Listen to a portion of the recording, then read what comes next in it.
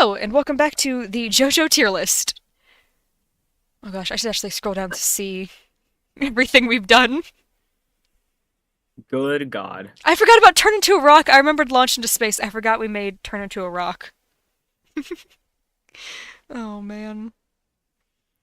I think Wow. I think my I didn't realize how much we had done. I know, it's kind of wild to look at it. I think what I really love is that Cars is at the top of C. He's not even in Launch into Space. You know, the one who gets launched into space. Oh man. Well, if we're going by characters, So, okay, I'll explain for new people. So, there's a lot of characters that we kind of liked, but we didn't want to just put into like C tier or D tier because we were like, well, D tier feels too low, but C tier feels too high.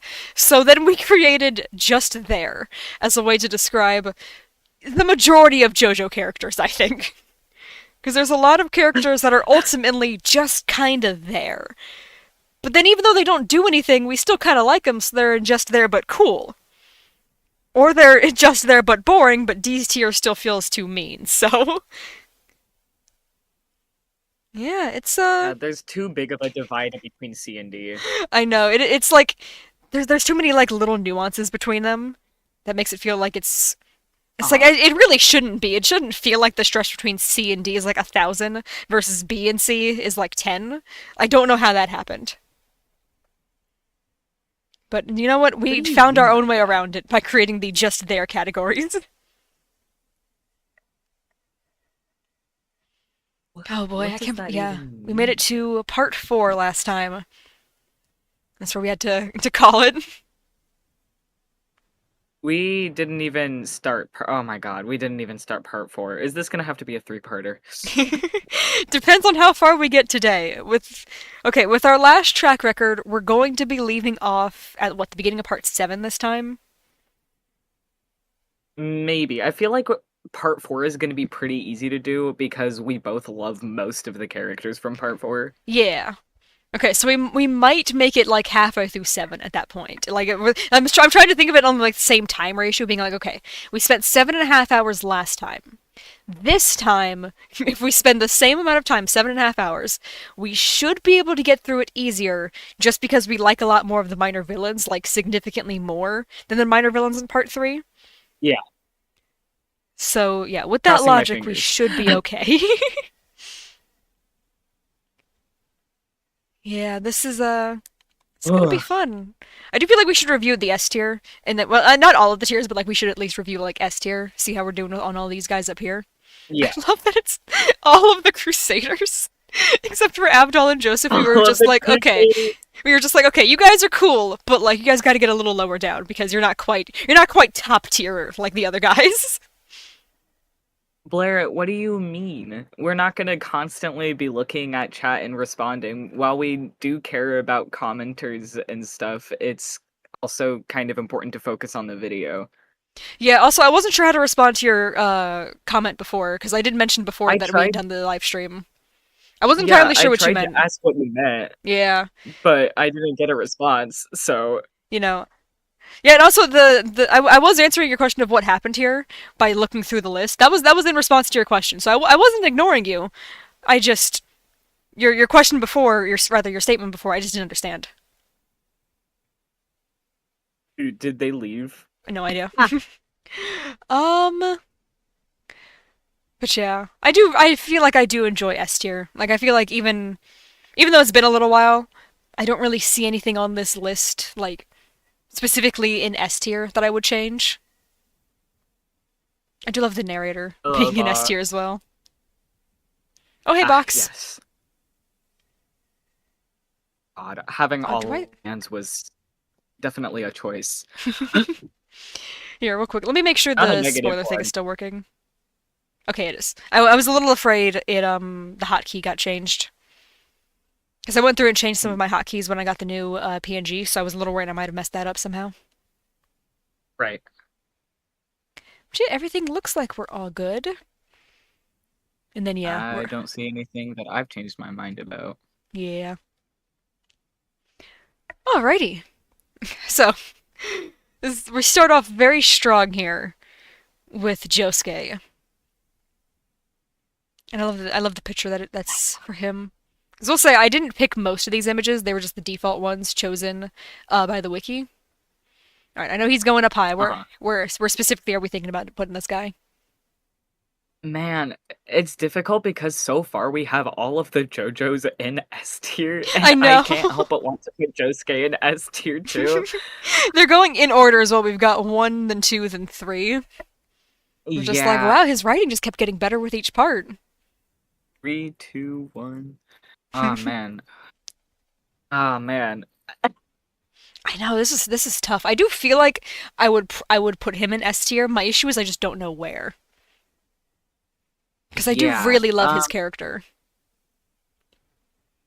See, I almost I want to say above Jonathan, but also not, you know? I could see a point being made for like putting him next to Joseph and like tying the two of them because I will say they're both like the fun JoJos. I feel like They they are. both fit that category pretty well. Yeah. Okay, I'm okay with that. I'm okay with that. Yeah. Well, I changed both my PFP and my PNG, my little avatar, which it's very entertaining to me that people are referring to them as the exact same thing. Because I know I don't like say it a ton, but I am a PNG tuber. That's what this style is called. But yesterday people were saying like, "Oh, your PFP changed." I'm like, "Yeah, it changed to correspond with the PNG tuber."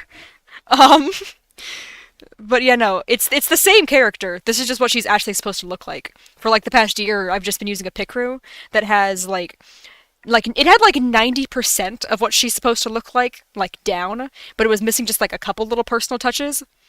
So it's nice to finally have the character look the way she's supposed to. Yeah, and I was saying like during the stream yesterday, like, oh yeah, my friend Pasta's the one who made it. So now you're finally here. You can take credit for it. Ah, yes, since I don't I need to figure out what's happening with my art online. It's all good. Online art these days is in a very weird place. So I mean, honestly, if you just want me to link your Yeah. toy house for the time being, that would also be an option. That's what I'm used to these days. Yeah, that's to be honest, that's fine. I'm okay with that until I figure out like if I want to post on Instagram again. Yeah. Because honestly, like, even though it's been a little while since I've commissioned anybody on Toy House, it's still like I still want to ask people like, oh, do you want me to like link your Toy House for like everything? Even though I'm like, wait, that is completely irrelevant to what we're doing here. It's just such an instinct at Yeah. this point. Yeah, I have a tendency to ask like artists who aren't on Toy House if they want me to use their Toy House or if they have a Toy House, and it's kind of embarrassing to a point. I know at least I have the excuse of like, oh, like, do you want me to link your Toy House? Wait, do you have a Toy House? Because if you don't, I still have 100 something codes. So if you would like one, here you can just have it. Yeah, I'm like, well, I have a friend who has a code if you want one. Yeah. I still can't believe how many of those things I have. I didn't realize how long I was a premium user because I don't think I want to say it's been about a year now since I stopped paying for premium each month, and I still have over 100 left. Like, That's bonkers. yeah. And I am going to get premium again. I've just been using all my money on cons, so I haven't had money to pay for premium. But it'll be renewed one of these days. Especially because I do still very much love that website. Uh-huh. It's a good place, like actually genuinely a good place to store characters. It is. It's so like it's It's very confusing at convenient. first, but once you actually look at it, you're like, oh wait, it's not that bad. Mm-hmm. All right. I know we both very much like Crazy Diamond. Where are we putting him? Crazy Diamond. That is a great question. I know it's getting hard, especially because like I also kind of like having him and Star next to each other right here. But I don't Yeah. know. I actually don't know if I. Oh, I'm unsure if I genuinely like Star more just because of his connection to Jotaro. Because I do think as an ability, Crazy Diamond is more interesting. Just because Yeah, I and think the just way it's used is a lot cooler. I also just generally think that Star has more personality, which makes He it does. super difficult. Yeah. And also like, the stand, I want to say even with the pistols showing up so much, I do think Star is still the lead for most like stand appearances in all of JoJo. Yeah. Because I think it's like Star, I think Silver Chariot, and then I believe the Pistols after that, which is wild because they're only in one part, and the other two have like so much more like so much of an Yeah, advantage over them, and it's like man, that's Araki was just putting insane. one of those little guys in every panel he could, like You know what? Which is fair. They're great. I they love them are. so much. They're so fun. Um, you know what? I think there is probably fine. I do like the way they're looking at each other. And they're Uh-huh. both like so ready for battle. I must say, design wise, I definitely like the way Crazy Diamond's like helmet like fits over his head. I think it makes Uh-huh. his face look super cool. Like I love like the I blacked out eyes and also, stuff. I love that. yeah, it kind of reminds me of like the world a little bit, which I think is Yeah, really cool. I do like that. There's a couple stands that kind of look like the world because he's also got like the tubes on his back, and then Diver Down has the tubes as well. But Yeah, Diver Down is more just a diver, which is what the world is based on. So that one's more like accidental, I think. yeah. Okay. Oh, speaking of Jotaro, all right, this is specifically part four. Are we? Part four, Jotaro. Oh I no. Oh, this I maybe gotta be part four honest. is gonna be hard. I think I like him more than part three because I love the way he I think matured. I do too. Like And I, also, I you go. think it's really funny how he has the ability to absolutely beat the shit out of everyone, but Hmm. he's like giving Josuke a learning opportunity, and it's the funniest thing ever because Oh, he's getting beat up by a rat. literally, like he's sitting there getting absolutely like annihilated, and he's just like, Josuke's got this, right? He looks back to see Josuke trembling, and he's like, oh, he doesn't got this. Please shoot the thing already.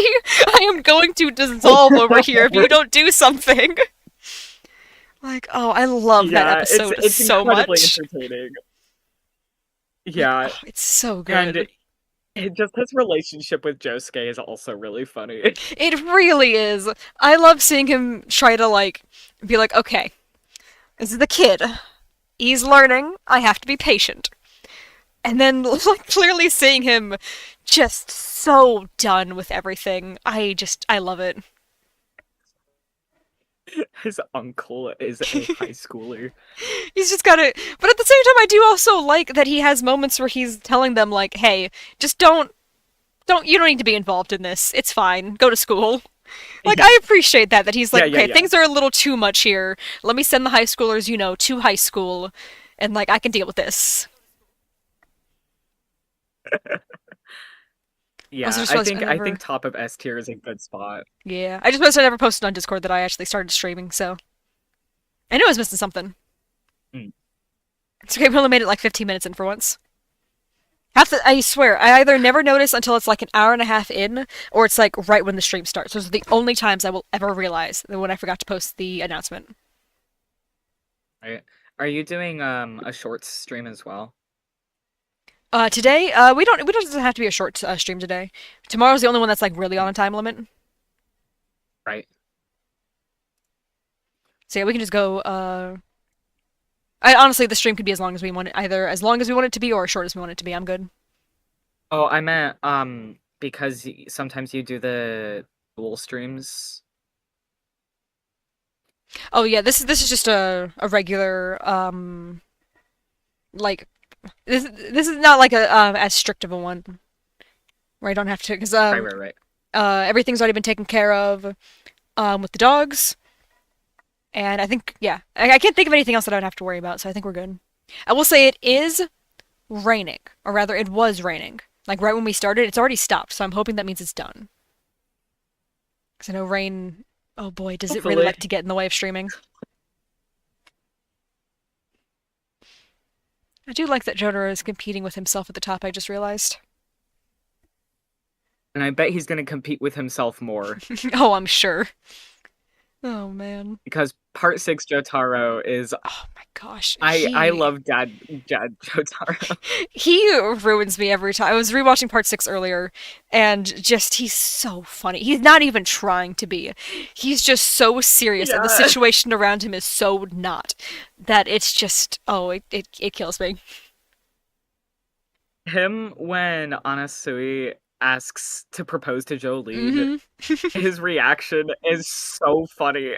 I swear that man was trying to pretend like he didn't learn English. He like that. It's all of a sudden he like goes back in time like 30 years and he's just like, oh, what are you trying to say? Sorry, I don't speak English fluently, but he's saying this in English like, oh, I Yeah, love it. yeah. All right. Oh, there for some reason Star is not next to. I was like, something's wrong with this order. It's because it currently looked like Joseph was the user of Star Platinum. All right, Part 4 Star. I almost want Oh, to rank him just off of his design in Part 4 because the design is so good. yeah. Like, oh, I I love the really blue. like the colors. Very pretty. Mm-hmm. And it was a good representation of how stands can actually like evolve through age and Yeah, without something like echoes. it's so cool. I love it. Stands are like not to get on like a stand rant, but I think stands are just so fascinating. The way that like they aren't just like stuck in whatever form they appear in when you get them, but they can grow and change with Yeah. you. Like they're like it's a very nice way of saying like who you are as a person isn't locked in place. Like because I mean that's kind of like a general theme of Uh-huh. JoJo is like fate is very it's like it's something that can change, you just have to work to change it.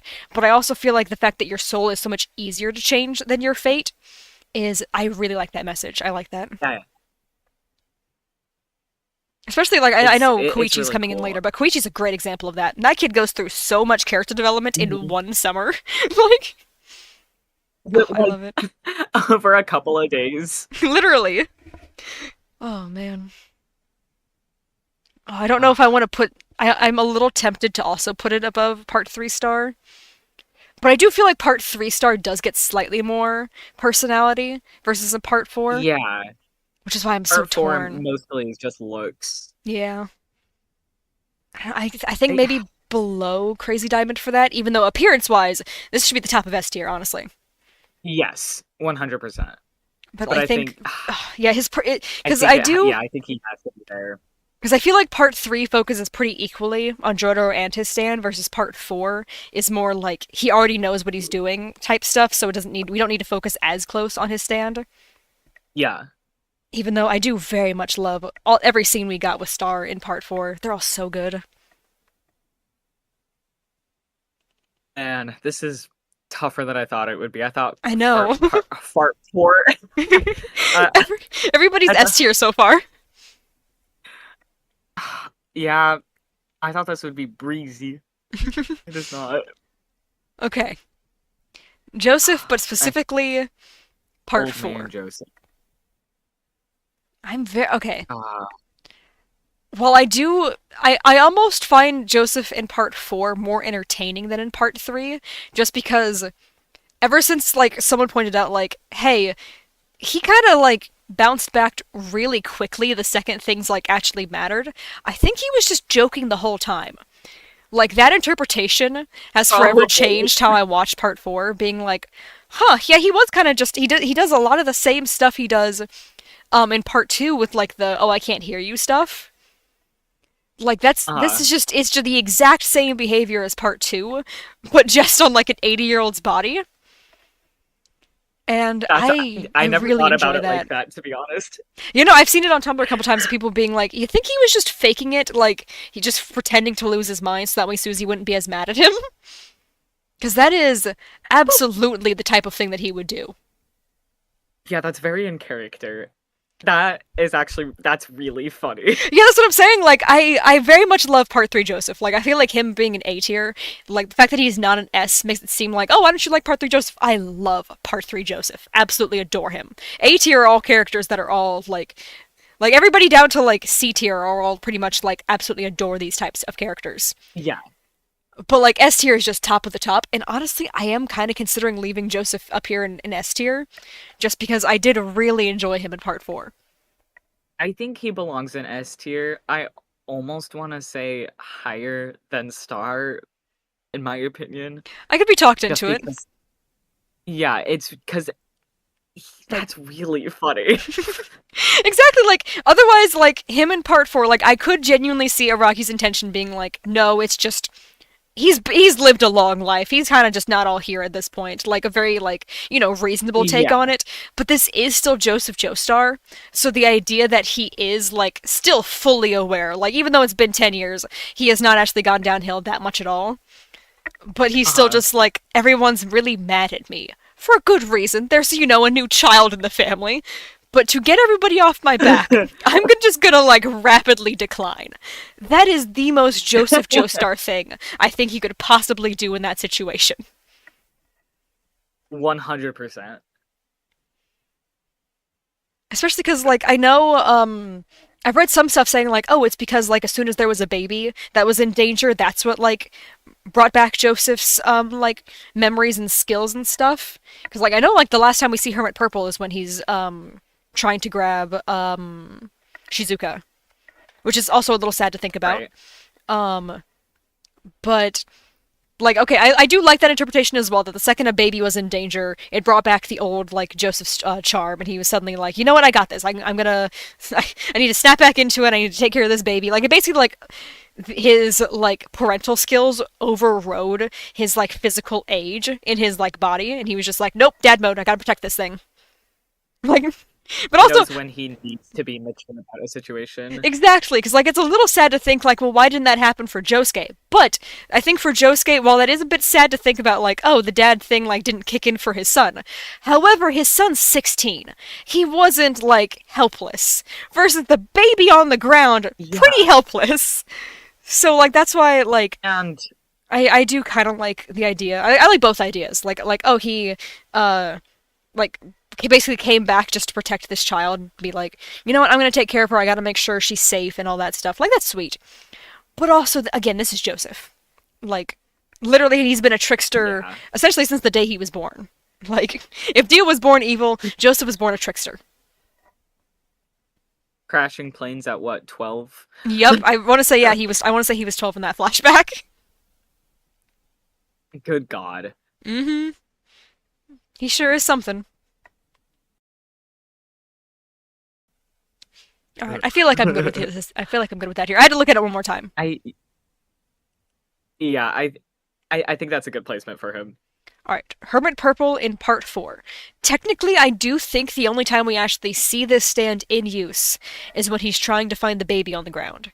When he's like, hey, something's wrong here, and he tries to, like, find her, and he picks her up that way. I want to say Yeah. that's it, because, I mean, we do get to see some photos, so we know that he has used it off camera. But I mean, Yeah, I don't know. aside from the Angelo photos and picking up Shizuka, he doesn't actually use his stand all that much. I believe the intention. Okay, let me Honestly, try to remember. If I'm remembering correctly, the reason he was brought to Moria to begin with was because they were going to have him use Hermit Purple not to take more photos, but to search the power lines, because that he was the only one who could do it safely. But he yeah, ended up he's not the needing only to one do who that, could of search course. for So it. he ended up not doing anything. Yeah. So I'd be okay with putting him at kind of like a just there but cool tier, just because That's what I he was doesn't thinking. do anything with it really. Yeah. But where in just there but cool? I know. It's like I feel like because it's a Joestar stand, it should earn some extra points, like maybe up here by like Roses or someone. But I feel like I can't, in good faith, put it above like someone like Mariah. Like that feels too high. Yeah.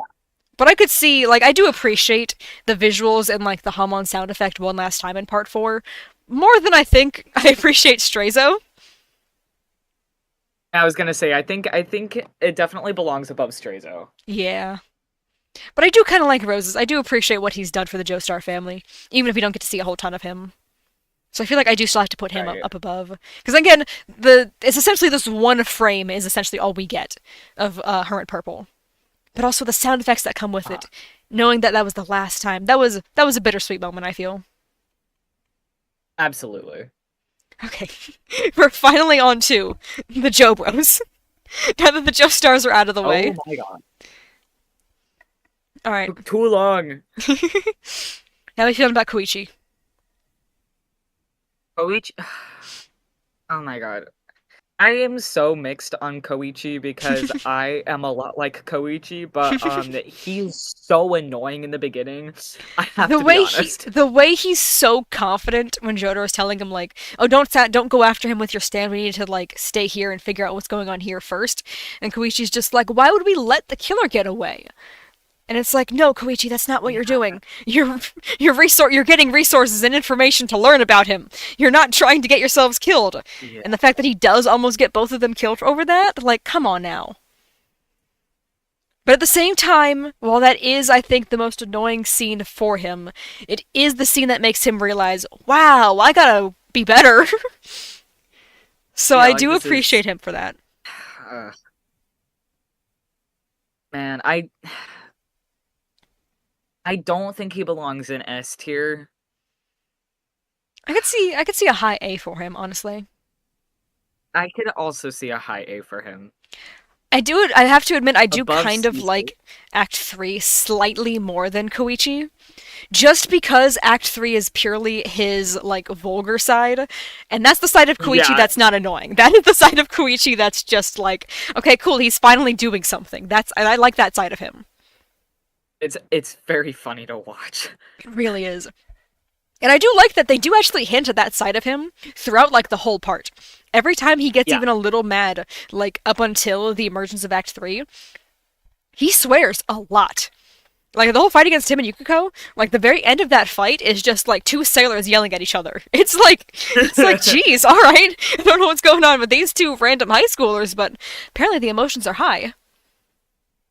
yeah, and um, the theory that it's in the point of view of Koichi, which is the reason why he's so itty bitty, is also ultimately very funny to me. Oh, yeah. Plus, I mean, he is the narrator. Like, that's like the Hirose Exactly. job is like narrating everything, which I love. I love that's the Hirose's like job in every universe. It's just like they know they're like, okay, I might not be the main character, but I am narrating, so I have to make sure I do a good job at that. Oh, I Uh-huh. love it.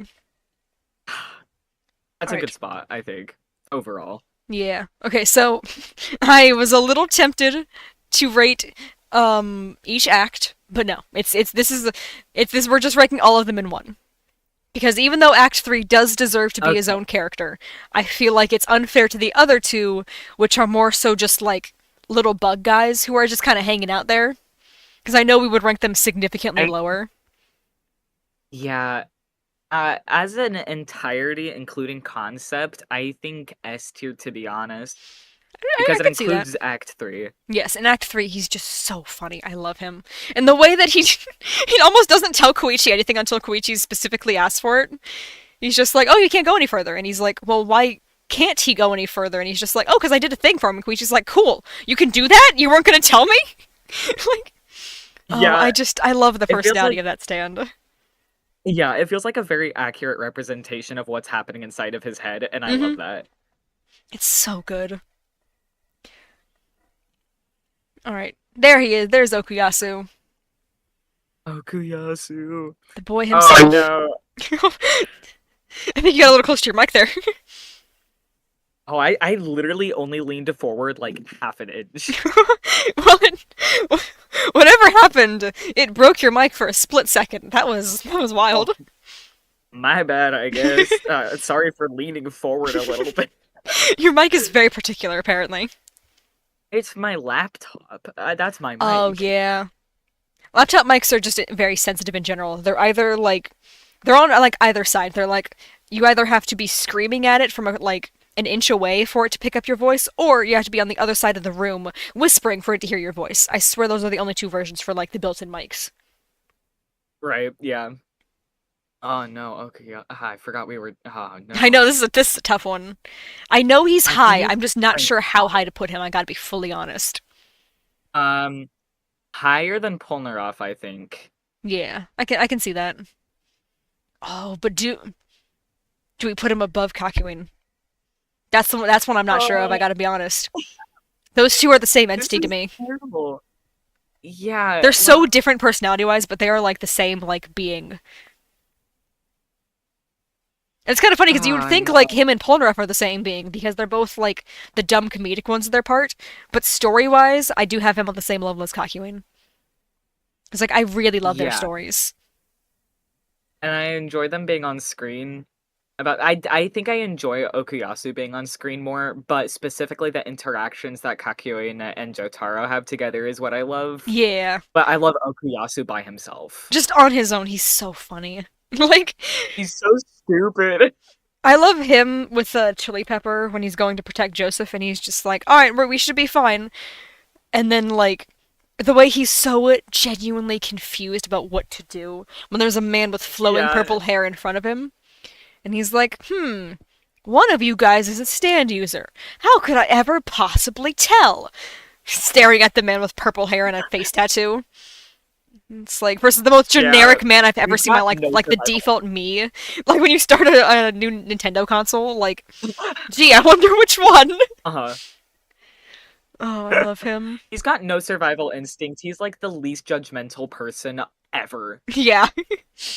He's too like trusting, and I know it's his brother's fault because his brother's the one who's always like basically raised him like to not think for himself, and then he got mad at him for it like as he got Yeah. older, being like, "Oh, just let me handle this," and then like Oh once my they're god. teenagers, he's like, "Why aren't you thinking for yourself?" And he's like, "I've no, I've never needed to. What are you talking about?" Like, man, how dare he trust his brother? Ugh, man. I hate that. I hate this. This is why are we doing I this? know it also feels weird to separate the Crusaders, but also it does feel like he does need to be up this high up on the list. Like Yeah. that feels like I mean, it feels both wrong and right, and I could not identify why. I gotta be totally honest. I don't know, like, where I would put him other than here. Yeah, I mean, it already to me feels morally wrong to separate the JoJos from their bros. I know not to But have them like side by side, being like, oh, let's put him up here, but like, no, yeah, that's not what we're doing here. We're trying to rank them like individually as characters. I hate this game. Ah. Okay, we can move on to the hand if that would help at all. Yeah, let's move on. I do really like this stand. I gotta be like totally transparent. I'm kind of considering an S tier for this one, just because I really like the design. Araki confirming that he's got blinders on because Okuyasu's only looking like straight forward. He's not thinking like with a broader picture. Yeah, I love that part of his design. That is genuinely it's like so cool. incredible. Yes, yeah, absolutely. And the sound that it makes when it Yes. actually activates is sick. Like I know that one's purely on the animation team, but we've done a lot of these for, like purely for the animation team. Like they deserve credit for that. Like I think we put the world as high as he did purely because Oh of yeah, like the anime sound effects. Like the hand deserves credit for those. Those sound so cool.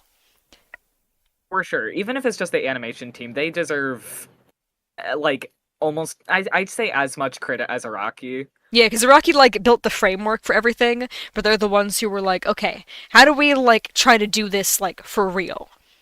And they deserve credit for that. Uh-huh. Oh man, I'm saying that made me realize like, oh, I could have Moriyaku put the uses the live action hand. stuff on this. If we had put the live action stuff on this, it would have literally never ended. I know there's not even that much live action stuff. I'm just No. very passionate about the Thus Spoke characters. Yeah, I feel like if you start to do the live action, then we have to put all of the Thuzspoke characters on there, and if we do Thuzspoke, then we have to do like every spin-off, We and have to it's do like just George Joestar too, and George Joestar. Oh my lord, dude. that would be a wild one. And then I'd actually have to read it. Oh I, man. I like that we mentioned Thus Spoke and George Joestar before mentioning Purple Haze Feedback, the one that most people consider to be more canon. I've seen more people argue that Thus Spoke is more canon, not Thus Spoke, that Purple Haze Feedback is more canon than Thus Spoke, because Thus Spoke has like the age stuff that's like kind of wrong. However, the age stuff has been explained already. Purple Haze Feedback is the only one that like doesn't have. It's like it's living in that weird limbo state of canon versus not canon. Versus Thus Spoke, that's just canon. yeah, I understand that like what Araki helped on the actual writer of Purple Haze Feedback, Hmm. but like I also see it as like mostly canon, but I also don't see it as canon because Araki didn't write it. And Yeah. that's just how I view canon. That's exactly how I feel about the Thus Book episodes that Araki didn't write, because there's a couple of them. So for the ones that he didn't write, I'm like, Right. okay, this is more of that like in between status, versus the ones where like if Araki wrote it, Yeah, unless he specifically says that this is not canon, like he did with that one murder Josuke thing, um You know Murder Josuke, right? I Okay, don't know. so Rocky drew a little comic of Josuke overhearing two friends like breaking up their friendship, and he's like, "Oh no, but don't worry, Crazy Diamond can fix this." And then just a flurry of punches, and then he goes, "Oh right, Crazy Diamond can't fix stuff like that." And then it pans to them on the sidewalk, bloody, and he goes, he also can't bring people back from the dead," and just walks away. Oh my god! He just leaves those two people dead on the ground and walks away. And there's a little blurb at the bottom saying, "This is not the Josuke Higashikata from part 4. He will never be seen again." He made a murder Josuke, Oh my then went, god. "That's not canon. That's this. Who is this?" And then just wrote him out of existence. That's so funny. It See, a really lot of is. the spin-offs or like little things, it's not that I don't view them as canon, is it's more so like I see them as a different universe because that is canon. Hmm. Especially considering, like, we already know that there's a ton of them out there. So, Yeah, like, it's like, okay, well, it just means this took place in, like, any of the other universes that we know there's, like, hundreds of. exactly. Which, oh boy, it starts to get confusing like that, but at the same time, like, almost easier. Like, it's hard to explain because I know that's almost exactly what Pokemon's doing. I know Pokemon a couple like generations back confirmed like, oh, all of these are taking place in their own universe, which is like, Really? yeah, no, I know Omega Ruby and Alpha Sapphire really like hammered home that point because there's literally wormholes that are going to different dimensions that unlock Oh, right. legendaries. So literally, like you go through that wormhole. It's like that's basically what the Pokemon Hoopa is. Hoopa's like basically the reason all these different things are like colliding and why there's so many legendaries in like one place, even though there's supposed to only be one of them.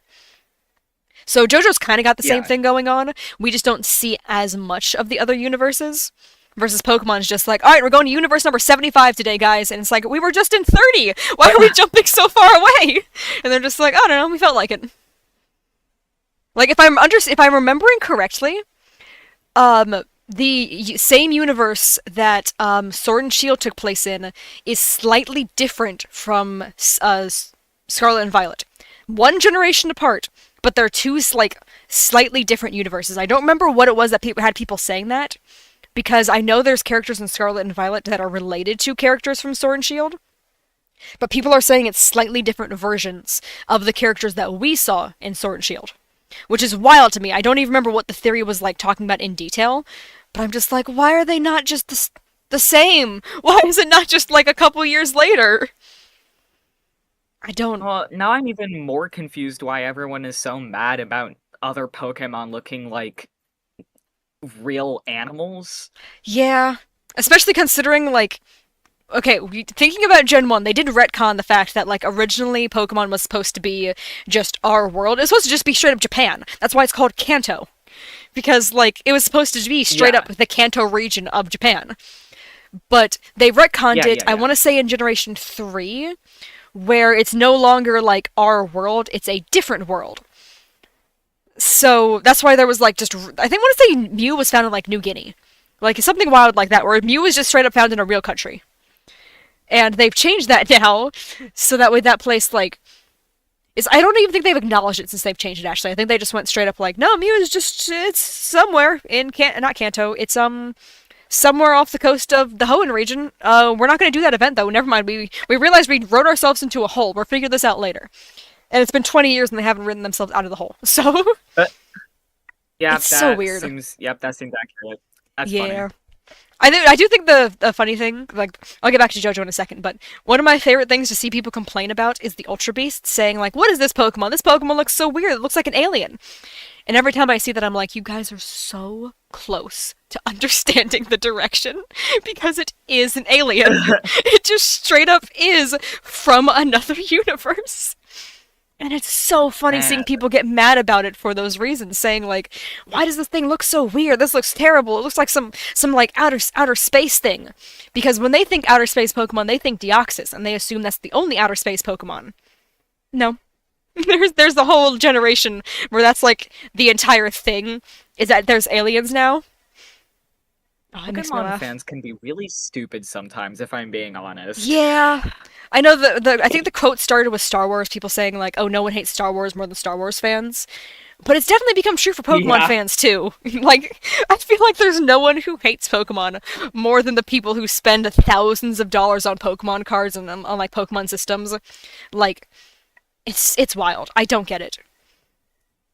I know the same thing came back around with Scarlet and Violet. People talking about the Paradox Pokemon, being like, "Oh, this thing looks so dumb. Why has Jigglypuff got fangs? That doesn't make any sense."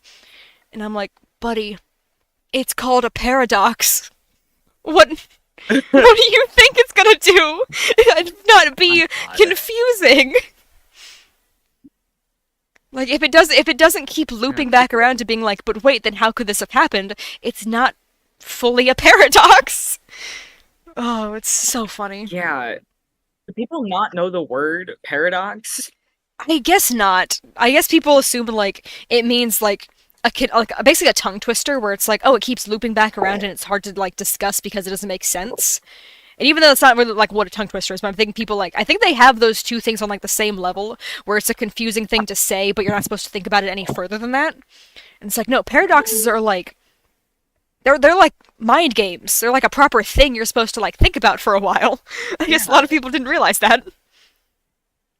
That's confusing because I thought it was a pretty like simple concept in the fact that it's not a simple concept.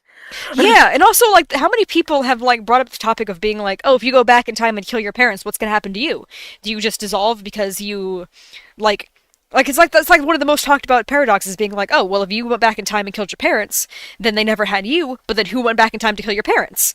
Like that's Exactly. like base level like discussion type things. And I was like, "Yeah, that's what a paradox is. It's supposed to be the thing where like it keeps looping."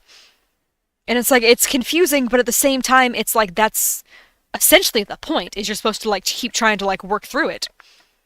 But people keep trying to work through the paradox Pokemon to be like they just shouldn't exist.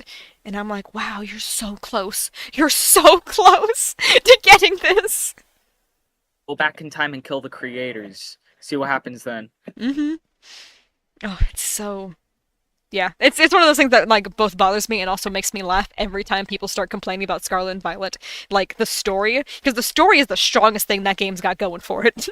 Like it's so funny every time. Okay, I didn't Jeez. mean to go in the Pokemon tangent for so long. We made it to Rohan. All right. Rohan! Oh my god, Rohan. I feel like it would be unfair if I said where I think that he belongs. You're like, okay, Rohan, right here. Let's keep going. I'm so blinded by his exposed stomach, maybe. I don't know. You're just it's your weakness in JoJo. The second Araki puts someone in a crop top, you're like, all right, I'll hear out whatever they have to say. Like whatever this character's motivations are, I'll listen to them. Like Dio talking, Genuinely. It's a Dio's talking about taking over it's a the world, and problem you're at just this point. like Dio puts on like Jonathan's crop top, and suddenly you're just like, oh, you know what? Maybe the heaven play makes some sense. I understand what his point of view now. Like, You know what? Maybe I am a Dio simp if he's wearing that shirt. oh man, No, I have a problem. It's a very obvious problem. The fact yeah. that anytime a character is introduced and I'm like, oh, they're kind of cute, and then they scroll down and I'm like, damn. You're just like, ooh, crop top, nice. Oh man, I think what's extra funny is that like, here, let me put up the spoiler screen real quick for part 8. You didn't even get the chance to do that for part 8 because Josuke's introduced naked. But then the second he is in a crop top, suddenly you're like, oh, you know what? This guy is pretty cool. Like he was fully exposed, and you were just like, huh, funny start. The second he's got the crop top on, you're like, ooh, okay, let me see where this is going. Like I hate how that's not even an over exaggeration of what it's happened. it's really not because I swear because like you were giving me updates. I swear the updates like tripled the second you got to him putting on the sailor uniform. Like I you didn't even notice that I think at that point I don't even know if we had like solidly realized that it was the crop tops that have a chokehold on me. I genuinely want to say it was Josuke that made us realize it, being like, hey, wait a second. I've Yeah. noticed a similarity between Joseph, Rohan, and Josuke. And you're just like, what? These three characters couldn't be It more was different. it was getting suspicious at Mista, and then Yeah. just it was a rapid succession. Misa was like the curveball because he's got the long sleeves, but he still has like the cropped like Yeah, sweater thing going on. So Misa's the curveball because he's the only one that has like full sleeves. However, the other ones, yeah. they're all wearing like the same style crop top, which is so it genuinely it Johnny makes it was a even bit more funnier that it took us confusing. that long to realize. You were literally almost done with JoJo before we realized. Yeah, Like, yeah. oh man. Okay, I moved the spoiler screen. Okay, where did Rohan end up? Oh no, I let go from where'd he go? Yeah. Okay, he's at the top of A. I let go of the button and just forgot where I put him entirely. Okay, he's at top of A right now. Um okay, because Thus Spoke isn't a category for this, I'm going to be ranking Rohan as both Rohan and how he appears in Thus Spoke. Okay. Which, I mean, Wait. technically, we know a Okay. couple of Are the we? episodes of Thus Spoke actually do take place in between parts 4 and 5. So for that kind of stuff, I would actually count him as being part 4 for it, because it's like literally a month later. Okay. I was gonna say, how many are we like including as? Because I know it's a very strong theory. I don't know if it was ever like confirmed that some of it wasn't actually this Rohan. I believe it is confirmed because some of the images used in the newest chapters, not the newest chapters, but like when that stuff was happening, are directly lifted from Thus Spoke, which makes me feel like that wasn't Iraqi's way of being like, oh, here's a callback. It was, this literally happened last summer in Thus Spoke. This is literally like, Yeah, this was literally last year, as opposed to like, the this is just a reference. existence.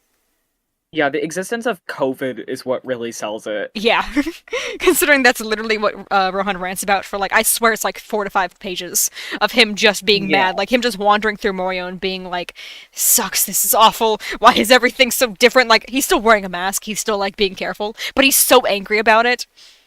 He's still just like, "I just want to do stuff. Why can't? Why isn't this over by now?" So this is just like part 4 Rohan Um, that we're I'm trying ranking, to remember right? how many episodes of Like Thus Spoke are specifically like that. after. Because I would Yeah. say that we should count the episodes of Thus Spoke that we know take place very close to part 4. I say we should count because I know there's a couple that take place Okay. when he's in his 30s, and those ones I would say that's too far because at that point it's been 10 years. 10 years is way too far. But there's a couple that go up to like his mid 20s and up to I know mid 20s is past part 5, but because we don't see him in part 5, I would still count that as being part 4 just for the sake of like Rohan as a Okay, character. I So I essentially need to show you something. I would count Confessional, Millionaire Village, DNA. Oh, I can't remember when the Louvre and the Gucci ones took place actually. I think those are the ones in his 30s. I also think those are the ones in his 30s, if I recall correctly. I never read them all the way through, I don't think, but Because I if that's I fine. remember correctly, I want to say his editor is in those and she's a little bit older than she is in Millionaire Village, and in Millionaire Village she makes a whole point of being like 25, I think, if I'm remembering the age correctly. So, yeah, if she looks slightly older, that should mean Rohan is too. Araki's just allergic to drawing him aging. 'Cause Yeah. as far as Araki is concerned, Rohan just looks the same like forever. So yeah, I think we should count. Oh, that's adorable. Um, I I'm don't know trying why to. she's like that. I She's don't know using why. it as like a blanket. She just wants a blanket. I don't know what her eyes I are doing, guess. but her eyes are like zoned off into the She's distance. staring at me. Um, which I'm trying to remember a couple episodes. I want to say Millionaire Village, At a Confessional, because I know At a Confessional is the one that literally takes place. He goes on vacation after everything with Kira. He's literally like, all right, cool, we're good. Mhm. Everything's fine. I'm leaving Morio for a while. I have to be away from you people. And I don't think I can And blame then him for that. immediately gets in trouble. I know, immediately he's just like, oh, right. Forgot how these booths work. I guess I'm here now. Like that's Yeah. so in character for him. I know the run is only a couple years after part 4 as well. Because I want to say they reference Poor that man along just the needs a timeline. boyfriend. I I know. swear.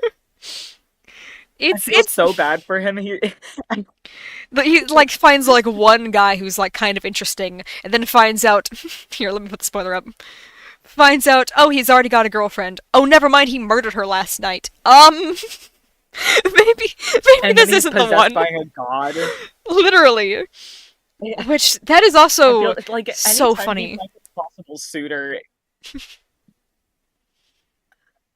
there's Yeah. like no other gay men in Morio for him I to see as a suitor. I'm kind of convinced that's why he kept going to Tonio's to hang out, and then he found out Tonio also is like engaged, and he was like, "No, there's no way Yeah. you're straight. Come on now." But Tonio's just like, "I think I'm offended. What do you mean by that?" But yeah, he's just God, poor Tonio's I just too feel so Italian bad for his for own him. good. That just it makes him seem just so very gay in comparison to everybody else in Mario. Yeah, yeah, that checks out.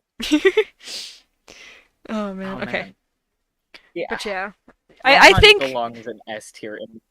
I mean yeah he's definitely going in S tier. I'm just trying to consider how high I would put him because I go back and forth. Some of the Thus Spoke episodes have me raise him a little bit higher. Like like some episodes of Thus Spoke would have me raise him higher than like Speedwagon. Other episodes of Thus Spoke have me putting him below Joseph. Because sometimes I'm just like, now why would you do Yeah. that? But there are he See, does have some good naturally, I moments. want him to be above Speedwagon. Yeah. I'm just thinking of the Thus Spoke episode where he starts off and Yukiko is just like, "Hey, it would really mean a lot to me if you could help my family friend." And Rohan's watching baseball on his phone like, "Uh-huh. Whatever you say." And then he literally like stops to like make a joke and be like, "Hey, wait a second. How old are you again?" And she's just like, "Not funny. I am with Koichi. Can we please focus on my family friend here and her very weird daughter?" And Rowan's just like, "All right, cool. I'm just gonna go back to watching baseball." Like he's just there to mess with her. He does not care for the plot of that episode of Thus Spoke at all. He's barely involved. And that Yeah, episode, as much as it's my favorite episode of Thus Spoke, makes me want to put him lower because he was such a jerk in it. He was so mean for literally no reason. But he does have some really good he was moments just in having. some Thus Spoke episodes, I will say. Actually, no, I feel like I would probably put him above Iggy. Yeah. Plus, I Yeah. will give him credit. He was He, like of all the youngsters in part 4. I have to clarify him as being one of the youngsters because he's significantly younger than Jotaro. But also he's the only one like not uh-huh. in high school. Of all of the like youngsters of part 4, he's the only one like genuinely putting an effort to try to track down Kira. And that's not even just because like oh the other ones are in school. He has a job. He like he is fully Yeah. employed. He does have like something to be doing, but he's still just like, no, I want to help Raimi. This feels really important to me, so I'm gonna set aside like a lot of time out of my day to focus on this. And I do think he deserves credit for that. Yeah. And it's really funny to watch him hate on Josuke, I will be honest. He's so angry every single time he sees Josuke. He's He's so so mad. angry for Like, no reason. For he no reason. it's like he's mad that he beat him up. He tried to light Okuyasu on fire. You have lost all reason to complain, Rohan. You, you have no reason to be mad at him anymore. You tried to light a human being on fire. Like, Yeah. He's got like a superiority complex in the weirdest way possible, and it makes him so funny to watch. yeah, I will say I do very much enjoy the episodes where it's just Rohan's on his own and shenanigans ensues. I think that's part of why I like Thus Spoke so much because that's essentially the entire premise of Thus Spoke. But there's still a couple episodes like Yeah. that in the anime as well. Like that's kind of what happens like with him like going to try to find like what's going on in the cave. Him being like, "Okay, something was up in that cave and Josuke's mad at me because for some reason." And it's just like, "Buddy, you yelled at him first. What are you talking about?" um it's like no wonder you have Yeah. to go alone because the one like backup you had, you made uncomfortable. And then like the same thing with like the rock paper scissors kid, like that one, I do love how mad Rohan Okay. is at that kid for like no reason before he even knows he's a stand user. He just hates that child. He Dude is beats with so every mad. child. He's just Why Like he does he? I think he just hates children. Yeah, I think he's just mad at the idea of anyone, like, high schoolers and younger, he's just so angry about. Adults he respects. Other adults he respects. Cause like, he does Yeah. call to mommy to come help with um like, oh, what is it, what game are they playing? When they're gambling. He calls Tamami to come help, and Tamami's the Yeah. same age as Rohan, so clearly he's fine with working with him. Otherwise, he probably would have just been like, I'm just gonna do this on my own. But he's like, no, that guy's got a helpful stand for this, and also he's not 16, so great. I got to get him to come in here and help with this. Versus like all of the Yeah. other like teenagers, he's just so annoyed by them, except Koichi. But I think that's just because poor Koichi.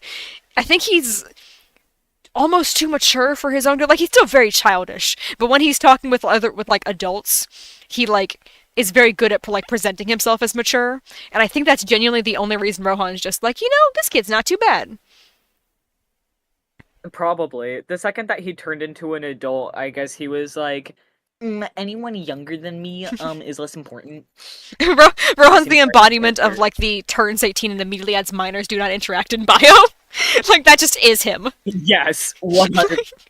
Probably had it when he turned like 17 to be honest. Honestly, considering like he is like a famous like manga artist in Japan, I wouldn't be surprised if like he was initially known as being like 16, but then no one knows when his birthday is. So like after a while he just stopped putting his age on things. So everyone was like, "Well, we know he was 16 when he started and it's been about 2 years, but like based on when his birthday is, we don't know how old he could be right now," type stuff. So he just always had Yeah, that. So like the second he turned 17, he was like, "They don't know exactly when I'm aging, so I'm just going to keep this here forever." he cheated the system. He He knows really what he's did. doing. He's only smart about dumb things. Literally. The most pointless of things, that's when he's like top of his intelligence. This is a very minor thing to complain about, but when he's taking pictures at the mall during the Cinderella arc, when like Shizuka starts screaming, which is just another like that was just fate, like everything like piling up against Yukiko. However, he really Yeah. should have thought for a second longer before taking a picture with like the world's brightest flash next to the infant that is known to be very easily startled. Like, He uh, he see, there are just so many occasions where I remember that we are in fact the same age. you have to think like, would I have taken that photo if I knew someone with a very like sensitive baby was 2 feet to my right? I know I Like, wouldn't have, but also I think he does not talk to nearly enough people or have nearly enough social interactions to be able to like think critically like that. yeah, that's fair. He is a I don't very think he's fun got any character. friends As messed up as he aside is a from very Koichi. fun character. Yes, I love him. What? Who said that? I muted to take a drink so you didn't hear me laugh, but that was a good one. Oh man. I will say there have been times where I've been rewatching part 4 and I made it to the let's go to the manga artist's house and I stopped watching. And I watched all of the episodes like that day. So that's episode what, like 13 or 14? So at that Something point I've like that, watched like yeah. at least a dozen episodes in one day. And there's a lot of like stuff that happens up until then. Hey, And no, stop it. oh, Stop what, it. You know what you're is she not trying allowed to up eat? there, you douchebag. What is she trying She's to not eat? trying to eat anything. She's trying to get in the windowsill Ah, that I have blocked off because I don't have curtains on that side and it's facing my neighbor's window. mm. And she's decided that is the place to She be. likes to eat cats. Yeah. Cats are so weird. But yeah, it was After like she's eaten I know it's happened twice. I it. will say one of the times it's because it was getting late and I was gonna need to stop watching episodes God, anyway. Are you good? are you okay? Did she fall? She bonked her head really hard. Oh, poor thing. Like it made a hollow thunk sound. Oh, She's fine. Oh my, she's going in circles around her scratch she's because she's got she's a hard fine. head. Gosh, Oh, she's she's so. literally running around in circles on the ground. Oh man, it's weird how your cat is so clearly like both a normal cat and also like a feral stray. Like she just all goes back and forth between both of those moods, like whenever she chooses to. She's actually insane. She's so funny. But Okay, yeah, where I are? I Oh, think I'm okay okay. with Rohan We up there. Now this one's kind of a tough okay, one. Oh, let me grab him again. Okay, Heaven's Door. Appearance wise, this is one of the most adorable stands ever created. Like, I know it's just Rohan's I think OC, but he's so adorable. it, yeah, it's a cool design though It overall. really is. I like that the hat is like hollow, so it's like completely Uh-huh. transparent on the a lot of the upper sections. I love that. I like that because It's it. yeah, it's obvious. Sorry, you go first. No, you're good. You go. I was just gonna say I like that it confirms that Pink Dark Boy is actually really short because I know from one of the pictures it was kind of hard to tell how short he was, and then like I know they Oh added yeah. like more panels and stuff later on, but I just know like well I was trying to look up like what exactly Rohan's manga was about. The first picture I saw, you couldn't really tell how big he was. For some reason, Pink Dark Boy is just child sized. I don't think he's a child because if I remember correctly, he's like a detective or something. But for some reason he's Koichi sized, and I think that is just very entertaining. That for no apparent reason, Rohan's writing about a guy who's like 3 feet tall, and everyone loves it. And I mean, I think that's cool. it's like the Detective Conan of that universe. Yeah, essentially, which is just really funny to me that that's basically what Rohan's writing. Yeah. But Also, like consider other knowing that it also gets like a really gory at times as well. Like apparently his oh yeah. story features everything except for like full on nudity, based on that one guy who drives past his house. Like he does not hold back, which like I having seen him, yeah. yeah, that doesn't surprise me. I want to know like I want to see the amazing literature so bad, but I I don't think know. it would translate into real life Yeah, because it's so much of it is off screen like we never actually see the full manga. I want to know what it's about so bad. I know. Other than knowing that it's just like horror and like mystery, like I want to know more details. I know I'm so curious. I I know hate they've it when ah I know they've drawn a couple pages for the live action, but it's not yeah. like it's usually just like settings, like them traveling from like place to place. Usually, just a lot of Pink Dark Boy like in cool looking environments.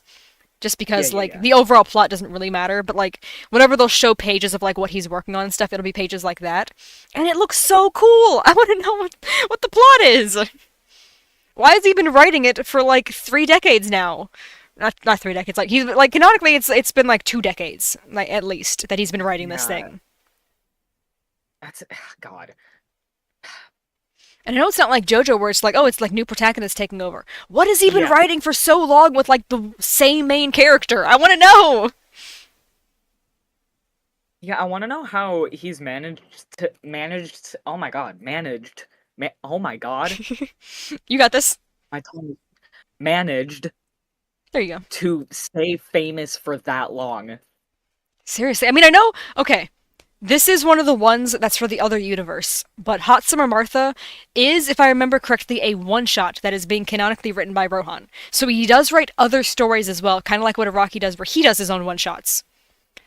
But I don't Yeah. know how frequently he does those in comparison to where like Pink Dark Boy is like his thing, but he does also do one shots, and I'm just very curious like how many one shots he does and like how many like other manga series he does that like help capitalize on the fact that like Pink Dark Boy is so well known. Yeah. Man, no, that's he probably just takes a couple of hiatus breaks, but like I'm so curious. I want like through all of the spin-offs and stuff, we still know very little about Rohan, and that's fascinating to me. Yeah, all we know is that like everything that can go wrong in his life will. Unrelated to the Joestars, he does not have It some like has. magical family curse. This is just what his life is like. Like, Yeah. One of my absolute favorite like it's like a headcanon where Rohan is in love with Jotaro, and I think that is the yes, funniest thing ever. it is at its absolute best when it is completely one sided. And Jotaro doesn't even remember that man's name half the time. Yes. Like that is the best It, version of that. It's so funny. it, Yeah, Jotaro is helping his uncle learn how to use his stand and finding starfish, and Rohan is over there like crying in a corner. He's just like, why is he? It's like, why is he so perfect? Why does he have to be Josuke's nephew? Like, he's just so like just so mad. I will say there was one comic I saw that was really funny where it was that idea, but it was Jotaro has a restraining order on Rohan, so Rohan just keeps sending mugs that are engraved, and that's how he's trying to communicate with him. And Jolene just Oh picks it up my and she's just god. like, "Hey, Dad, you got another one of those weird mugs?" And he's just like, "Yeah, just toss it." He doesn't even read it. And it's literally like Rohan saying, like, "Please, I'm begging you, unblock me on social media so I can speak. Please, it would mean so much to me." And it's so funny. I That's love so it. funny. Like God, just Rohan being God, like helplessly in love with the world's most like oblivious man. It's so fun. uh that dynamic is always so funny. It really is. And for some reason Rohan like leads to that like really well. Like something about his character. I think it's because we know he can be so extreme. Like it fits it so well. It feels like it could be canon, which Yeah. makes it better. Like if they did like some spin-off where like not it doesn't even have to be Jotaro, like some spin-off where like Rohan is like helplessly in love with someone, I would be like, yeah, yeah, that seems right for him. Like this is it's like he either like completely Yeah. ignores everybody forever, or he sees one person and is like, that's the one. Like it doesn't matter, like we've never spoken before, but that's the one right there. Like it feels like those are the only two extremes for him. Yeah. He would be a stalker. And he wouldn't even like Right realize fan that's what he's fiction. doing because he would just be putting it in like the mindset of like basically like the same as what he's doing when he's like writing. He's like, well, I gotta like research and stuff, and it's like, buddy, you can't research a human. Like that's still alive. That's Yeah. just called stalking. He'd be too oblivious to realize that what he's doing is in fact illegal. Yep. Oh, he's such a fun character. Also, He I'm never very torn on confirmed specifically where. Heaven's Door. I have Heaven's Door above the hand, but Yeah, behind Act 3. Because, or, between Echoes. Because I say Act 3 because that's what I do kind of like Act 3 a little more than I like Heaven's Door. So that's kind of what's carrying Echoes right now. Because I do like the other ones as yeah, well. I do like Act 1 and 2 because I do like especially there's like I'm trying to remember exactly what scene it was, but there's a scene where Act 2, I think it is, um no, it's Act 1, curls around Koichi's shoulders after something happens, and I think that's very adorable. Like yeah. he freaks out and his stand is It is also just like, very I don't know what's going on, buddy. I'm taking out with you. Like I think that's very cute. emotional support stand. Yeah. And like clearly his stand, like, And well, it becomes more sentient. I like it. Seems like it's kind of always been sentient, like because Koichi just doesn't fully know how to control it, so that kind of leads more to his stand, like doing things on its own slightly. yeah.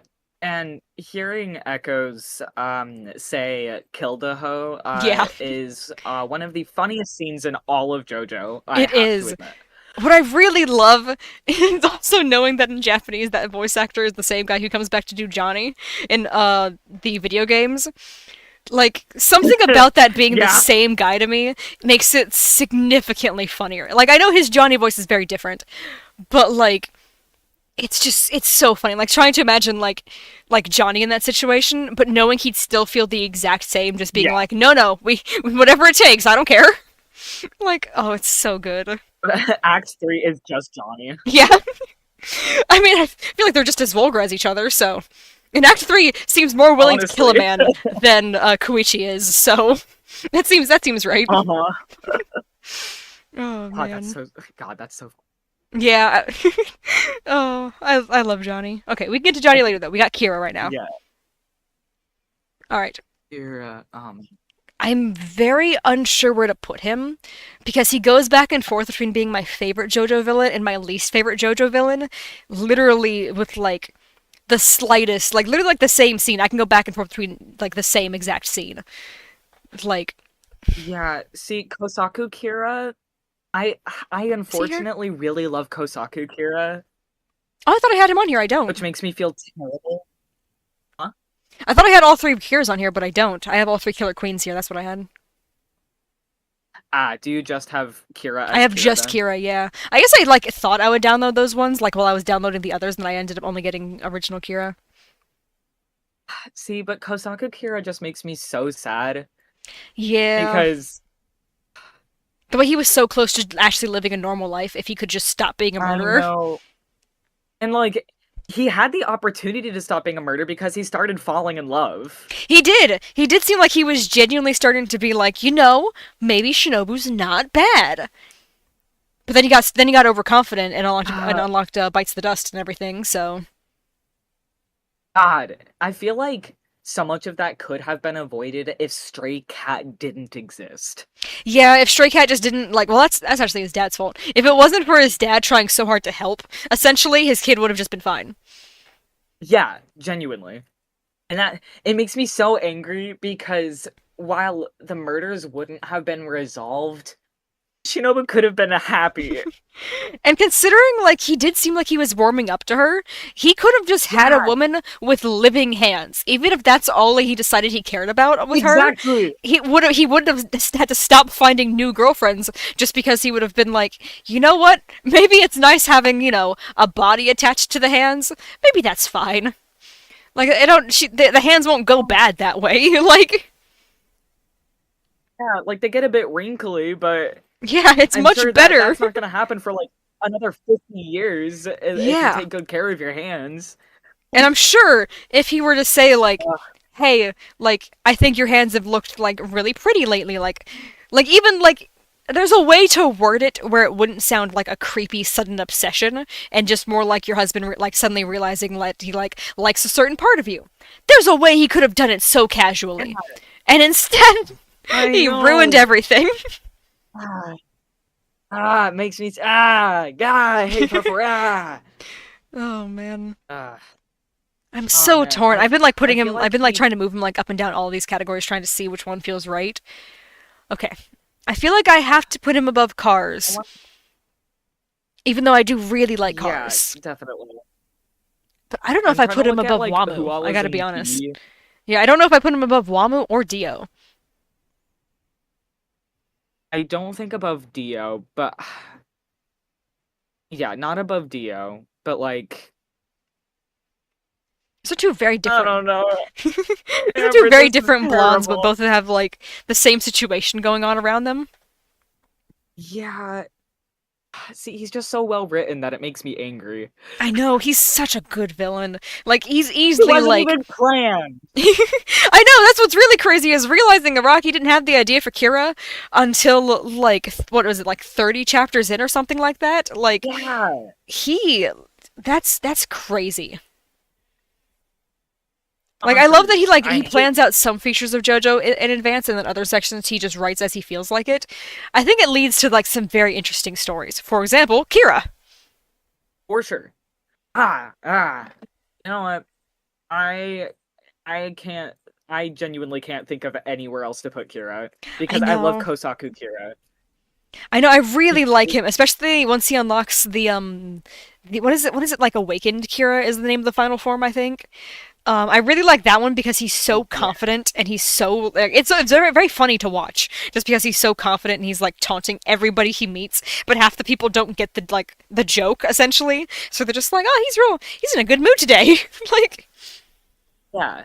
And with how things were going, he was pretty close to winning too. oh I know, I think he might And get the closest to any of the villains to winning.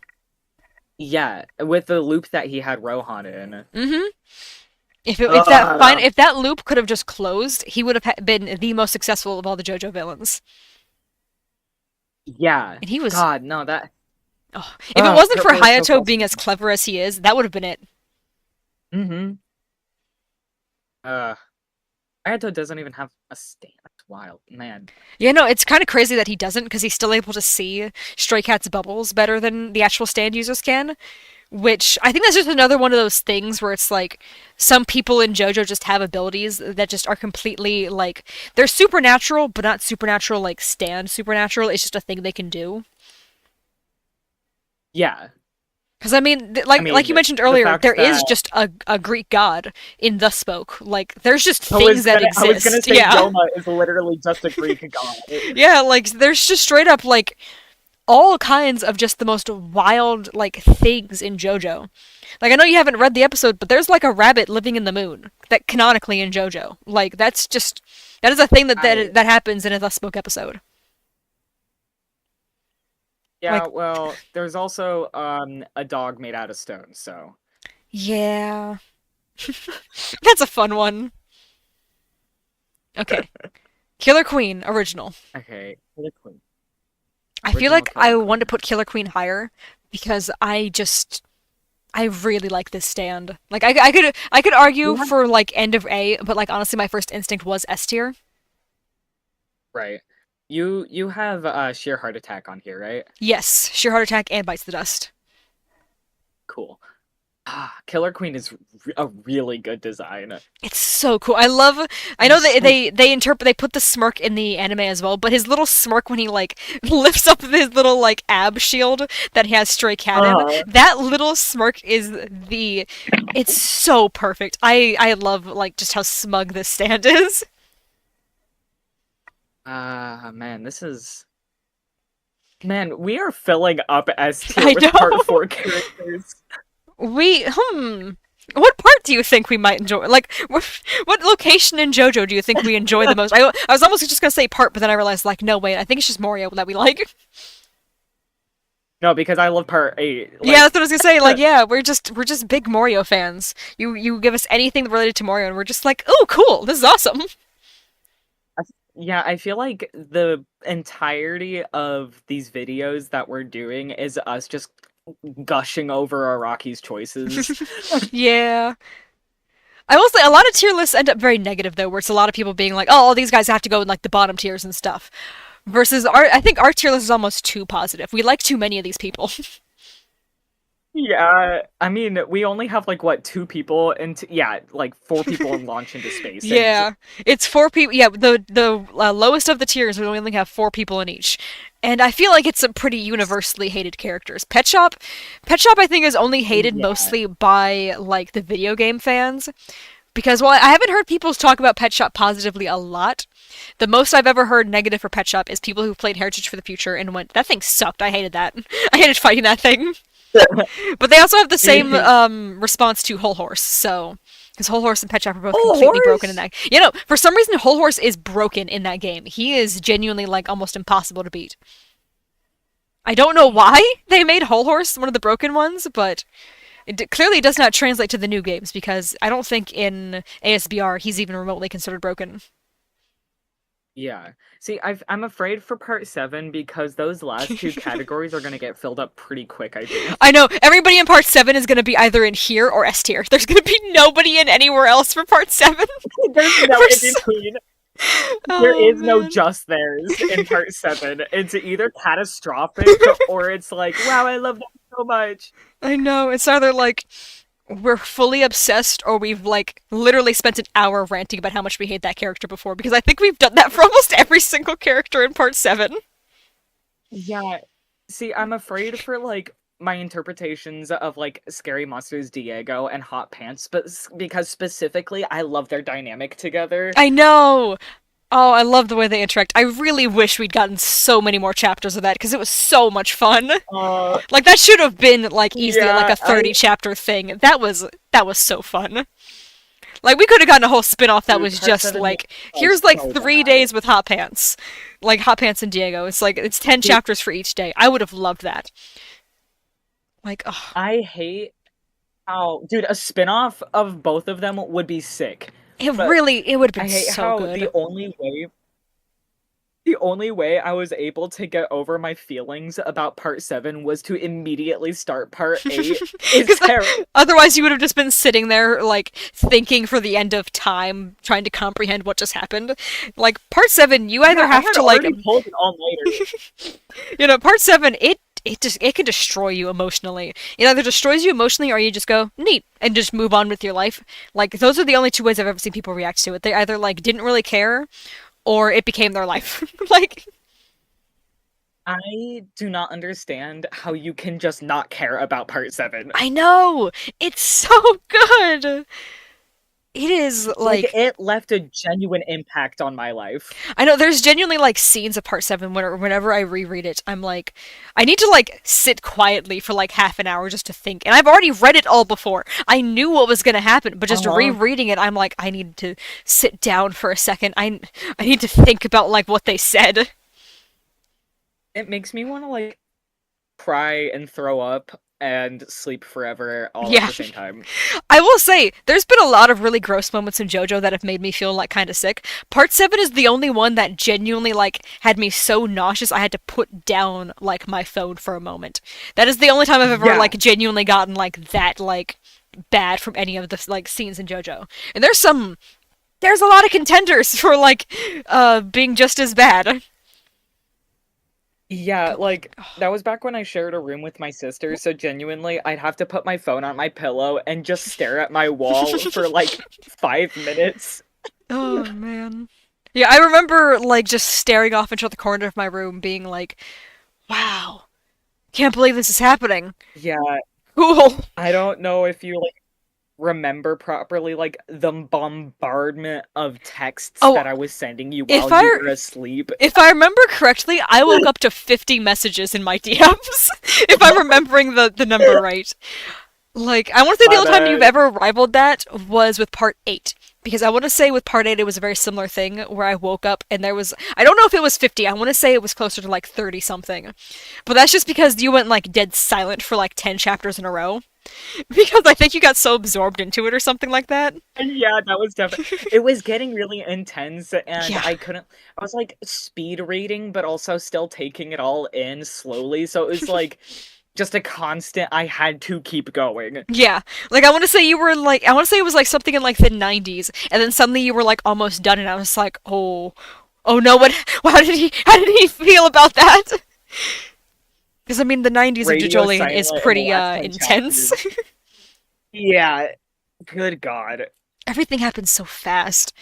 It does. It's so sudden, it hits, like, And like I nothing enjoy how like slow a lot of part 8 is, but like once it starts to pick up speed, it like steamrolls it you picks up. instantly. It's because like I really I kind of liked how it was kind of like laid back, but it was still like so intriguing. It was like a little bit of information here and there, and it's like, oh, this is fun. I wonder where this is going. And then suddenly you're sucker punched by an ending, and it's like, oh, Yeah, we're done having already. the having the, like, nothing happen and being constantly afraid that someone was going to die because it felt like the kind of part where Araki could kill the main character and the Mm-hmm. Joe Bro and everyone else all at the same. That's what You part have 8 no felt idea like, where. and I was Yeah, constantly on edge. because you genuinely, like, as you're reading, you have no idea which direction he's about to take it, and that makes it so Yeah, tense. It is. I mean, because it's so good, but it's he so stops tense. he stops pulling the punches in part 7, and you don't know where part 8 is gonna go from there. Yeah. Oh, I love it though. It's so good. Ah, ah. I'm glad there's so many characters for part 8, so that way we have so many to rank as well once we get to it. Because if we're talking about part 8 a lot now, we are going to be unbearable in however many hours it Oh takes to my get to god. it. Dude, it's gonna take us genuinely hours. Yeah. It's gonna take us 3 hours just to get through part 8. Like, Genuinely. oh man. I Alright. mean, how many characters are we in right now and we're an hour and a half in? We made it to, we're still in the, we haven't made it past the main characters and villains. Yeah. Yeah. We're Uh oh my gosh, yeah, it, we're an hour it and a just half wouldn't in. We've made it to sheer heart attack. it wouldn't be this bad if we were normal people and didn't have very strong feelings about side characters. Yeah. Oh man. Because I mean, we talked about Rohan for like easily like half an hour there as well. Like, which I guess that Genuinely. kind of makes up for the fact that we don't have the spoke characters on here. Talking about Rohan so much kind of makes up for that. Yeah. Oh man. Sheer Okay. heart attack. Okay. Sheer heart attack is kind of goofy. It's very silly. It's one of the like the funniest arcs to watch, especially after the like tension is resolved and you know what happens in it. Like, it's one of my favorites to rewatch because of when I know what's happening. But at the same time, okay, I probably should have put the spoiler thing up for like some of the part 8 talk, but we didn't like really spoil anything for part 8 just yet. But I'm gonna put it up now because I do want to talk in depth about Sheer Heart Attack. Right. Okay, I really, really like the way we get to watch Jotaro fight against that thing because I think it's it's debatably his toughest fight yet. Because Yeah. I know Dio was clearly a very difficult battle that almost killed him, but so was Sheer Heart Attack. And I know we don't get to fully rank Sheer Heart Attack on how difficult it was of a fight for him because of Koichi. Koichi ruined things. Jotaro was doing just fine until Koichi is like, Oh my "Hey, god. Yeah. I'm here and I'm just here to get killed." And Jotaro's like, "Well, I don't want the kid to die, so let me find a distraction. Let me change things up a bit here." So we don't get to Yeah, fully he see had how to he would have like handled that on his own. And I'm sure he would have been able he to had win to on take his care own, of but someone. yeah. Yeah. Genuinely. Handicapping Jotaro by forcing him It's to like care for somebody, clearly it works. Like that is a very yeah. like effective way to force that man to like be more careful. Because otherwise, I mean, It's like we said during the Jotaro fight, he still almost died during the Jotaro fight. During the Dio fight, he still almost died during that, yeah, yeah. and that was still him just trying to protect like himself for the most part. Like, because I don't even think he knew where It's so Polnareff was during half that fight. yeah, it's so conflicting to me because Sheer Heart Attack has one of the goofiest designs and it's just like a little remote control car. Oh, I know. And yet it is one of the most intense battles. The fact that it's just a dome with a skull face on it, and like that's it. And, like the little sounds that the wheels make too. I It's just know! like clacking The little, around like- because it's so small and light. It sounds like a toy tank being driven across the Yeah. floor, but it's genuinely an actual bomb. It is incredibly threatening because it's heat-seeking, and just by virtue of existing, Yeah. it's gonna find you. Like that's Yeah, there's nothing you can do in that situation that would be a good choice without stopping time, and Koichi was stunting him from that. exactly because he could have like I know they've talked about how you can't stop time like consecutively. It has to take a couple seconds to be able to do it again. I think it's okay. I don't know if it's Yeah. full on said, but my understanding of time stop was however many seconds you stop time for, that many seconds needs to pass again before you can do it again. Right. So we know Right. Sheer Heart That Attack makes is very quickly. It moves very quickly. But however, Jotaro did have an idea for where Kira was going. So by being able to stop time to get himself some distance from it, he would have been able to eventually find Kira. Plus also stopping time to like literally just pick up and throw Heart Attack down the street a little bit. Like that would help a lot. Because like I was gonna say he could just toss him across Mario, but then that just ends up with a lot of random people in Mario getting exploded for no reason. And I know Jotaro would not do that. He would not be like, Yeah. all right, someone else gets to deal with this and just toss it across the city. Just because he Yeah. does have a conscience. He's not just gonna try to get, the entire city of Mario killed.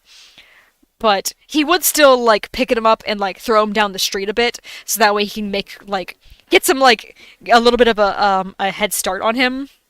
And from there, he'd be able to. He's clearly this man has some very good detective skills. He would be able to figure out who the stand user is, even with how normal Kira looks. Like he'd be able to figure it out. A very similar way to like how the heaviness on Sheer Heart Attack forces Kira to be weighed down. He would find something similar to that Yeah. to be able to identify and be able to force the user to like reveal themselves.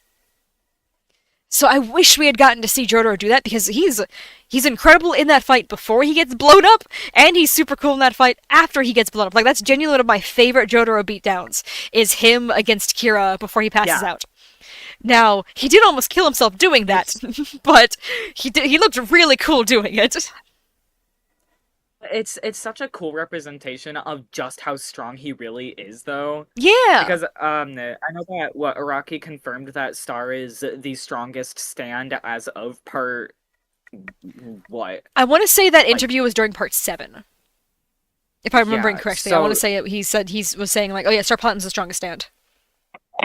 That's insane. Yeah. That's insane. Especially considering the stands that we've seen in part 7 and confirming like, Yeah. Star is still physically stronger than all of them. Like, wow. After Made in Heaven, What? Seriously. Like, if it wasn't for Jolene being Jotaro's biggest weakness, he would have been able to defeat Poochie. Hmm. Like, if it wasn't for For him, sure. having a heart, then he would have been able to win no problem. But as soon as you Which involve makes his it. little girl, he's just like, oh, well, clearly she matters more than the universe, so I'm gonna go prioritize her. Alright. And oh, that kills me every time. I can't.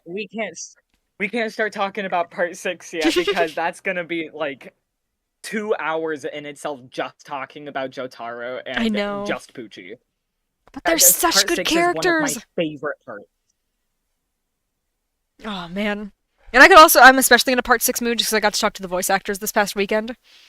Right. Oh, it's Ah, so good. genuinely one of the most well-written parts. It's so beautiful. Ah, it Every makes me character so in it, I angry. know. Ah, Another one, like that's another part that I genuinely constantly think about that has changed the trajectory of my life. yeah, you just genuinely like my like outlook on life. I see JoJo everywhere I look, but like part 6 in particular, like okay, we still have the spoilers clean up, so I can say it. FF's death monologue about like memories. Oh, That one yeah, ruins me every time I think about it.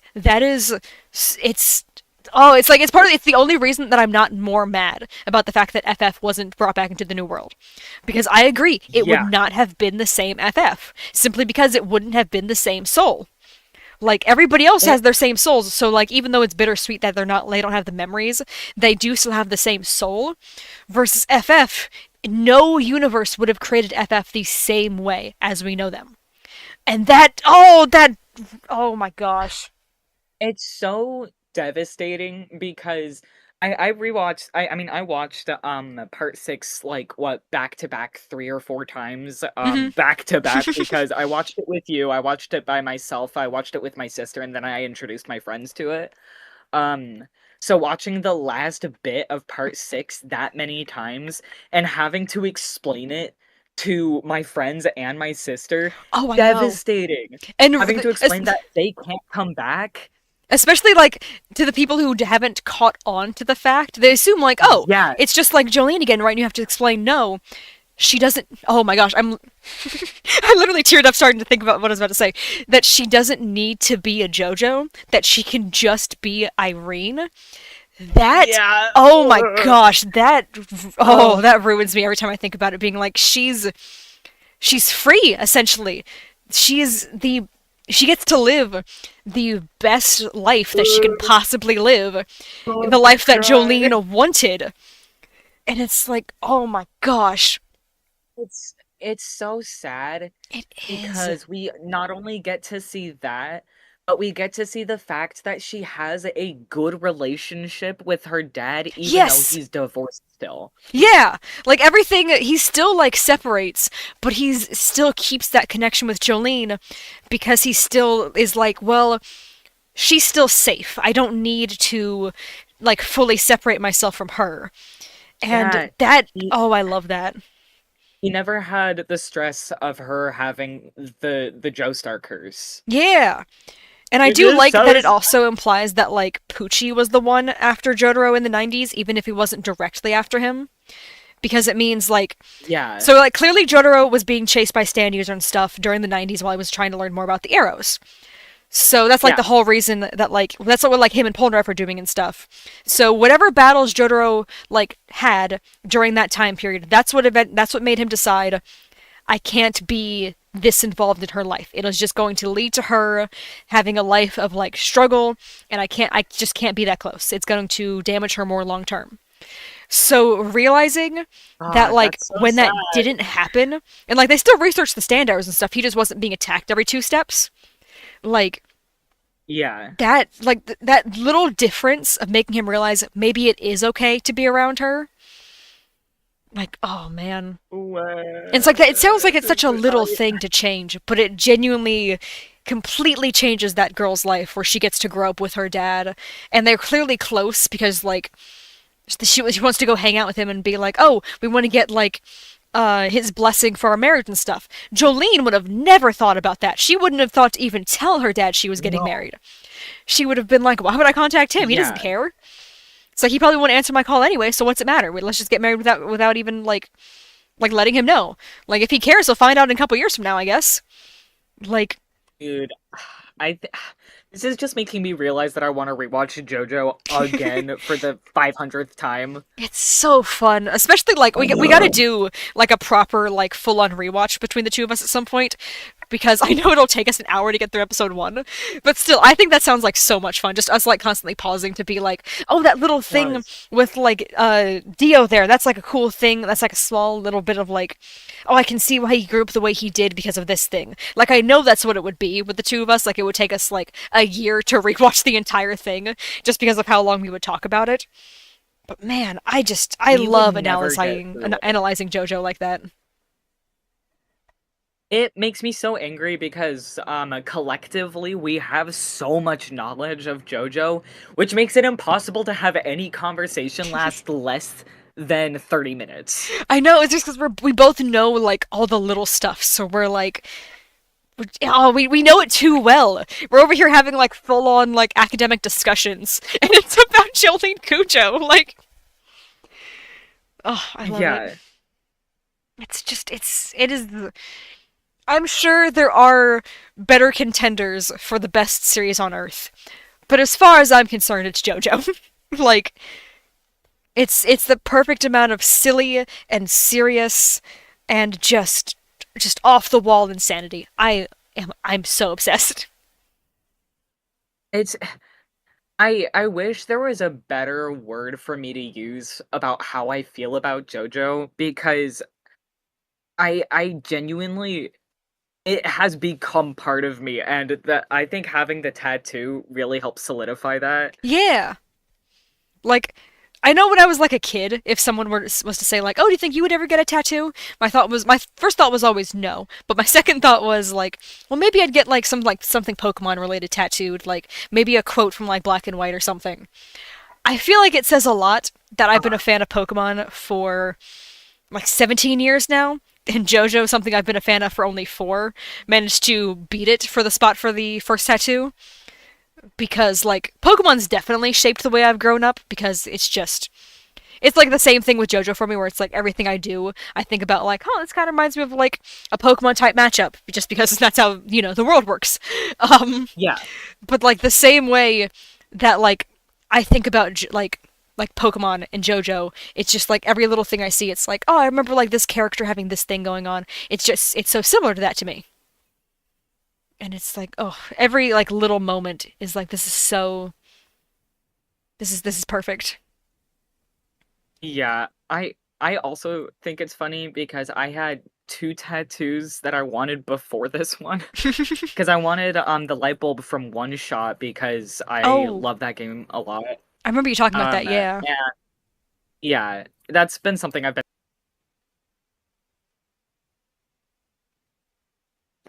it's older than I remember it being, I think.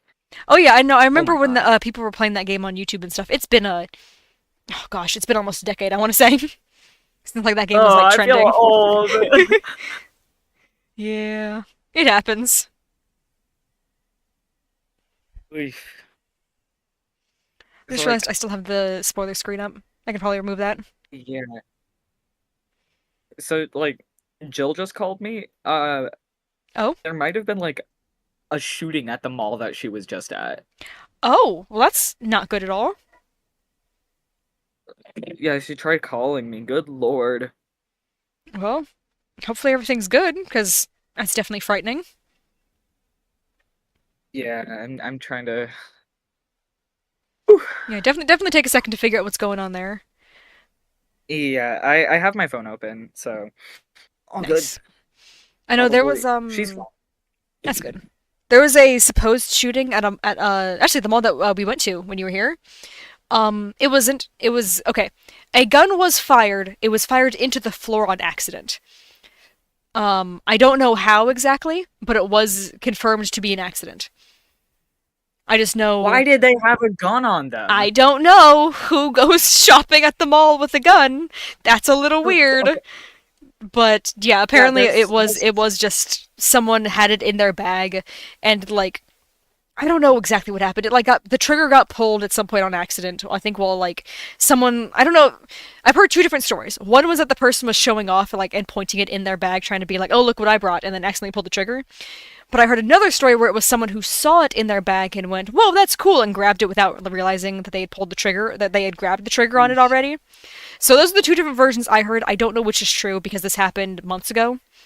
But I remember Safety to I, what the I heard hell? both stories and was like, "Wow, that's so cool! So happy that happened at my local mall." Yeah, there is this itty bitty little Italian place in the city that I live in, and this is like not an area with a lot of like conservative people or people with guns. Hmm. So this is someone shot someone else in the leg on accident because he had a Oh, gun on him and it misfired. that is oh, it's a very unfortunate Why do situation. people have the safety off? What do You, they think is gonna happen in a little Italian restaurant that's like 100 square, not even like 100 square feet, yeah. clearly they Huh? think they're at like that Italian restaurant. Okay, that was a dumb sentence I just realized. The rest of the sentence was going to be they think they're at that Italian restaurant in part 5 where the guy starts getting like aggressive to Narancia, and I realized it was dumb to call it an Italian Oh my restaurant god. because it's just a restaurant in Italy. um It's just a restaurant. it's not an Italian I place, mean, you're not it's wrong. it's not wrong, but I think It they would is just call it a restaurant. um there, yes. But it's like it kind of reminds me of that of being like, oh, do you think someone's just gonna like beat you up out of nowhere? Because like that doesn't happen in real life, really. Like, ugh, Yeah, that's just such a dumb reason to bring a gun with you, just in case. It's like, no, I think you're just going out to dinner, but I think you're fine. dude, that's just like an excuse to shoot a dog that's barking at you a little too loud. And at that point, Yeah, that's fucked up. yeah. No, people get very eager to be very aggressive towards little dogs. I don't understand it. It's just like, man, I it's don't just there. understand. People are so mean. Ugh, whatever. Yeah. America. I love it here. Oh man. Where are we even on? We were. I just. Sheer I heart just attack. realized that. I just opened the wrong tab and realized because I have two different tabs open right now, two different windows rather, and one of them has the Yeah. stream, and I realized, oh, we're an hour and 40 minutes in. The other tab, on the other hand, is the one that has the tier list, and I want to say we were on sheer heart attack because I don't see bites the dust. We are on sheer heart attack. Yeah, okay, bites the dust is still over here, so yeah. Um, Yeah. I want to rank sheer We heart attack never. high, just because I do think it's a silly stand that they managed to make intimidating, and also I just really like the voice lines from it. Like one of my Yeah. favorite scenes to rewatch is honestly just JoJo trying to like pull it apart. The way it starts saying "ow," so monotone is so funny. Like, Uh-huh, uh-huh. oh, I love it. Uh, I want. Would high A tier be too much? Ooh, how high we thinking? We thinking above Koichi or next to Koichi or even above Abdul? Maybe, maybe a little below Koichi. Below Arena as well, or just below Koichi? Dude, are we about to Maybe rank? just. Sorry, I just realized. Are we about to put sheer heart attack higher than Caesar? Oh I no! like didn't realize We he can was move there. Caesar. I'm so sorry, We Caesar. can. We can move Caesar. That is true. Maybe. Here, I feel like okay. Oh, now I'm Uh, torn because Lisa's there. yeah. Oh, okay. Oh no. Maybe sheer heart attack. Maybe maybe next to maybe in okay. Suzuki is the first one we get to where I'm like, all right, maybe this one's more reasonable. Yeah. Okay, Yeah. so Yeah. this is not as high A as I think I would like it to be, but it's probably going to become higher A as we add more Yes. characters As to more it. characters. Yeah. So like right now this is Good essentially thought. mid A, but this is going to become high A knowing our preferences. Oh man, I'm so sorry, Caesar. I did not even realize he was there. We were about to be like, hey, sheer heart attack? You know that thing that's only in one arc? Let's put it higher than the JoJo of part 2. Like, oh man. That's The one that has one battle. Good literally. God. It shows up just to like, be a weird little guy. And then it's gone. Uh huh. Oh man. Okay, Bites the Dust. This one's also really hard to rank because it is I essentially just Killer Queen. But also, I do really like. Oh, you know something I didn't notice the first couple times I watched part four is the voiceover explaining how Bites the Dust works to Kira, or not to Kira, to Rohan, when he's like flipping through Hayato. That's Killer Queen talking. Like it's Kira's voice, but that's like Killer Queen, like saying what's going on. really. Yeah, I did not notice it because it's like because if I remember correctly, I watched it with subtitles and it said Killer Queen was the one talking, and I was like, What? I had never considered that because I mean, Kira like you like because like okay, my the first thing I assumed was that it's just a voiceover and we're hearing how Kira like figured out how the ability worked the night before. But no, he's like Yeah. directly like looking at and like communicating with Rohan. So I think the interpretation is supposed to be that that is Killer Queen, like straight up explaining the ability. Which God, that's is because he? I never like thought of Killer Queen being like super sentient. Like, yeah, I've entertained the thought of him being like mildly sentient, but not enough to speak like that. yeah, because like I mostly see him like sentient, mostly like in comics just for a joke of being like, oh, what if he behaved like a cat? Like that's the most I ever see people like genuinely Exactly. discuss it. But like no, I can't remember where the subtitles were. I'm struggling to remember if it was on Netflix or if it was on the Blu-ray. But I know for a fact that at one point I saw it. I mean, it was subtitled Deadly Queen because localization. But I Yeah. remember the subtitles were attributed not to Kira. That was the thing that I saw that I thought was a big deal. I was like, whoa, wait a second. Who are you saying is talking right now? See, if it was Netflix, if it was anyone other than Megumi Hunter, I don't trust them. Well, no, the part four subtitles Megumi are actually Hunter, pretty he, good. It's just part five that really sucked. okay. But yeah, no, you're right. Part six, Why? the Who subtitles were was in incredible for charge? part six. It's because it's someone different for every part. I don't know why. Like, I don't know why they Yeah, got someone different for each one. who specifically was in charge of part 5 where they felt it necessary to make a character who doesn't even have like a sexuality to be straight? Literally, his entire statement was like, "I would like to be alone." How on earth do you translate that as "I've already got a girlfriend"? What? Where did you Yeah, where did you get that? like What line did you it's read? one of the, it's one of the like parts where I'm most adamant about not calling the main character gay, because like you can argue most of the JoJos have a little bit of gay in them at least. Yeah. Not Giorno. Giorno is like He's so he's very uninterested, 100% uninterested, and yeah, he's like clear about that. it almost feels like every member of Team Bucciarati has some sort of like scene that's like either like romantic or is like a sex joke or like something like that. Every character in part five of like Team Bucciarati, Yeah, except for Giorno. Because like Mista and Fugo have the joke where Fugo's like looking at Trish and he's like, "Wow, this poor girl. She must have had a very crazy past couple days." And Mista's just like, "Oh, I know her chest, right?" And Fugo's like, "Huh? what are you paying attention to?" And then when like the car makes like a sharp turn, he falls on her, and Mista like jumps to his defense, being like, yeah. "Oh, I'm sorry. Don't. This is not how Fugo is." And Fugo's like, "Man, why are you like this? I was just feeling bad for her. Why on earth would you make this awkward?" But that's just how Mista is. Mista makes everything awkward. He's just a weird guy. Mista in himself is like a walking like innuendo. Essentially, yeah. Like that's like pretty much all we get from his flashback of Mista being like, like we learn. Okay, so the family's not there. We don't know where his family is. We'll worry about that later, I guess, and then it just never comes up. But we do see him hit on girls, and we see him defend, I Yeah. think, a prostitute. That's all we get of Mista. He's just like he very much appreciates women, and that's all we get for his backstory. Like that's like it. Versus, like, poor Fugo was just trying to have a moment where he was like, "Man, this poor thing. I feel so bad for her."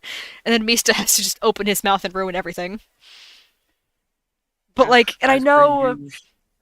there's also another thing. Oh, there's the scene, for Narancia where Fugo is, like, making fun of him, saying, like, "Oh, you don't even know Trisha's favorite music. Why would you go hang out with her and, like, get yourself killed over it?" Which is also a really funny thing for Fugu to point out, being like, I get he's trying to say like we don't even know like the slightest thing about her, but it's really funny he picked her favorite Uh-huh. song as like the thing to like call Yeah, out that's such a specifically. specific thing. Like I Like, love that. I have I have so many best friends, and all of them are musically inclined, and I don't know their favorite songs. Yeah, it's like you could have said something like, "We don't know." Like he could have just left it at, "We don't know anything about her," but instead he clarified like, "You can't tell me her favorite song," and it's like, yeah, okay. It's such a funny thing to be like. Really, her favorite song? Like it's so funny. But yeah, I have seen people interpret that as like an opening for like Trish and Narancia to get like closer and for like the two of them to eventually like have a romantic interest. I don't really see it, but I have seen people do that before. And then Yeah, Bruno and Abacchio, unspoken. We don't even need to talk about that. But then like then it's just Giorno. I mean Trish, I will say she is mostly the figure being like looked at for like all of her sex jokes as opposed to the one actually like involved in them. But yeah. like still, I know Misa does mention she does wear a push-up bra, but like that could just be for her own self. That doesn't have to be for anybody else. Like we don't know enough about Trish to know if she was doing Yeah, that for her sake or for people around her. Which I mean that's but still a then there's that one guy yeah. who thinks that Trish and ugh, ugh. It's so Moving gross. on. Yeah. How do you get that interpretation from everything that happened? when you're How can you be so homophobic when the only that you media are you consume, the male and female leads always end up together, and because like you've seen all the people who say Bruno's the true main character of Part 5, that just leaves Trish. So he's like, oh, obviously Bruno and Trish are the ones that are supposed to get together, it and it's like, it would wow, I make don't think you could have more misinterpreted sense. that more. Yeah, like it would make more sense for you to have shipped like Trish and Giorno, which I still Yeah, don't like agree with, but that's less problematic. I can kind of see it because I do like the parallels between the two of them, so I can almost see it just purely Yeah. from that standpoint of being like they both have two dads, which that's weird. They both have like very rocky childhoods. Um, they both like they both had a very eventful week. Like I like the parallels between the two of them, so that's where I could like I can kind of get it. However, I Yeah. do just genuinely feel like Jorno just doesn't care. Like I he seems also like the most like arrow of like any of the JoJo characters. Yeah, I think that Giorno just needs friends. Yeah, like The genuine kid just friends. needs some kind of support. Yeah, because he like he's Not popular at school. We know that, but he doesn't seem like he considers any of them like actual close friends. He's just like a very well-known kid, and that's just because he's charismatic. But yeah. like I, I don't know. I feel like he started being charismatic essentially as like a coping mechanism after being bullied the way Yeah. that he was. So he figured out like, oh, everyone's being nice to me. Okay, I need to figure out how to like do this back so that way I can keep everything the way it is. But if I had to guess, I don't think he actually became like genuinely close with anybody at his school. Instead, he was just that popular kid everybody knows and everybody likes, but he doesn't really like Yeah, hang yeah, out with yeah. any of them. Like Yeah, that's how I that's how I have understood it. always interpreted it with him. Yeah. Good lord. Because I do like when he's walking by everybody with the lighter. Everybody is so surprised that he didn't offer to help them. Because, like, clearly he's a polite Uh-huh. boy. But they're all like, what do you mean you're not going to help us? As it's something that's very clearly time sensitive. And he's just going to keep going without even looking back once. I love that. Dude, imagine because then he goes missing for a week. Yeah. Imagine how worried everyone must have been. It's just like, huh, he was like looking at something in his palm and then we never saw him again. What happened? Like, oh, That's so ominous. it is, especially considering a lot of people clearly knew that there was a mafia problem in town. They probably assumed the mafia got him and not he got the mafia. Like, Yeah. that's, that's I would not have known what to do if Wait, he suddenly reemerged and he did was we just like, "Oh, I'm actually good, don't worry." did we actually ever Finish Killer Queen. I put Bites the Dust at the end of I think we A got and then distracted just again. left him there. Because I put him under The last, original, the last, I put him under the other Killer Queen because I was like, ooh, they're looking at each other. And then I stopped talking about Killer Queen. Then we start talking about part 5. yeah. Okay, yeah. How does this keep happening? I don't even know. It's funny because we were talking a lot about part 4, and then something keeps happening that makes us keep talking about other parts instead. It's just the fact that they're all like connected, I Yeah. guess. I love how JoJo is so connected and also so disconnected to the point where part 5 is almost an isolated story. But at the same time, it's still very Yeah. confusing if you haven't seen any other parts of JoJo. How can I overlap? It's the fact that Huh. we got to part 5 while talking about part 4 is what's getting me. I don't know how, but Like we I weren't was even able to talking about perfectly overlap. Koichi or Jotaro. Oh, I know. We didn't even talk about any of the characters who actually show up in part 5. We just started talking about part 5. Yeah, I didn't know it would let me this do always this, but I have happens. perfectly overlapped Killer Queen over Arena. Um, I don't Oh, know how, because every time I've been moving them around, they've been like moving over each other and stuff. But I'm able yeah. to very perfectly line up Killer Queen, so that way you can't see Arena. Oh, so it isn't. I don't know So where it isn't exactly sure the. which direction to push her.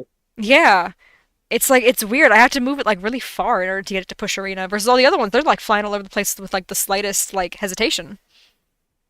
How odd. What happens if you drop it? If I just drop it, it just stays here.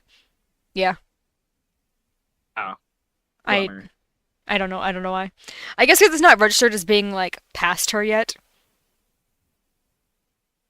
How odd. But yeah, I don't know where to put Bites Oh the my Dust. god, I we do actually really need to like that play. fight. I love Bites the Dust. I think the ability is really cool. I also think it's probably one of my favorite of the final battles in all of JoJo. I kind of like it Yeah, slightly more than the Dio final fight, to be honest, just because it's not as depressing. Um, it's more like exciting. it is, yeah. And I like him, Josuke working with Hayato, because Hayato doesn't Mhm. really, he doesn't fully understand what's going on because he can't see everything, but he still is just as involved as like he's more involved than Polnareff was in the final fight against Dio. Like once Dio and Jotaro like go off on their own, like Polnareff only shows up once. Yeah, Hayato's there the whole time, which is pretty impressive considering he does not have a stand. yeah. Hmm. Oh man. Should we rank him higher than normal Killer Queen?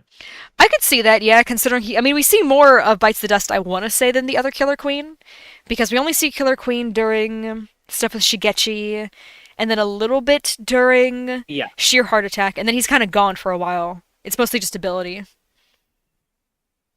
Oh man. See, I'm almost glad that there isn't a lot of people watching for Shigechi because God, are we gonna Oh get no. discourse for that? I know. I don't know why everyone hates him. He's just a sweet little guy. Ugh. Just because he's like a bit weird looking. Does if he was like conventionally JoJo, Hmm. nobody would argue the fact that he's like just a normal kid. The thing that gets me is when people make fun of him and say like, "Oh, he deserved it because he was greedy." He literally wasn't greedy until Josuke and Okuyasu taught him to be. They are the entire reason Yeah. that he turns against them. And it's just because clearly the kid hasn't had a lot of friends. He doesn't understand that doesn't everything doesn't have to be extreme. So when they told him protect your money, he went, "Okay, I guess they don't want it then. So it must be mine." Like of course the kid's going to go from one extreme to the Yeah. other. Wasn't it literally Josuke and Okuyasu's idea to get the money in the first place? Yeah, that's why like they were saying like, "Oh, we can split it because like we came up with the idea, but you're the one who's like finding it for all of us." But then when they first meet, Yeah. he tries to give away all of the money he's earned entirely. And he's just like, "Oh wow, it's so nice to have friends. Here, take all this." And they're like, "No, no, you worked hard to get that. You should keep it." And because he's like 12 and has never had a social interaction in his life, he interprets that as like, "Well, like I know they came up with the idea, but they did tell me to keep it. I did work hard for this. I guess I should keep it." So then he gets mad when they're like trying to go against what they just taught him 5 minutes ago. I'm like, yeah, you're giving the kid mixed Yeah. signals. Clearly he's gonna like interpret it in a confusing way. And it's so sad watching his last moments, I guess, Yeah. He's so because he desperately wanted to get their attention and to get help, or at least tell them he knew who it was, and it's literally just he so just sad. wanted to like he literally just wanted to save his mom and dad. He's so one of the most tragic And they characters never in get to see JoJo. him again. I know Uh, that's one of those lines that gets me. Koichi's line at the end, talking about. I want to say it's specifically the English dub where he says like, Shigechi's parents will never stop looking for their special little boy, special little man. uh, I'm like, oh, that it ruins me. uh, it hurts so bad. I hate this show. Ah. What's crazy is we're still in the villains. Because I've had Kira and then Kira's dad, considering they're working like side by side essentially, even if they don't realize it. Yoshihiro is like literally like hovering around the house that Kira goes to after he escapes. Because he like flies over it repeatedly without realizing. Yeah. Ugh. Okay, Yoshihiro, does he earn points for trying to be a good dad in death, considering he clearly was not a good one in life? See, I just I struggle the most with characters I know people who have cosplayed. Well, it's okay, because the only reason he cosplayed as them was because he wanted to give out the stands, and Yoshihiro's like I the best know. way to do that. Because look, it was either Yoshihiro or Enya. Which of the elderly people would you have preferred him to cosplay? Because those are the two that went out Yoshihiro. dishing out stands. So It's just it's so interesting because I more recently have seen him cosplaying Yoshihiro than I have watched part 4. So I'm like in this weird divide where I can only see the cosplayer as the character. yeah, that's fair. I put But him next also I to hate him. yeah. Especially knowing that Araki has confirmed that like Kira's mother was abusive and his father didn't really do anything. And that's why he's so Yeah. overprotective now because he's trying to make up for it. So we know, okay, so you are on the list of bad dads, and now your way of trying to be a better dad is enabling your serial killer son. Maybe there was a better route to take, man.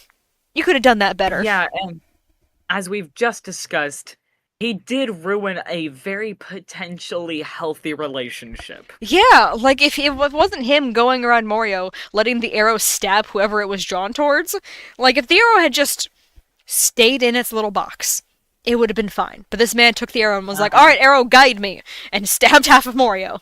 Like it would. Like I'll give him credit. At least he was better than Akira, who went around like shooting at just anything he saw. Like both Akira and Heicho were just like, "I'm gonna shoot this thing at anything." Yoshihiro deserves credit for being the first one to be like, "Okay, I'm gonna let the arrow guide me because clearly it knows who's gonna survive and who's not." Meanwhile, I don't. I'll give him a little credit for having that yeah, much like foresight into how the stand arrow works.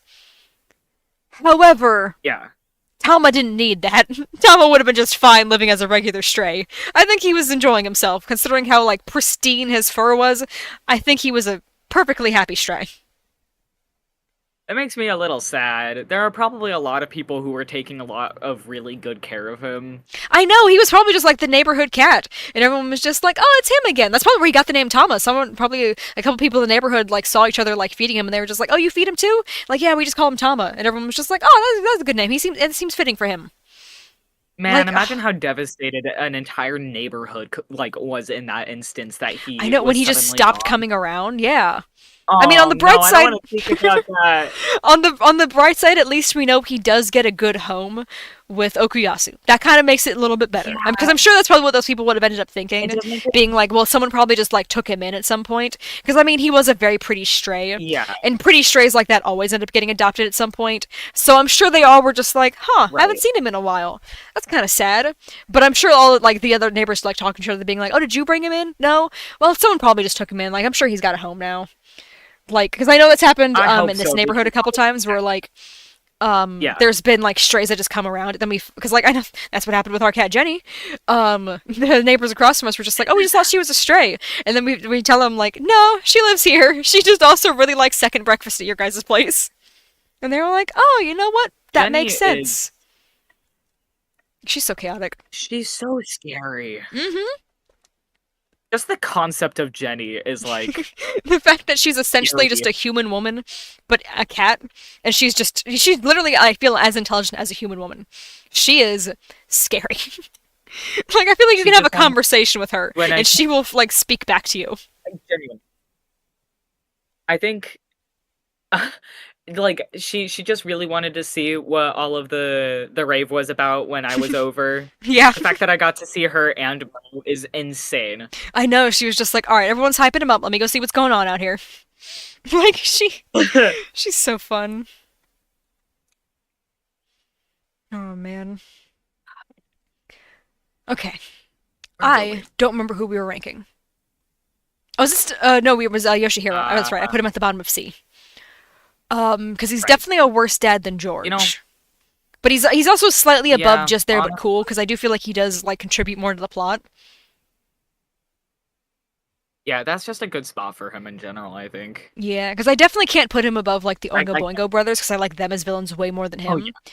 But I do feel like I can see him above Mariah because he does do like significantly more than Mariah does. So I think that's fine. But at the same time, I just don't really like him.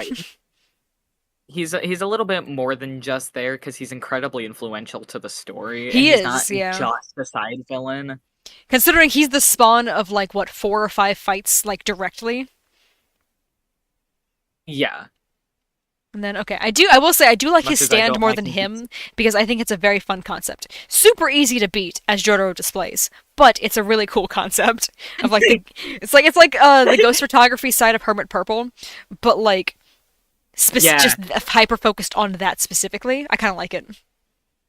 the intensity of wrapping a piece of paper has never been so funny. I know. I love just the speed and like the way he gets faster with it as well. But like oh, I love it. That man Yeah, can make anything serious, but then also just really funny because he's doing it so serious. uh, Oh man. Okay, I I'm want hearing to a lot rank of it higher suspicious than noises him. now. I just don't know how much higher. Um, I could just put it one above. Just because that looks kind of yeah, funny because having him side by side. I still don't think that it's fair to put him above the Oingo Boingo brothers. So, Yeah. and I do love. God, his little You heard face yourself there. say it before you before you said the word. Oh, I love it. He's just there. I'm so happy Rocky named that guy Vanilla Ice. It is the funniest name he could have. It's so fun. It's just seeing his little face is so funny to me for some I know the reason. way his face just pops out of the stand, like, and that's how He's like so half the fight intense. takes place. Like, Yeah, because he's so serious and he comes out of like a flying ball. yeah, and the way he can't, if I remember correctly, he can't see very well while in that world. That's why he's flying around like blind. It's because he's just kind of going around hoping for the best, Yeah, and then he has to keep coming around being like, "Well, did I get anything?" And then he's looking like, "Oh, I got all the walls of the mansion. That's cool." Like, oh, it's so funny. it's so funny to him because he's so intense He and he's just is. rolling around. He's like the most serious of all of Dio's like underlings. Like I feel like even Enya was sillier Uh-huh. than him. But like I mean Enya's comedy came Yeah, mostly from Polnareff unknowingly torturing her. But Vanilla Ice, like yeah. even with him and like the whole like, oh you made me destroy like an image of Dio thing, even though that's like kind of a funny concept, he handles it with full seriousness. Like that's brutal, like the way he reacts to that. But it's just Uh-huh. the way his stand is just a little invisible ball and he can't see, so he's just blindly spitting in circles. That's really funny. Yeah.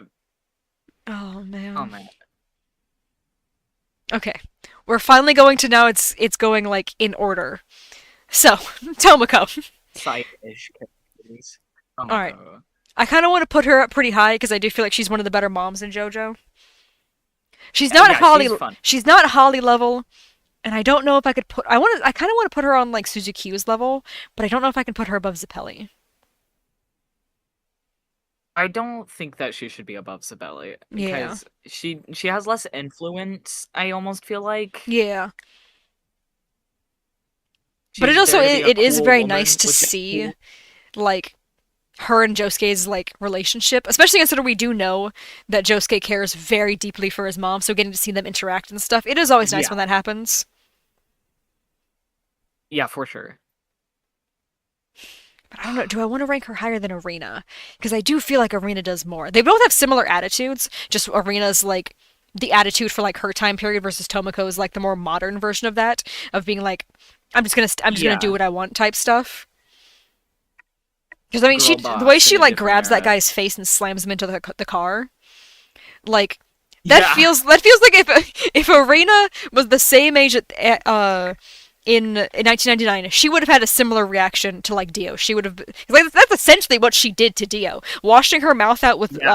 dirty water is the 1888 equivalent, or not even 1888, 1880 equivalent of slamming the guy's face in his car door. Like it bruises their egos about the same. Like, That's so funny. oh Yeah, man, I don't know if if I want to put her, because I do really like Tomoko. She is like she's a very fun JoJo mom. see, it's unfair. I wish we could just like put them like smush them and put them in the same spot, I don't try to get them to but like that's do not this possible. again, but it won't let me. It's like no, they have to be next to each other. Plus, Uh, I also like how much of how much you can see Tomoko has influenced Josuke's personality. Like yeah, he's such a mama's boy, and I love it. And she's like got the very feisty personality, and he yeah, definitely get like his defending his hair compared to her defending herself is so funny. it is, and I like that they even make that joke in the first episode when she like it's when she's talking to Ryohei while she's on her walk. She's just like, oh hey, and she's talking about how like that boy is so like unpredictable. He's wild. Who knows what he's gonna do after school today? And he's just like, wonder where he got that from. Yeah, Like, they oh, I love it. it's very cute how similar they are. Yeah, He gets his eyebrows from her too. I was literally just thinking They that. I are was like, wow, and the eyebrows. This kid never stood a chance with not having strong eyebrows. yeah, Like I'm looking between back his and dad and his forth. mom. Oh man. Oh man. I do feel like he's got the most like supermodel eyebrows of the Joestar family. Like looking at everybody lined up right here. Like Jonathan's are very bold. Yeah, They're like almost like too bold to be supermodel. Versus Joseph is like half a step lower, and the Jotaros are like they're still a little thicker than Josuke's. Versus Josuke's are they're thin, but they have that little like curve to them. So like he is the most like supermodel of all of them. of And course he I is. think that's from his mom. Looking at how they arch the same way. Yeah, he's the most like he's the prettiest one. Yeah, I feel like that's accurate. It's so interesting how we even have the different iterations all just lined up there. I know. Looking We at get the a art really style good side difference by between Jonathan and Josuke here. Like, ugh. side. Oh, I love The the way blue hair this. comes back. I know. I do really like that canonically. Like these guys, like all four of these Joestars up here, do look very similar. Like that one piece of art that Araki made. Yeah, I think it was for 6251. Like I must say, I can almost see the same face syndrome specifically in that one picture, but I know he did it on purpose because they're supposed to look similar. Because Joseph is yeah, supposed to look just like Jonathan. That's just confirmed. That's why George is just straight up Jonathan, but in a different uniform. uh, Um, so basically, like yeah. for 3 generations in a row, the same man was born like each time. They're just with a different personality. And then you get to Yeah, Jotaro, or I guess technically you get it's to Holly, and you get to like the girl version of that. But then she takes after her mom a I little will bit more. say yeah. I will say it's interesting to see Josuke and Joseph right next to each other Yeah, because I am seeing like a striking resemblance, and I think that Araki did a really good job of making him actually look like the offspring of Joseph and Tomoko. yeah. Like you can actually like see like specifically the part 2 Joseph like in him. Like I like it. Versus, oh my gosh, looking at Joseph and then looking at Jotaro. Yeah, there's a bit of a difference there. Like he's got a much stronger jaw. Jotaro, Like it was a learning curve for his art style. Here, I'm gonna move him down one just so that we can look at these three because these are the three that look the most similar. Like Yeah. it definitely like as he like softens as he ages, you can see the family resemblance a lot stronger. But Uh-huh. like, man, it's Wow, kind of he's so wild. pretty. Yeah. I've always also found it like mildly entertaining that he's really pale in part 4 cuz like he's not like tan in any of the other parts, but he's just noticeably paler in part 4, and I'm so curious as to why. I've Yeah. always wondered like why? Is he just working My inside that sister much more in part 4 like cuz like he spends like almost all of yeah, summer my in Morio outside like my sister theorizes that it's because he was so devastated from the death of all of his friends that he holed yeah. himself up to work, Yeah, I could see which that. seems accurate. I could see that. Like he just basically like goes to school and then just does like nothing else but like be Yeah. inside studying for the next like 8 years. I could see that. Uh, But then he starts getting outside more because he starts doing more like in the field work between parts 4 and 6. So that's why he's tan again. Well, tan again in yeah. part 6. It feels weird to describe him as Yeah, tan when Abdul's like right here. I'm in like, in comparison. comparison to the others, yes, he's got some more color in his skin. Just in comparison to like how he used to look. Yeah. Oh Good man. God. Especially in They comparison to used his like Dio. highlight. Dio is almost like paper white in some scenes, I must say. Like I know Well, it's because of the he never vampire goes thing, but outside. like man. Yeah. It's funny because if you look at Jotaro from part 3 and 4, it looks like they used his highlight color as his skin I tone. know. Like he's literally like this is a different man. Like it's so funny. I mean, I guess it is a different man. That is the point. He does change so much that he's become a different person, but he still has the same base personality. That's why like Yeah, the theme yeah. song is so different, but he's still like it's still the same song just like played softer. Uh-huh. Okay. He's old. Where are we where are we feeling for Ryohei? Cuz I See, do feel like he was a very good grandfather as odd as he may have been. Clearly he had a good yeah, impact on Josuke. He also might be the he only was competent police officer in all of Moria based on Crazy Diamond's yeah, Demonic Heartbreak. and he was a good dad because Tomoko still loved him. Yeah. So clearly this is He's a very good overall guy. yeah, he was overall like a good character for how he was. Considering we saw him for one episode and then he was dead halfway through the next one, that's impressive. That we managed to figure out so much about him. Uh-huh. You can see the influence through the generations, which is also really cool. Yeah. Oh Ugh. man. But he also doesn't do very That's much. the issue, is that he is only in like 4 scenes before he's gone. And Oh, oh jeez. terrible. I said 4 scenes, but I'm realizing I'm thinking the scene with Tomoko, the scene where he pranks Josuke with the water gun, but that's the scene that leads to his death. And then there's the Oof. no, I'm thinking of the movie when they have dinner. I don't even think they actually show them having dinner in the anime. I Okay, don't so he's think only got so. like 2 scenes.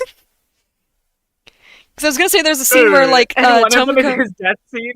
Yeah, because I was gonna say like, oh yeah, the scene where he like pranks Josuke, and then the death scene, and then I realized, wait, that's the same scene. Oh no. Good lord. Oh Yeah, he's no. genuinely only in like See, that almost two warrants. scenes. I feel like that warrants any other circumstance as a just there, but he's not really a just there character. He's Josuke's entire motivation for trying to like. He's the reason Josuke has his heart of gold, essentially. Like it's both inherited from the Exactly. Joestars and because of the way he was raised. Because like clearly we've seen Ah, this is being a Joestar terrible. does not necessarily mean you're gonna have a heart of gold. So there's a couple of them out there who are, I would say, are not quite golden hearted. What do you mean? I'm just picturing you looking over at your Um, pink wig, being like, wonder what this could be talking about.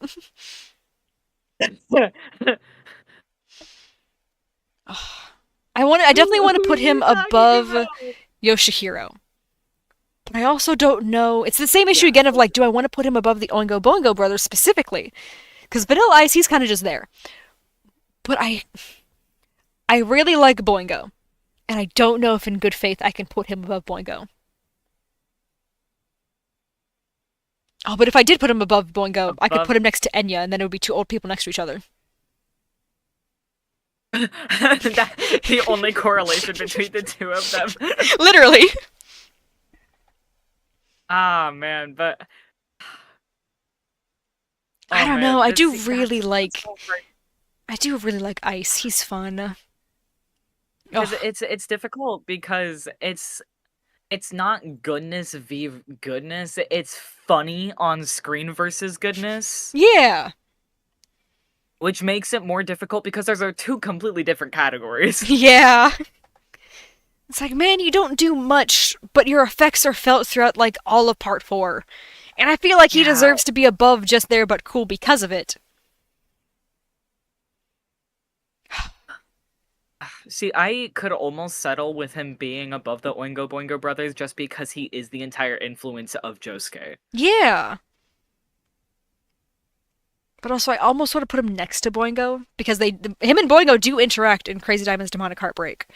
He's one of the many people who thinks Boingo's a Right. child. Which, fair. Boingo also never corrects them, I must point out. Which I think is the funniest part about that. That man's like 21. And he's just like, yeah, I get it. I am physically the exact same as when I was 11. I have no room to correct anybody. Like, That's so funny. it really is. His brother turned out so large and I know still pipsqueak. his brother's over here like 6 feet something, and he's stuck at like 2'6" for the rest of his life. Like, I don't know what happened. I don't know who. I'm so curious to see these boys' parents. What what is their family tree that leads to Boingo being the way he is? I don't know, but that's there's something weird there. That's funny though. It is. I love him. We're I could. finally integrating the part 4 characters in more than just S tier. I know. We're finally being like, all right. Logically, we have to put them somewhere else. We can't Ooh, just have all of part 4 in S and A. I know. Oh man. Okay. Next up is Angelo. And I feel like we've now reached the Okay. opposite side of how we're feeling about the part Well, 4 characters. see, Angelo literally gets turned into a rock. Literally. That's So, oh, but also I feel like he deserves a worse sentence. yeah, for like his crimes before the show alone and then how awful he is in the actual show. Like we don't even see him do Yeah. that stuff is the crazy thing. We just hear JoJo saying like, "Yeah, this is what he was arrested for." Pretty messed up, right? Like that's it. It's just JoJo reading Pretty to us messed for like a up. minute. Yeah. No, this guy deserves like a worse sentence than launch into space. Yeah. Because it's not like I he's mean, just creeping on people. He literally like that's horrific. it's literally like, one of the worst crimes I think anybody could commit on like an individual level. Like Yeah. that's messed up. I don't know, do we want to put him honestly, him and Stroheim are one creature to me. Like they're both just so bad. Now his stand on the Yeah. other hand, I am gonna like argue for his stand when we get to that, but like for now for Angelo, I could see him staying like down here by Stroheim. Yeah. Also, I It just makes realized me wonder why we have I think I might have reversed the order of how we were doing things. I Yeah, just I want to was point just out about to because yeah, say, I think why Stroheim is supposed to be down why here is because I Stroheim think at the top of the list? I think I'm in my head. I was just like, oh, he's the one who most deserves to get launched into space, so I put him there, forgetting that the way I've The- done, every other one of these tiers. Because like Dario, See, definitely, I'm putting instead Dario like the lowest. I don't know what happened with the two lowest ones. I like yeah, mixed in and my head how they work. instead of like having it the way that we've been doing it, it's the line of order in which they are getting launched into Yeah, space. I don't know why I did that, but here, let me switch them around so that way they're fixed. So All right, I just gotta remember, like, for the future, to remember to be like, okay, the worst ones are at the bottom of the list, the better ones are at the top. Because as much as I don't like Pet Shop, I like him more than Stroheim. I feel like that's fair. Yeah. Angelo and Stroheim eloping would be That's an into awful space. sentence. That's a horrible. But yeah, no, I'm okay with the two of them being like tied for last, honestly. Because Yeah, yeah. Angelo's so, ugh, He's so gross. Like he really the is. entire concept of him is so successfully disgusting. Seriously, like, I'll give him credit that he's supposed to be, but man, is he too good at his job. Okay, Yeah, so yeah. I admittedly really like Aqua Necklace. I think that's a super cool stand. I like its name. Visually, I love how intimidating it is. I want to put it in just there but cool. If we pretend that Angelo is not the user. That it is specifically under the Yeah. pretense of we have to pretend this is a stand being used by anybody else. Because I just think Aqua Necklace Separate the itself art is a from the neat artist. idea. Yeah, Like and I it's a good intimidating stand to start the part off like that. yeah. I do think it's funny the way JoJo acts like he's Because never fought a it's water stand proper before, stand. as if he's like blocked out Nadul from his mind. Like Nadul's right there. Like, come on, you fought a small water stand before. You don't need to say like, Water oh, I didn't know a stand? water stand could be so intimidating. And Nadul is like crying in his grave in Egypt. He's like, but I thought I was an intimidating stand. Water stands in general are so scary They because are. water is so necessary. And the way these stands like completely turn it against you. I do think Nadul had the better environment Uh-huh. considering they were like completely isolated. But Angelo, the fact that he was able to turn Yeah. like all the water stuff in the area around them fully against them, like they both used their environment well. I just think Nadul's was more like frightening, even though technically like Angelo did get the closest to like actually killing everybody. Yeah. Because Ugh. if Josuke didn't swallow that Uh, glove, he would have the just been fact dead. that yeah. Which is one of the funnier ways I want to say a JoJo villain has been defeated. Hmm. Huh? I said swallowing a glove is one of the funnier ways a JoJo villain has been defeated because Oh, that's just yeah, wild. for sure. It's ridiculous. And I love that you can see when it happens too because they show the gloves in the bathroom and then when they go back later there's only one. It's just like, huh. Yeah. While we cut screens there, we just know that Josuke had his stand quickly rip up a glove, and he just forced himself to swallow that real quick. Which I'll give him credit. I don't think I could have done that. I would have needed a lot more time to force myself to swallow a glove. Like that is He is a creative thinker for problems that need solutions. he really is. He is he's something. Yep, that's definitely oh yep, that's a way to put it. Okay, I feel like it feels almost wrong to do, but I kind of want to put Aqua Necklace above Straizo. And it's because I started thinking again about how Straizo is Joseph's grandpa. And I keep thinking like, Right. oh, Joseph's grandpa, that's also Jonathan. So I keep in my head I keep comparing Straizo and Jonathan. But I know they're not comparable. Like they met, but they're not on the same level at all. Yeah. Versus like No, I think Aqua that's a good Necklace, spot for it. like I did like that stand. Visually, it's cool. I do also keep thinking of the live action one as well, and that one that was incredibly. I almost want to say like Aqua Necklace was like the best like of the animated stands, but then I remember Crazy Diamond, and I'm like, oh no, that was cool.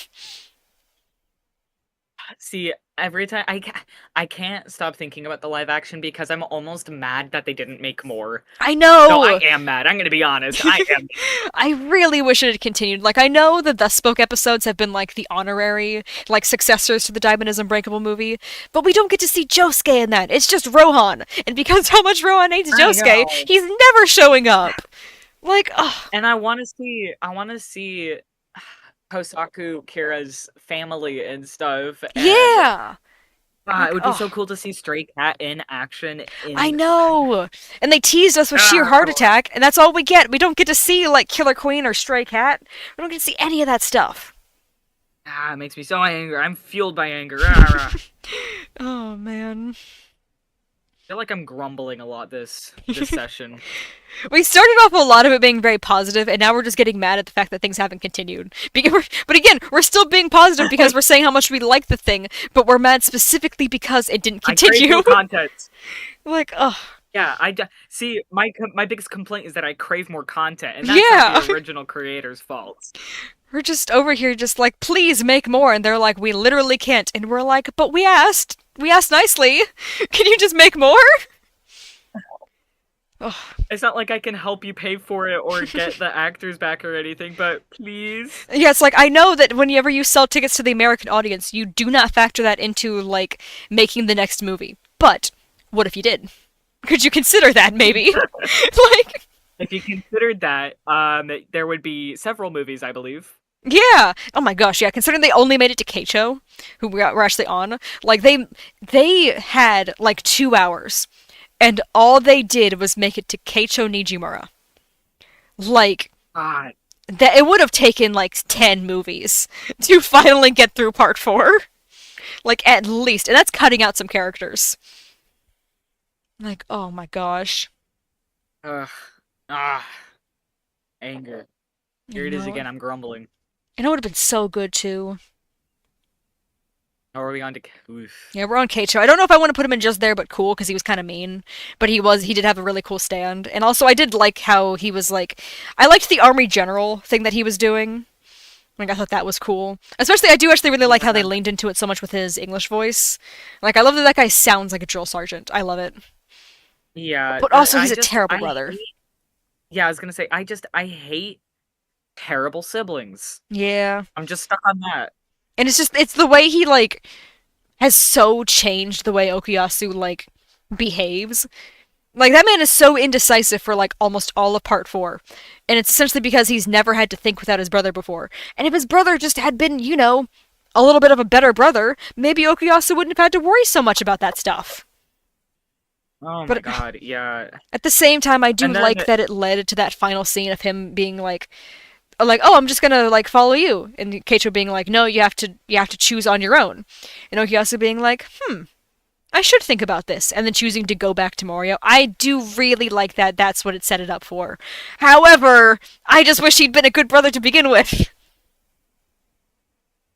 yeah, and like the fact that he didn't help Okuyasu at all to begin with, and then suddenly was just it, it felt like he was just okay with leaving Okuyasu by himself The way he used his to last learn words to how to curse his be an brother, adult. like even I Yeah, know I know a lot of siblings are very like mean, being like, oh, I hate you. Surely your final words would not be, this is your fault, I'm about to go die, like this never would have happened if not for you. That's not what you do, even when you're yeah. siblings who are like Maybe mean to each don't other. blame and disown your brother as you're dying is a bold choice. I know, and the way Okuyasu was even saying like, oh, my brother loved me, like he was like, he had this coming because he's just been angering so many people, but like he was a good guy. And the way Josuke is just like, uh-huh, whatever you say, man. I'm not gonna tell you no as we're staring at Yeah. your brother's smoldering corpse on the power line. But I can't say I agree. Like, ugh. I do like I think he's a cool concept, but man, he's a terrible person. That's why I want to put him in just there but cool. Just because I do really like the idea of him. But man, he's just horrible. Either way, I know his stand is definitely getting ranked significantly Ah, higher than he is, but he's just yeah. so mean to Okuyasu. It was confirmed there was a shooting at the mall that she was at. Oh. Well, 3 suspects fled, 1 injured, according to recent reports. ooh. Well, hopefully they're found quickly. Woof. Oh, one Dude, second, I have that's to my go. favorite mall. What the hell? I have to go real quick. I have to go, guy. There's fireworks out. I gotta go get the puppy. Okay.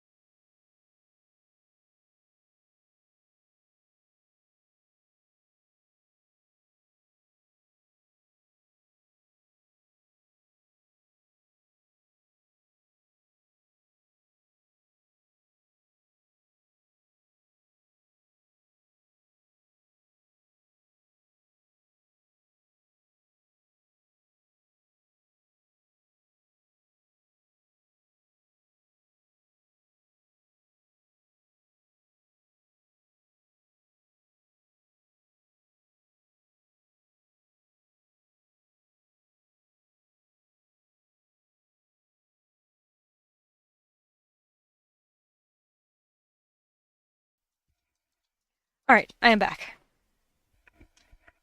Welcome back. Alright, the puppy is in the room. Hopefully the Ooh. fireworks are done, because it is still... I can hear the rains picking up again, so hopefully that means people are going to go inside and stop testing their Right. fireworks for tomorrow.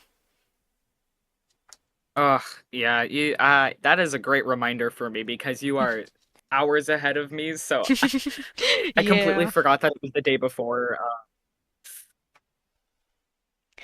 Yeah. It'll be fun. I'm sure it'll be We, extra fun trying to yeah, console we the can dog confirm both. while playing American Arcadia. She's a very big girl, but I'm sure she's gonna Ah, try to be like yes. sitting in my lap while I'm playing. She is so clingy. She is. Did I tell you when I first heard the term Velcro dog online? Saw people saying like, "Oh, it means a dog who like follows you around the house and does everything with you, even if you don't ask them to." And I was like, "Oh, well, that kind of sounds like Max and Zeus, but that doesn't really sound like Rhea." And then I said that to my mom, and she looked at me and she was like, "Do you know your dog? You like that Yeah, dog I follows you was just absolutely gonna say, everywhere." I have hardly seen her in action, because she wasn't allowed out half the time, but Yeah. I could tell just from she was insane. I don't even have to like tell her to follow me half the time. She's just following me. She's just like, "Hey, where are we going?" Like I have to tell her like, "Hey, Yeah, go socialize with the family." And then she'll be like, "Oh, you know what? It would be nice to go watch TV with everybody." And then she leaves. She has to like think about it for a second before she actually goes out to watch TV and stuff in the living room at night. Otherwise, she will just sit in the room and stare at me while I'm on the computer. And I'm just like, "Hey, I'm like setting up for a live stream. I can't play with you." And I swear she knows English because every time I tell her something like that, she gets so sad. She's like, "What do you mean you can't give me all your attention?" Like she's yeah. so You see, Jodio is the same way. She follows me around everywhere. She yeah. waits outside the bathroom for me. It's very awkward. She's just very very needy. She wants to make sure that she's there. Haha, needy, cause cat. Haha. Yeah, that's one of those things that I use the word like needy for cats more than I use it for dogs, specifically because of that. Most people do not catch on to it. I do so many What? little But things that's like that, and most times people never catch it. Like, there's so many little but it's words that so I'll have, like, obvious. I make, like, the mental, like, connection with, and I'm like, oh, I should, like, use those words together. No one ever gets it, I swear. Like, But that's one of my but favorite cats things to do. need. It's the same thing whenever I'm talking about, like, ice-type Pokemon. I'll say, like, oh, Glaceon is such a cool Pokemon. And I'm like, it's a cool Pokemon. And no one ever gets it. Like, I say it, like, I'm pretty consistent about it whenever I'm talking about, like, ice types and stuff. Like, whenever I make, like, those little correlations. Yes, ma'am? What are you doing? Can you hear her? I can. She's like huffing. She's mad. It's because I think she heard the firework just now. So I think she's trying to get me to make it stop. Ah, yes. Control everyone in Florida right now. At this Clearly, very moment. I have that ability. Okay, let me go show her that I can't make it stop. Because usually when she sees the fireworks, that's when she's like, "Oh, it's up in the sky," and then she goes back and calms down. Right. So let me go take care of her.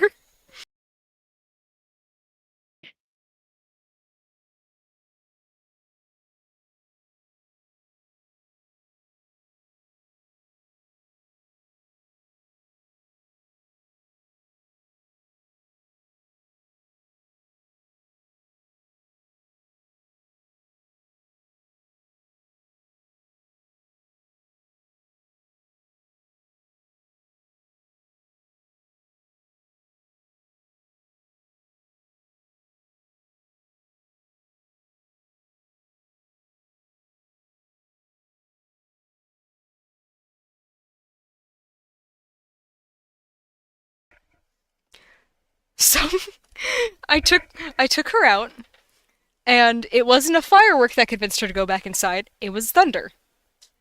As Uh, soon as we walked outside, there was some thunder, and her ears went straight back, and she was like, not a fan of that. And we went right back inside.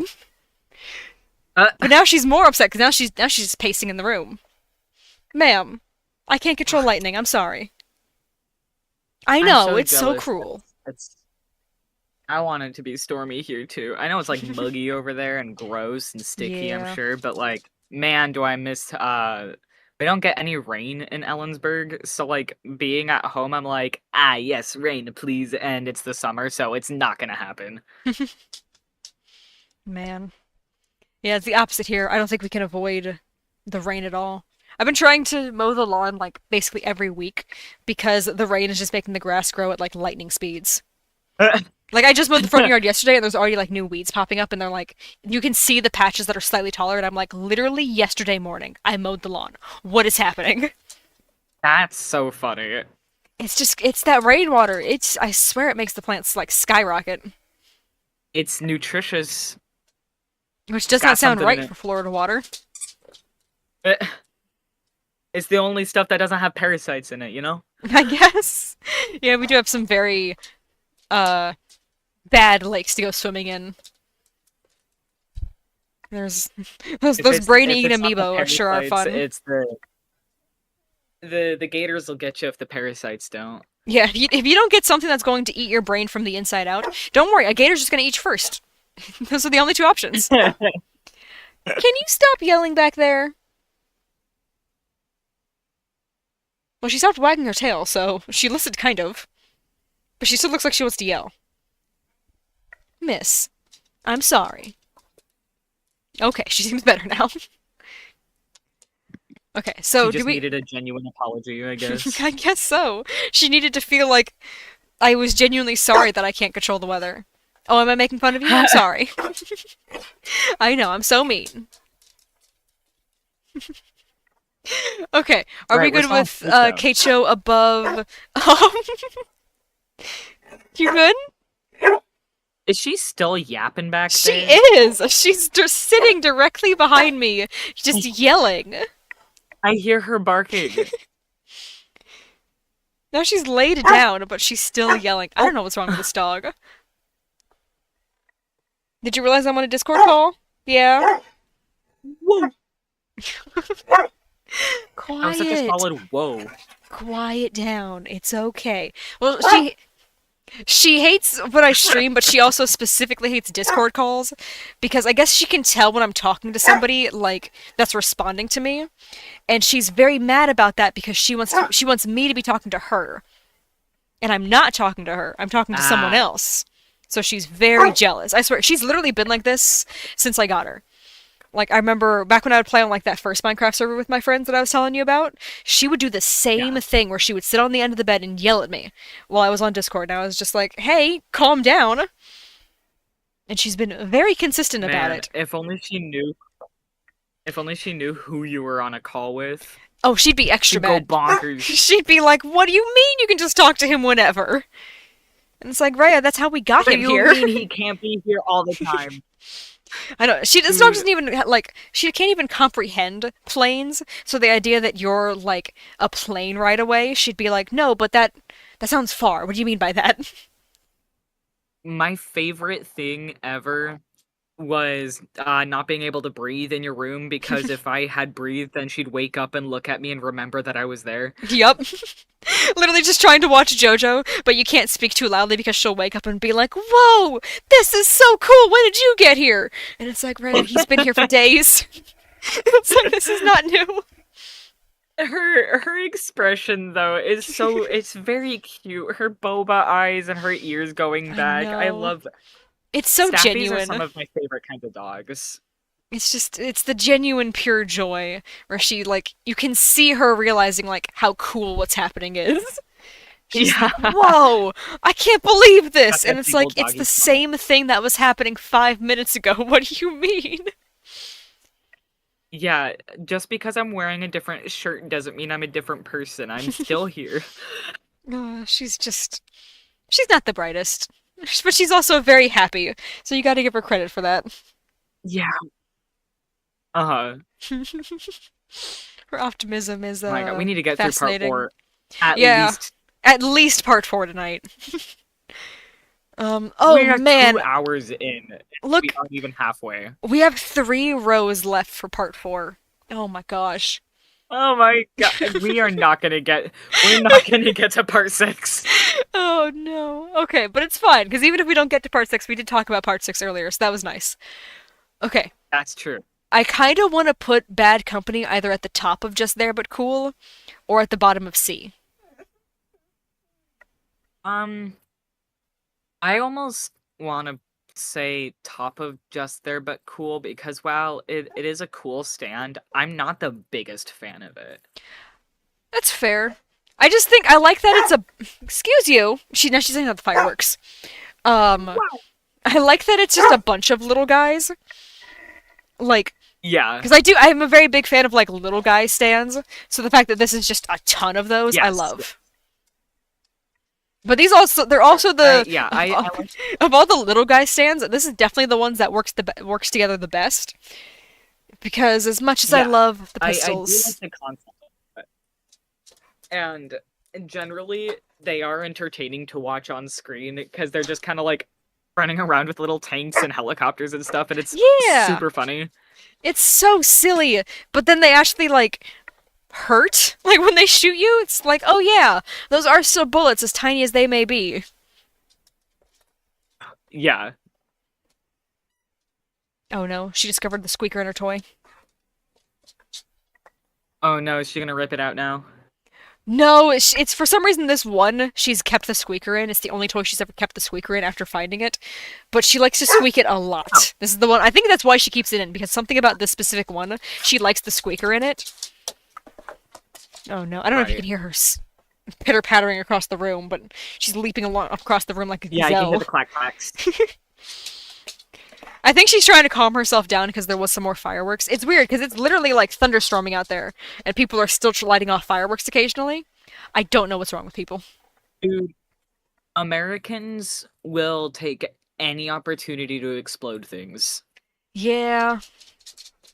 Also, I thought some more about Bad Company, and I think I'd probably want to put it somewhere around, or somewhere around Hermit Purple. I feel like my appreciation for the stands are like kind of because I was realizing we have Hangman over here, and I was like, no, appearance wise alone, Yeah. I do like Hangman a lot more than Bad Company.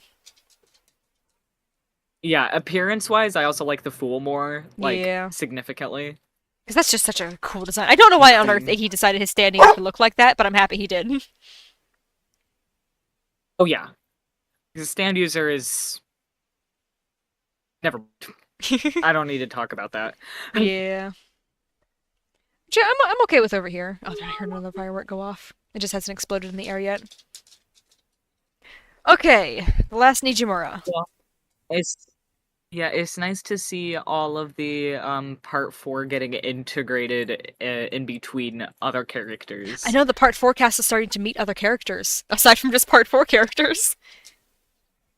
It's very visually pleasing to see the brighter stuff Yeah, and starting then, to show. and then scrolling down and seeing a bunch of like dark I colors. know, look how bright it is up here, and then look how dark C tier is.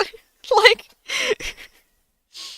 That's oh man. just the difference between A and C is so funny to me. It really is. Just visually. Oh my god, S tier is so bright. I know, part 4 sure is colorful. Stop yelling! Just go Yeah, lay it is. down, it's okay. You're fine. She's so noisy. convinced she's Nijimura. exploding. Okay, where are we putting the Nijimura It's- dad? See, post Dio Nijimura dad is like there's nothing wrong with him, you know? Yeah, he's basically just like kind of just like the victim of his past self's circumstances, because he is trying to be better. He just doesn't really know an awful lot at this point to Yeah. know what like else to do. So like when And he's honestly, when he's he is conscious, really he's like trying to do better, but like his past self was like abusive, but clearly he's Yeah. like very regretful. And I do like that he's like one of the few JoJo dads to be like, I was wrong. Like if he could, he would make amends, and I appreciate him for that. Yeah, and in my opinion, he is very sweet. So I Yeah. like him a lot as a character, in full honesty. Yeah. He's definitely the better dad between him and Yoshihiro. He's significantly a better father. Oh yeah. I do like him being in B tier. Yeah, I just don't know where exactly in B tier. I don't know if I put him towards the end, but also, you know what? Okay, this is a little mean to say because like he's not an animal, but like I feel like him and Danny fill very similar niches in JoJo, where it's like they're Yeah, they're well-meaning, but they don't really like do much for the plot other than like one specific thing. I kind of like I kind of want him to be above Danny just because Danny didn't do much other than burn. Yeah. Well, he saved Jonathan's life when he was like 5. The anime just decided that's not important for some reason. Right. I never read the manga for part 1, so It's a really well short scene okay, too. It's like a single chapter and it's really short. It's essentially just George telling Dio like, "Oh yeah, we adopted Danny when Jonathan was like 5." And Jonathan was like kind of hesitant for a while. He was like, "Oh, that's a very big dog and I'm a very small boy. I'm sure this is fine." And like didn't really want to play with him or anything. yeah. But then he falls into the river next to the house because, you know, he's 5. And Danny, even though like Jonathan like thrown stuff at him, he'd like thrown his toys like at Danny like to hit him with them and stuff because he was just a scared kid. But even despite that, Danny Yeah. still like rescues him like without any hesitation. And that's immediately the second Jonathan realized like, Good whoa, dog. I was wrong. This dog's awesome. That And is a like they've good been dog. inseparable ever since. And I like that. I think that's sweet. Because like Jonathan wasn't really at fault That for is what he was doing. Like even though he was like, yes, he was throwing Danny's toys at him, which is mean. But again, he was 5. He doesn't know any better. yeah, yeah, yeah.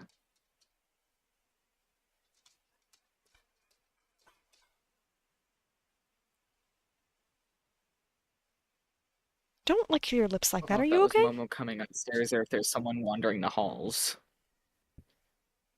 1 second. I'm trying to see if my dog's about to be sick because I don't like the way she's licking her lips. Are you nervous or are you like nauseous?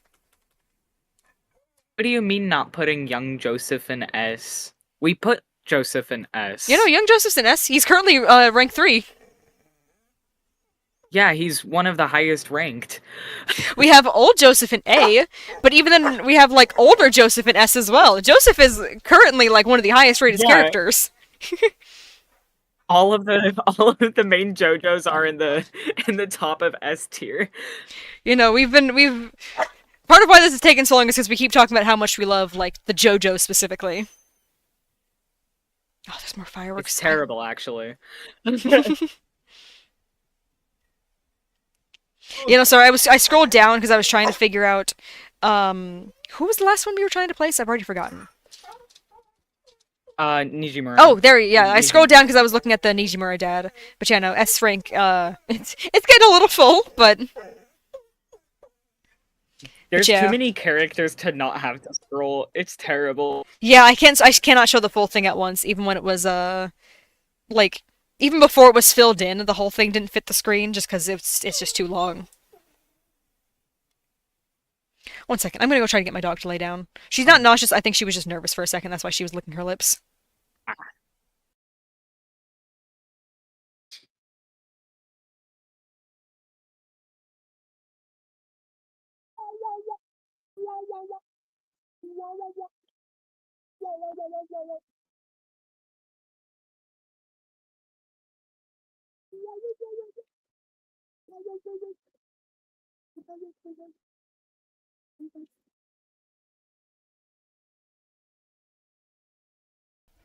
All right, she doesn't want to lay in bed, but she's laying on the carpet, so I guess she's fine. Okay, who is Alright. next? Oh, That's we good made it at to least. Akira. Oh, finally. I know we made it to the first the main villain for the first half of part 4.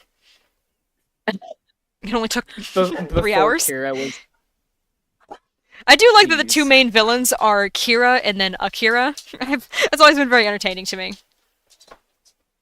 Yeah. Hmm.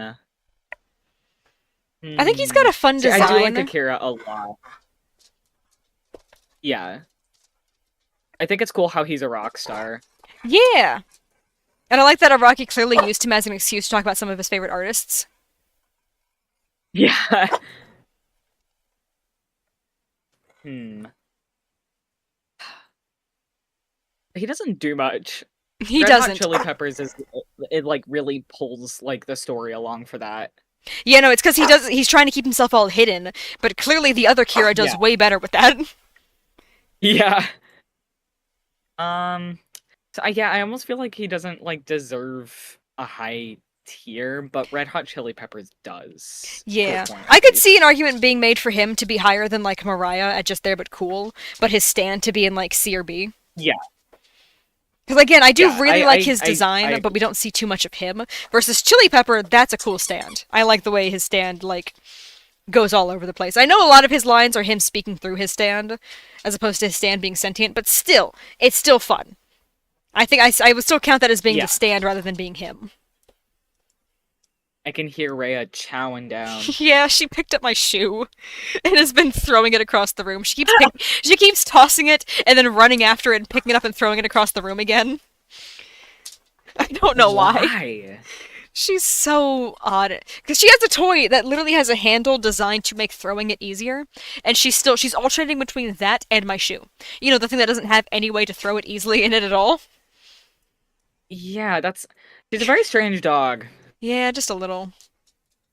I'm sorry, I can't make the fireworks go away. They're probably done for tonight. I keep saying that though. But come on, it's almost 11. It's raining. Surely the fireworks are done by now. You can calm down and go to bed. That's my shoe again. Okay, never mind. I think she's keeping herself entertained. She needs something since you're so busy. Clearly. Ignore the fact that it's past her bedtime and she should normally be asleep by now. She needs something to do. Alright, I'm It very would be so much torn. easier to just. Okay. Well, I try to think, I'm just gonna put the two bird stands next to each other. Because I'm a little torn on if I like Chili Pepper more than I like Death 13. I think that's my issue.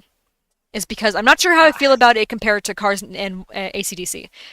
But the one I'm looking at like right now to decide is because I'm trying to decide to like should it go in B tier or should it go in C tier. So if to Right, rule it out of B, I have to decide who I like more, Death 13 or Chili Pepper. And Chili Pepper definitely does a lot more.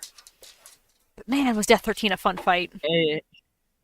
Yeah, there's another one of those like funny versus like influential, and I hate having to categorize through like two different categories entirely. I know, but we can't have that many different tier lists going right now, so it's hard. Exactly. We can't make a category for like, well, it's C, but it's funny, so it should be at the same. I know it's like we can't have like a top tier like above S that's just funny. Like that's not fair.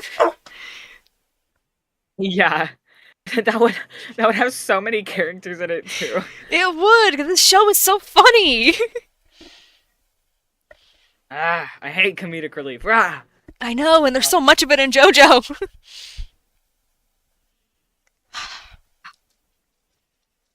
Because, like, I think from a logical, Man, like, story perspective, I feel like I should very easily, like, put Chili Peppers, like, oh, like, right here.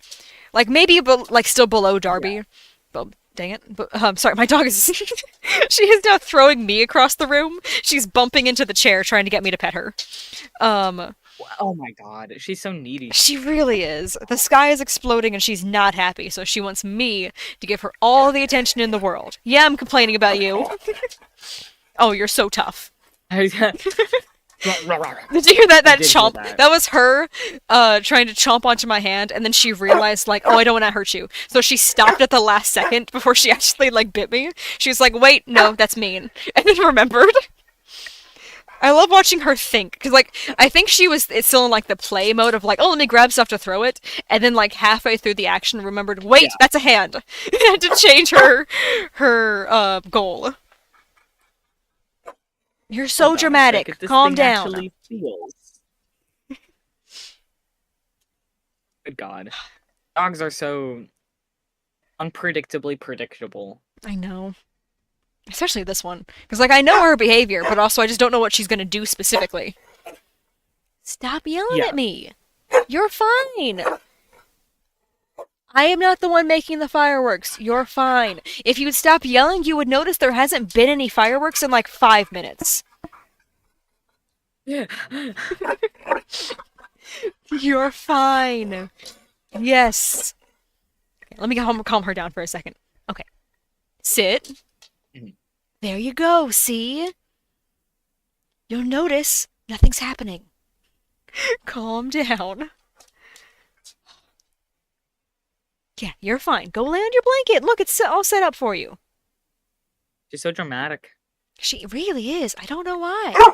Oh my gosh. You were so quiet.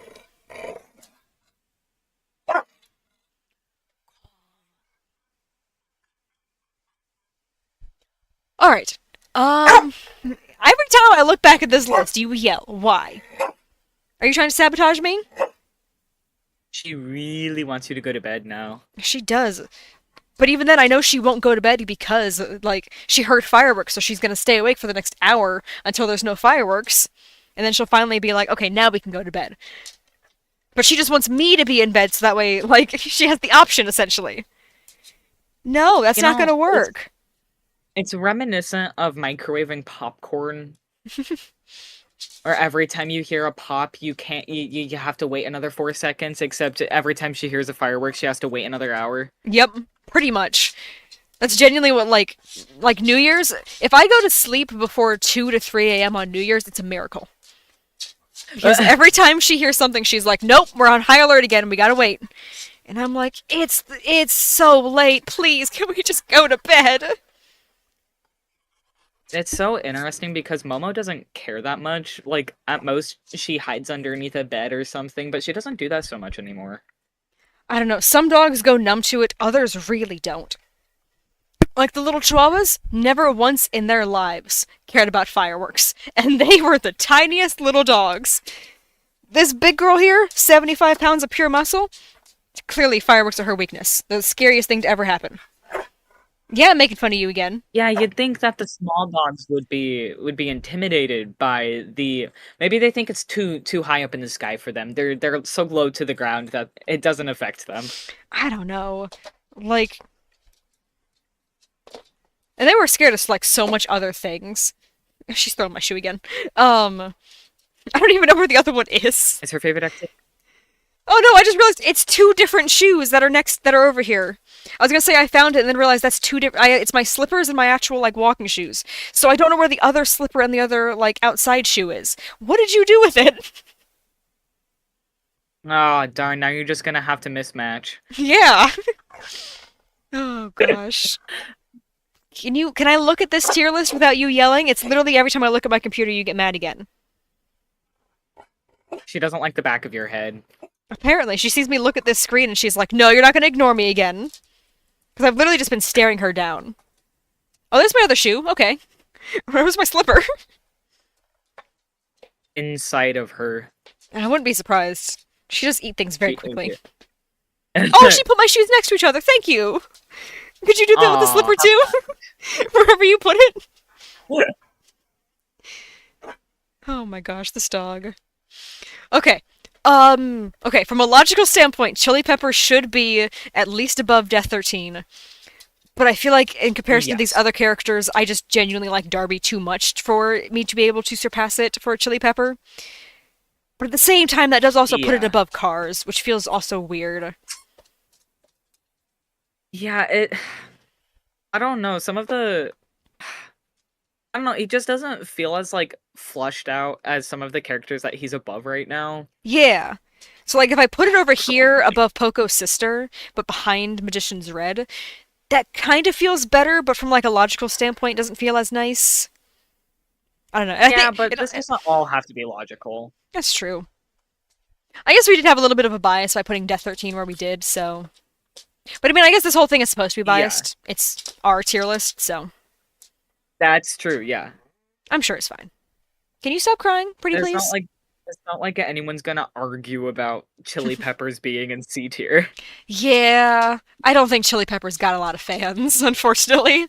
Which I do feel is genuinely unfortunate, because I do think Akira and Chili Peppers were a really cool stand-in user combination. Oh, yeah. Can you stop yelling, please? No? You respond with more yelling? Why are you like this? Okay. Alright, we have made it to Tamami Kobayashi. Right. Um, I Batman. feel like putting him in just there almost gives him too much credit because he almost wasn't there. He goes into a coma for like a month. Just there but boring. Yeah. Oh, we have I so would little put people in that category. I would put him above ZZ because I did find him more interesting. Like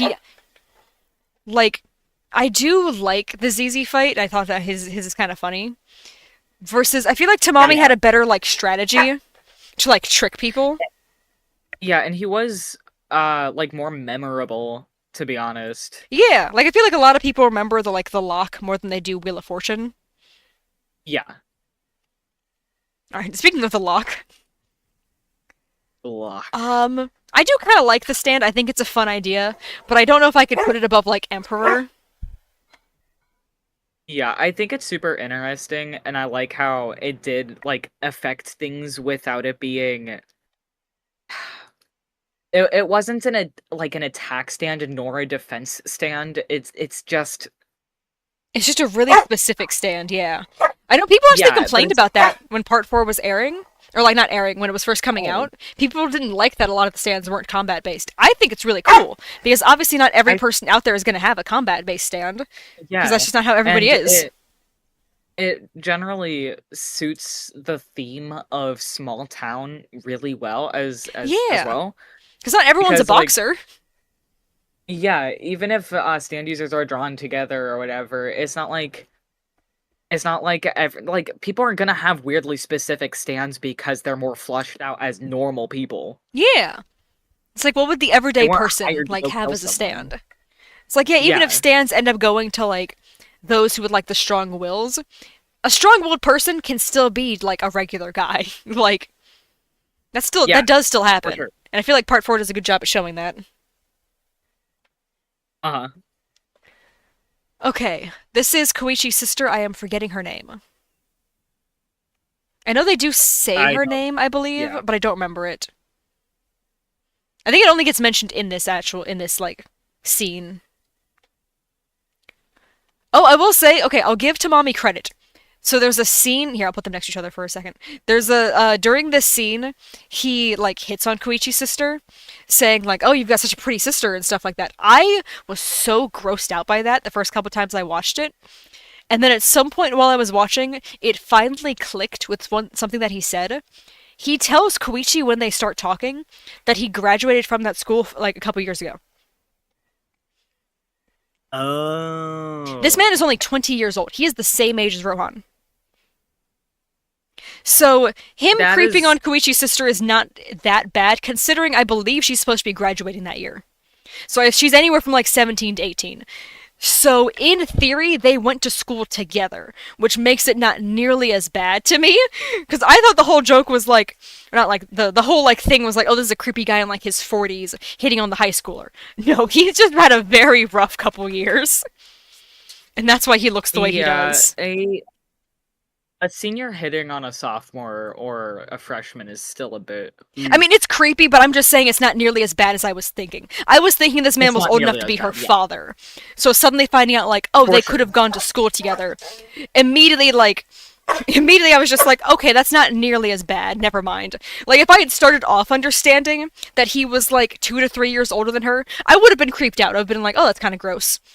But it's just the Yeah, sheer, like, difference in gross outness makes that, like, the new reaction, like, nothing in comparison. yeah. Uh, are we just keeping her in just there but boring? I mean, she does like make a funny joke about Koichi when he's running around in his underwear, and I thought that was kind of funny. Because of that, I was genuinely going to say, what if you put her at the very bottom of just there? Like she's like on a Yeah, phone I was call with a also gonna friend, say. and he's like Koichi like after like the Heaven's Door stuff, and he like runs out of the bathroom, and he's just like yelling about how he's lost so much weight, and she's just like, why is my brother Right. running around in his underwear to her friend on the phone? And I thought that was kind of funny. That was like a nice little like comedic side to Koichi having a breakdown. Yeah, it feels a little mean to put her next to someone who is low key creepy.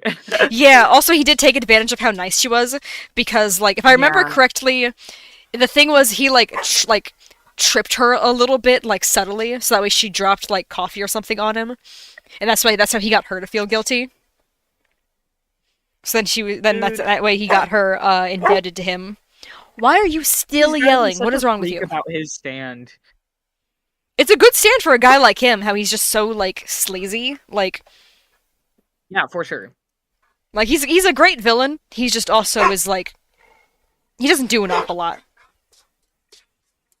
I do like the way he like starts trying to dedicate himself to Koichi, being like, "Oh, sorry, if you clearly you're stronger. I will bow to your every need." And then he gets knocked on the head with a brick and is just gone. Like that is really funny.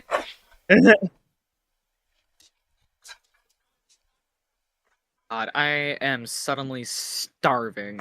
Oh I no. hate this. This lady HD. It's too much. I know the way it could like literally suppress your hunger until your body's like, "Wait, we're starving. You need to eat." And it's like, where was this alert It's that before it with was every urgent? freaking bodily function. Yeah, is it even that with sleep? Like, oh no, I'm good. I'm good. Oh my god, I'm about to pass out. Yep. I had to call an Uber at the con on Saturday before the con still wasn't technically over, but like nothing was really happening. And I realized like, oh, that Yeah. was like my last friend who like went to bed. And I was like, oh, but the con's not over. I could still stay out, but I realized it was like 1:40. Calm down. It was like 1:40 and I was like, I'm not tired in the slightest right now. I should still call an Uber and head back to the hotel because I have a feeling my body's going to let me know I'm exhausted any second now. The second I walked through the doors, I could have fallen onto the floor immediately. Like I could have just tripped and just Yeah. I would have been asleep on that floor instantly by the time I got back to the room. I get that so bad. Conventions are so taxing, but you don't Gosh, even it's so realize at fun. first because you're so hopped up. Mm-hmm. Ugh, And I don't know what I did, but I but I'm so swear I excited. bruised like my ribs because like my side was in so much pain. Like it only just stopped hurting today. Like yesterday I remember thinking like it feels like I have like a slight bruise like on my ribs on my right side. I don't know what it came from. My first theory was like, oh, maybe like the Ita bag I had was like too heavy and it was like pressing up against that side. No, because I put that bag on today and that bag sits on my hip and my hip was fine. So I don't know where on earth like the internal bruises on my like ribs came from, but it hurt. Like there was like 3 days where I like couldn't do anything without being like very aware of how like much pain that was. Dang, that's so weird. Yeah. Ugh. All right. Koichi's mom. I don't actually know if she gets a name. She might at some point, but I can't remember it. No Um, idea. she seems nice, but we don't really know anything about her other than just she seems like a nice mom. Yeah, I think she belongs in just there, but boring, to be Yeah, honest. because she doesn't even get like the joke like the sister gets later. She just shows up like Yeah, to do like nothing. Like she does even less than like Tamami does. Like I do like the way that she does yeah, listen to Koichi. Like after like I mean he has to use a stand to get her to listen, but like once his words actually like make it into her brain and she's like, "Wait a second, doubting my son." Like this is the most trustworthy kid on earth. What am I doing? Suddenly she like has the realization that like, "No, yeah, this man's probably lying to me." she's genuinely just there to be his mom. Yeah. Like, But at the same not time, much I do exciting. have to give her credit for the fact that she's there. The dad shows up in a picture and he's never actually True. there. And they don't even like acknowledge him. Like Yeah, even when they do scenes where they're clearly like no one's in work and it's all just like family like hangout stuff, his dad never shows up. Which is interesting because if I remember correctly, he does show up in like a photograph. But they never make a point of being like, "Oh, and here's his dad like hanging out with his mom in the background." Never happens. Which is mildly concerning, but I don't is he know. dead? I don't know. That's what I was gonna say. It's like I don't know if the man is supposed to be dead or if he's just like working all the time. I do not know which interpretation it is supposed to be. I feel like if he was dead, they would have made a point of it or like shown some kind of like altar in the background or Yeah, I was something gonna say we would have dedicated to seen him. I something. don't. We would have seen like a picture with like a candle next to it or something. But no, we just see like a regular family photo on the like the mantelpiece, and it's like there's nothing to imply he's dead. Maybe he turned out to be like. Maybe he's just like a sleaze bag and like abandoned them and they didn't care enough to take down that specific picture. Maybe. I don't know. I know it kind of looks like it's like a recent photo. If I'm remembering a real image and not fan art, it looks like it's a recent photo that's supposed to be have been taken while Koichi was like, it was either taken over winter or like during like Koichi's like final year of middle school. Like it was sometime in that time frame. So it's supposed to be like a Yeah, I don't fairly remember, recent man. photo, but It's I been a don't while know. since I watched It's that just before. it's just weird that like they would show the family picture and then that's the only hint we get at Koichi having a dad. Like because it would have been very easy for them to just Yeah, not show that photo. true. Emo kid. Yeah, where are we putting oh, why am I blanking? Why am I blanking? I I'm know this still kid's name. blanking. You know everyone's name. I do, and that's why I'm confused why I know his stand is Surface. It's called Show Off in the localized name. Hazamada, that's what it is. Hazamada. I knew it started with an H. I almost Ah, just I was like I had the like H like sound like at the front of my head and I was like why can't I make it past the letter H? So yeah, this is Hazamada. yeah, that's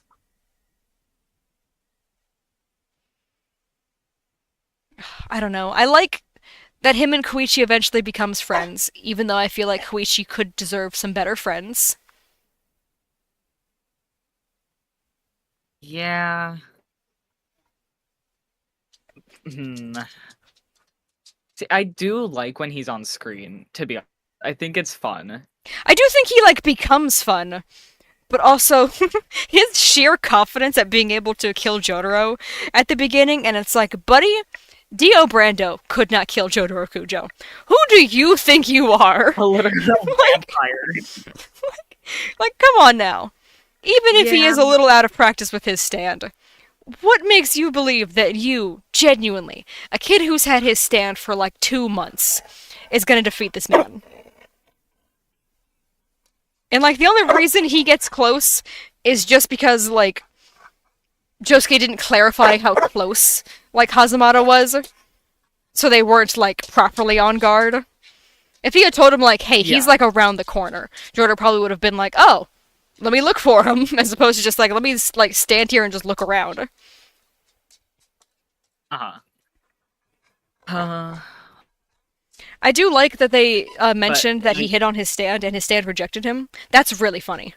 like, and- who does that? I'm sorry, but like your soul is now embodied in front of you and you choose to hit on it. yep, it's because he made it take the form of his crush. And because the stand, like, still retains some of the personality of the person that it copies, like, it's even his own stand cannot overpower that girl's disgust in this kid. And I think that's You know, hilarious. it's I guess it's good for seeing who would reject you. Yeah, saying like, okay, if my stand says yes, that means I have a slim chance of the person saying yes. Because like Exactly. the stand, But if like it says it no, takes it's a hard while. no. Yeah, like it takes a while for the stand to fully take on that person's personality, and I'm sure he doesn't have the patience for that. But like, still, that lets him know. Like the second they turn, he can go and ask, "Would you date me?" And if the stand immediately says no, that means there's not a universe that person says yes. So he knows don't even need to try. Yeah. That's so funny. Did you hear her running around with a Confessing squeaky to your toy? stand is just such a concept. Yes. You know, I do. I really do. Like I was gonna say we need to rank his stand like at least like one tier above wherever he ends up, just because I do like the stand. Oh yeah. Honestly, I I, love this I put stand. him here as a placeholder, It's just so he would be above Tamami, but I kind of like him here. I mean it's a good spot for him, Yeah. generally. He's just kind of there, but nah, that's fine. Because I do love him on screen, especially later when he's actually introduced as friend. Yeah. I mean, I can put him above like Poco. I do feel like Jonathan Stand visually, I think I like more, but like I don't know. Yeah. I feel like I can see the argument of him being like, oh yeah, he like he's funnier than Poco is. So Yeah. and then Surface definitely deserves to be above Tenor Sax. That much is I'm positive of. Um, Uh-huh. oh, but the Darby stands. Man, why on earth does the older Darby stand look like that? It's like every time I forget. What is it? This one's Osiris, the other one is Atum, I think.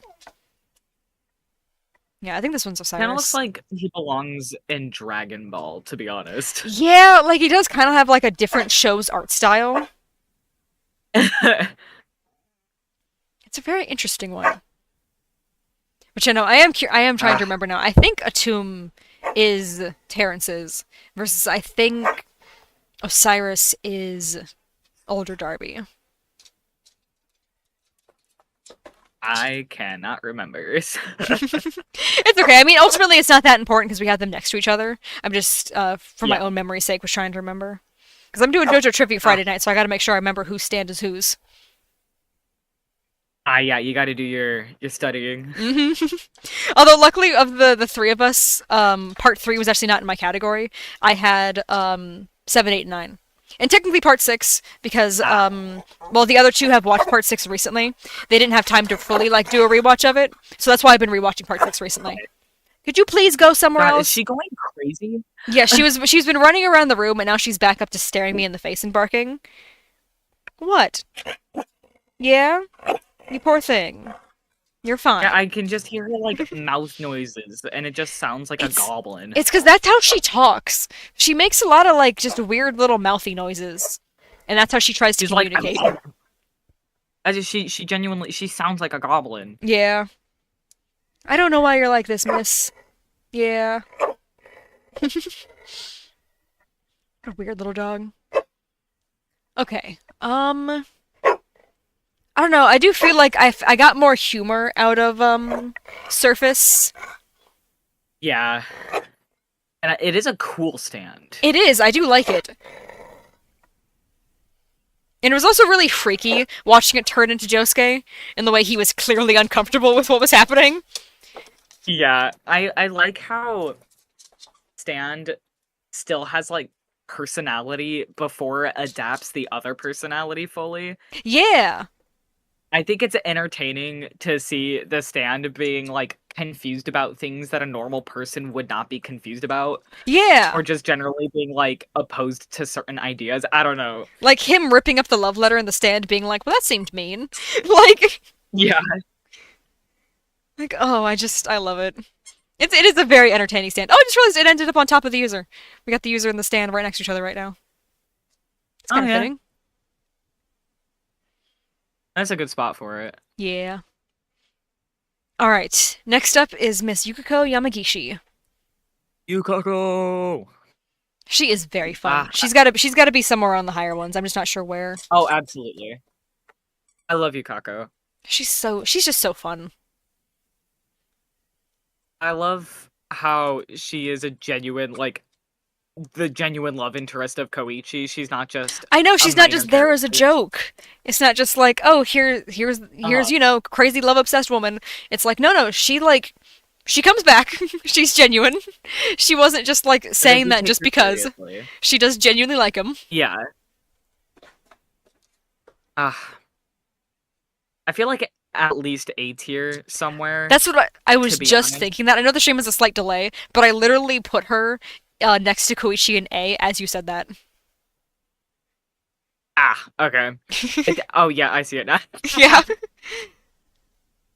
Because man, like, The biggest problem with following YouTube and not like a stream, yeah, it's because that slight if you delay.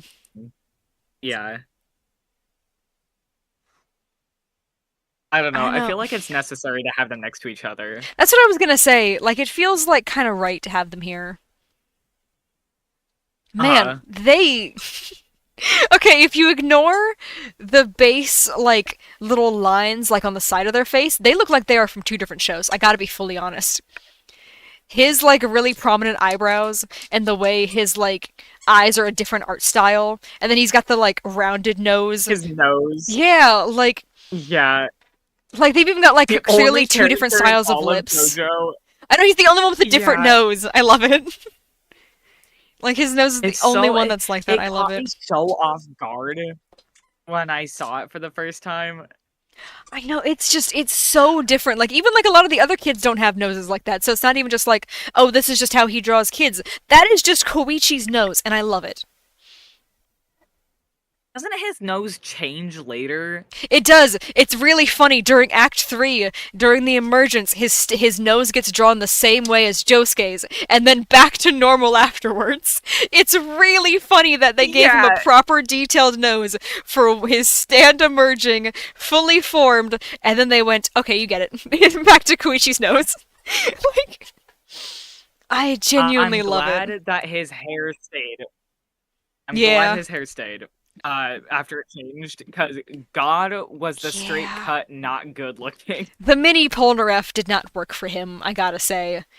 It just No, it was not meant for him. That's honestly one of my favorite parts of it was. rewatching that arc is being like, ah, Koichi, your hair! Yay! Like we Yeah, finally get it's to the so good ugly style. before that.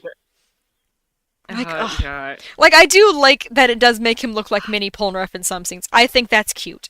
However, when I remember that it's not just young Polnareff, it is in fact a different person, then I'm like, oh, that doesn't fit you at all, yeah. Koichi. Why? It's like I know you cut your hair that way yourself, God, and I should be like proud of you for doing that because that's a really cool way to stand up against Yukiko. However, you could have picked a better style. yeah, the longer I look at him, the goofier he looks in that I little frame. know. His little smile. It's I know, it's the so way he looks funny. so proud of himself. I don't even remember where this happens. It's based on the ocean in the background. I'm gonna say this is actually from the fight against Yukiko, and also that kind of looks like the hoodie he wears during it. But like, still, that's just that was Yeah. not the hair. His final hairstyle, great. I genuinely love that way that No. hairstyle looks on him. It's just it took a little Oh, while for for him sure. to reach that. Yeah, I think maybe it took like Yukako a lot of convincing him to change it. Well, not even. It literally you can see his hair like go undone when he's It like changes literally like while he's yelling about like needing to be braver against Kira and like sheer heart attack and I stuff. know. It literally It undoes just itself and then I'm stays that way thinking the rest of the part. I'm thinking of the longevity of it rather Oh, how than it he like happening in the first place. yeah, like when he got home and stuff, him being like, "Oh, I should really like fix up my hair," and she was just like, "No, please, please, this is much better." Yeah, Oh exactly. man, you know what? Yeah, I'm I, sure I, had it's to, I like had to think about it for a conveniently second, but I do subtle. think she's good there. Yeah. Okay, now Love Deluxe. Love Deluxe. I do think visually, I love the way her hair looks like a wave a lot of times in the anime. Like the way it just becomes like a Uh-huh. solid mass, and it's like a wave just going straight after her opponents. Because like it's technically like the string stand of part four, but she uses it as Yeah. like a giant like hammer most of the time almost. Like it's just a massive weapon. And like she just Yeah, have those I moments where do she uses really it like a like little thin, but like I love the just the massive wave of hair. It's so cool. I really do like the way that she utilizes it in battle It's so and cool. how it's yeah, it's not just like a there thing. Yeah. I feel like I gotta put this one in C because I feel like I kind of appreciate it like on a similar level to a lot of the part three stands that we've had in like the Just There But Cool, but it is also clearly like I like it more than those. So I feel like I kind of want to put Yeah. it somewhere up higher, kind of like Anubis and Geb. I don't I know if think I want to put it in that's a between good them, but spot I for want to yeah, I want to put it somewhere like up here. No, not uh-huh. above Anubis. I do like Anubis more. Mm, yeah, I guess visually I Ooh. do kind of like it a little bit more than Geb, so I think in between actually works. We made it to Tonio! Oh my god, Tonio! I love Tonio so much. First thought was S tier, but I don't know if that's mean to the Crusaders that aren't in S tier. Ah man, but see, he is literally the world's most perfect man. He's so nice. All Like he if wants it to do wasn't is help. if it wasn't for Josuke being in part 4, he would be the nicest man in Morio. Genuinely. Like he's even nicer than Yeah, Koichi. Like like he gets mad at Josuke, but rightfully so, and he doesn't even yeah. like he doesn't even act on it. He's just like, hey, you need to clean your hands. It's just like I also do Yeah, like that's another one of those things where I've seen the interpretation is like the reason Tonio was so scary is because Josuke's just paranoid because we're looking at it like that scene is basically through like Josuke's eyes instead of like most of the part yeah, which is through Koichi's eyes. That specific scene, the reason Tonio is terrifying is because Josuke is like on edge because they've been basically been told like hey keep an eye out someone could try to kill you at any corner. And like again they did find a dead body like the week before. And you know it was Okuyasu's brother so like yeah, they've got good reason yeah. to be a little frightened right now. If it was up to Okuyasu, I'm sure it would be super warm and nice and welcoming. Yeah. I love Tonio. Watching that battle between the two of their eyes, that would be so funny. Seeing it switch back and forth between like It would be so funny. like the warm and cheery music that it would have on Okuyasu's side versus the actual horror movie that Josuke is experiencing. It would progressively get like nicer looking as Okuyasu's problems are all getting solved. Yeah, him realizing like, wow, this is really nice, and Josuke's just like, you're going to die. Stop eating this food. And Okuyasu's like, I literally do not understand what you're telling me. This food's good. Like, oh, I love Dude, them. I need Tonio in my life. I need his food so bad. I know. Everyone says they want Pearl Jam as their stand, and I'm always just like, no, because Pearl Jam doesn't make you a good cook.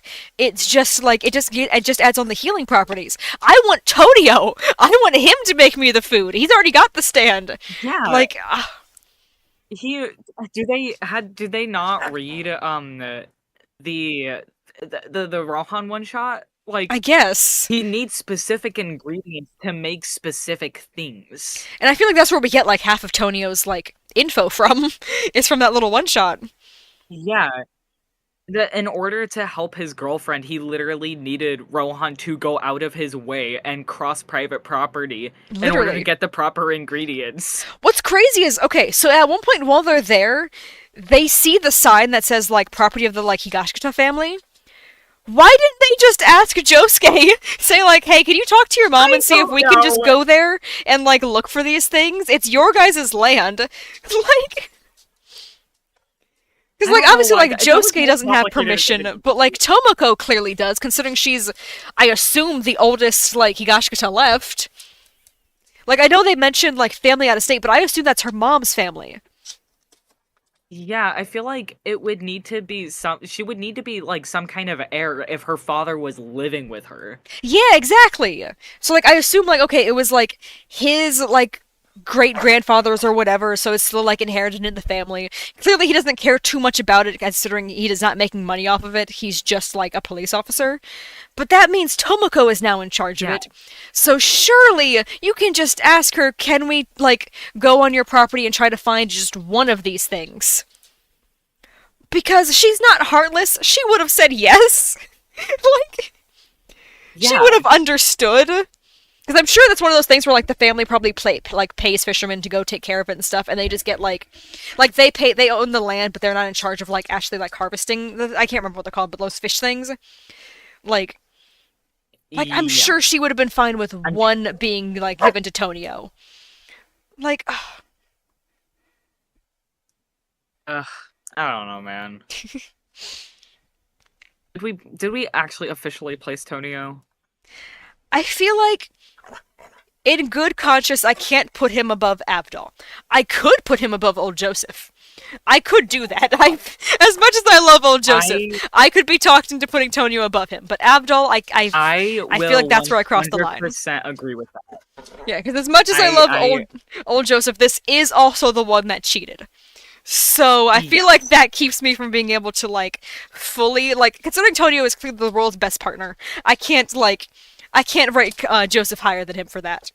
But Abdul's just a good You man. know, Like now I that I'm can't. seeing them next to each other, they would probably be good friends, wouldn't they? Yeah, like I feel like Abdul is very well traveled. I feel like he'd have a lot to talk about with Tonio because I know Tonio traveled a lot as well before Yeah. settling down in Morio, so they would be able to talk about like all the places they visit. Like like I mean, we know that like Abdul is willing to like try new things and stuff because literally talks about how much he likes trying like the new like Japanese stuff while he's there. Joseph's just like, oh, I'm not gonna try Yeah. like Japanese coffee or like Japanese tea. What are you doing? And Abdul's like, I think the tea ceremony is nice. And Joseph's just like, what do you know? Like, God, I love they, Abdul. Oh, I he's miss so fun. Abdul. I love him. He's such a fun character. I do also love, like, I like that this picture makes it very obvious that those are earrings, because I also love how many people don't realize he's got earrings too. Like, I think the only Yeah. Crusader, no. Yeah, the only Crusader to not wear them is Joseph. Like, the Crusaders are all wearing very, like, nice, expensive earrings, except for Joseph, who's, like, for some reason, he's, like, one of the few JoJos that's not. It's like him and Jonathan. One second, what is that dog eating? She stopped when I looked at her, but it's okay. It's cardboard that she's allowed to have. She heard me say, "What is that dog eating?" and she froze. Like, Are you talking about me? yeah, literally fully cardboard in her mouth, waiting to see if I was gonna try to take it, but just sitting there. Oh, I love when she randomly like can speak English when she gets that ability. It is not consistent. All right, yeah, I feel like that's a good place for Tonio. Oh All right, no. I I don't definitely know want to where put his I'm. stand somewhere in at least C tier. C tier is the lowest I'm willing to go for Pearl Jam because I mean, look at these little guys. Like I know the ability is like 90% on Tonio, but like just look at those little guys. They're so silly. Dude, they are so cute. They They're are. just little. They're like They're just little caramelized like peppers. apple onion things. Like I don't know what exactly is going on with like the eyes, but I love them. Oh, they look like peppers to me. I can kind of see it with like the like little stem thing, and I know some peppers kind of have stems like that. Yeah. I don't know. I don't know what I don't exactly know, but they they are, look but I love yummy. them. Yeah. They're cute. I like that they They are like very. I hiss at really. Josuke when they first get like reverted. They're like, "Hey, we were supposed to be helpful." Yeah. Like, and then they just like all fly back to Tonio. I They're just like, also. "Hey, this isn't supposed to happen."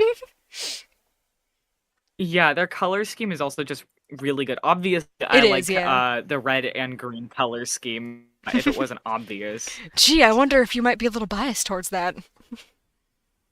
Hey, hey, hey, hey. All right.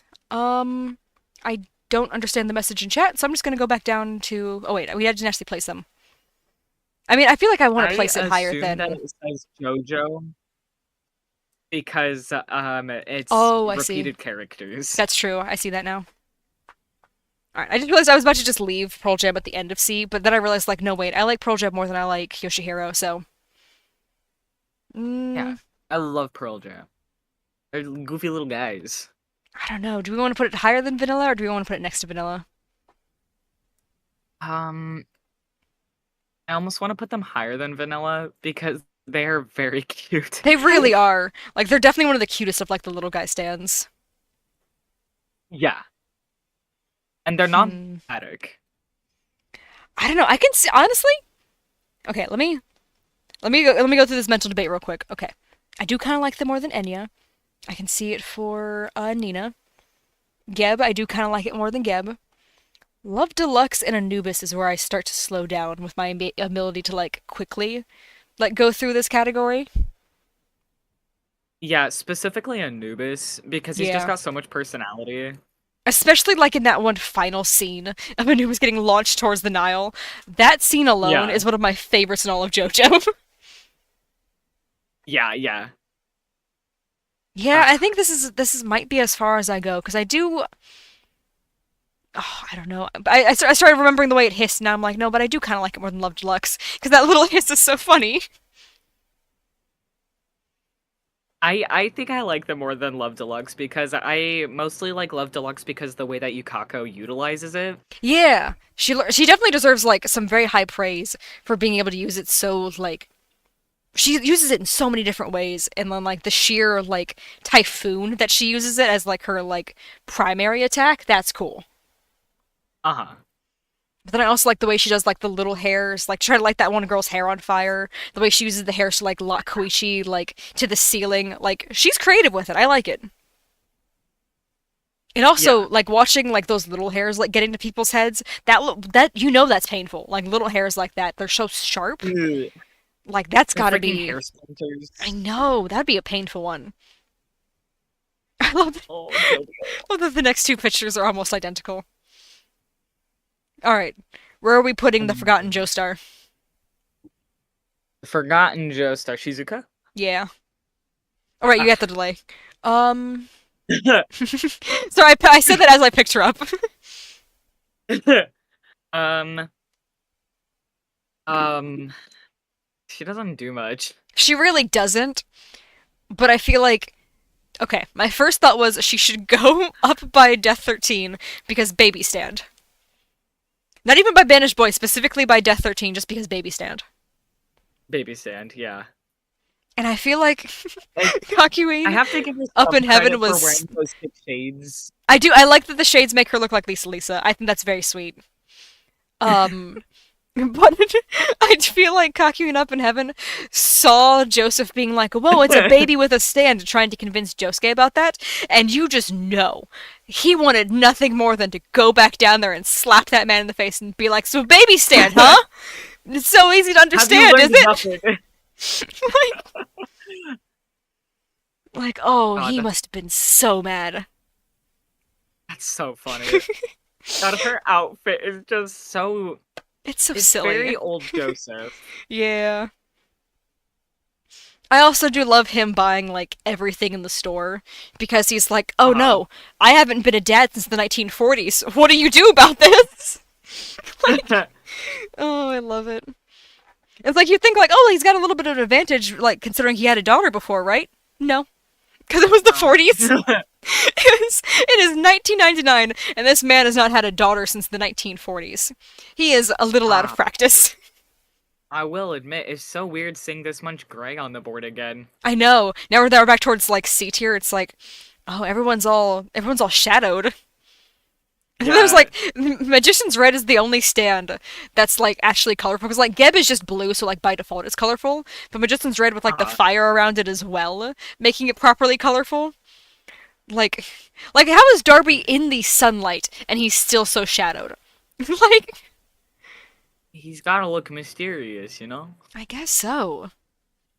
Well, I guess technically he's not really in the sun. He's under covers, isn't he? Yeah, but still, like that sky behind him looks like it should be more vibrant, and it just really isn't. It's sunny outside, and he's underneath. Yeah, he's just. Ugh.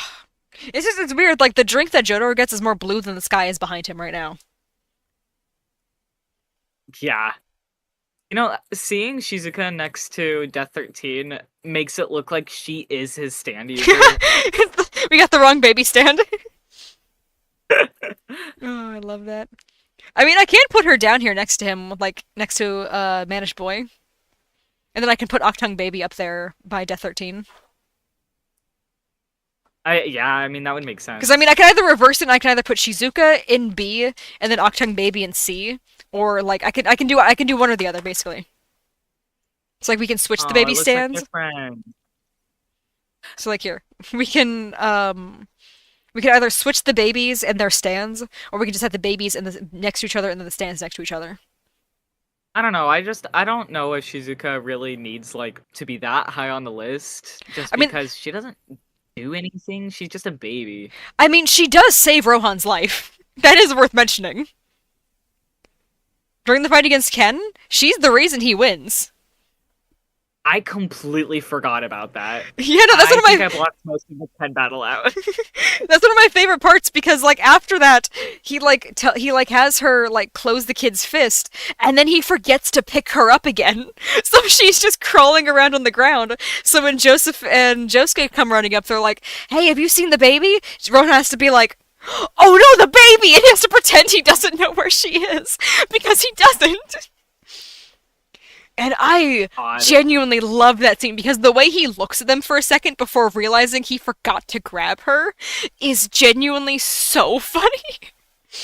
He gets so obsessed with God, I like really need to talking get to back to Ken. watching. Yeah. That's why I wanted to give her credit because like otherwise I would have put her in just there but cool. But she does literally save Rohan's life because otherwise Ken was totally just gonna absorb Heaven's Door. And I don't want to live in that timeline. That sounds like a really like that sounds dark. Sounds scary. Mm-hmm. A 12-year-old with that much power? I'm good.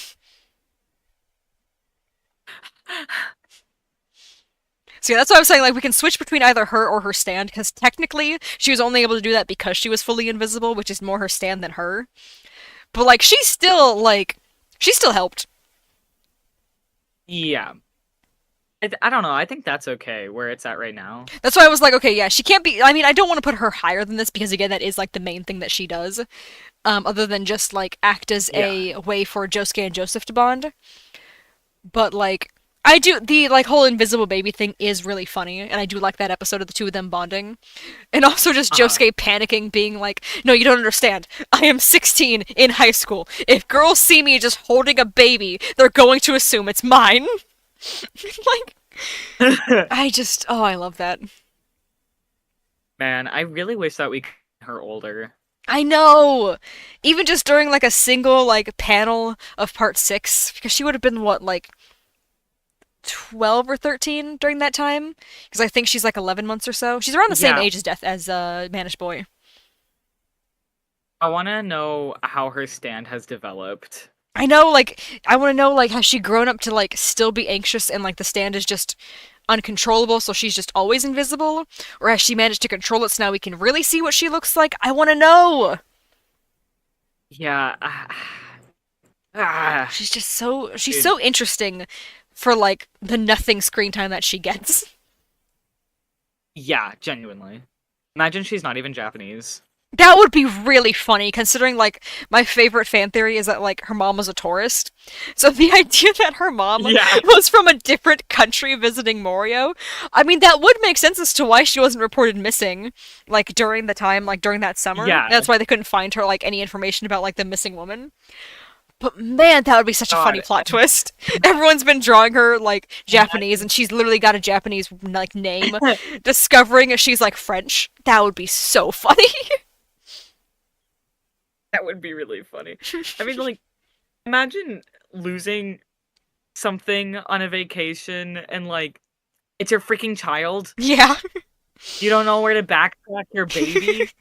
Like she did literally go invisible. It's a little hard to do backtracking when there's no footsteps because they're baby I know, sized. it's just funny to imagine.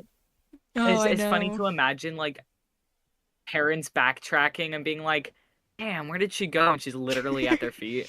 Yep. But that's part of why I like the That theory actually.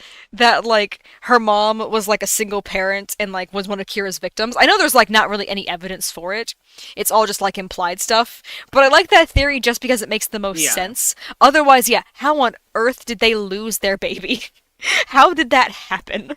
It also gives a little bit more peace of mind in the fact that she was literally orphaned Yeah. So it's like, rather than okay, abandoned. they like took her in and if that was a good thing and not they stole someone's baby. Like cuz like Yeah. while stealing someone's baby is a very Joseph Joestar thing to do. She should still probably be with like, her parents. And he'd probably argue that it's his too. Meeting Yeah, the him being parents. like, "Hey, I've had her all summer." And they'd be like, "Well, we had her for 5 months before that." And he would say, "Nah, summer was more impactful. She's mine now." Hey man, I named her. Yeah. I named her more recently than you did. Yeah. So that's how that works. It's like I have a stamp more recent, so therefore it's more valid. Oh man. All right, we've made it to. I believe this one specifically is bug eaten. I can't see the ear, so I can't tell if this is bug eaten or not bug eaten.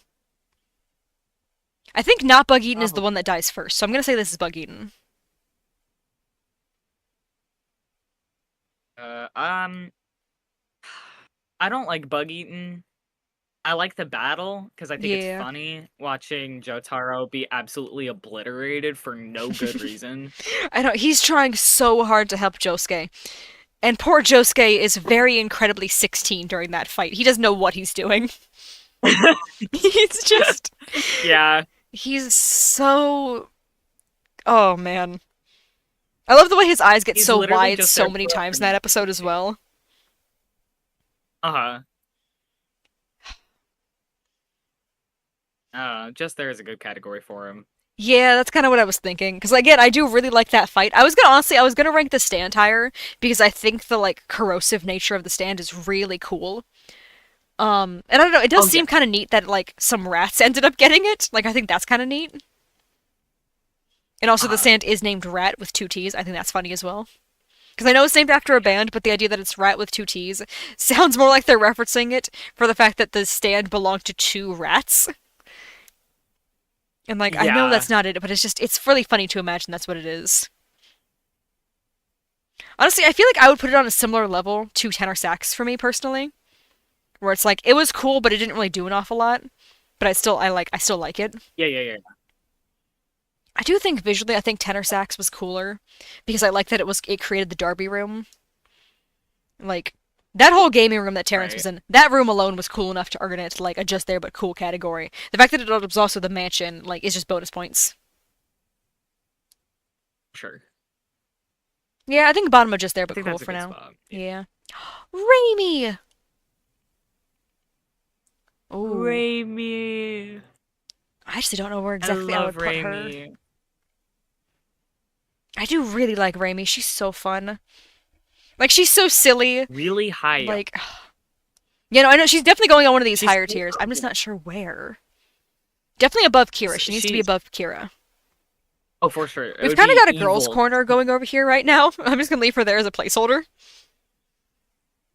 Oh, Um, you are very right. the only thing There's a lot of girls interrupting this being like more girls is the fact that Zeppeli is in between Suzuki and Arena.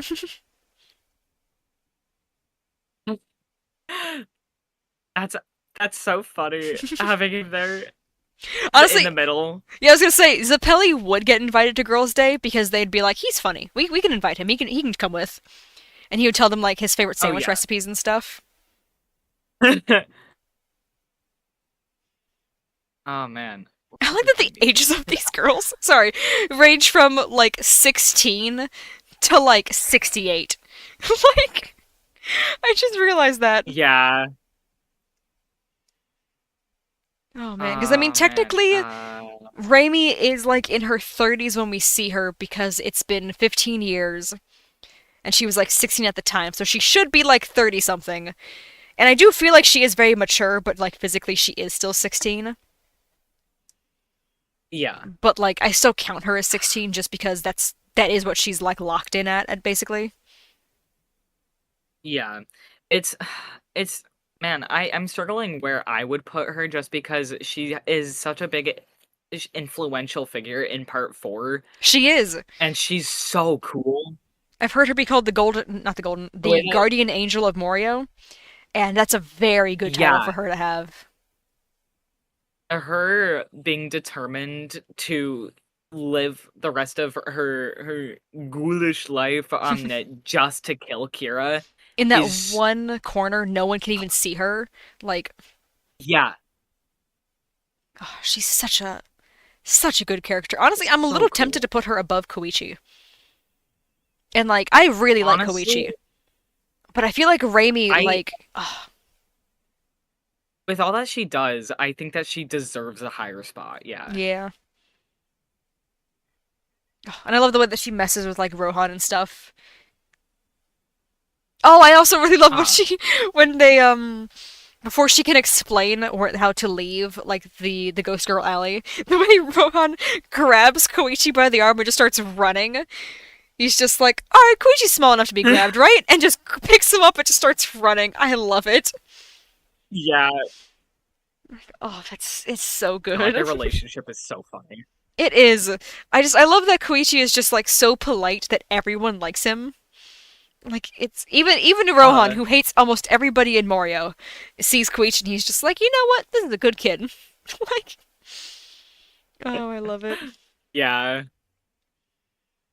Yeah, I do feel like that is a pretty good spot for Raimi. She deserves it. And then Arnold, I agree. I agree. oh, he's if it wasn't for Iggy, he would be the best dog in JoJo.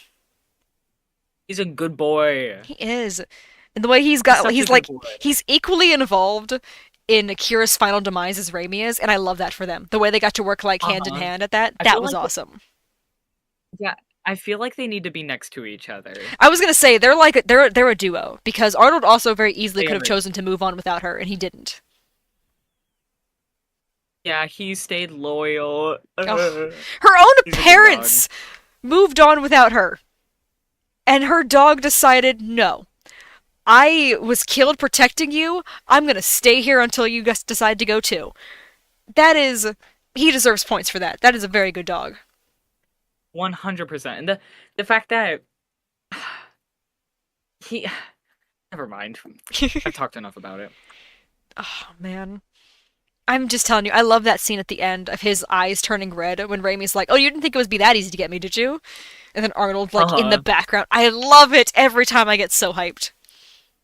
She's like, it's It's totally so like cool. she's got Kira totally fooled, thinking that like Yeah, she's like damsel in distress mode. And she's like, "Oh, you're playing right into my hand. This is what I wanted," and I love it. Oh, Shigeki.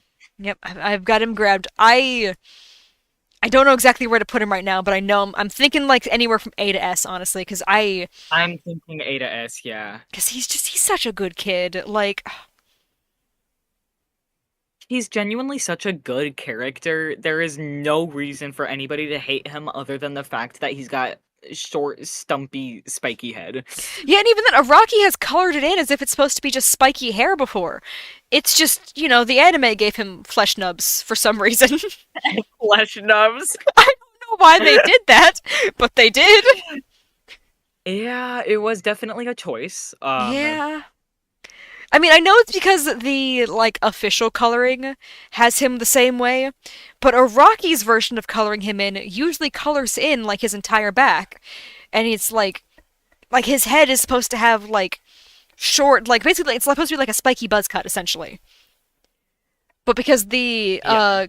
the coloring team decided, like, this kid's just got flesh coming out of his body, that's just what he looks like now. Like, oh, Supposed to have baby Liberty spikes, not baby tumors. yeah, I don't know. Ugh. But I feel like I want to put him above oh, Tomoko. Oh, but okay, I'm trying to think of their most impactful moments. Arena. yeah, Well, now what is Arena's most impactful moment? I was gonna say washing out her mouth from Dio, but then I remembered her choosing to leave Jonathan, because clearly that's not what she wanted to do. yeah. Versus Um, Shigechi's, like, final stand.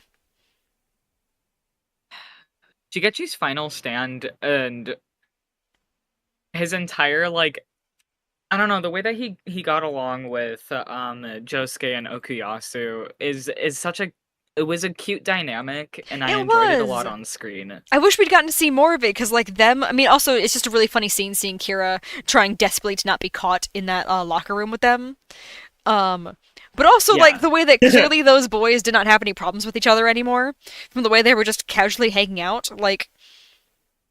Uh-huh. Like, if the boys could move past their, like, little difference, I don't know why the audience has such a hard time doing that. Ugh. And I don't know. People are so caught up on like I genuinely don't think people would have as much of an issue with him if he looked like one of the main characters. Yeah, no, I feel like if he look honestly, okay, switch Hayato and Shigechi's appearances. I have a feeling everyone would dislike Hayato a lot more, but they would have liked Shigechi. Yep. They would have been like, "Oh, he was so brave. He was like fighting till the very end."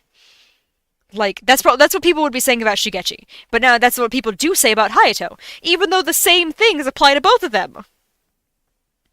Yeah, and the fact that it was literally the whole reason why he wasn't saved was because a group of girls were like calling him nasty instead of helping him. If they had helped him, Kira would not have been able to do anything because he doesn't want to be out in the Exactly. open. He doesn't want people to have seen him there, so he wouldn't have been able to just, he couldn't blow up Shigechi with witnesses because the witnesses would have gone, "Hey, you saw that, right? I think that kid exploded. He's just gone now. We need to go report this." That would have gotten like a lot It's more attention than just him exploding on his own.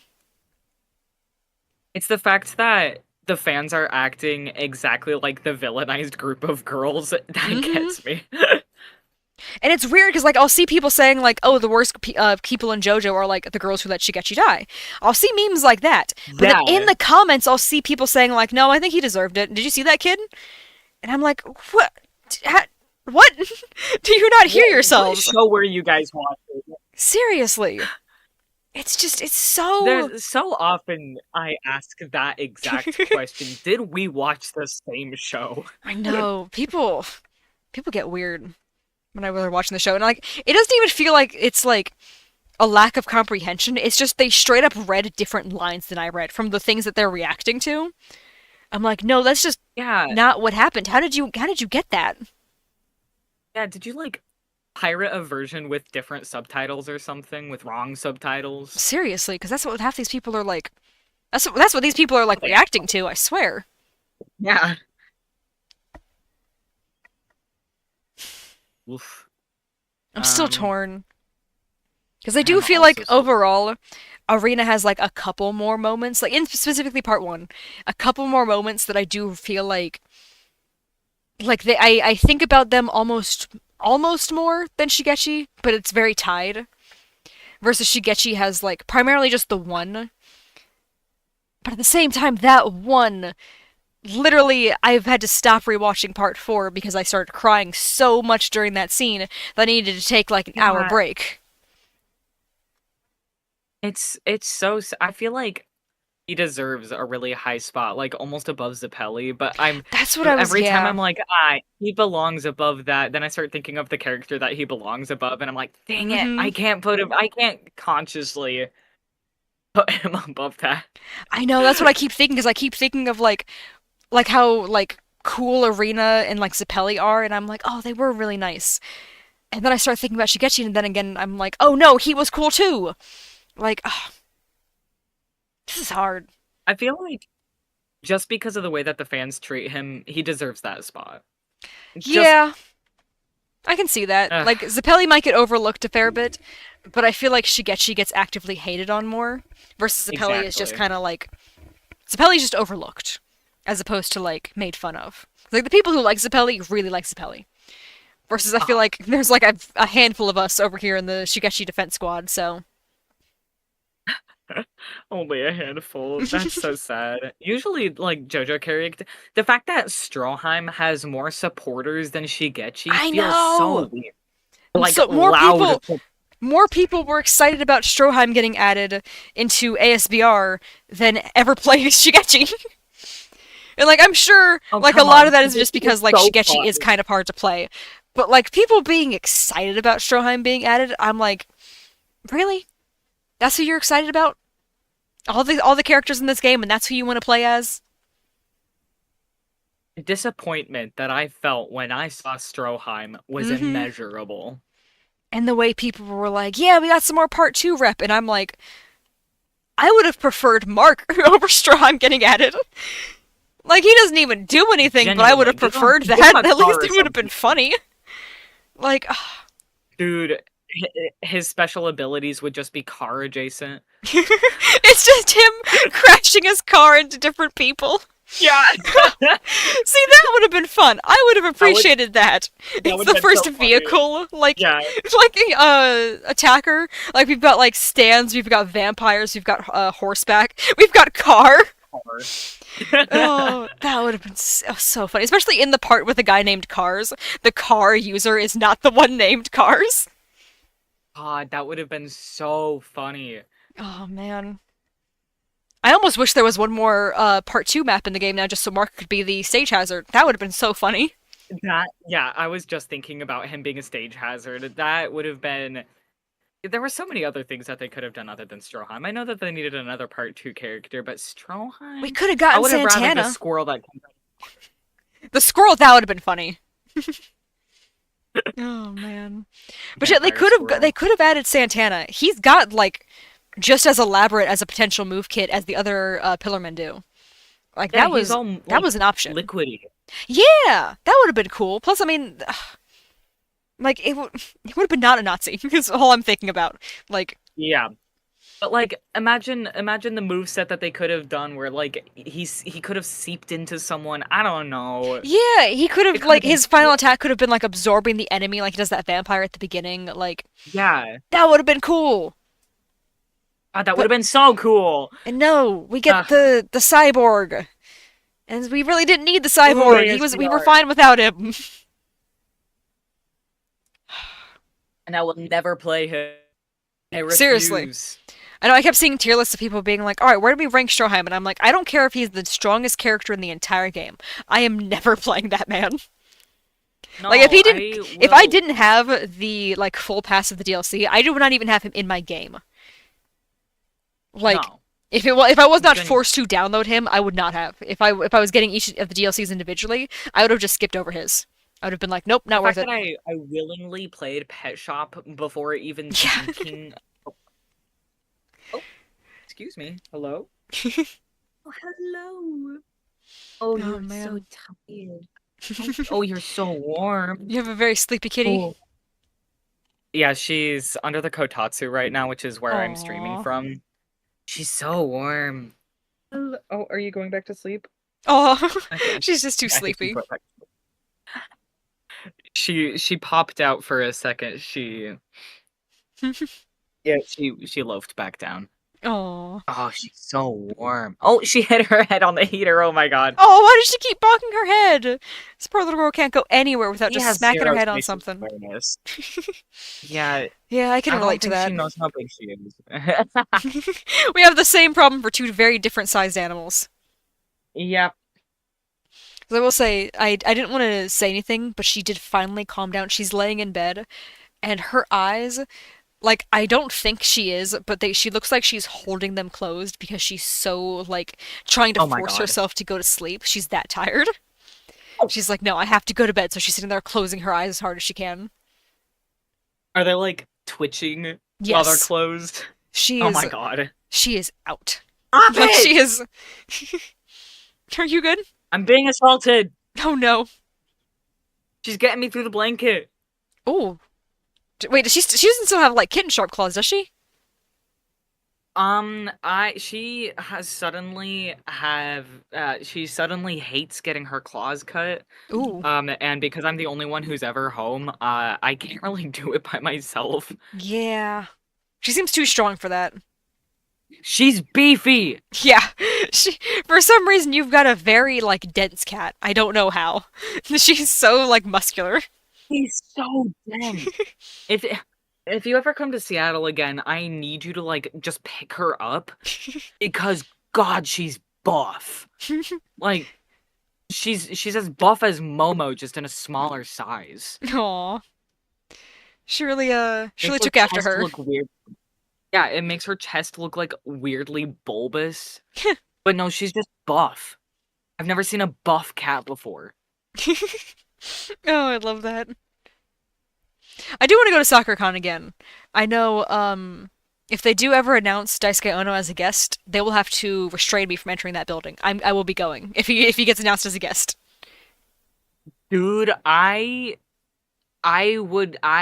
think I would cry in front of him if he was ever a guest. I feel like that would happen with a lot of people. Like he would have to just get used to it. A lot of people just walking up to him and just start crying. He'd be like, "Oh, so I feel they like like me here." out of most conventions, I think SakuraCon is a big one who would be able to get someone like Daisuke Ono. Yeah, Because it's gotten a lot of other influential Japanese people and Japanese voice actors. they got Fugo's Japanese voice actor. Like that's That's so cool. impressive. And the fact that it spans over multiple buildings. Now, can you stop? Oh yeah, I remember watching My God. the How to Get to My Booth videos last year. It's kind of wild. Like them showing like here's how to get to it from this building, here's how to get to it from the entrance of the actual building that it's in. Like you gotta like walk the city The to get to summit it. is, yeah, it's insane. There had been so many times where I've been in the same building as a cosplayer that I wanted to see, and I never saw them. There was a Kanti cosplayer, and my sister had saw him literally 5 minutes before I went downstairs, and I never saw him. That's wild. I know that kind of happened a couple times during Hallmat, but for the most part, I feel like we saw like everybody we were hoping to see. Yeah. Man. Ugh. Okay. If I remember correctly, we were doing Harvest because I know we did Shigechi, so I think Harvest was the last one I Yes. placed. I don't I even have remember him you next placing. to Mariah for now. Oh, yeah. Okay, I remember you grabbed. Why are you? Why? Is she trying to eat you again? No, she's just like clawing at the blanket from the inside now. I think she's Ooh. grasping at straws. She's trying to find Yeah. my legs through it and pretending she doesn't know where they are. Oh no. She's just out to get you. She's gonna get me eventually, and it's gonna hurt. Oh, I see. Oh, hello. Oh, okay, okay, goodbye. Oh, okay. She's going crazy. Oh no. She has escaped. Oh, what did I just click? There we go.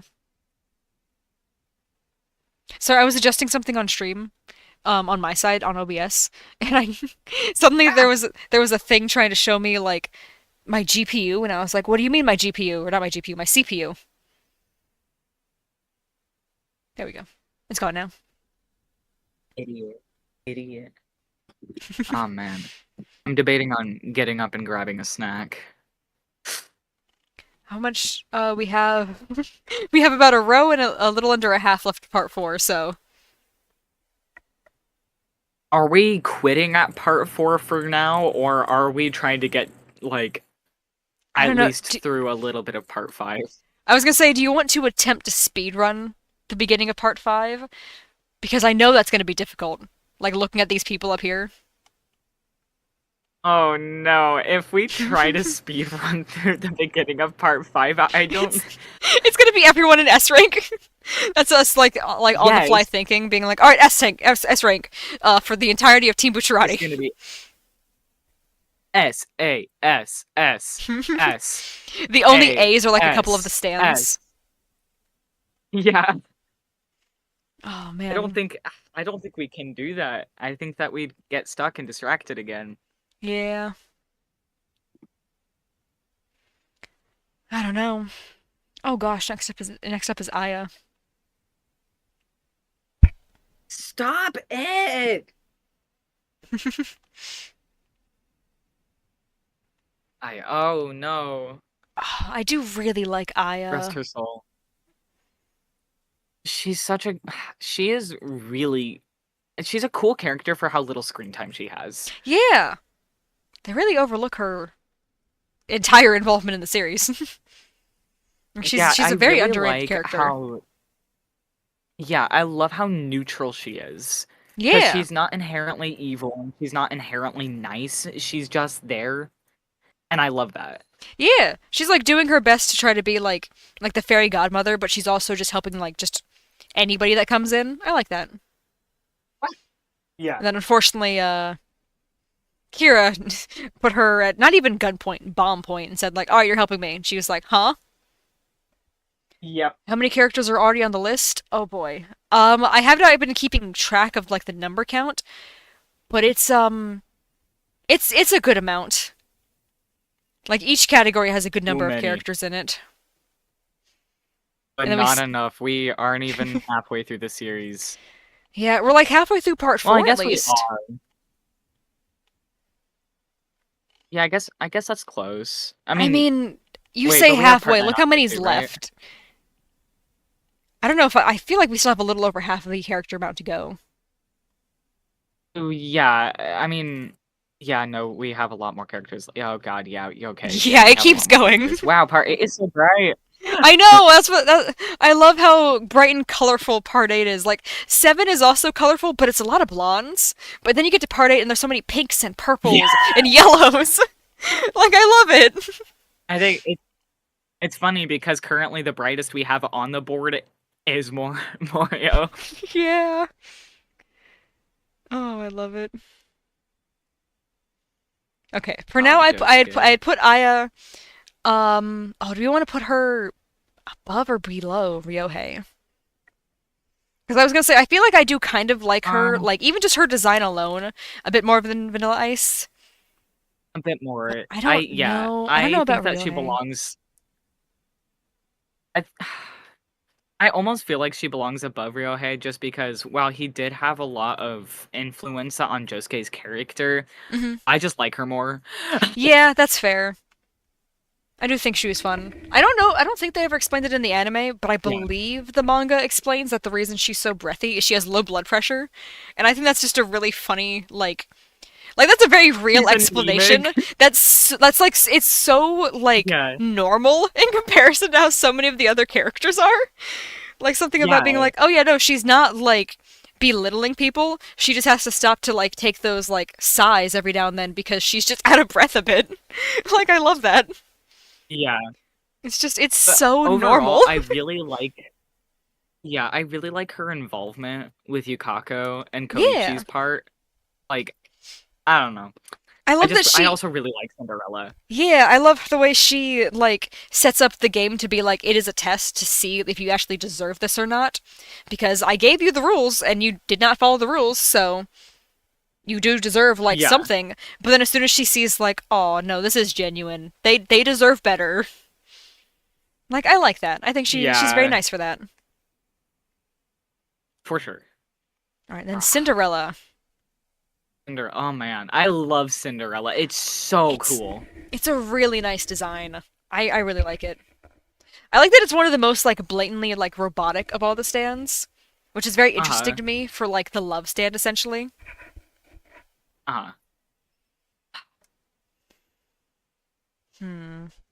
I don't know if I want to This is rank it more difficult. than her or not. That's my is my the thing I'm struggling here on because I know I like it more than Akira. Like I just like the design more than Yeah. I like Akira as a character. I don't know. Like, do I want to rank it higher than Yoshihiro purely for the appearance? Because I do think it's a very cool ability. I like that the way it's able to like it doesn't like force people to fall in love, but it makes them more willing to. Like if they already kind of like the person, it makes them see Yeah. them like see the sides of them that they do really like, and I like that. And even then, after it like stops being active, the people are still in love because they just genuinely fell in love. It's not the traditional love potion of being like, ah, you tricked them into falling in love and stuff. It just brings out the love they already had, and I like that. I think that's a really cool way to take that concept. But For also, sure, I do kind of like 100%. Vanilla Ice. He was a really cool villain. That's what was making me kind of struggle. The see, you have the world's biggest simp right next to an enabler. Pretty much, yeah. And that's a difficult one. Oh man. uh I can't I think that's fine the way that it is right now because Yeah. while I love Cinderella, I also really love Vanilla Ice. Yeah, he's just such a fun character. Oh, this is it's only getting harder. Every time we add a new character to the list, it just gets more difficult. Well, there's more that you need to like shimmy in between, and it's like having a character at 0 and 1 and having to categorize at point 1, point 2, point 3, point 4. Exactly, trying to find like the little nuances between the characters is really difficult. I almost wish that I didn't have as much appreciation for the characters because it would be so much easier. It would be way easier to be like, well, this guy's the protagonist, so obviously he goes to the top. Oh, that's the antagonist. I hate them. But no, they're all so cool that it makes it so much harder to be like, well, I like this. I like this guy, even this random little character. Like that was a fun line. That was cool. They deserve credit for that. And then we do that for every one of them. Like, ugh, Yeah. The fact that we barely have anyone in D. I know we. Oh my gosh! Like looking at D tier, that is what is that? Ebony Devil at the lead, and then Dio. Like we are very Yeah. nice to a majority of these characters. Like, you got Mark and Doobie and then there's like Dio next to God, that seems so like I know that is specifically part 1 Dio as opposed to part 3 Dio because part 3 Dio Yeah. gets a way higher tier, but that's so funny to me. I know. It's just like part three Dio is all the way up here in B tier, and like, Yeah. okay, let's look at how much of the list is up here in like above B tier. That's not like okay, it's a lot of characters until you scroll down and realize, oh, there was a lot of competition for those higher Yeah. tiers. Never mind, B tier is looking pretty nice now. I really don't know where to put Ken. I thought his I fight was funny. I will say, rock paper scissors the stand, and it also steals your soul. That's a really funny twist. I like that. it is. I don't think that it deserves a very high spot, though. I Yeah, think no. like either C or There But Cool. That's kind of what I was leaning towards. I was kind of leaning towards, honestly, in between the Lovers and Empress, because I kind of feel like, or not the. I'm thinking of the Stand. The kid, I don't even know, but the Stand. I want to say I want to put the Stand like right here because I think the Stand is a fun idea. Yeah, Like here, let me. Ken as himself, I don't know. Like he's just kind of like a cocky kid, Yeah, he's just a which I really think is confident pretty fun. kid who thinks he's gonna win every game of rock paper scissors ever. And like Yeah, that's a very like 12-year-old thing for him to do. But like that's not really doesn't really contribute much to the plot rather, other than no, showing that Rohan's willing to die for literally the most like pointless of things if it'll get him a good story. And that is kind of for fun. sure. And I do like Yeah, that it gives us that much of Rohan, but like Ken as a character, he doesn't really do much. there's not much behind it. Yeah, I'm pretty sure even Yoshihiro says that, being like, "Oh, this kid didn't do anything. He's worthless. I gotta go find someone else."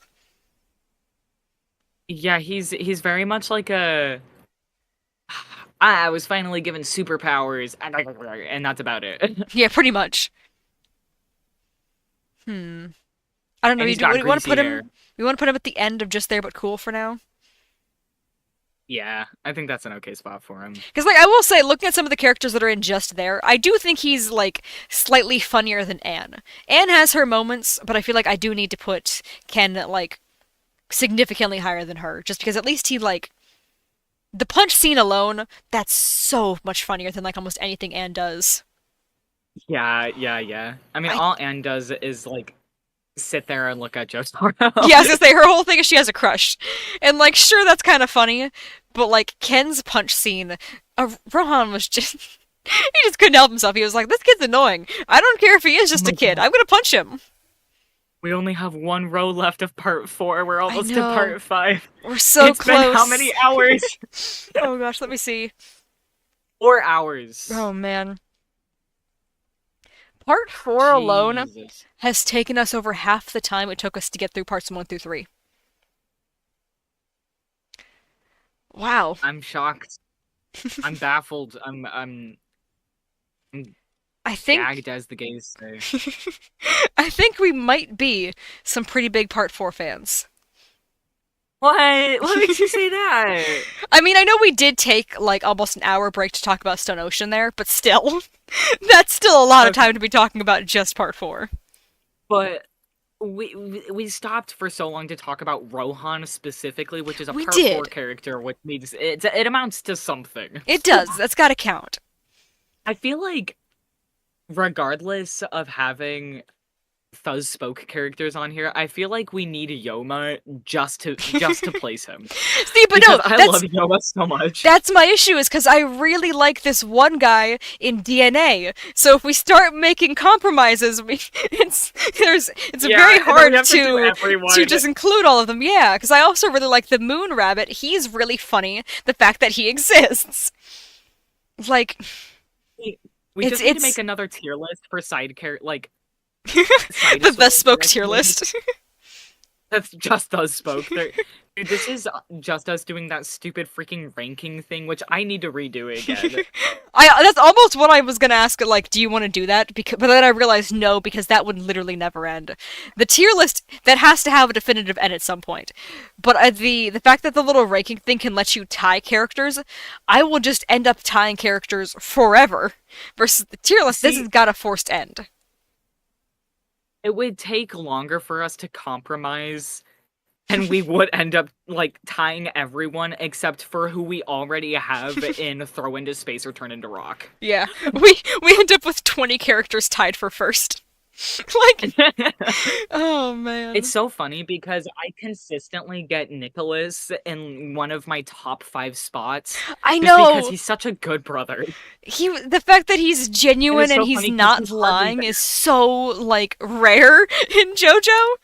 So it makes him so easy to yeah, rank so highly to be like, wow, you actually care? like Thank you.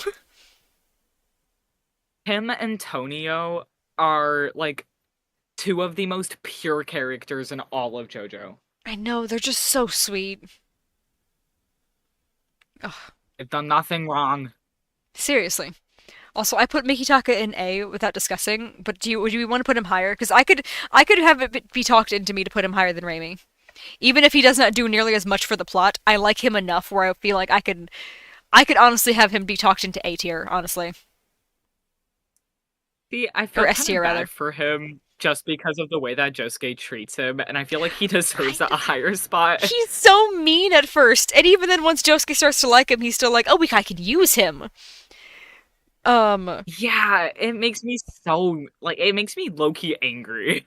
I do like that they do change, like both him and Okuyasu change their opinion of Mikitaka JoJo, during the stop it. Superfly fight. JoJo, dude, You good? dude, she's eating my flowers. Oh no. Stop it! She's eating me. She just Oh. turns against you? Well, the thing she gets into the stuff that she knows that is gonna get me to engage with her, so I go grab her so that she can attack me. Oh, she's trying to bait you. This guy's got some Yes, strategies. she baits me all the time. She's so smart, and it makes me angry because I know it's Momo who taught her that. Oh no. Oh, she's so funny though. Even if she is a little bit of a pain. She's vile. But she does sleep on me, which makes me happy. Aww. Alright. Sorry.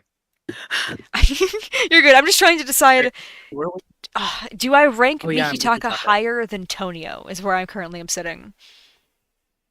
Because I honestly, he's such a fun that's a really character. hard. I kind of want to rank him a little higher than Part 3 Joseph. I think maybe under Tonio, above Part 3 Joseph makes sense. I think that's fair. Because I feel like Because these three characters at the top of A right now are all very equal to me. Like Abdul, Tonio, and Mikitaka, the three of them, they all have like the same like feel to them. okay, simmering JoJo scenes down to just a couple of words comes up with like the funniest sentences ever because what even is that? Yeah. But at the same time, is that an inaccurate way to describe what happens? 100%. Like, I love it. It's It's so so funny. fun. I think Highway Star being explained in oh man, I'm bleeding all over the place. Oh no. Um she got me good. Aw. But like talking about Highway Star, for instance, is it would be so fun. And sniffing feet, really? Yeah. Sniffing feet that move at like, what is it, 60 miles per hour? Or I guess a better way to put it is feet that sniff. Yeah. Still, they hunt you down, and if you dare go below like the exact like mile per hour, they will get you. And even once you like get far enough away from them, if you stop moving, they'll teleport to you. Because of course they can do that. Like, oh, it's such a wild ability. God. All right, where are we putting Earth, Wind, and Fire? Earth, Wind, and Fire version 1. Yeah. Uh, I think it's a really cool stand. I really like the visuals when he changes as well. Like I don't know what he turns into when he kind of looks Yeah, like the candy strip thing. I don't know why he does that exactly. I don't know if that's supposed to be like his base form or what, but I think it looks cool. I have no idea. It does look really cool though. I think Honestly, and this is also ooh, I might. You know what? Visually, I do kind of like it more than Magician's Red. I think it's up there rivaling ACDC right now. I can see that. I can see that genuinely. Welcome back, box. Yeah, welcome. We have not made much progress. We're still in part 4. No, we are still on part 4. We're almost done with part 4. I will give us that much credit. We are in the final stretch of villains. Like, this is the final week of part 4 that we're facing right now. However, there's still so And isn't it many of getting them. late too for you? It's midnight, yeah. But don't worry, tonight is the night I Mm, can't stay up late. It's tomorrow that I can't. This time tomorrow I do need to be in bed. So this is the ideal day to stay up right. later. That's why I was saying if we want to start part 5, I am okay with that. Just because, like, tonight is the night to stay up. Yeah, if we are starting part 5, I am gonna go grab a snack. You know, worries. We can take a quick 5 minute break. I can switch to the just chatting screen while I go heat up a pizza and you go get some food. Because I don't know what you're getting, but I have a pizza in the fridge. I would not mind that. A 5-minute break sounds great. I want to see if there's any more caffeine in the kitchen because I feel like another hour and I am going to be face down on the ground. I Oh swear. no. Yeah, some more caffeine would probably do some good. I don't even know if we have any more coffee made or if I drank it all already. Oh It's no. 9 p.m. and I'm considering drinking coffee. Oh, that's so Like fun. I'm tired enough where I will sleep through the caffeine. Yeah. I know that does happen after a certain point where caffeine it only does so much. Yeah, I have drank like 2 Red Bulls back to back and fallen asleep fine. I'll be Oh fine. man. It's pretty impressive, I must say. All right. One I of my know favorite I was characters. gonna say I know both of us really like Yuya, so I'm not entirely sure where exactly he's gonna get placed. I just know it's gonna be somewhere high. I love Yuya because even though he does some like weird things, Yeah. he's like actually a really good character. I love the way he redeems himself too. Like the way like everything Uh-huh. puts goes into perspective for him when he realizes like basically like he sees Josuke care about like his mom and he's realizing like, huh, if that was one of my girlfriends, I would also do anything to protect her. I get it now. I get the hero's Uh-huh. mindset. And then from there he's just a good guy. I love And it. honestly, it's really nice to see like that he treats all of his girlfriends like equally and not in a Yeah. toxic way. I don't know, there's just something special about it.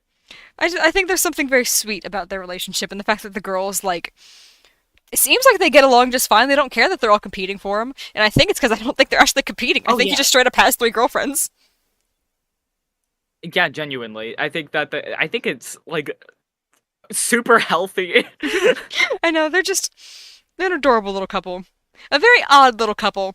Because he is still Yeah, like in a biker gang. But you know an what? odd little He seems quartet. like he's become a better guy after meeting Josuke. And I can appreciate him for going through that character development.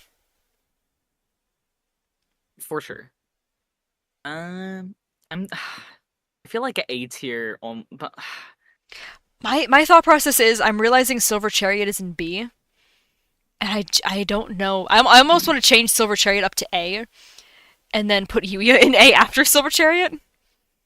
Like here, this is what I'm below proposing Tomoko. because I don't know. Yeah, because I'm realizing like I've cried over Silver Chariot, and I feel like I should Right. probably give him some more credit for that. But at the same time, I I can't think see Yuya going anywhere else but A tier.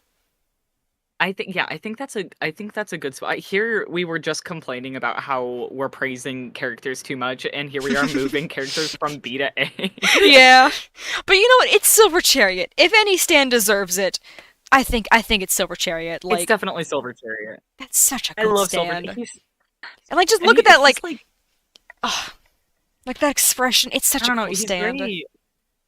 He's very obviously like sentient too, in the best way Yeah. possible. And I think It's I very think subtle. I like that a lot of like stands that users are born with kind of have that happen because the stand is Yeah. like there and it's aware before the user's aware that they have it.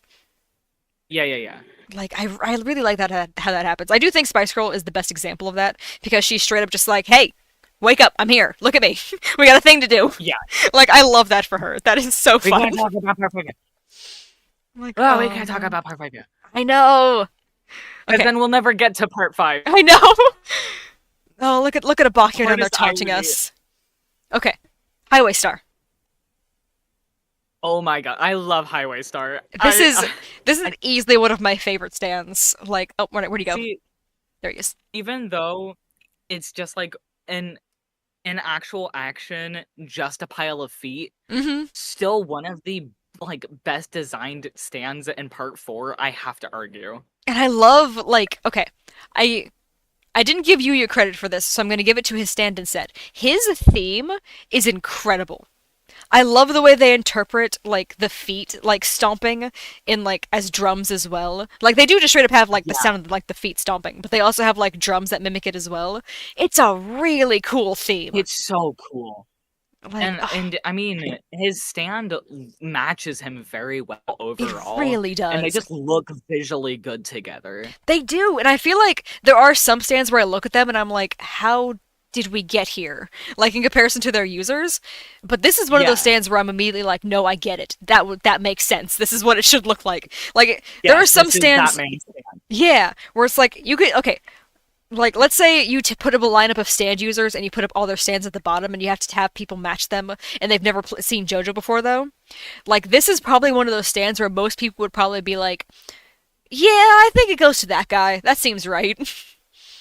Yeah, Like it just it the has only that feel. like yeah, for sure, 100%. And I feel like it deserves a really high spot. I know, I'm over here considering if it ranks higher than Whole Horse, to be fully honest. Because I think I do kind of like the world slightly more, just because I love how like serious it is, but almost for the opposite reason of how silly Highway Star can be, considering it is feet that smell. Like that's really funny. Like That is that in itself, saying that exactly, is like, it has two very different meanings. exactly. That's what I'm saying. I'm like, and Whole Horse is also a really good character though, but I do feel like genuinely Highway Star is like easily one of my top favorite stands. I don't know if it's enough for me to put it in S It tier, but it does deserve like to be very high up on this list. Yes, it makes it difficult because the pair Yuya and Highway Star is like S tier by Oh, themselves I know, as a duo. but Here we we have go to rank again, them splitting S separately. tier into Oh, two different tiers. oh, they're so good. See, but if we rank them like that, then adding them together would equal an S tier. That's true. That was We- our logic last time. oh no, How has this been our logic more than once? I don't know. Good God. You know, Oh, I think I'm happy with that ranking. yeah. Here, wait, let me. Oh, my mouse stopped working. Okay. I could if we just tie these two together and put them at the bottom of S. As long as we explain that's why they're there, is that the two of them are being tied together. Like, I Yes. would not be opposed to that. See, I think as a pair they belong in S tier Yeah. Individually, because like, yeah, I could see, like, okay, we gotta put Yuya in A, but then his stand is in B. But if you add that together, I'd say, yeah, that exactly. sounds like an S tier to me. Okay. I do feel like we need to put our foot down though. He can be the only one we use that logic for. Like he's the only one Yes. that we can physically like tie together with bungee cord and like Yes, we attach cannot do that together. anymore. Or else if we do that anymore, we will have another 100 characters in S tier. Literally. Like I think that's the only thing keeping like Mikitaka and like Tonio and Abdul up in S tier is if we were to add their stands to their ranking as Yeah. well, they would easily be in S tier. But Yuya's a special boy. He's the only one that we're getting that privilege to. Yeah, some of these characters it's just so hard to separate the stand from the stand user I because they're know. just so good together. They really are. Like ugh, I love them. Ah, I'm fueled by rage. Ah. Oh, and I feel like I do have to point out Yuya is also very fun to play in ASBR, and I feel like he does deserve some points for that. I think that's part of what makes me so willing to make him the one who gets the special privilege, just because he was more fun in ASBR than I expected him to be. Yeah. All right, okay, wait, no, I have to go back down to give it. Okay, this is specifically Tama the cat, not Stray Cat, because Stray Cat is next. This is specifically Tama, just the regular, what is it, Russian A Blue or something like that? well-loved stray. Yeah. A well-loved stray. Yeah. Mm, mm, mm. And I'm seeing characters I'm getting excited to rank. I know. That's part of why I do want to do part 5 tonight, just because I do really like part 5. If we My problem, if we do part 5, then I'm gonna really want to do part 6. I know, it just never ends, and then from there it's like, oh, but part 7! Oh, but part We 8! have to start part. If we do part 7, then we have to start part 8. And if we start part 8, Exactly. it's just It it's never never ending. ends. We're gonna be here all night. Gonna be another 7-hour long stream. Oh, man. I mean, I wouldn't be opposed. Again, this is the night I can do that. I don't think I'd last 7 hours this time. If I had, like, Oof. We have been going for almost 5. We're 20 minutes away from 5 hours. oh, oh man, maybe, never mind then. Maybe I can last. Oh boy. For JoJo, I'll do anything. It is. It's just so easy to get sucked into JoJo. It's so good. You can tell by how long we were up during Hallmat, you know? I know, the fact that we essentially just didn't sleep. We just briefly entered comas and then went back out and did the exact same thing all over again. We were so, like, I think I actually became Josuke over the weekend. Seriously. Oh, did I tell you someone was complimenting the murder mystery at the con this weekend? No? Yeah, she saw me and she was Who like, "Hey, was wait a the second, part you on look that? familiar." She was like, "Were you the murder mystery host at Hallmat?" And I was like, oh, "Yes, I was." Cause Ah, man, man, give me some credit. I you know, did she the did. pulling the rough toilet stuff. She did give you credit as well after I mentioned, like, you know, the only person who was planted was my friend because we were so both just so worried, like, what if people show up to an audience interactive panel and the audience doesn't want to interact? Which, like, when you look at it like that, it's a very dumb fear. But it felt so valid in the moment of being like, but what if no one wants to join? It was So, bad enough where, like, people were disappointed that they weren't a part of it, you know? yeah, And that makes me feel almost bad that we only had booked 1 hour, because you can't I only book 1 know. hour, but, like, if we just had 3 more hours, I'm sure everyone in the audience would have been fine with it. I know, you can actually, like, request longer time slots. I just only requested an hour because I was like, well, I'm sure we won't need more than that. Turns out, no. This year when I submit the new murder Next, mystery, I have to go for at least an hour and a half. Because people got into it that and time. this year, we actually have to plan ahead and start writing the characters Yes. early, and not Honestly, 2 hours it, before the panels. because, like, I did have the idea, like I was telling you the idea, it's just, I meant to like print out all those ideas that I had, but I guess ultimately it's a good thing that I didn't because I didn't realize how many plot holes there were in that original format. So, but yeah, no, it just means Yeah, we need us to work talking it together over. to do that stuff beforehand, as opposed to like, you know, Yeah. the 30 minutes before. I mean, being there actually writing the cards was great because we could work out the plot holes as we found them. Yeah, like that was nice because otherwise we would have been finding the plot holes as we were reading the cards, going like, oh wait, it's too late to change anything. This is what we're doing. So like it ended up working out, Yeah, and but man, it was overall just a really good rest as well because yeah. by the end of Hallmat, my toes, it took me like 4 or 5 months for me to feel my pinky toes again because I was wearing the Yeah. Converse all weekend. Yeah, no, I get that. Literally this past weekend, um I was like standing still, but because I hadn't been drinking like that much water throughout the day, I could feel my feet cramping and I was like, "Huh, how weird." And I think that's just leftover from like my body was Yeah, so damaged by Helmet that I can't even like go without drinking for a couple hours without my body being like, "Please, you must hydrate. You can't do this anymore." yeah. At this point, I think that like Hallmat is one of those conventions that I needed to budget for being in excruciating pain afterwards. Yes.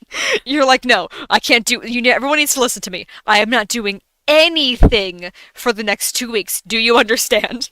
Because I will physically be unable to. Yeah, you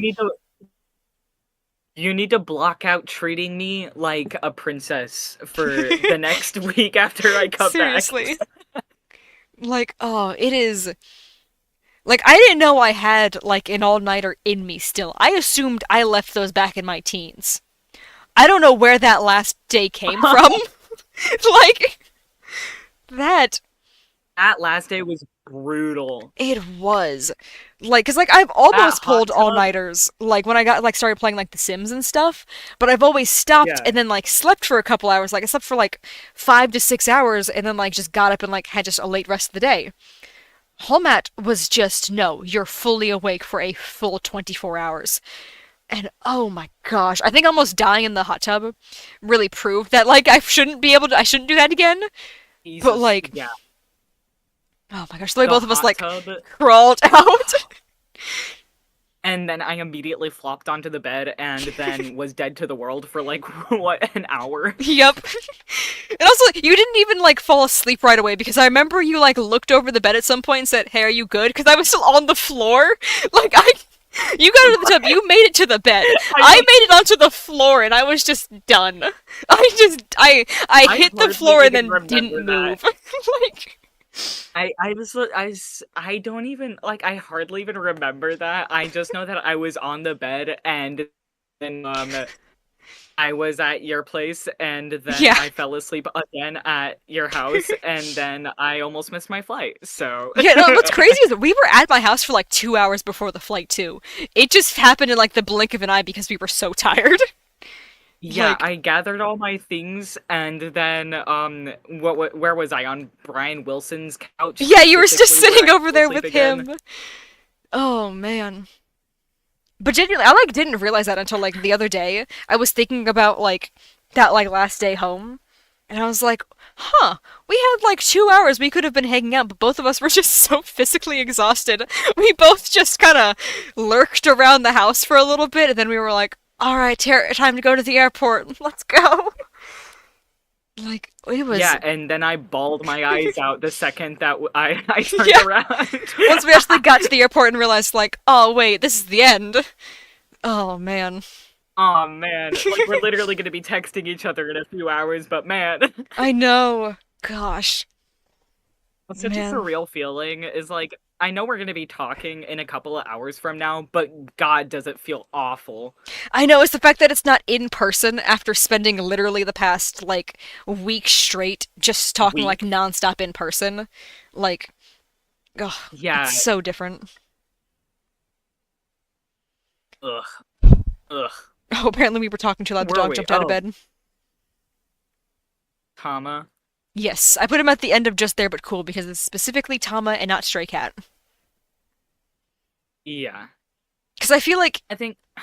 I mean, he technically did more than Chaka did, so I feel like I have to put him above just there because at least he was a very pretty cat before he was crushed. But like, I can't in good faith put him above Ken because he did not do more than Ken. Yeah, while I love cats very, very, very much, and I'm glad that he was a well-loved stray, he is just a cat. Yeah, he didn't really do an awful lot until Stray Cat activated. Then suddenly he starts doing a whole bunch. And Do honestly, not attack me again. I'm feeling like at least a B tier for Stray Cat, at least. For stray You cut off a bit. What was that? Yes. Okay. Oh, now I gotta decide. Do I like Stray Cat or Terrence more? Because I Oh, could rank him oh no, above Shizuka pretty easily. Oh, but Death yeah. 13, okay, that one's a bit tougher, but I can rank it higher than Death 13. But Terrence the See, Gamer, I don't know because I love Stray Cat, but like I don't know how much of my love for Stray Cat is me just going, "Oh, it's a cat," and how yeah, much of it is me actually loving Stray Cat. because like I do really like everything. I think Stray Cat's ability is super cool, like the like air bubbles. That's neat, and the fact that this cat is clearly smart enough to know how Yes. to use them. This cat almost killed Kira. That's impressive. Like if Cat and this, cat. like if Kira wasn't just essentially good with cats, he would have been dead. Like he would have died there. Like if his soul wasn't also a cat, he that would have been it for him. And even then, he got lucky. Oh, yeah. But Terrence, the basement gamer, Dio's favorite butler, that's just all those things combined. I See, do the really problem like. Yeah, my problem is that I almost want Stray Cat to be above Danny, but also below Terrence. Which is a very difficult thing to accomplish. Yeah, with where they're at, that's not quite possible. Yeah. Oh, but I don't know. Would we want to move Terrence oh geez. If we want to move Terrence above Danny, you'll see that in a second. And then put Stray Cat JoJo, stop it. like Stop it. Stop it. here. Okay. Yes. We want to put Terrence higher and then put Stray Cat above behind him and then put Danny behind Stray Cat. Cuz that puts Danny down by Death 13 right I now. mean, Cuz like I can see the yeah, argument being honestly, made. Because like I said, I do really like Terrence yeah. being the basement gamer that is also Dio's favorite butler. That's a very fun title. That's not even a lie. Like I love that for him. Oh, you stop it. Oh, this puts Danny right under Dio. Okay, we gotta find someone else to put in B tier between Danny Oh. and Dio. Yeah, that's oh my, that's really that feels evil. It does. The way he's got that smug smile as well. It's like he's remembering like what he did to Yeah, Danny. Like no, we gotta find someone to put in between those two. moving the Terrence and Danny feels right though. Yeah. All right. Toyohiro Kanedaichi, or as he's called. We don't actually know his real name. I He feels like a self-insert OC, and I love that. He's very silly. I very much like him. I love his whole like Yeah, like his callus design. thing. Yeah, I really Hmm. like his design, to be honest. Yeah, even though it's like a mask, that means he chose this. I gotta give him more credit for that. That means he's got good taste. Yeah. Hmm. Oh man. Oh man. I don't know. Okay. Ah, this Design tier is getting wise, difficult. it is. Design wise, I think I might like him more than Cars, but it's very close, which is why it's hard for me to put him much higher in B tier than this, just because like him and Cars, like they're two very different designs, but I have them very equally for me on levels of like this is Yeah. really cool and like I like this, but I do feel like I kind of like I'm just a sucker for like eye stuff, and I like that he's got that. So that's honestly the only thing that's like Yeah. keeping him above Cars right now for me. If he didn't have the eye stuff, I would be considering separating ACDC and Cars. But also that just feels wrong in general. But yeah, I think right now I Maybe. would put him slightly above, just enough, just high enough above to maybe be in C, in D, in whoa, in B rather. Yeah, I think for now we can just say that he is the placeholder at the end of B. Yeah, Though I know we did that to another character I don't remember who duo it was. where Yeah, we had one at the end and at the front, and we were like, and this is immovable, and I completely forgot which characters they were. I want to say it was someone in the like just there tier who Yeah, it might have been Wilson Phillips. It might have been him as like he's dead last and just there because he is kind of just there. right. I mean, honestly, I could see him being below the rat considering he is just some random He's senator. just literally just there. Yeah. Yeah, you know, I'll put him Like back at at the least, end. If it ends up that's not at who it least, was, then oh well, but yeah, because at least like Rat gave an opportunity to teach Josuke something. yeah. The senator, I don't even think the other crusaders ever knew he was like a part of it. Like they just saw like his dead body getting launched towards them and then they were like, "Ah, it's that guy Dio was forcing to drive him." They never learned this man's name. They were just like, "That's just some man." Like, I didn't I didn't even realize that he was like a senator when I yeah, it's first cuz saw it. I thought it was just like, I think in the localized name, I think they removed that part. I think they just call him like Phillips or something like that because for some reason his localized name gets shortened by a lot, but I want to say his full title was Senator Wilson Phillips. And I don't know why that ah, gets localized, but it does. He's one of those characters that for some reason like he really didn't need to, but they did anyway. right. We are almost done with part 4. This is so exciting. I know, I we're never so thought this would close. be exciting. Jordo's just he's rapidly approaching. All right. We have made it to Superfly. And I gotta be I honest, love Superfly. It's yeah, so cool. it's a really cool stand. For the sake of the pun, I almost want to put it next to Greyfly, just so we can have the flies next to each other. But I don't think Superfly deserves to be in just there. It's a cooler stand than that. I just think it would be kind of funny to have the two flies next to each other. Yeah. Honestly, it kind of rivals Aqua Necklace for me in like terms of like coolness because I never would have thought of like a tower like this being an enemy. Yeah. Like that's cool. Like it's super I creative. I love it. And the fact that I'm the trying man to just I lives think there, I may like it more than Aqua Necklace.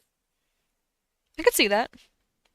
I do like the way it kind of has like a mind of its own, and like Toyohiro's kind of just trapped there more than anything. Hey, stop it. She's feeling very playful tonight. She's eating my. It's because I'm in my room. She's not used to me being in my room all day. So she's trying to be like, "Hey, what are you doing? Let's play."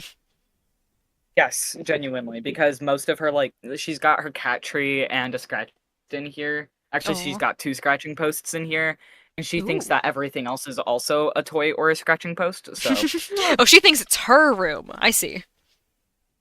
she thinks it's a playground. Yeah. And the like vanity thing I have going on around my bed, she loves it. She loves chewing on it all the time. She's so silly. Do we want to rank Superfly higher than Hermit Purple, honestly? I was gonna I was gonna say that because I like Superfly more than specifically part 4 Hermit Purple. Yeah, specifically part 4. Because I was gonna say part 3, I love the way he uses it to, like, swing around on stuff. That's cool. Like, that kind of earns him enough points to be higher than Superfly. Yeah. But, that's a different Hermit Purple. Yeah, and Superfly he's able to literally ride screws through the air and I think that's sick. And it's not even him, like, telling them to go that way. That's just he's learned, like, how the building, like, reacts to things to the point where he's able to predict where they're gonna go. So then he can just stand on them. Like, I love that it says both, like, the user's intelligence and, like, how, like, to the letter this stand works. Wherever you hit, it's going to react a very specific way. And I love that for it. It's so cool. Like it It's makes so it cool like that so he's learned predictable, how but to it use it. yeah, he's been living in this thing for years and he's learned every last like inch of this tower. Like oh, it's so Man, cool. that's so cool. Not to get into part 8 territory, but he does remind me of the Skylift man from part 8. Like I'm sure that was intentional, Araki being like, "Oh, this is a guy living in a weird place in Morio." But I don't think they're meant to be counterparts. I think it's meant to be more so like a just like, hey, these guys live in kind of like similar situations. But I don't think it's supposed to be Stop like it. his counterpart, just because he doesn't like, it's not his stand, basically. If it was his stand, I would say it's meant to be his counterpart, but because it's not, I think it's just another one of those like little references that he does. Yeah. Oof. Oh my god. Hmm. Yeah, I think that's about. I've been Um, trying to debate with okay, what? myself if I would want to put it above Roses, but then I remember, like, I started to remember the scene where he's like teary-eyed, all talking to Suzuki, being like, "Oh, Holly's not doing well," and she's just like, "Yeah, I know, it's okay." Right. I keep thinking of that scene whenever Yeah. every time I want to compare like Roses to someone, and I'm like, "Oh, but I did really like that scene of his. He's a good guy. He deserves to be like pretty high up." Uh-huh, uh-huh. Okay. Ooh, it's Teranosuke, Mr. Miyamoto himself. All right. For appearance alone, this guy deserves an S rank. For being a creep, that lowers him significantly. Yeah. The design is cool though. It is a super cool design. Do you have to do that? Dude, get out of my figures. You jerk. That cat. She trying to take the figures down? Stop it. Yes. She's in my Tomioka shrine. Oh no. Oh, did I tell you during? Man, I was just talking to this person earlier today. Did I tell you during MegaCon, I saw someone who was cosplaying that one JJK character who has like the similar pattern to Tomioka, and I jokingly said to them like, "Oh yeah, like this is my friend's favorite Demon Slayer character," and then I meant to explain I know it's a different character. I just like that they have a similar pattern. But I never explained that. We like had our conversation and then I left. oh no. And then I like realized like as I was walking away like wait a second, I didn't explain I knew which character they actually were. So Oh she no, they probably thought you like they probably thought you genuinely meant that that. I was Oh being no. serious. Yeah. But no, I just messaged her today and I was talking and I was like, "Wait, no, I forgot to tell you this sooner. I actually knew who you were. I was just making a joke. I just forgot to explain that it was a joke." And she was like, "Oh, I totally forgot you Oh did that. man, Like it's all good." Like I just felt that's so so bad. funny. Like every now and then I keep remember like I've been remembering that every now and then whenever I see like Tomioka, that's like come into my head and I'm like, I feel so bad I never got to explain that I was joking and I actually knew which character she was. Like, oh Oh my my gosh. god, that's so funny. Because like there's obviously there's been times where I've like missed like which character someone was cosplaying because I saw like one key feature and I assumed it was someone else. Like that has happened. I have genuinely made those mistakes before. Yeah. But that wasn't supposed to be one of those times. That was an intentional joke that I just forgot to mention was a joke. Like, oh, I felt God, that is really funny though. and it's the way that like they disappeared the second I turned around to be like, "Oh wait, that thing I said." And then there was no one there. And I was like, "Oh, dang it, man." I felt so bad. God, I hate interactions with people that you never see again. I know. Get so embarrassed for no reason. Like, even if it's not an embarrassing moment, I'll still be embarrassed for some reason. Yeah. Like, It's no like way that person is gonna remember me by this one interaction. it's the most normal conversation in your life and you walk away going like, "I don't know, was I weird?" Like I feel like they hate me now. And it's like you're never going to see them again. Why does it matter? Also, they don't hate you. You didn't give them anything to hate. Especially when I'm in cosplay, because I'm like, damn, they just think that I really like this character. I also usually like the characters that I cosplay, so there's no problem with that. Yeah, they're gonna assume it's like, oh no, they're gonna assume this is my favorite character as you're cosplaying your favorite character. Like, Yeah. Well, how would they know that I really? There's hundreds of other characters that I really like. don't worry. Now, now you could just point them to two different videos that are multiple hours long, just talking about JoJo characters. Like, oh my gosh, here I said that. Now we are at the 5 hour mark, and we're still in part five or part four. Wow. We've made it Celebrate, to celebrate. we've made it to the terrible Thursday at least. Like, Aye. that's something. Oh, man. Also, I put these two side by side because they're the Thursday boys for now. I was gonna ask if you wanted to rank Teranosuke higher. Higher or Nah, lower. that seems fair to me. To be Because he honest, that is a seems fair very to me. creepy towards Tomoko, and that scene always makes me very uncomfortable, the way he licks the little, like, pastry thing. That's so gross. Right. Like that's just plus like it is a step too far to include his mom. It's a good way to get him to show his sign of fear. That feels too personal. Like that feels like a step too far. But also his Yeah, design's and I think incredible. 90% of I also think that like 90% of my like comes from Enigma though. Yeah, the stand itself is super cool. The visuals that come with it, incredible. Yeah. The gun coming out of the paper. I know the I slow, just dramatic remembered that. reveal to the gun. Oh, and I love It's Yuya so being good. like They're in the flipping the background. paper. It's so funny. Oh man. I don't know. Do we want to put the stand next to the user? Not bungee cord together like Yuya is, but just next to each other, like just as a coincidence. Yeah, I might as well. And Because then I will about say, this, I do like feel like Enigma B has a tier. really Because like I do like Enigma more than like Magician's Red and Chili Pepper like visually, but I do think visually I do still like Stray Cat more for like its effects and stuff. So yeah. plus of course Death 13 easy I like Yeah. more than Enigma. Because I mean it's a cool creepy See, clown. I love it. the way that we've gone and categorized these is making it incredibly difficult to see anything lower than B tier as anything but bad. I know. You know? I keep thinking that. I'm just like, oh, I feel bad for Cars and AC/DC down here in C tier. And then I remember, oh wait, Oingo and Boingo are in C tier. C tier is far from bad. But it's just like, Yeah, that and just we says how also much have we like like D part 4. tier, and yeah, it's to a point where there's how many categories underneath C? There's I like know. 4 or 5, Yeah. And also, like, and here we yeah, are like, dang, C is so low. we have Yoshihiro Kira in C tier. Like, that should tell that, like, everybody above him is a pretty well liked character, considering both of us are very neutral towards that man. But he still is up there I because just we think do it's have to funny. admit that he's, like, he is still pretty, like, important to the plot. He does, like, he's the direct cause of multiple fights.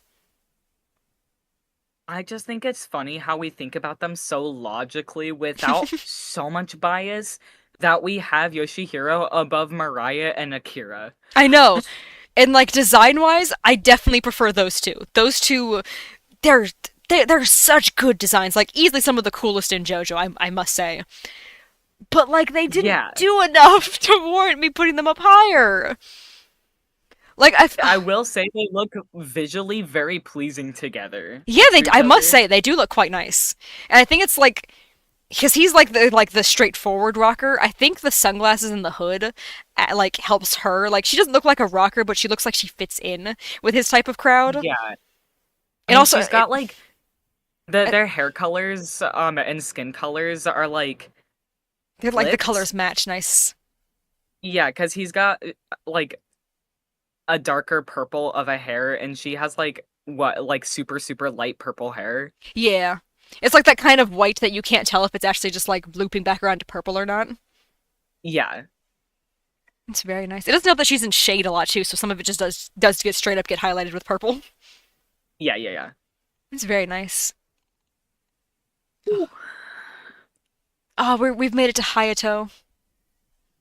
Oh my god, it's almost your turn. It's almost your favorite. Oh man. He's almost here. I am Hi. prepared to fight to put him up high, I must say. I don't think I'll have He to, has but to be I here. feel like for the audience I have to defend myself. um oh man. Honestly, Hayato needs to be an S tier. I was gonna say, do we want to try to put him like up here by like Lisa and stuff, or do we want to just straight up put him in S tier? Because he is easily one of the coolest JoJo kids. Like him and Emporio, I could very easily see being S tier characters alone. Emporio is a no-brainer S tier. Yeah, yeah. I'm just Man. saying in comparison to the other JoJo kids, I feel Yeah, like yeah, of yeah. all of them, I those are understand. those two that have to be it. As much as I love Tsurugi, I don't know if I can put him in S. He gets a little too creepy, I That think. yeah, that's fair. Tsurugi is a bit of a is a bit of a character. It's the licking Yasuho on the elbow that gets me. That drops a whole Yeah, tier for me. he's a bit of a weirdo, but to be fair, it's not like he has any friends. Yeah, that is a Just a key. lot of weirdo family members. That is a plot point of Part 8. Is that everyone looks at that kid and is like, "Wow, what's wrong with you?" So I guess that's fair. Oh, I don't know if I want to rank Hayato higher or lower than Killer Queen. That's actually it's weirdly tough.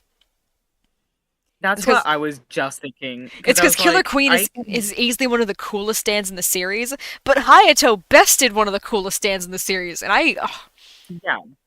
And his like end battle or his how he is in one of the end battles is so cool. the I way can he breaks the definitely see him loop, above Yuya. yeah, like the Yeah. way he had to break the loop on his own, and he had a very limited time to do that. That is incredibly impressive. He literally See, that was I his kind of last want him to be turn to be able to above. save everyone's life. Otherwise, that was it. Yeah, I kind of want him to be like above Yuya, but also it feels evil to put him next to Killer Queen. Well, don't worry. I actually just moved him up, and if we move him up, it bumps Killer Queen down to the next row, so that puts him alone up there next to the hand. So that like Oh, actually yeah, it's kind yeah, of yeah. interesting. It's a bunch of villains at the bottom of S tier right now. I mean, I know Yuya redeems himself, but he was a villain for most of He his was on a screen minor time. villain, yeah. Which honestly, That's fascinating. I feel like it kind of gives Yuya more points that he was a minor villain because he was a cool villain and he was a cool ally. Like Yeah. he gets points for doing both of those. I like that. All You right, know, yeah. I have to admit, it is very satisfying to see, like, all of the characters visualized in front of me in an actual, like, logical way. I know, as opposed to just like the name ranking thing where it's just like, oh, this character versus this character. Who do you like more? That's like so much more stressful versus having everybody on screen at once. It's like, okay, I can kind of see like who I would put higher or lower here. Yeah. Also, I just 'Cause realized how high I I was must about to put admit, Shinobu. some of it is the design factor. If I really like the way that they look on screen and they're a cool character, double Yeah. props. All right. As much as I love Shinobu, I don't think I can in good. I had her all the way up in A. I don't think in good faith I can put her above Cars and ACDC. Like, because I know she's a mom that's trying, but she also does seem to kind of resent Hayato. And I know it's just because she's in a loveless marriage and it's less Hayato's fault and more so her just thinking like, if we hadn't had a kid, I could have broken up with him at some point, but because we have the son, I want to stay together for him. So I know she's not directly blaming Hayato, but I know she's also not particularly like overly obsessed with her son. She's just kind of like, ah, he does whatever, you know how he is. But also the way she does Yeah, change and and start being more involved in Hayato's life towards the end, just because like all it took was just her to be a little happier, and suddenly she was like, oh, the world's not awful. And then suddenly she's nice to her kid. Like, it, I feel like she belongs at least. Ah, no, I can. No, this is hard. it is! Because I do give her credit I'm for like, changing. maybe she should be. Yeah, I was gonna like, maybe she should be above like Poco's sister, but also like above the Oingo and Boingo brothers, That's what I'm torn and on, above yeah. like above Anubis, and I don't. I don't like this one. This one is I hard. know! We can put her down with Yoshihiro for now, just as like the parents that are trying, but Yeah, like really could have done better. Because I do really like Shinobu. I in do very genuinely different really like ways. her. And I know it's not I like love her Shinobu. fault that everything is the way it is. It's more so just like the unfortunate like way that the two of them like fell out of Circumstances. love. Like it Yeah. seems like it was pretty equal, like the two of them not fully like being obsessed with each other anymore.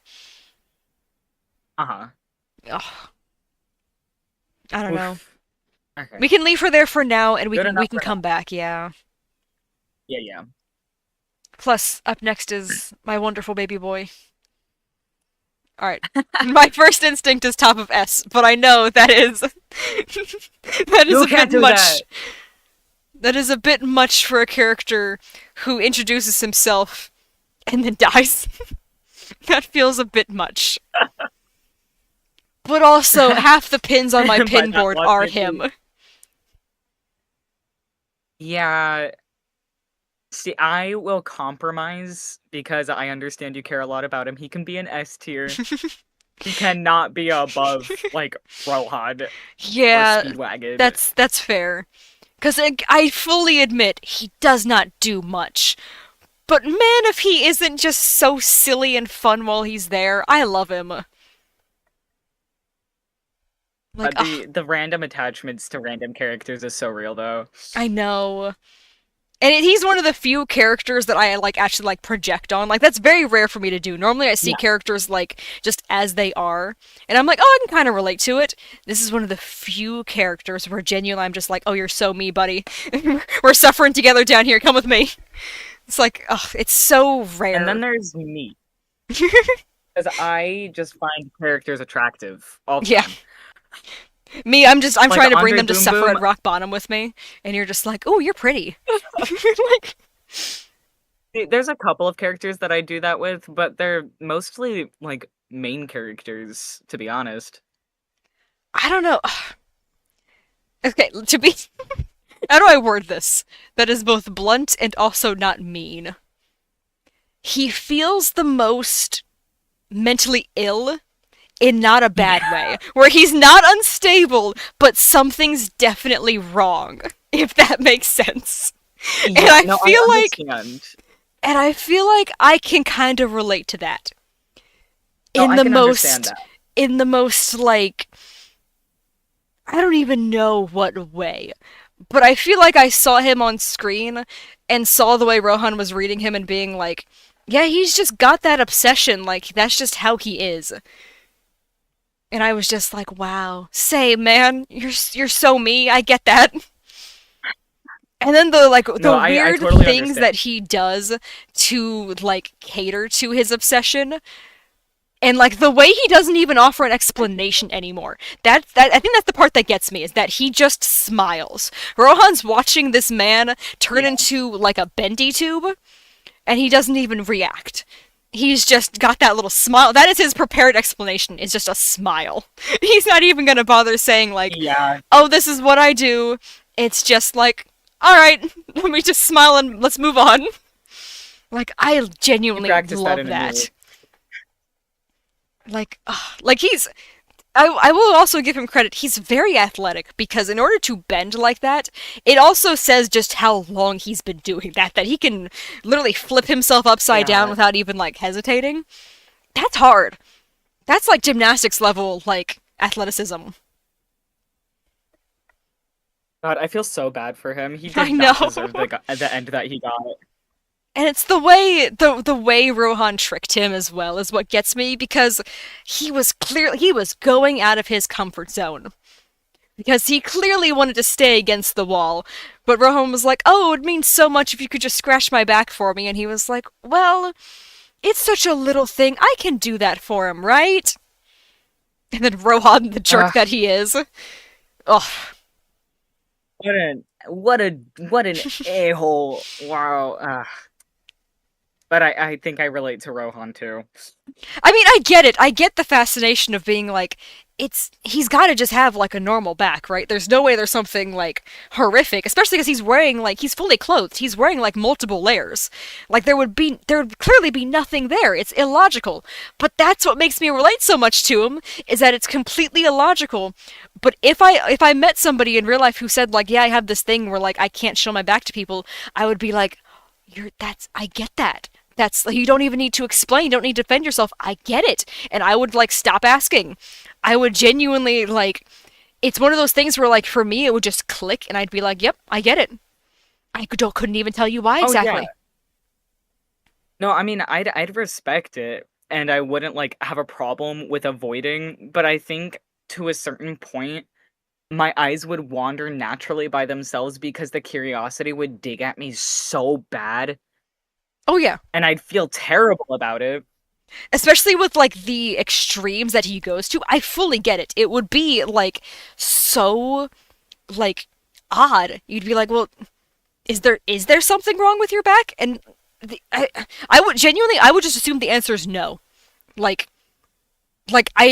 I understand like, well, you'd want to see, but at the same time I would just, I'm so like, I don't know. I think that's part of what I'm saying is like I'm essentially I relate to him because it's like so unstable, but I'm at that exact same level where I'm just like, I get it, no explanations needed. Fully follow, buddy. Like See, it's so if natural to me. I was asked, please don't look at my back, I'd say, okay, I respect that. Yeah. If you actively do gymnastics to get me to stop looking at your back, I think I may take it as a challenge. And I get that. That's what I mean though, is like you should want to see, because of the way like the extremes that he's going to is just so odd. Especially like the first Yeah. time he enters the Is door, it the way he like sneaks around like the little banister and then slides across the door, as opposed to just looking around to make sure no one was on the street behind him and then walking forward. Like that's a bit it's so extreme. silly. Like, but at the same time, Yeah. like I get that. I don't know if it's just because Uh-huh. I've been in those scenarios before where I've been sitting in a room and I'm just been like, "I'm gonna die if I do that specific thing, so I'm just gonna sit here for the next 2 hours until I feel okay." And then there we go. Now I'm safe to move. Like that's, I don't know if it's just because I've been there before or what, but like I get it. Like this is the most like Yeah. me I've ever seen in media, which is a little wild, I think. Like, as much as I relate to, like, May in Night in the Woods, there's still a lot of things that she does where I'm just like, I could physically never do that. Like, I don't know what's wrong with her Yeah. right now. I mean, I know what's wrong with her, but I don't know what, like, is driving her to do that. Versus Kinato? Yeah, Yeah. yeah, yeah. Yeah, I get it. Oh, I love him. I can't. I'm so excited. I get to cosplay him in a couple days. I stood up and I like have been staring at the coat that's all bloody and stuff because I'm so excited for it. That is super exciting. All right, Cheap Trick. I Cheap love Cheap Trick. Trick. He's a horrible little monster. I love him. He's a horrible little parasite, He but literally. God, is he kind of cool. I love him. I Like can't believe I the didn't realize concept and he's like a frog. Like there's so many frogs that like he should technically be counted as one because that's why he's like so tiny. It's because he's meant to look like he's got like frog-like proportions. That's why he's like stuck onto the back. he's got them fingerprints. Yeah, Got those stupid fingers. he's so weird. I love him. Ugly. Okay, even if okay, let's remove everything for Kinato. Let's look at Cheap Trick just on its own. I would still want to rank this stand as an A tier, just because I do really like how the stand taunts the whoever it's possessing. Like, I think that's fun. I do like the concept as well. Yeah. Yeah. Like, it is a very cool stand. I love that it's like almost a curse. Like we've seen curses in JoJo, but I like that Cheap Yeah. Trick is almost like one of those. Like it's a stand that's almost like gone beyond being a stand, and I love that. It's it's interesting because the way that it was executed, it creates a genuine paranoia to whoever it latches onto. Yeah. And there's no escape around it because it is a real paranoia to whoever it latches onto. But to anyone else, you just look insane. Yeah, in the way that you watched what happened to the last guy, so you're like, "Oh no, that's a real fear. I get it now." Like, oh, it's Yeah, so yeah, good. yeah. And the way they cut it out of the anime, but in the manga, Cheap Trick literally like tries to get people into Rohan's house. Like he's straight up like calling them inside. So the stand is capable of making other people hear it. So that way it can like trick because I know it like insults that one guy when like Rohan's got his back up against him and they're crossing the street. But like it can just do Yeah. that like whenever. It can choose to whoever wants to hear it. And that's really cool. Not a lot of stands can do that where they can just be heard by like just anyone. It's usually just other stand users. But Cheap Trick can speak to anyone. It's so scary. It is. And the fact that it's actively It's trying to sabotage you every second of the day. Like, because literally that's what happens. Rohan falls asleep and Cheap Trick, like, opens the door and tries to get people to come inside. I mean, it's a realistic like interpretation of paranoia. Yeah. And I love it. And It's okay, really cool. we used our one bungee cord on Yuya, but if I had used one on Cheap Trick, that would have been like a thing that would have boosted Kinato even higher for me. Is because I love that like it seems like he doesn't even realize that Cheap Trick is the reason that like he feels like he's gonna die. It's just like normal that feeling of like gonna die for him. But I Yeah, love yeah, that like yeah. his paranoia is totally genuine and he has zero clue that it's like there's genuinely something there. It's just an overwhelming feeling that he has, and I love that. Like, oh, it's so well done. He's such a cool character, and he's only in one chapter. Uh-huh. Oh, I love him. It's technically it's two chapters, but whatever. He's in one book. I do actually have the book that he's in of part 4.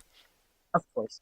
It's the very end of that book, and he shows up, and then the next book picks up with the stuff with Cheap Trick. Ah, right, right, right. But yeah, he's so fun. Oh, okay, I do say as much as I love Cheap Trick, I don't know if I can rank him above Silver Chariot. Even part 3 Silver Chariot, just because I started to remember that part 3 is when we get to see young Silver Chariot. And I Yeah, really like Baby Chariot. He was adorable. Baby Chariot is so cute. He is. I He's love trying him. his hardest. And I like that he talks as well, that we actually get to hear him Mhm. talk. Like, that's adorable! I'm like, oh. He's gotten more quiet with age just because he's like, nah, Polnareff's doing the talking. I'll let him handle this. Yeah, Boone. Oh, I love it. Alright. Yeah. Well, that is officially it for the terrible no good Thursday. Oh my god. Oh my god. We're done with part 4. Oh my god, praise of the Lord. It only took 5 hours and 25 minutes. Oh my Good gosh. Jesus How Christ. many There's no rows? way it took us that long to get through one part when we blew through 1 through 3 in 7 hours. I Blew through. know. And a part 5 has one, two, three, 4.5 rows. Oh. See, I am incredibly worried about some of the characters from part 5. Specifically Pesci, because I want to rank Pesci so high because I love Pesci. There is no Hey, basis around that. you let me put Kinato at the bottom of S tier. I will let you put Pesci wherever you want. Honestly, like I'll leave it. Black We can. Sabbath is gonna be high. I can remember this one. If we want Kinato to be the anchor at the very end of S, I'm okay with that. As long as he shows up Yeah. somewhere very high ranking, just for me personally, then I'm good with him being the Uh-huh. anchor at the very end. Because he's a favorite. I'll actually be able to remember it like this time. I won't have to worry about forgetting. Yeah, yeah, yeah, So I'm yeah. good with like Okay. using him as like our reference point for like should this person be S tier? Or were they better than Kinato? Which, I mean, as much as I love him, Pesci will it's not not be that that hard to high. overpower that. Yeah. Oh no, I'm looking at all of these and I'm like I pre-ranking them know. in my head. Here, I'm trying to scroll down so we can see some of them without going all the way into part 6. But like, oh man, there's some really good characters down here. Oh no, you're scrolling too far. I can see part 6. They're taunting me. I know. It's either this or like we can't see like the top because like your little character cuts off some of the screen. So I can Yeah. either have to go like here or like slightly lower, but then you start cutting off like King Crimson. So Uh-huh. Oh man, I'm getting excited. I know this is so good. There's so many cool characters, and I love how I love how far into part 5 you have to go before you start going in order of like character introductions. It's an entire row. There's so many people in this team. Yeah. But they're all gonna be there. God, this is dangerous. I know. Our I S was tier is gonna be so full. S tier is about to almost double in size with just Team Bucciarati. Because I'm trying to look at them and trying Genuinely. to see like, can I like reason with myself to put any of them in A? Because like we did that, we managed to do that with the Crusaders. We managed to talk ourselves into Joseph and Avdol in A. I don't know if I can do that Yeah. again. I gotta be honest, I I don't think know. I think I could talk myself into no, I was gonna say maybe like Fugo being an A. My issue is And like then I look at n- Purple Haze next to him and I'm like, but I do love that stand. And I know that's why we yeah, have the stand separated from the user, but also you can't have Purple Haze without Fugo. Because those two are very, very intertwined. Like he's the it's most like very like their relationship is prominent in the fact the existence of Purple Haze is Fugo prominent, and it's impossible to separate the two of them. I know I feel like it's not too crazy to say that Fugo has the strongest like connection with his stand, like personality wise. Because while all of part Yeah, 5 I feel like really leaned very heavy into the like the stand represents the soul thing with like Abakio rewinding time, and Giorno bringing life, and like Narancia having a toy plane that's still really deadly. Like I feel like they did very like well with having the stands be very clear representations of the users. Fugo still feels like he's the yes, strongest of that. Like his pure rage yes. just condensed into that stand. Like literally like those little capsules are essentially like his rage bottled up. Like physically. And I love that. Especially with the anime specific backstory they gave him. Yeah. It makes a lot of good sense, and I think it adds to his character so much. I love it. He is such a good character. That's why even Ugh. trying to be like, oh well, he wasn't there as much. Maybe that could make him put into A tier. Because I think that's kind of like our logic with like Abdul as well as like he wasn't in as many fights. Yeah, But like it's Fugo. Like every time he showed up on I feel screen, it like was great. I feel like we can't separate any of Team Bucciarati just because they're so tight knit. I Because they're a know family, they are. a Yeah. genuine. I know I Got can't remember mom what and dad. they I can't remember what the quote was exactly from Joestar Radio, but I know they talked about that for part five. It was Jotaro and Abdal's voice actors talking about it, and they were talking about Right. how parts five. I want to say they specifically named parts five and parts three as having those like really strong bonds, and they were talking about how like the Crusaders might not consider each other like family. They're on a whole other level. Like they can't even like clarify what their connection with each other is. It's just they like made up a thing. Like they're the Crusaders are just the Crusaders. Like I don't even know how There, to categorize them. I there's like the also connection that third they grew. option. Yeah. But Ugh. part five, they just straight up like it's a bunch of people who have all been like abandoned by their family. Like, no wonder they're gonna latch onto each other. Mm-hmm. Oh, I love them so much. Ugh. Okay, are we doing 5 minute break and then coming back to it? Yes. It probably won't take me 5 minutes because I know my pizza won't take too long to heat up. But I can just hang out I while don't until you know get how back. long I'll take. Yeah, no worries. I okay. All Oh right, I'm yeah. gonna switch to the. Actually, no, I'll keep it on the screen for now because this shows Okay. just how much we have left to do. Yeah, Because I was gonna say I can I'm switch to gonna just mute chatting, myself but then. I think does it show when you mute? It might. I have. I don't know if it'll show when you're muted or not. Oh, it does. Okay, cool. Nice. All right, I'm gonna go get some pizza then.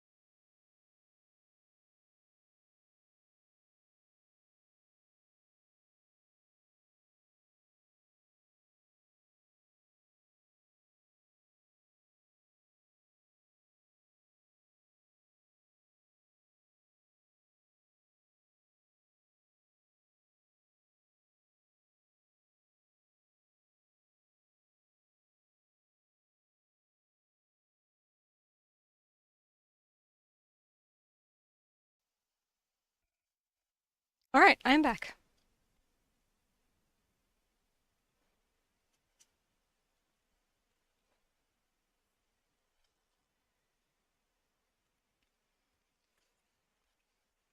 I'm gonna scroll and look at the list while we wait for pasta.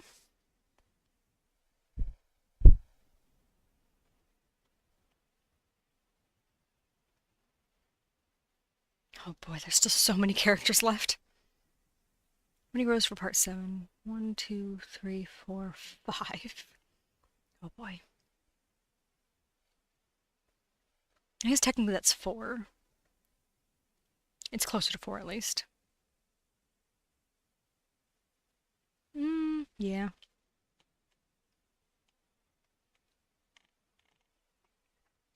It's fine. We'll get through this eventually.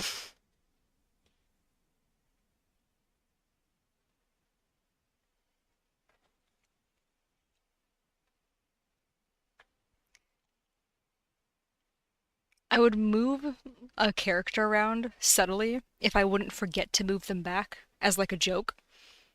Being like, oh, I can move like,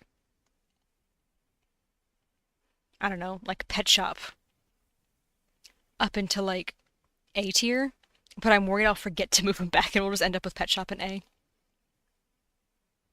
Because I would be like, oh, I wonder how long it would take Pasta to notice, but I'm worried I'll forget.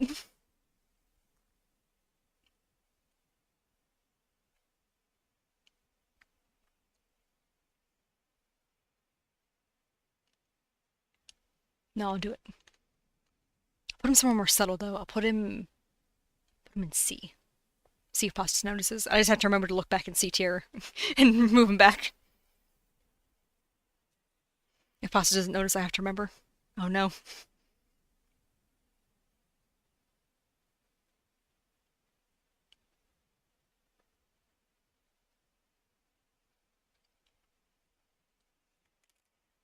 I should probably put my phone to bed and Pokemon sleep. Gotta feed Snorlax.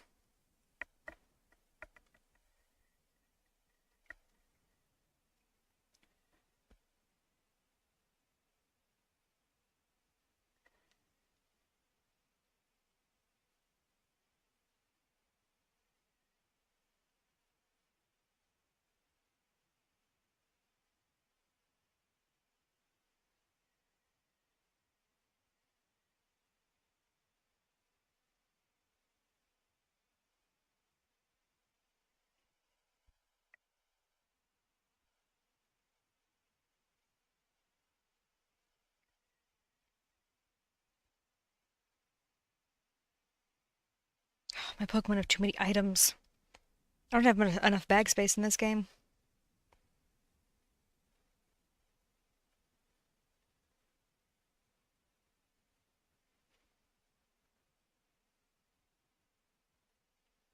And I really don't remember the order of this Stardew playlist. I think I would because I made it, but I feel like each song that comes along next, I'm like, oh, didn't know that was here.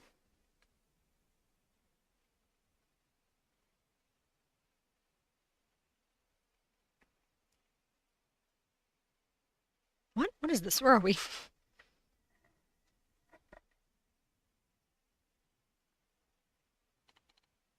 this is what I mean. I do not remember the song. It's still nice though, because I like all the Stardew songs. I just don't remember what I picked, apparently.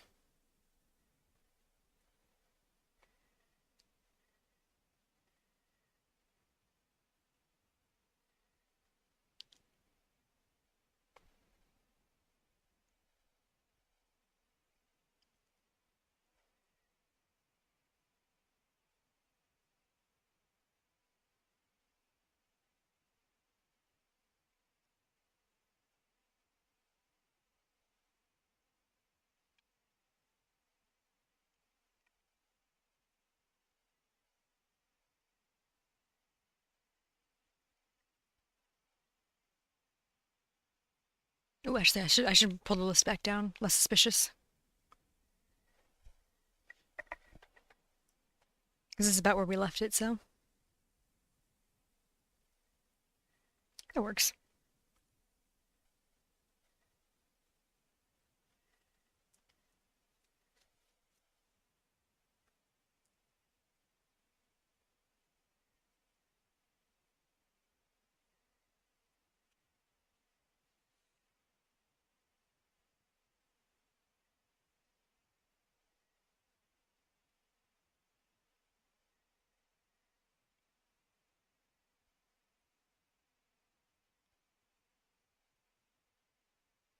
I hope I find a shiny in Pokemon Sleep this week. I've gotten a couple during cons, and that was pretty nice. I got a shiny Stuffle during MegaCon. And I don't remember what, but I know I found something shiny during Hallmat. Oh, it was a Larvitar.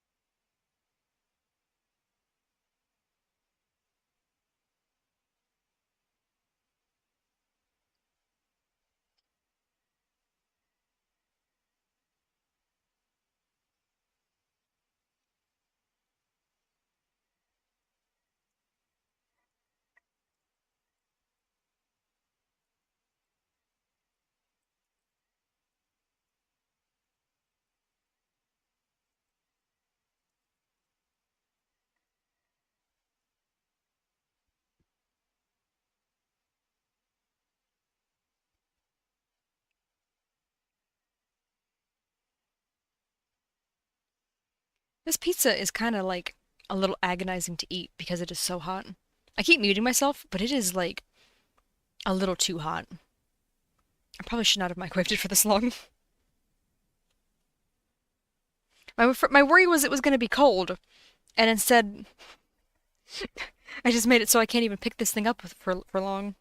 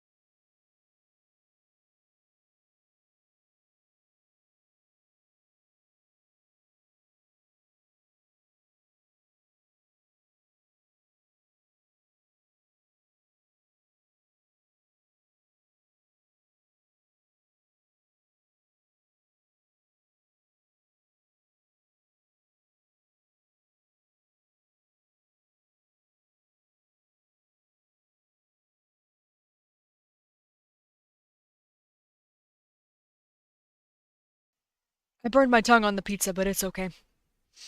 Um, I wanted to say before I got burned that I really like the Stardew theme playing now. The Wizards theme is nice. But now I'm just in pain. Oh, and there it goes. This is all so sad.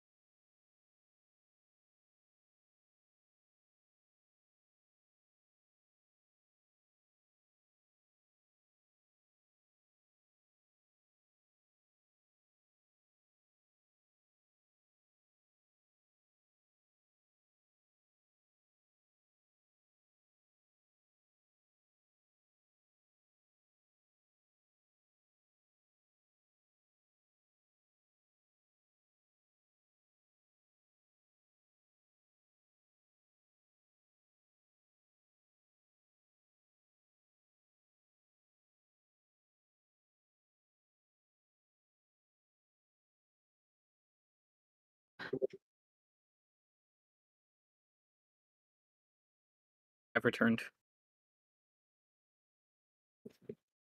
Hello. I keep muting because I'm eating pizza. Ah, okay. You missed it a There second ago. wasn't I very burned much coffee myself. left. Oh. Yes, I walked into my room to hear that. But I needed to take 2 trips, for my I say snack, but this is a dinner. I mean, hey, I still have to grab chips as well, so. Yeah, I also grabbed myself some chips. I was worried that I'm just gonna be sitting here going. As long as you have the mute button set to an easy access button, I've learned it gets a lot easier to smack that thing really quickly whenever you want to take a bite of chips. Because that's what I do. I over here and I like slam Yeah, my keyboard. I need to switch tabs in order to mute. Oh. Oh, that's right, because we're not doing the screen share. Forgot about that.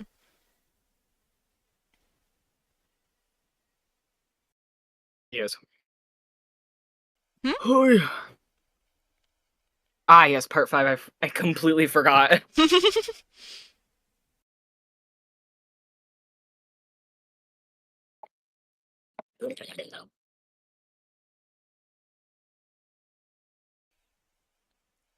Ah. I'm finishing the pizza now.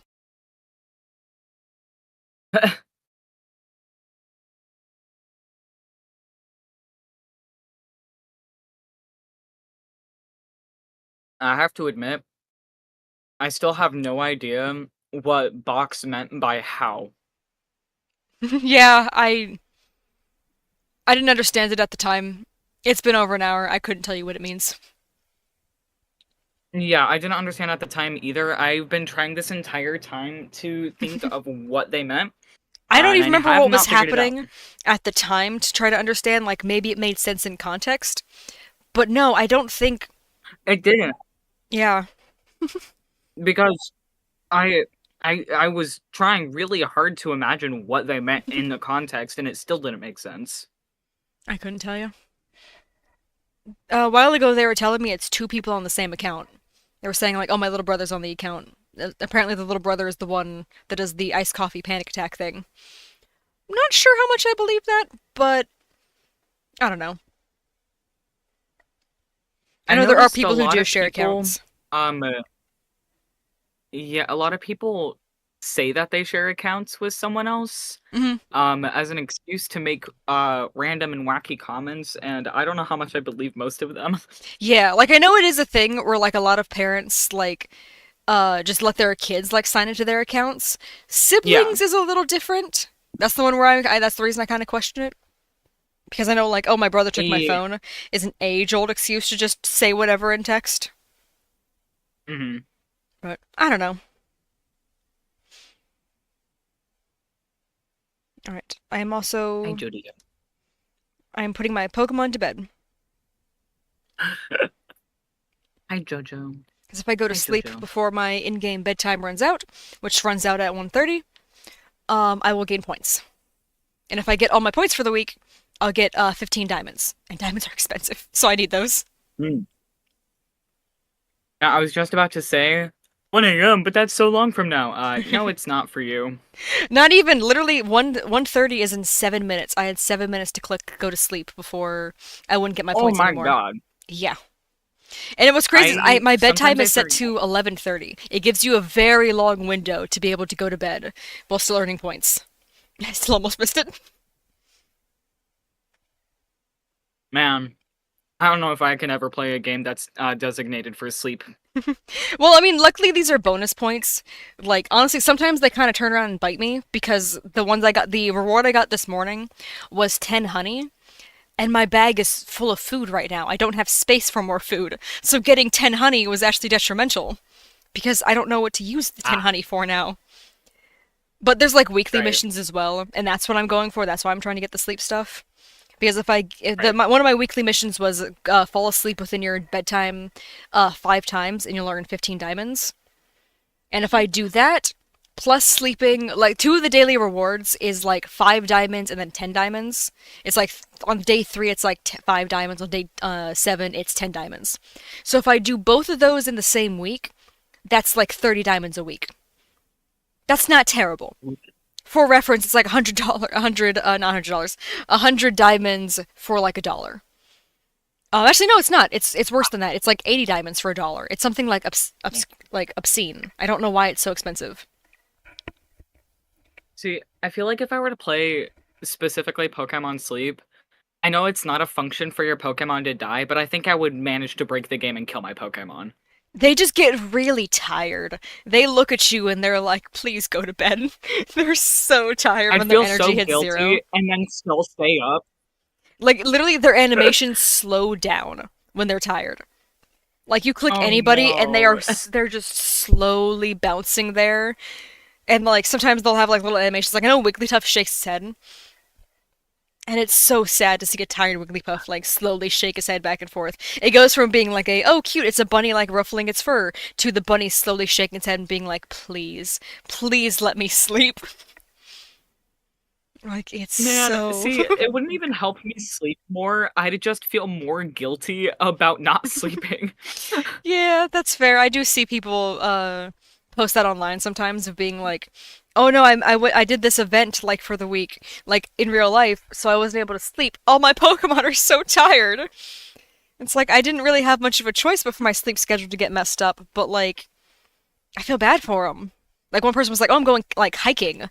Like I can't control that hmm because they were saying like, "Oh, I just turned my phone off overnight to save the battery." And like you can't use Pokemon Sleep if your phone is turned off. So unfortunately, the poor things were just so sleepy. I feel like Ugh. if you have your phone off, it should automatically count it. It's because the screen needs to be on. If you turn the if the phone turns off, it stops tracking because it's listening for you.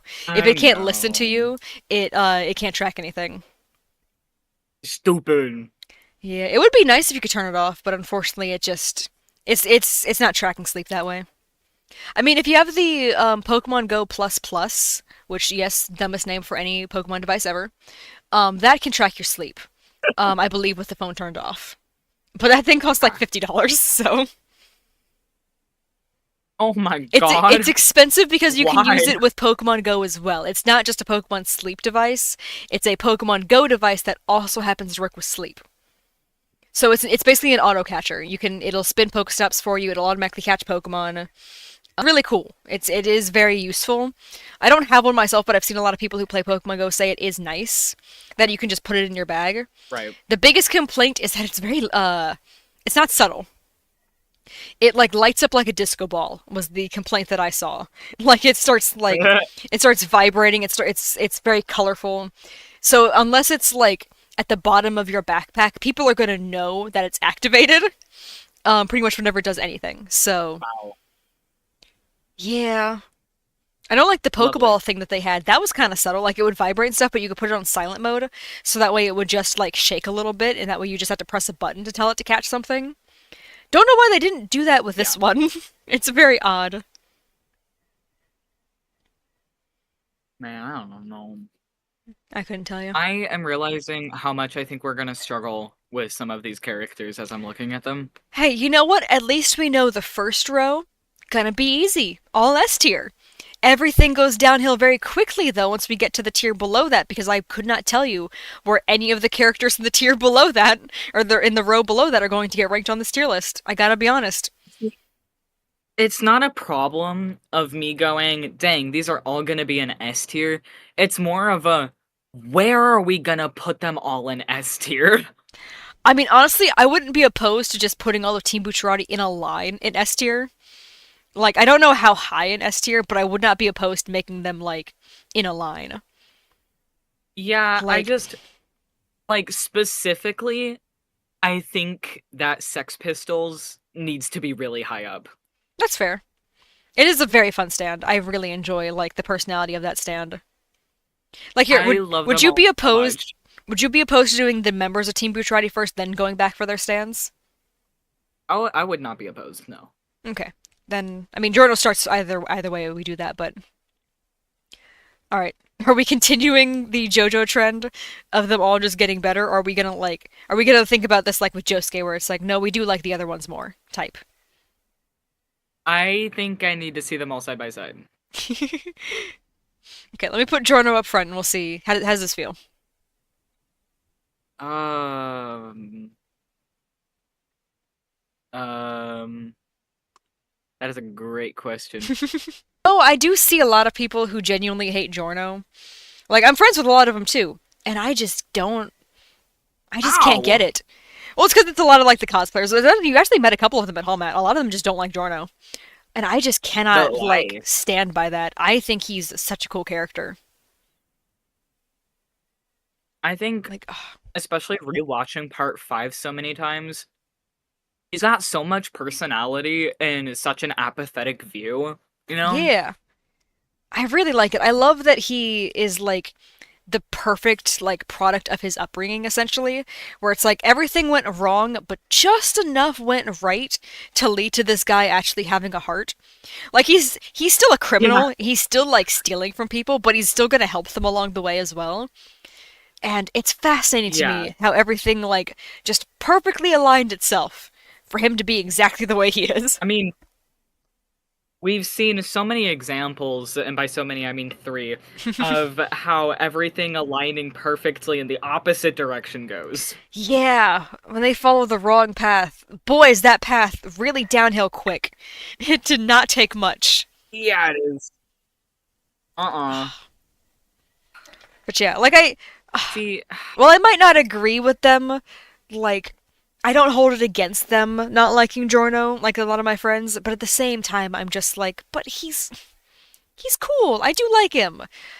Like, I like that he reminds me a lot of Part Three Jotaro, where it feels like he thinks he's a lot cooler than he is. If that makes sense. yeah. Like, Yes, 100%. just the way he like carries himself. Like, he is charismatic, but I don't know, the way he behaves almost feels like he thinks he's even more charismatic than he actually is. And like, I love Yeah. it. Like he just assumes that like, oh, I can just get people to like listen to me, right? And then that's why like I think that's part of why he gets mad like when the truck driver doesn't listen to him. Because like I know he wasn't using like his charm during that. He was just yelling at him like, "Oh, take me up to the top of this mountain." I think that's Yeah. why he like to go straight to the like, okay, I gotta intimidate him route, which I just love that scene so much in general. That is a highly underrated funny moment from part 5. That poor like truck driver. Yeah. Oh man. I'm still trying to think of where I think that he belongs I on S know. tier. Yikes. Oh no, cuz I oh no, this I why did I know doing this yeah, this keeps was making me this go back and forth between like this was fun. Why would we do this? Why would we rank yeah. everybody? Like, oh Like for the man. the characters that I know I love like 100% where it's easy at the top of the list, Mhm. or characters that I hate so much that are easy at the bottom of the list. And then there's Giorno, where I love him so much, but I don't know if I love him more than the other JoJos because they're all so different. They really are. Like, Because I almost feel like him being at the front right now is good enough. I don't know. I know there's the delay, but I've been moving him around trying to figure out like how I'm Yeah. feeling about him at each one. And I really there's no like super strong feelings moving him around. And that's making this harder is the fact that I'm not getting any like strong like, oh, Yeah. that's wrong feelings. Like Yeah, genuinely. See, for a second, my laptop updated and it was only like a half a second off, and then it immediately got behind again. yeah. I don't know. This Ooh. the stream delay, it's not even consistent. Sometimes it will be like instant, other times there's like a 10-second delay. I don't know what changes. Because I'm not doing anything. I It's just think, sometimes like yeah, messages will come through right away. The stream will be like 1 to 1, and then like it very slowly starts to get off sync, and then it's just not there anymore. And I don't know why it happens. yeah. I think it also doesn't help that you're going through like stormy weather right now. Yeah, I mean, luckily it did stop raining a little while ago, but I did also check the weather app, Uh-huh. and it did still say that there's like still chance of rain further out tonight. So, Lovely. mm-hmm. Man, this is hard. I I don't like know. Uh, This is a weird detail to point out, but I do. Eyes are so vibrantly green here. But I was just on Jotaro's wiki page, and he's supposed to have green eyes too. Like his little character bio thing actually mentions that his really? eyes are a greenish, but the anime made them a lot more bluish. And I know that's a very minor Oh, thing, but I'm curious as to why. yeah, honestly, I really liked where most of the characters have like like cyan eyes. Yeah, What Jotaro has green eyes and Josuke has blue eyes, more yeah. blue lenient. I think it's a really cool visual difference. Mm-hmm. Phew.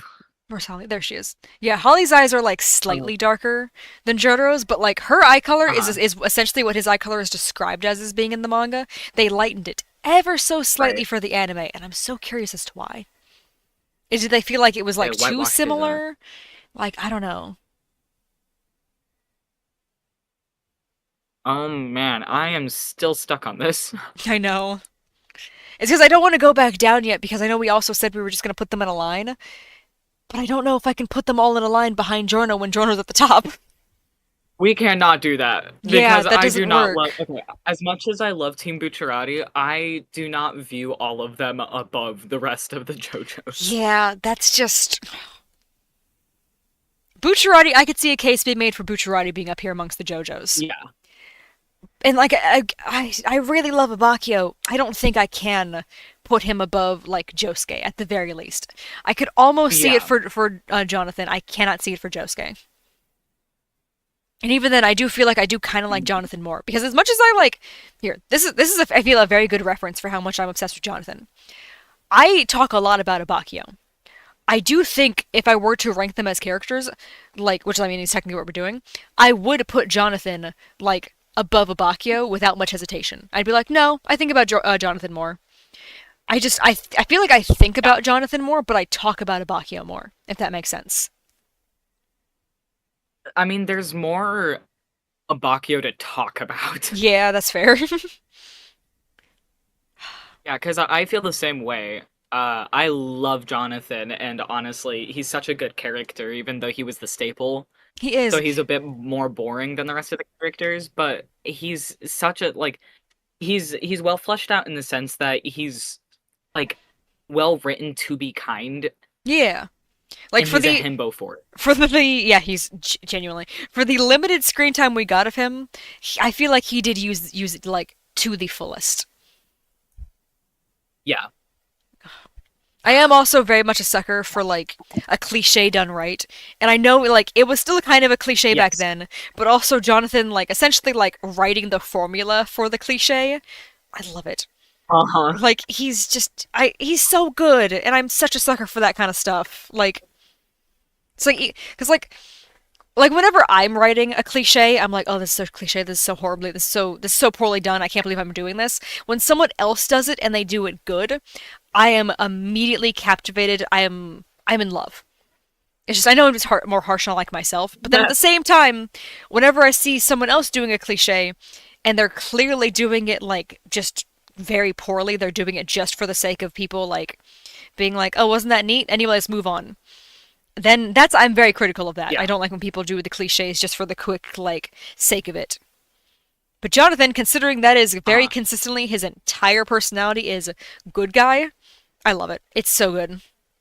Like he's such a fun character. See, I feel like Giorno almost belongs in between part three, Jotaro and Joseph I in could see terms that. of likeness, Yeah. but I genuinely can't think of anything else. He's a very fun character, and I am also I started thinking about him in ASBR and how cool some of his animations are, and I want to give him Uh, credit for that because I know they are lifted directly from the manga. But seeing them like uh, more back to back, like more fluidly in the game, is like really that's earning him some extra points here, I must say. Like some of his attacks are just so yeah. clean in that, like doing the like combos. They look so good. I am kind of terrible at Giorno, but like it's still fun to play as him, even when you don't know what you're doing. I mean, Gold Experience is such a cool stand too. It really is. That's why I'm glad we get to rank the stands later because that Hmm. stand, that's oh, it's such a good one. Here, you know what? While I'm scrolled down here, let me grab Bucciarati, or maybe we can figure out where to put him. Oh, I didn't notice he's doing the little finger pose. I love that. I could not tell you why he did that in the middle of explaining like how the mafia works to Giorno, but I'm glad he did because it looks cool. Like, oh, I love him. Oh man, this is terrible. I love how happy Kinato looks to be here. I just realized. Everyone else, like, there's a couple smiles up here. None of them look happier than Kinato. This man is just like, whoa, I made it! Oh, I love that for him. He made it to S tier. He's That's just, weirdly he's, wholesome. yeah, he's just so happy to be included for once. Oh, man. It looks like a huge battle is happening and everyone's got their game face on and he's just happy to be here. He really is. Like, even Polnareff, like, he's literally taunting his enemies in that pose. Like, oh, I love it. Yeah. Alright. Okay, Bucciarati. Okay. Oh, above or below Polnareff? Okay. Personally, I rank him higher than Um, Rohan and Iggy, but I don't know if I can rank him yes. higher than Polnareff and Okuyasu. See, I almost want to rank him higher than Polnareff, but also no, I don't. But also he's like the mom, so He's such a I cool don't know. character. He's so I Oh, can't put it this into words. I know that's like what's difficult is that like I'm over here overflowing with so many words to say that I've literally run out of them. Yes, it's left me speechless. Oh my gosh.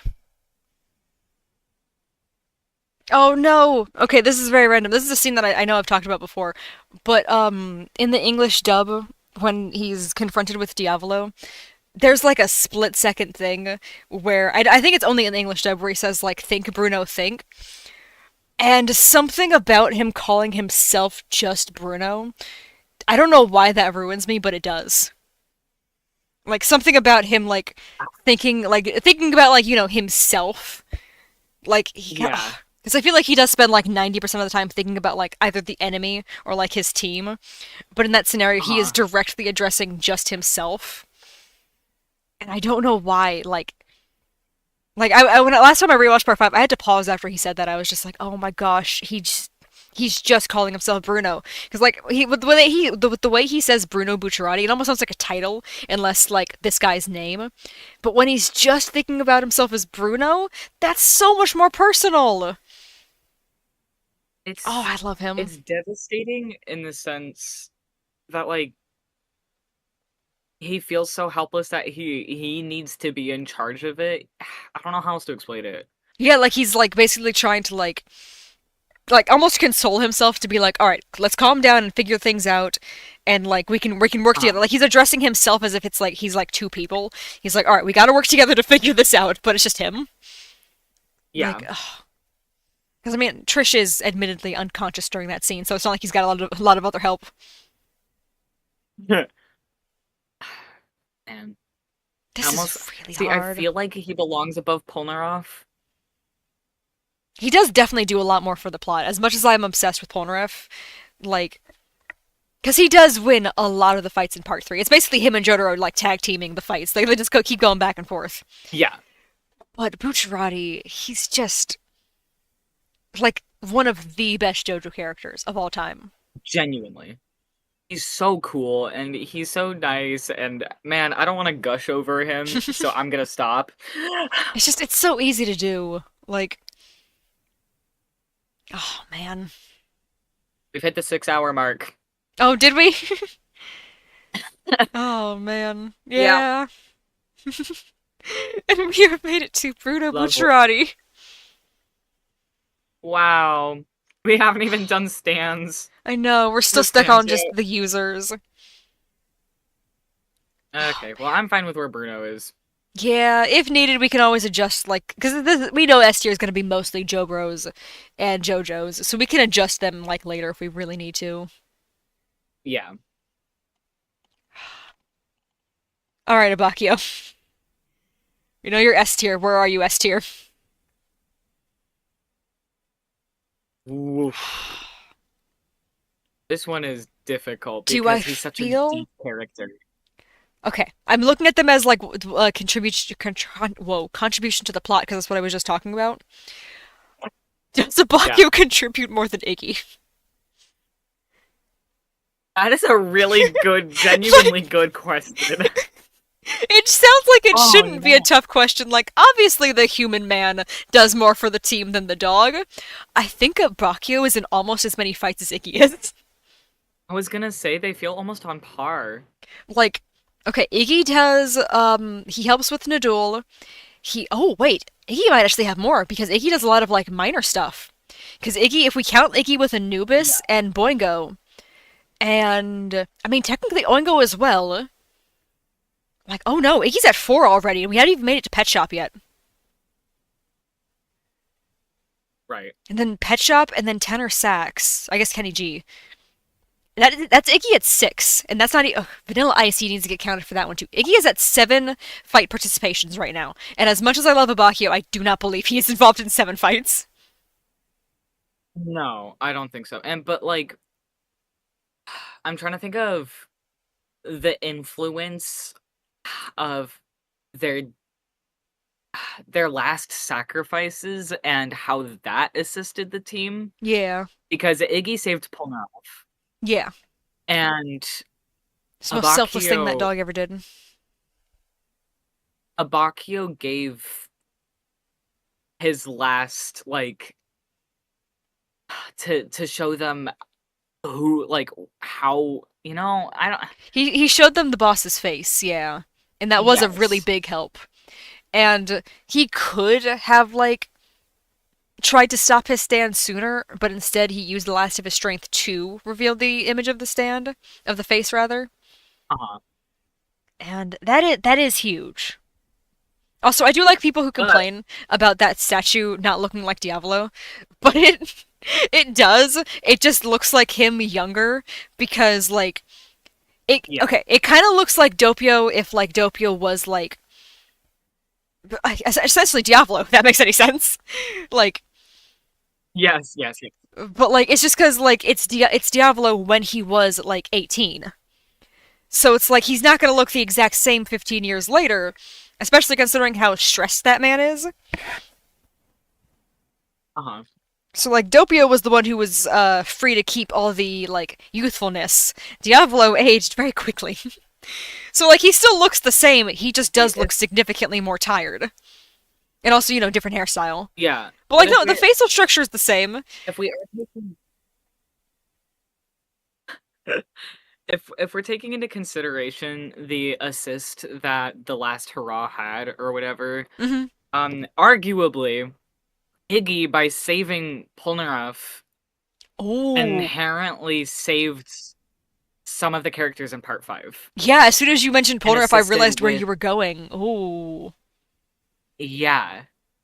So arguably Iggy had a far bigger impact than Yeah. Abakio did, even though Abakio had a great help with showing them Diavolo's face. Yeah, Abakio does directly help bring down Diavolo because of that. However, Yeah, part 5 it is kind of like Solo where like we don't get updates on those characters again, so we don't fully get to see how that impacted Italy. Versus on the other hand, we do get to yeah, directly see how Polnareff being alive impacts Italy. Oh man. exactly.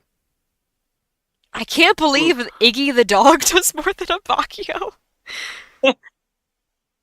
Wow. Okay, let me read the spoiler thing. Um, wow, I guess okay, if we're going for like character like contribution, Iggy does have to be above him.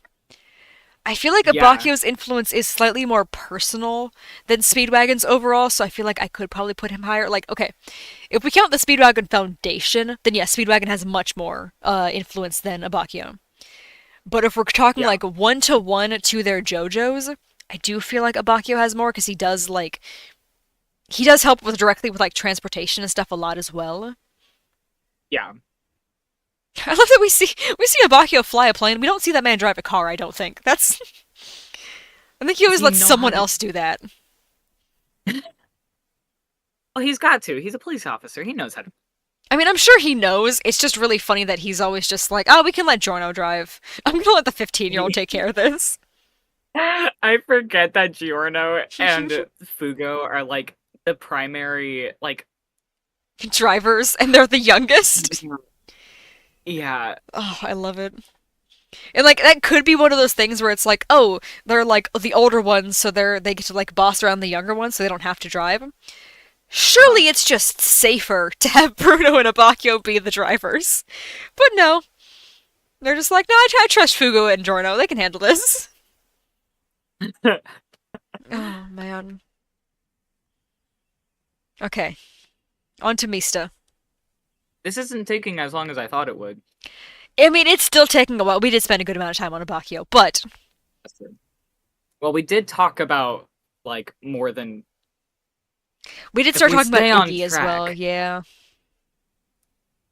we Yeah, talked if we about stay on Iggy. track, I'm sure we can get this done. Yeah. Mista? Oh, All right. Mista. I have him as this is as a placeholder right now because I'm not. I am genuinely a little torn here. Hmm. See, he does a lot. He He's put does. into a lot of the fights. It's because he's their only gun, and they're like, hey, a lot of those fights are really good long distance. So Rocky was just like, yeah, let me Yeah, take care of it. yeah. I mean, I guess Narancia technically has a And I gun, just love but him as a Narancia's just character. too um in your face with his gun. So Yeah. I mean, honestly, I could see him being above Rohan. I don't know about above Polnareff because I do think Polnareff technically has more fights under his belt. I don't know though. Yeah. See, they're both like comic relief characters, Yeah, but they're so vastly different.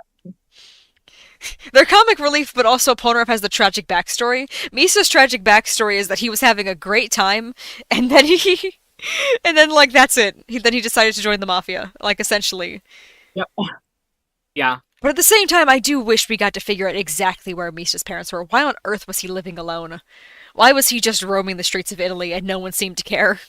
That is genuinely like kind of concerning that he was just doing that. Yeah, because he's still very young. Like, He is. He was like he, 17 at least.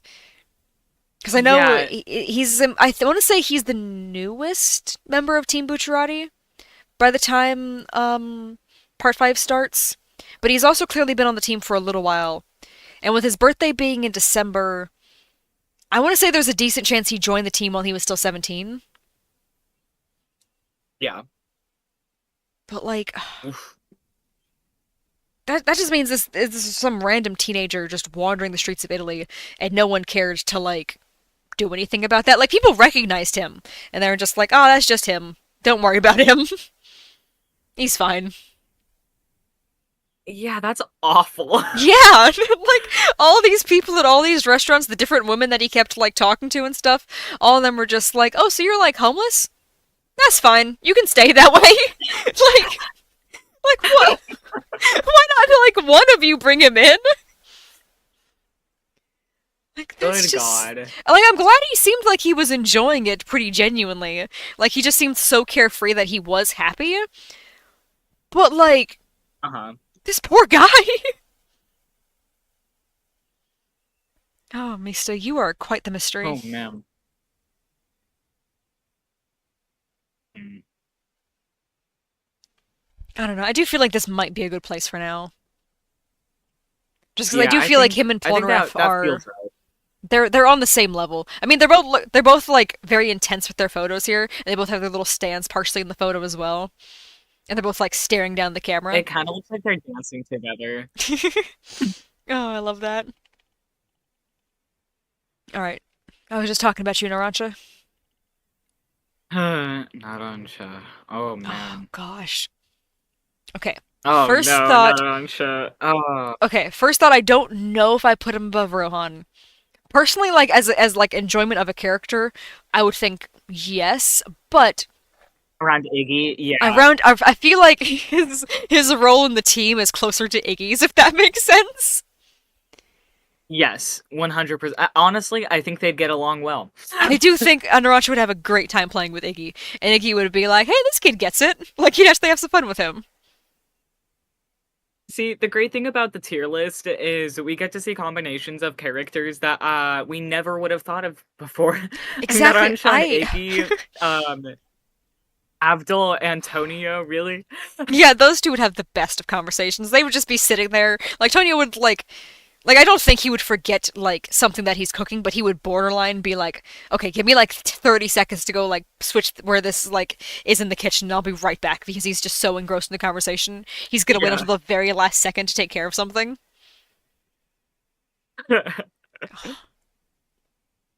Man, yeah, honestly, I am kind of liking Narancha next to Iggy there. It also kind of looks like they're looking Yeah. over Iggy to look at like him and Abaki are looking over Iggy to look at each other. Uh-huh. Oh, I love that. Oh, All right, Fugo. that's so funny. Oh, S tier is getting so Fugo. full. Oh S tier man. is 3 rows long now. Okay, Fugo, let me put you up here with Part the other five part five. is horrible for whoosh. It's a shame part Okay. five is so good because this This is is where it difficult. gets difficult. I know. Because I love Fugo, but I don't know if I love him more than like no no. Yeah, it's really tough. Cause I oh I can't even say that. Cause I was gonna be like I almost like Yuya being on screen like as much, but also I don't think that Fugo should be below some of the characters that's in between him and Yuya. Yeah, I can see that. Like they both like they're two different character types, but they like fit the same like they scratch the same itch in your brain of being like, "Oh, cool character like this." But it's Yes. like it's the same Yeah. like emotions off. You're just like, "Ah, neat." And like that's it. Yeah. But yeah, at the same time I do agree like I cannot put Fugo under Hayato as much as I love Hayato. I feel like almost like in between Crazy Diamond and Star Ooh. feels right. Which star? Gosh, I forgot that they Yeah. were back to back. I meant the part three. Yeah, cuz Crazy Diamond is currently being sandwiched between two star platinums. He's fighting for his life over there. Yeah, I didn't even. Yeah, it looks like both of them are about to punch him. He was struggling over there. So like, oh, here, Yeah, I let me feel. add one more character so we can Yeah. see. Look at the two of them. they've got they've got Oh Crazy my Diamond god. fighting for his life. Yeah, let me put Lisa back here. Okay, okay. Wow, Because like, that's okay, funny. we're at the point where we feel like we're ranking Fugo low by putting him like at the bottom of S tier. But we have to remember this is S tier. This is the top of the This is board. S tier. So it's not This like we're is saying, S oh, we tier. hate Fugo, he's the worst. We're just saying of the top, he is ever so slightly less. Ever so slightly. And I feel This like is that's. Oh, we have dug ourselves our own hole. Like, I know. We're literally over here trying to figure out, like, okay, who's better? Who's at, like, 100 exactly, and everybody else, like, there's no. Okay, there's currently no one at 100. But we have so many characters fighting between 99 and, like, 99.9 that it's so difficult to figure out yeah, exactly where they fit between 99 and 99.9. yeah. I was gonna. We've managed to make ourselves for every category a 0 to 100, and it's so hard to figure out. Like, cause like it feels like such a big gap in I between the know. characters until you start comparing them, and you're like, well, they aren't that far away from each other in terms of like my likeness of them. So it's just It's so tough. I'm like, I keep feeling like I'm being so mean until I look at this, until I scroll down and I'm like, oh, he's still really high up.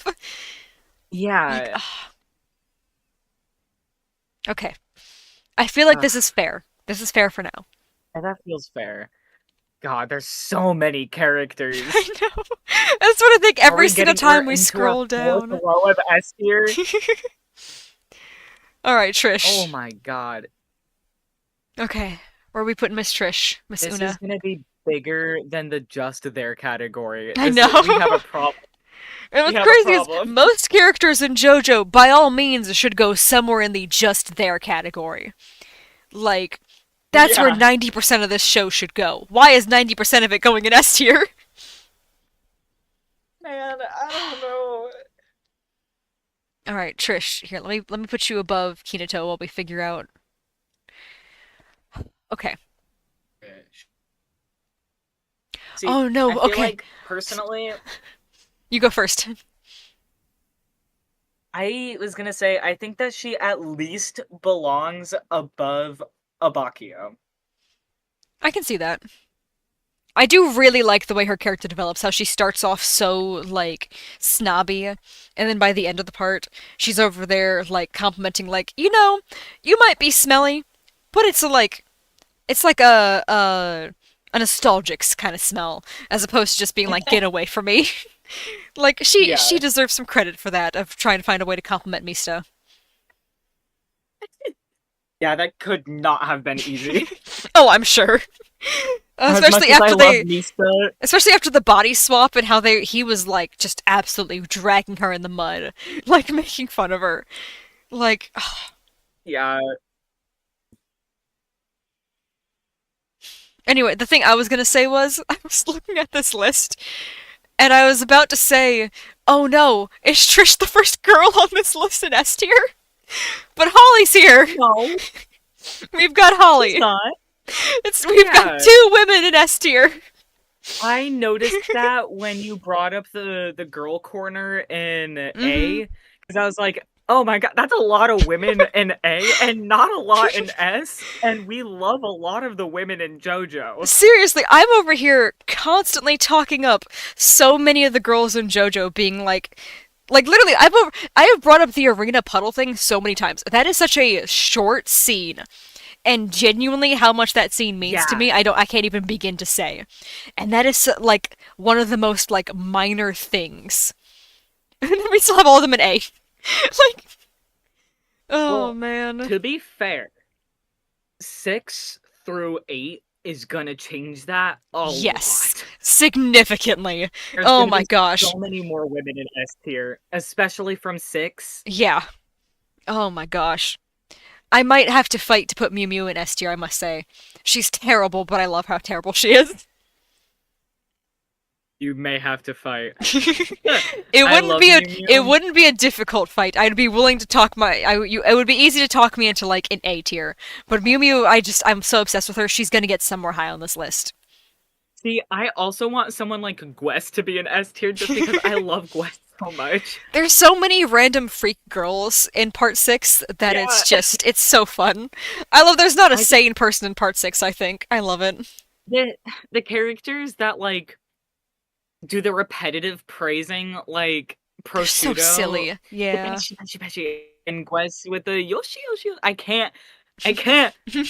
It's It so grabs me good. hard. I don't understand. It's because it's adorable, but in like a really like are they It is. okay way? And the answer, I Mm-hmm. mean, we know the answer is no, but that doesn't make it less like fun. Yeah. Like it's hard to look at Chocolate and think like Oh I'm boy. sure he's sane, but like still. Oh man, Chocolata is gonna be so difficult to I categorize. know. It's because I know he deserves the bottom tiers, but my heart says to put him higher. Yeah, that's where I'm at because he's a good character. He's an awful person, but he's a great character. He really, really is. Ugh. I'm totally But stalling we did put with. part one Dio in D. That is true.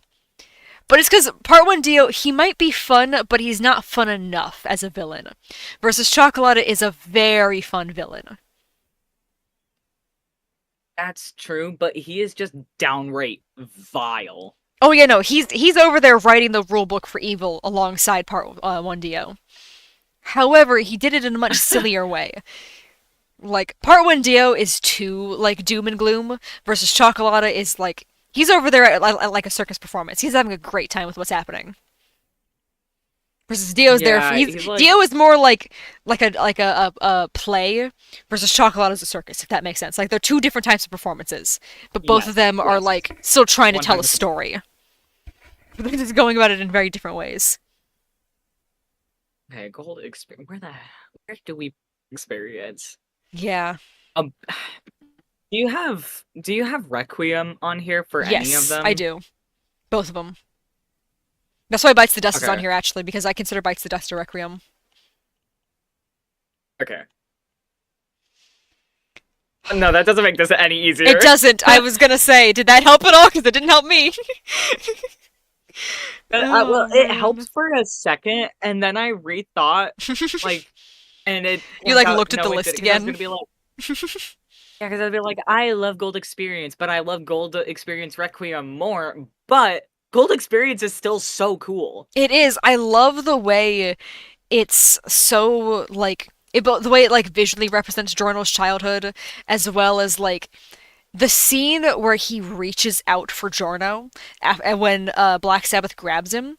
That gives me chills every Yeah, time. The way his soul is reaching out for his help, and he doesn't even realize fully what's happening yet until he looks around. Like yeah, I love that. and also just like ignoring like the fact that it's a little weird seeing them as close as they are in the intro and stuff Yes. makes me happy because they are close. Yeah, no, Jorno, like, even if he wasn't, like, fully aware of his stand for a while, he knew he only had himself to, like, trust and rely on. Exactly. So the fact that that manifests with his stand of him being like, if no, I'm the only one who's got me, so we're going all in, buddy. And I love that the stand It's is, like, full on with that, just being like, yep, I'm right here, don't worry. yeah, yeah, yeah. Like, I love that. Man, It's, I his stand is like, it if it was feels less serious, his stand would totally just be like a cheerleader. I love it. uh it feels morally wrong to put Gold Experience above Fugo I know. or something, but I feel like that's where he belongs, somewhere above Fugo. I could see it arguing as like visually, I do like the like effects for it more than Crazy Diamonds. Okay, I think I like the actual ability of Crazy Diamond better, but I think for the way everything transforms with Gold Experience, I do like that. I love the way Yeah, for they animated that. That looks super cool. And like the little sound it makes as well. yeah, That's cool. and for creativity factor, I think they're basically on par where Yeah. how they use it in certain circumstances. I do like the way not Jorno, Josuke uses Crazy Diamond's healing like as a projectile, you with like the blood thing. That was really cool. Yeah, And like creating like the makeshift wall to prevent Highway Star from catching up to him as quickly. Like Josuke can think on the fly with yeah, yeah, like yeah. not just like healing and restoring things, but trying to figure out like how can I return things to get them like to where they're supposed to be. And I love that he does that. Because it seems like it'd be very easy to get yourself stuck in He like thinks ahead. a creative rut of being like, well, it's a health stand, but it's really not. It's just a stand that just so happens to also heal, and I really like that. Yeah, I. It's also really cool to see him on the offense, like when he put the knife inside that guy. Yeah, and knowing that he could like that Ah, he didn't have to worry about punching like pretty much anybody because he can just heal them instantly. Like he uses that one a lot. He would know he's yeah, been using that one since he was a kid. The second he figured out like on accident that he could heal something, he figured out like does this work on people and discovered immediately the answer is yes. And yeah. I love that. But yeah, I think if okay, Oh, yikes. I do feel like Gold Experience does deserve some extra bonus points for like visuals, and I think that bumps him up just barely above Crazy Diamond. Yeah, Because again, I do yeah. also that's got one of my favorite like stand sound effects. Also like the coin like jingles and stuff. Like this stand has some of the coolest sound effects. Crazy Diamond is like a Definitely. very close second. Like as much as I love like the which gun is Star Platinum's? Is Star Platinum the shotgun with his punches? I think so. Because I know a couple of like the like default punchy ones just have guns. I want to say Star Platinum is like a shotgun. I know there's one that's supposed to be like a sniper, and obviously Mista's got a revolver and stuff. But like there's a couple like very specific guns that they use for some of the stands. I do really Yeah. like Star Platinums. I also like when there was the baseball bat when he smacked Hierophant and Green. That was fun. Yeah. Um, but like overall, I really like the sound, especially like the summoning sound effect for Crazy Diamond. Like it's very like almost chipper, if that makes sense. Like it feels like so upbeat. Yeah. And then I love the coins for gold experience. Like these are some very top tier stands when it comes to just like their like sound effects. Yeah, for sure. All right, I think that's fair. I think we can move on to Sticky Ugh. Fingers. I'm glad that we've started separating the stands. Yes. All right, I feel like I do have to put this one in S tier. If we put Highway Star in S tier, Rubber Banded alongside Yuya, that means Sticky Fingers is absolutely in S tier. Yeah. Oh, but Yeah. We above or below Part 4 Star?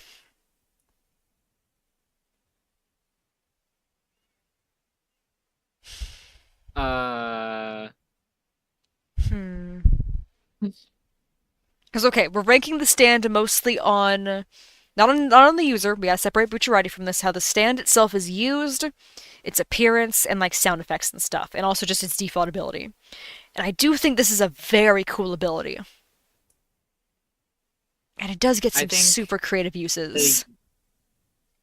the uniqueness of it and the sound effects and the design overall are just so cool paired together, and we already have a star platinum high up, That is true. so I think that's a good spot. Because I don't think I can. As much as I love Sticky Fingers, I don't think I can rank it higher than Fugo. But I do really like this stand. Yeah. Oh, this is Yeah, okay. I can. Yeah. This is tough. Okay, I'm gonna move down because I feel like that's a good enough place where I feel like I'm good for now. Oh, geez, I went too high. Okay, Moody Blues. Ooh, moody blues.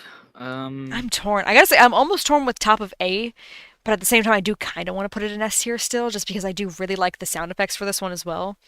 Like sound effects alone, easily top of S, easy. The cassette It's sounds so and the good. rewinding I've is literally so cool. I have like there's the videos that like isolate the stand sound effects. I've listened to those videos for Moody Blues probably the most of any of the stands. Hmm. Like it's such a good sound. I love it. Yeah. And I do like the design of it a lot because it stays neutral for a Yeah. reason. I like that it doesn't have a And it mouth. I think doesn't. that's cool. The eyes Yeah, really the creepy, but I love them. Like I don't know why the eyes look so different than every other stand's eyes, but like I love it.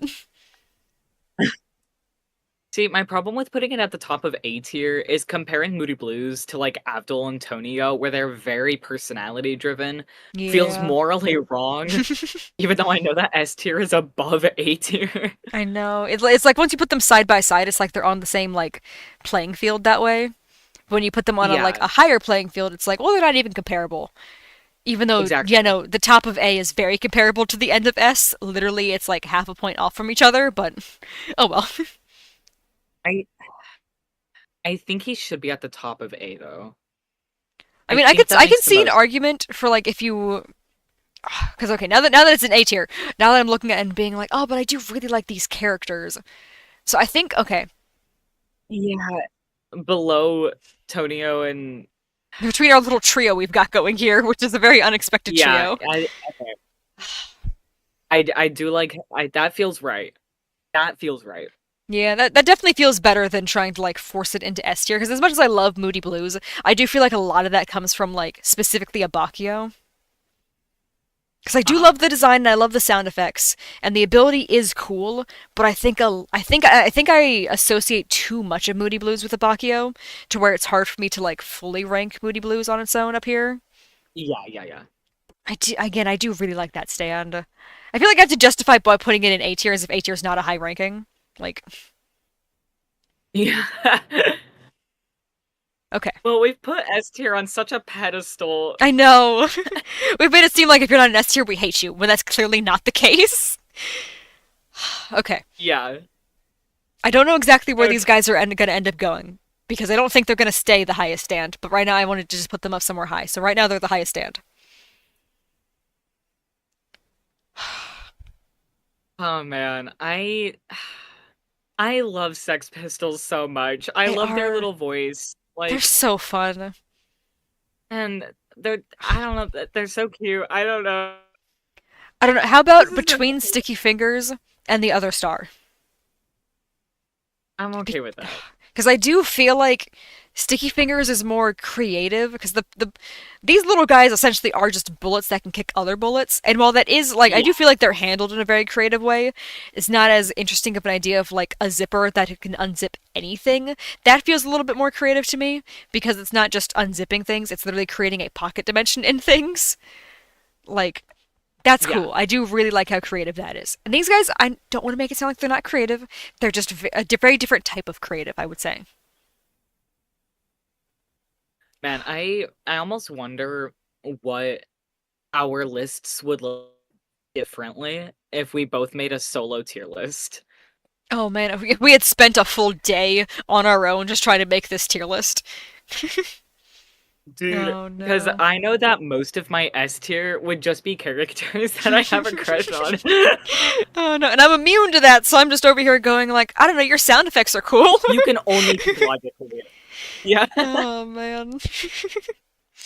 It keeps things interesting. It's a fun little balance. Uh-huh, All right. uh-huh. Oh, Aerosmith. I'm so torn. I do really like Aerosmith's design. I love that it's got a little pilot. That's so cute. Like the fact that this I think stand has a pilot is enough to make me think like I might want to put this one above Moody Blues. Even though it's like yeah. less I personality driven, the fact that there's a little pilot is so cute. yeah, I like it in front of Moody Blues because I think like the fact that it's a toy with a little guy inside of it is Yeah. awesome.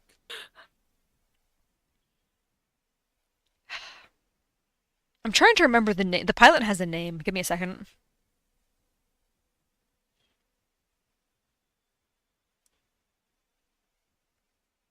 Sorry, I can't type all of a sudden. I'm Forgot the trying to spell pilot had a Aerosmith and I switched the A and the E.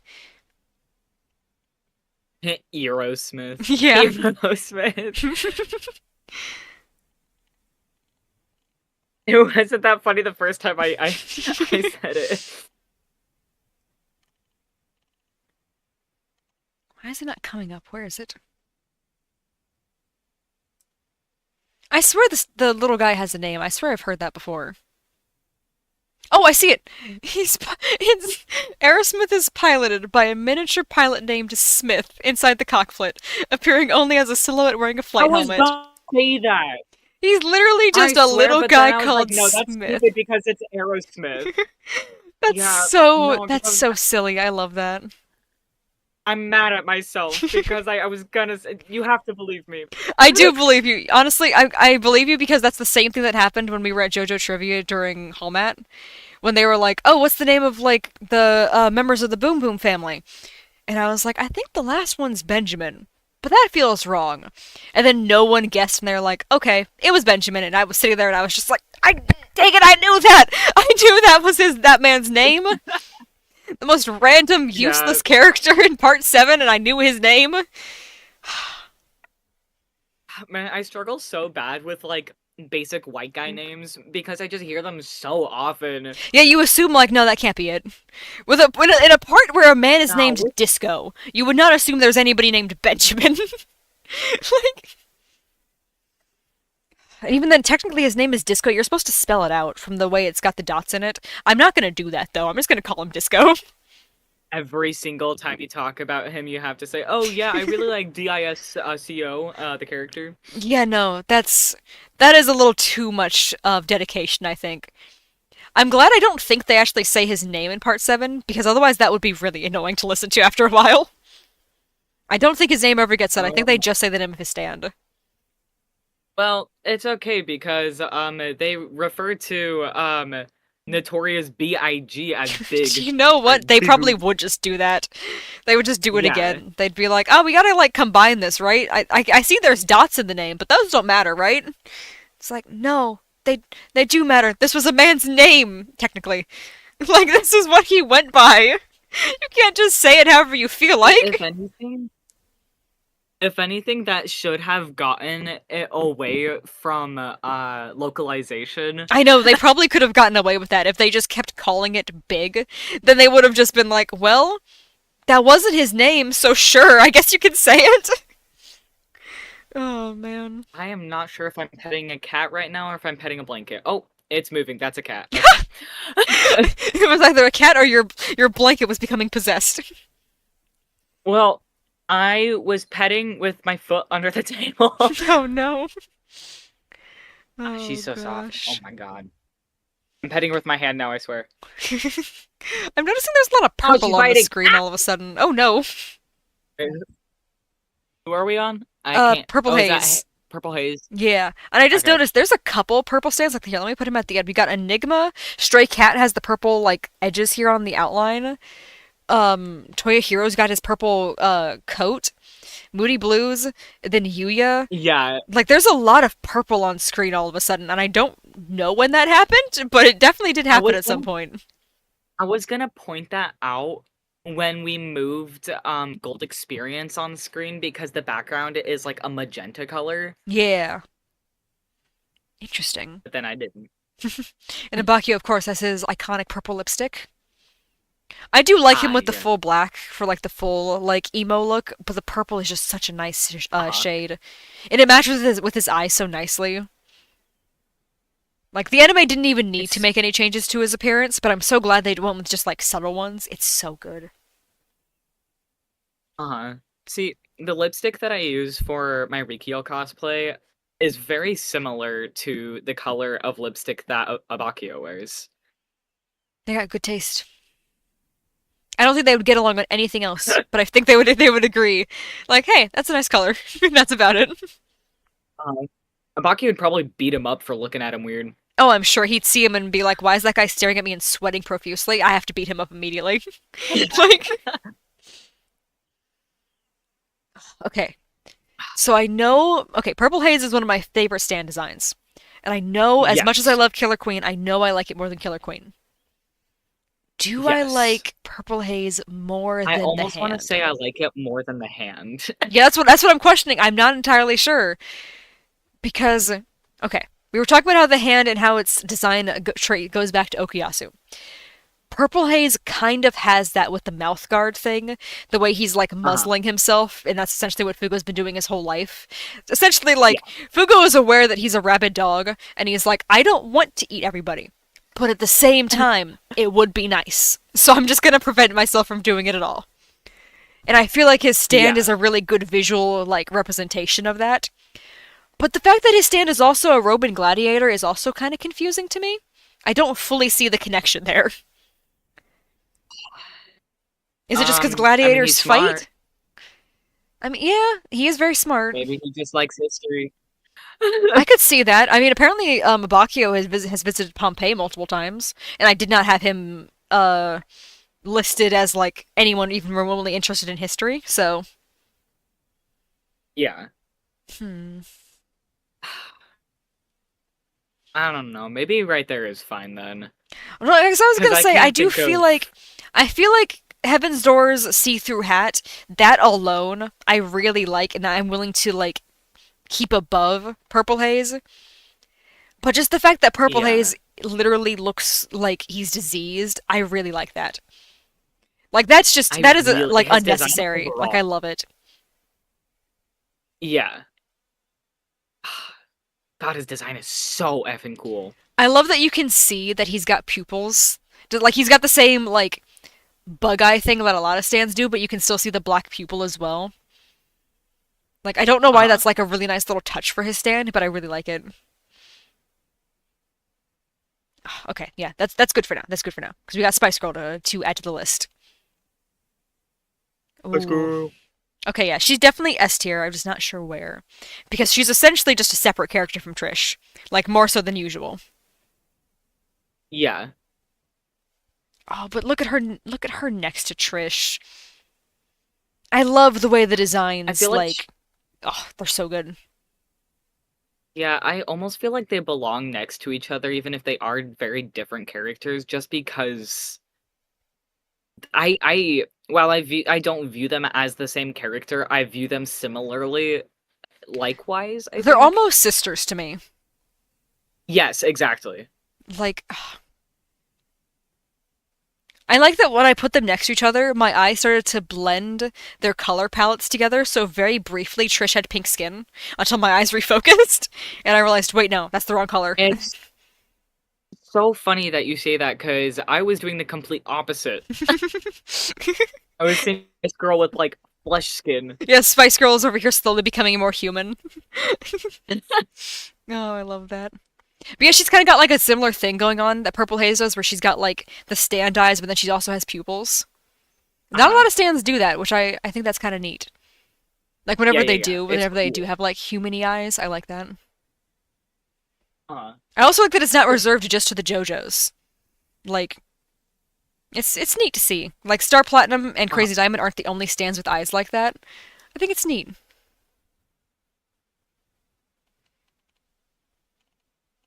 Okay, Oof. we've made it to Koichi. Koichi. Okay. I feel like Part 5 Koichi would want to be ranked in just there but cool. As his own personal preference, considering how quickly that man ran away to go on vacation, I feel like he considers Yeah. himself just barely there. I do love his participation. I love the way he shows up as traumatized with memories of sheer heart attack and then leaves. That is so funny. Yeah. Like, oh Yeah. man. He's like on a mission and then briefly is not on a mission. Like, oh, I love that for him. He literally, like, he gives his report to Jotaro, and he's just like, I think he's a good kid. And He's Jotaro's out of like, it. all right, trusting you, because I haven't seen the kid, but you know he's Dio's son, so you really need to be honest with me. And Koishi's just like, yep, you're good. Hangs up, and he's just like, all right, vacation time, and just sprints off to the distance. And then we never see him again. But you Uh-huh. know what? Good for him. Good for him. He deserved it. He did not expect to get hit in the face with literally a stand that works almost the same as sheer heart attack, where it's like the remote operated user's got no idea what's going on with it thing. Like like the shadows versus the heat thing. That's like just similar enough. Where like he was sitting there kind of panicking during that fight. Like I get it. Yeah. Like he almost died pretty gruesomely to sheer heart attack and then to Kira afterwards. I get it. I wouldn't want to be involved in the plot afterwards too if that was my starting point. Yeah, I feel like he's like the head of just there but cool. Yeah, that it feels right. It feels right. Yeah. All right.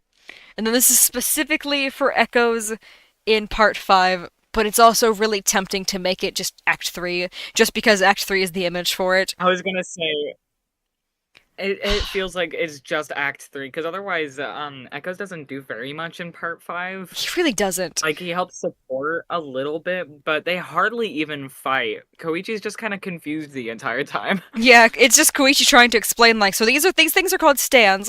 They don't always work like yours where you have to be there using it. This guy's probably got no clue what's going on with his stand.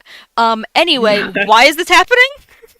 like like he understands like what is going on with the stand. He just doesn't know why.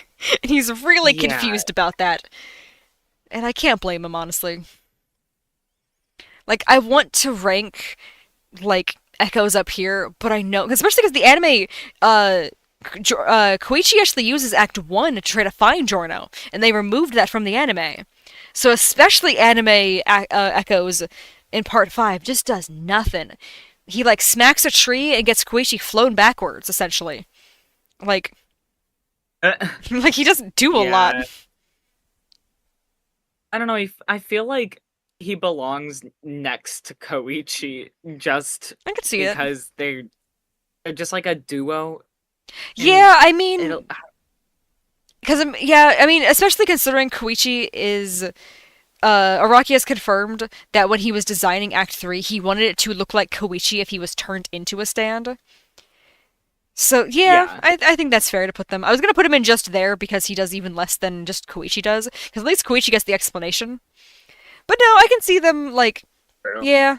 Especially because it looks like they're side by side here, and like that. I'm pretty sure this is from the same scene. That's cool. Like, I like the way that Yeah, yeah, yeah. looks. Okay. Part 5 Oof. Jotaro. This might be the only time he We gets are. out of S tier, considering I could see him being in, like, just there but cool, considering all he does is just look at a picture of the Crusaders, wish Koichi well, and then we never hear from him again. Yeah. It's so surreal putting a Jotaro in a just their category. But that's kind of like it. He shows up and But it's that I want to is say it's genuinely episode 1, 2, and then that's it. I don't even think he's in episode 3 because genuine. I think episode 3 is when we get introduced to Team Bucciarati, I think. I can't remember now. Yeah. Because I know it's everything with Man, it just Luca, feels weird. everything with Luca, then Bucciarati's fight. Actually, no, he might still be. He might be in episode 1, and then maybe it's episode 3, and then he's gone. I just know he only shows up the twice, and then he's not brought up again in part 5. Well, no, I guess he Yeah. technically is, but it's like the flashback version of him, so we can't rank that one here. Because the flashback version is technically this guy up here. So Yeah. yeah, Yeah. I feel like No, we have to that and leave him then in. just there but cool category feels Yeah, but on too the too opposite good. side of Koichi, because he doesn't even like directly involve himself with the plot. He's just like literally just financially supporting Koichi from a distance. So I feel like we got to put them on Uh opposite ends of the spectrum here. it's like the cool uncle. Yeah. I don't know. He's the one who's just like, all right, you have an unlimited bank account, kid. Have fun. And Koichi's like, whoa, Uh-huh. cool, free vacation in Italy. Jotaro is the witness protection program. Yeah, that sounds right. All right, where do we want to put Luca? I like that he tried Uh to be intimidating. He just didn't do a very good job of it, I think, because I don't think Giorno felt afraid once in that entire interaction. See, I almost want to put him in a just there but boring, but he does more than be boring, but not like he hardly does anything. There's not even like a battle, you know? Yeah, considering it's one attack and it lands on his own head. Yeah. Honestly, I could see him being somewhere along the lines of like Greyfly and Wired Beck, where he's just like kind of there, but he's not like super as interesting. Because I do really like his like Yeah. shovel thing. I like that he's got the backstory with the leaky eye. I like that he Yeah. is like he's got like some information established about him. I do like that. Actually, no, because he's Yeah, got I established like information, I would put him along the same line as being like along like Ton Petty. yeah, yeah. See, I like him a lot as a character. It's just he Yeah. doesn't do much. Yeah. Admittedly, it is He's kind there of to similar. introduce Yeah, he's there to like he's there. He's just an introduction, and he's set dead. the So ball rolling. That's his role. yeah, it's very Which is funny similar to because Tom Petty. I'm realizing. it's funny because technically Rolling Stones was the one to set the ball rolling. Quite literally, yeah. Yeah. Ugh, I do love that the fact that part 5 is ending, and you're like, wow, that was a cool ending, and then you're like, oh, there's an episode left. What do you mean? And And it's the just like, entire last episode is spent bawling your eyes out. and it's just discovering like, oh hey, you know how we said like the journey started here? The journey started the day before. Actually, let's go back to that real quick. It's really sad. Like, God, it's awful. I hate it's it so so much. It's such a cool stand. it is. All right. It's even more devastating because Mista thought that he defeated it. And he almost did. He did change fate. He just didn't like undo it. Because like if he Yeah. hadn't gotten involved, it would have just been Bucciarati dying in the tower. But because he got involved, they were able to defeat Diavolo. But man, was it a pretty high cost. Yeah. Ugh. Okay. Ugh. We have Pulpo. I definitely want to put him above Although, Luggins and Messina. I feel like that's a pretty like yes. straightforward one. Um, I think overall, his honestly, introduction is very creative and funny. yeah, I love that he was just a bed. And like the way Jorno is so confused over everything that's happening with him. Like I love that Jorno's inner monologue is just almost a never-ending series of questions the entire time Popo was talking. Yeah, I recall watching it for the first time, and I think it was my sister who like vocalized joking that he was going to be the bed, and then he rolled up. Yep. It's because it's the only thing in the We room, lost and our it's like minds. yellow's not like the most common bed color, so it's like it catches your eyes, and you're just like, oh, that'd be funny. They wouldn't do that though, right? And then he No, sits up. you cannot put anything past Taraki at this point. And then it was that episode that my sister and I learned to just not joke anymore Yeah, because because all of our jokes were becoming they were all premonitions, I guess. yeah, you were just tapping into Araki's brain. You didn't even realize it, but you were going back in time to access his brain in like the 90s. It's funny how that I guess still happens occasionally, minorly. I swear, you and Araki were working side by side like in 2022. I swear. With the way some of those ideas I in part don't 9 have know. been turning out, I swear you guys were having the same thoughts. It makes me angry. Why do we have the same creativity? Like I genuinely, how old is this guy again? Why Just are turned we the same? 64. Yeah, that's You what know, I thought. he just turned 64 about a month ago, which is have you seen his newest picture that came out? I cannot believe that man is in his 60s.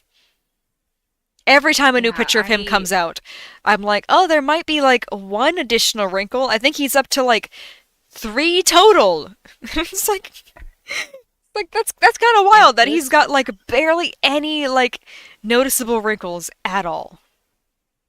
I have to say, I fully believe the theory that he's a Haman user. Yeah, Like I know a lot of the people idea joke came like, oh, from he's just straight somewhere. up a vampire. He's too nice for that. Although he does like Twilight. He has admitted he really likes Twilight. That was one of the author's Okay, notes in part 7, him talking about how he was enjoying Twilight, and he goes on to say, I want to drink blood, but I can't. Like, see, he's proving that he's not a vampire. mm-hmm. He's so funny. Oh, man, I like that we just wordlessly put Pulpo up here by Aqua Necklace. Yeah, I mean, he's They, funny, so that's something for him, and he's visually something to look at. I do kind of like that he does look like, mold. Like with the little, like, spores on his head. The Like, I don't spores, know, yeah. I don't know if I don't think it's supposed to be hair. I think it's a hat. But I do like I that the hope little so design because does kind of look like mold spores. I think that's neat. I uh, don't know what it says about his like like a personality or like design ultimately, like what it means, but I do think it's very neat. I like the fan uh, theory that he's Risotto's uncle, and that's why they have the same eyes. I don't think that was intended at all whatsoever, but I think it's a funny theory. yeah, Just that I love like the pointless theories, like the ones that don't really connect, but connect in the strangest ways. yeah. Like I'm trying to remember which one is the Mista one. Who is he related to? Oh, What's that and one fan theory? because the joke was like, oh, what if Mista is Whole Horse's son? But then there was the same Right, person was joking like, oh, what if Anne is Whole Horse's son, and that's why she's like running around and stuff? Because like we know Whole Horse has probably kids all around the world, so it wouldn't right, be right, right, too right. surprising. But then if you have those two theories simultaneously, that then makes Mista and Anne siblings, Yep, and that's so it's funny. so funny. It really is. They're such 'Cause an it's so unexpected silly. duo, yeah. But I It's mean, one I of feel those like silly things where like it has backing to it, but not enough for it to be serious. mhm. But I think Anne just being so like feisty, I think that's part of what makes it so fun to be like, oh, their personalities like They're just similar enough where it would be fun to watch them hang out, like an older version of Anne. Yeah, Especially knowing that she'd be in like her 20s during part 5. Like she'd that's be just fun cute to than imagine. him. Yeah, Yeah, I do feel like I do really like Popo. I think he's cool. I think some of his lines he's one of those characters who says a lot of like very like deep lines that I know come back around to relating to the plot, but I can never remember exactly what he says. right. Stuff about like God forgiving killing. And I know that's like Jordan will use that line against him to be like, "Oh, you think he forgives this? Well, let's hope Yeah. he forgives you then." Like, because Jordan he's not even concerned for himself. He's just like, "Well, let me know what he thinks," and then just shoots him. I love it. God, I love Giorno so much. He's so fun. Like, he really is. And the way he has that entire conversation in his head while following Bucciarati, it's literally like his version of like thinking up a cool comeback in the shower because he's just not even paying attention to what's happening as Bucciarati is like showing him around town and stuff. Yeah. Oh, hello. I don't know where to put Black Sabbath. Black Sabbath, dude, I love Black Sabbath so It's much. such a good design. I love the like I bird feet. still really want to cosplay him. That would be a Yeah. really cool one, especially because like the cloak would be very warm, but the fact that the body would be so much easier to do because of the cloak, like Dude, just wear a bathing suit underneath it. Easy peasy. pretty much, yeah. Okay, yeah, let me put him. Let me No put him at one the would bottom of know. C real quick. We're not at Oh my Valentine god, just Funny yet. Valentine is back.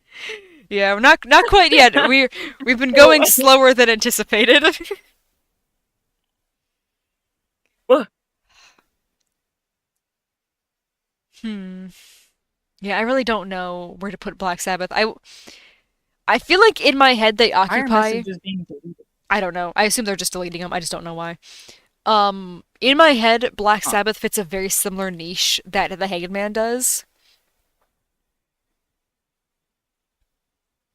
but I don't Wait, know. sorry, I wasn't paying attention. I was reading chat.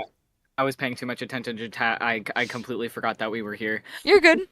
I was just saying, in my head, Black Sabbath and the Hangman fill a very similar niche of being like cool, off-putting designs. Like they both, Yeah. See, unfortunately for me, if it were up to me, I would put Black Sabbath in A tier, that's reasonable. but it's not up to me. So It it is a nice design. Oh, I forgot I did something. Okay. I just think like the arrow coming out of his mouth is also really, really cool. Yeah, that's awesome. I love the like black hole effect that it has. Uh-huh. And the fact that it'll just sit there and stare if it cannot access you, I know, it's so if creepy. you're out of the shadows. It's so ominous, and I love that. I think Like it's such a good design. that's why I was saying that to me, Black Sabbath and Hangman have similar designs because they both look like horror movie monsters. I know Hangman is straight up supposed to Yeah. because that's what Part Three's villains like were just horror movie classics. But I do feel like Black Sabbath went back to that for a little bit, and I really like how Yeah. oh, it's so good. But I can see the point being made for I hire love because I do feel like putting it in just there is a little too cruel because it is such a good design. Unfortunately, I don't think I it would just have love done anything back then. It would have been really yeah, cool though. I just love how he unhinges his jaw. I think I know. that is like one of the scariest aspects that like horror movie stuff, like unhinging jaws is insane to me and I love it. Yeah. Here, you said A. What if we compromise and Cars? meet in almost the middle, which is B? What do you Because mean why it's is cars in C? Cars is Because we C because if I remember correctly, our logic was we wanted C to not be seen as a low tier. So we were like, well, yeah. we do really like Cars and AC/DC, but they're not like our favorite JoJo villains, so we'll put them in like C tier. And then we got a little carried away in S tier. So, Yeah, we really like a lot of JoJo characters, so we have to treat a lot of the actual tiers as like almost higher than they actually are yeah. because we have we have the awful tiers below the just their tiers. Yeah, because we have so many tiers below C that C tier is genuinely still like I don't even think C tier is the middle. I think just there but cool is the middle. Yeah, because I mean, C has like Cinderella in it, and Yeah. And yeah, I am a very, very big Oingo Boingo fan. I think those two brothers are just so silly. yes, So them being in C tier, like that's the one I keep going back to specifically. Like Cars and ACDC, like I do very much enjoy those guys as villains. But Oingo and Boingo, those are the two that I yeah, keep reminding to be like, no, C tier's not low. Because specifically Boingo, after reading Crazy Diamond's Demonic Heartbreak, he was already my favorite of the two brothers just because we see more of him. But him in the spin-off, yeah, I yeah. very much enjoyed. Also, okay, I was gonna wait to point this out, but I just noticed it and realized, oh no, he didn't point it out, so I should point it out soon. I moved Pet Shop as a joke because while you were gone, I was like, oh, I wonder if he would notice, and then Oh, I forgot I moved him. So I'm just gonna put him back down because literally as I was saying it, I was like, I'm gonna forget that I did this as a joke, and then Pet Shop is just gonna end up in a higher tier. And then as I was scrolling around and stuff, I saw Pet Shop there, and I was like, oh, I I forgot about you. So dude, let it me put probably Pet would have Shop back taken down. me. Yeah, it probably would have taken me another 2 streams for me to notice. Yeah, I and by then I would have totally forgotten, so I would have just been like, "Oh, that's weird. I didn't think we had Pet Shop rated so highly. I could have sworn we didn't like that guy that much, just because he's so mean to Dude, dogs." with how long we took on part 4, we are blowing through part 5. I know. I'm kind of surprised. We're already on Zucchero. I mean, we have higher, like, surefire answers for them, I think, because, Yeah, uh, I like that Zucchero looks like a sad wet dog here, so I want to put him in just there but cool because I do think he was a funny fight, and he's one of the only fights I was able to predict the outcome for before it ended. And I feel like that does not happen with JoJo often, so I want to give him points for that. wow, you predicted the whole sequence? That's crazy. I mean, I kind of did when I saw that when Bucciarati pointed out that he won in boat number one. The second they're in the water, I saw that it said boat number two, and I was like, something's off about that. And then as Bucciarati was running around trying to figure out like where everybody had gone, I was like, oh no, they're turning into balloons. The boat is ballooned around the other boat. And that's exactly what happened, and I've literally called it like before it was revealed, while Zucro was still in hiding. And I did not expect that to actually be what was happening. I just knew something was up, and it was going to go back to the boat number. I didn't think it was going to be genuine Yeah. boat hidden in boat. Wow, you even predicted the torture dance is crazy. I had heard about the torture dance before. I didn't That know would that be was a insane. JoJo's thing, but I had heard that there was something called a torture dance. I was so oblivious to anything JoJo adjacent that I went in shockingly blind. Oh, you know what I didn't get until it happened as well? The Huh. the boys drinking not drinking wine, the two boys kicking the one guy and then Abakio drinking wine before joining.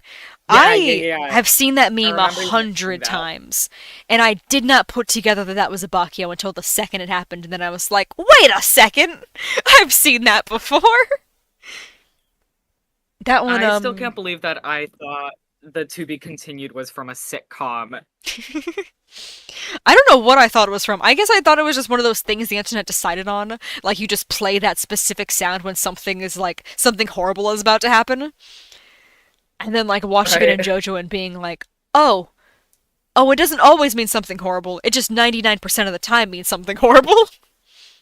Every episode ends in something horrible, so it's only to be expected. Yeah, it is. It is a good majority, unfortunately. What would you- I think. Okay, so the way I've heard the stand arrow explained is it's okay. There's two theories. There's one where the arrow either gives you what you're desiring strongest at that moment, and that's what it turns your stand into. Because I know I've seen that theory come from Bites the Dust, because Kira was like desperately craving a way to basically undo what he had done to Hayato. The other theory that I've seen is only one arrow gives Requiem stands, and that's specifically the one from the end of this part. And I don't entirely think that last one is true because I do consider Bites the Dust to be a Requiem stand because it does seem pretty similar. But I don't know. I feel like he wouldn't have gotten Gold Experience Requiem at that time just because it feels like the culmination of his like learning throughout the journey. So before he'd gone through that journey, I don't think his stand would have adapted the same way. Yeah, that's what I was gonna say. I was gonna add on that because of the way that the characters develop throughout the course of the part, I don't think that it would have had the same effect Yeah. if he had gotten it early on, or if it would have even worked at all, to Yeah. be quite frank.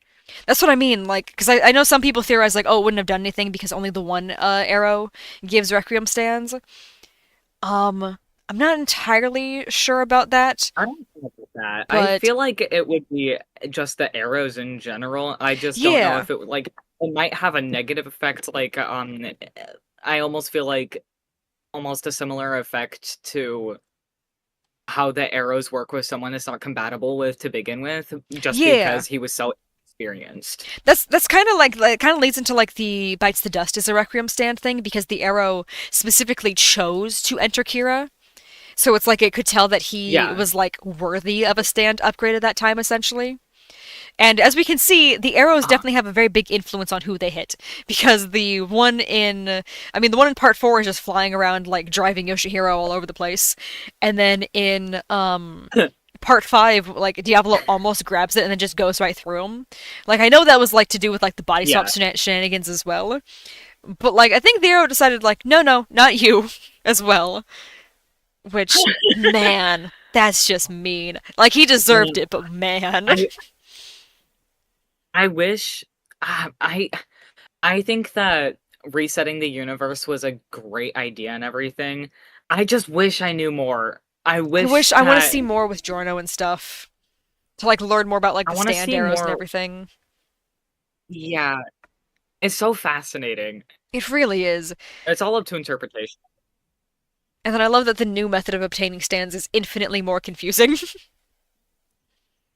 Uh-huh. I do love it though. It is fun.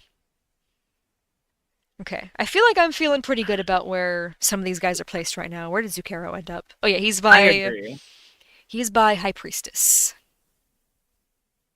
I don't know. I feel like I can't put him above Susie. Because I will say Zucchero he's very silly. He's not my favorite of like the silly minor characters in part five, but I did enjoy him. I thought he was fun. Yeah, I like what stemmed from his battle. Yeah, that's just about it. Yeah. Here, you know, he almost contributes less than Loggins and Messina. So I'd be willing to put him along Yeah, the lines of like Loggins and Messina and like Tower of Grey, to where it's be like honest, I he could was see kind him of like neat, but below Loggins, just because Loggins had huge influence I mean, yeah. specifically. That I'm good with that. I mean, I'm okay with moving him down a little bit. I think that's okay. Um, here. Soft Machine, on the other hand, I do like that this is basically just a cactus stand. I love that the way this thing looks. Yeah. Here, you know what? Here, we can put it where I just put Zucchero. We can put it a little bit higher up, Yes. just because the stand doesn't have much personality. I like its ability, but I feel like it's pretty reasonable to put it like basically where he was. All right, now this one. Man, it's starting to get hard to like see the images. Oh, I know the way that it's like the way they just keep moving like down. There's just so many like it's getting so zoomed in or Yeah, zoomed out there's rather. so many. All right. Yeah. So this is one. There's a couple. I have a couple of these little guys in part five that I'm a big fan of, where I know Um, he did nothing, but I really like this guy. I think he's cool. I hear the fireworks. They're starting. Oh no, like Guys, you're a I. day early. They're just trying to practice for some reason. I don't know why you have to practice a firework, but whatever. Um. Yes, faced a bunch. Oh, was that Momo? Oh, is she good? Um, I don't know if she's whining because of the Your works, or if it's because she wants my dad to come home. That is a hard one to tell. I don't know. Oh my god, dude! All of the information coming out from the mall stuff is happening like right now in the group chat, and it's Oh like, boy. yeah, someone died. Ooh, gosh. Yeah, a 13-year-old girl, I Oh, think. that's so horrible. Yeah, it was an altercation in between a couple of teenagers. Why did they have one in the first Oh, place? That is insane. that's so horrible. Yikes.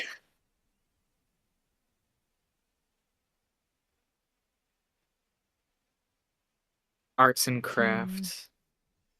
I know that's easily one of the best localized names. Um, I do like the stand battle a lot. It's a really fun one. It's very underrated in terms of like fun stand battles. Uh-huh.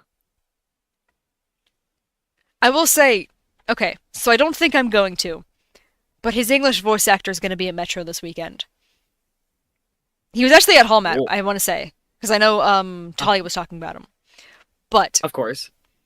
I didn't want to meet him then just because we had so many other stuff going on. I do have a couple breaks during Metro, and he is like one of my favorite random minor characters. But that's only if I have the time to go and say something. He is very popular. Um, Uh-huh. he's also a VTuber, which I was getting his videos recommended to me, not realizing that was his VTuber. I was just hearing him He's talk, a and I was like, VTuber? he is. He's been a VTuber for like over a year now. That's so funny. He's got a That cool feels model. so random. It was Uh-huh. really funny like watching some of the videos and being like, why does this guy sound so familiar? Because I was only seeing like shorts and stuff popping up. Um, Yeah. but I was just like, man, he definitely sounds familiar. And then I clicked like the about page and I was like, oh, oh, this is his VTuber. I see now. Like I was wondering, like I want to say his name is like, oh, I don't want to say his name wrong if I'm wrong. Let me Google this real quick before I say the wrong username.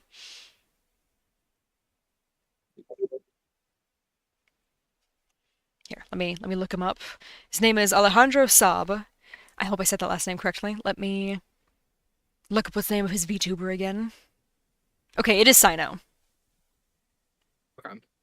Or It sounds Sayu. familiar. Sino is his Genshin character. Sayu is his VTuber. They apparently Ah, that I know they've made jokes about that before. The names being similar. But yeah, he's gonna be yeah. at Metro. And yeah, no, it was so funny. Oh, I that's like exciting. I saw the like YouTube channel, and I was like, that sounds so familiar. I wonder why. Oh, that explains it. That's really funny.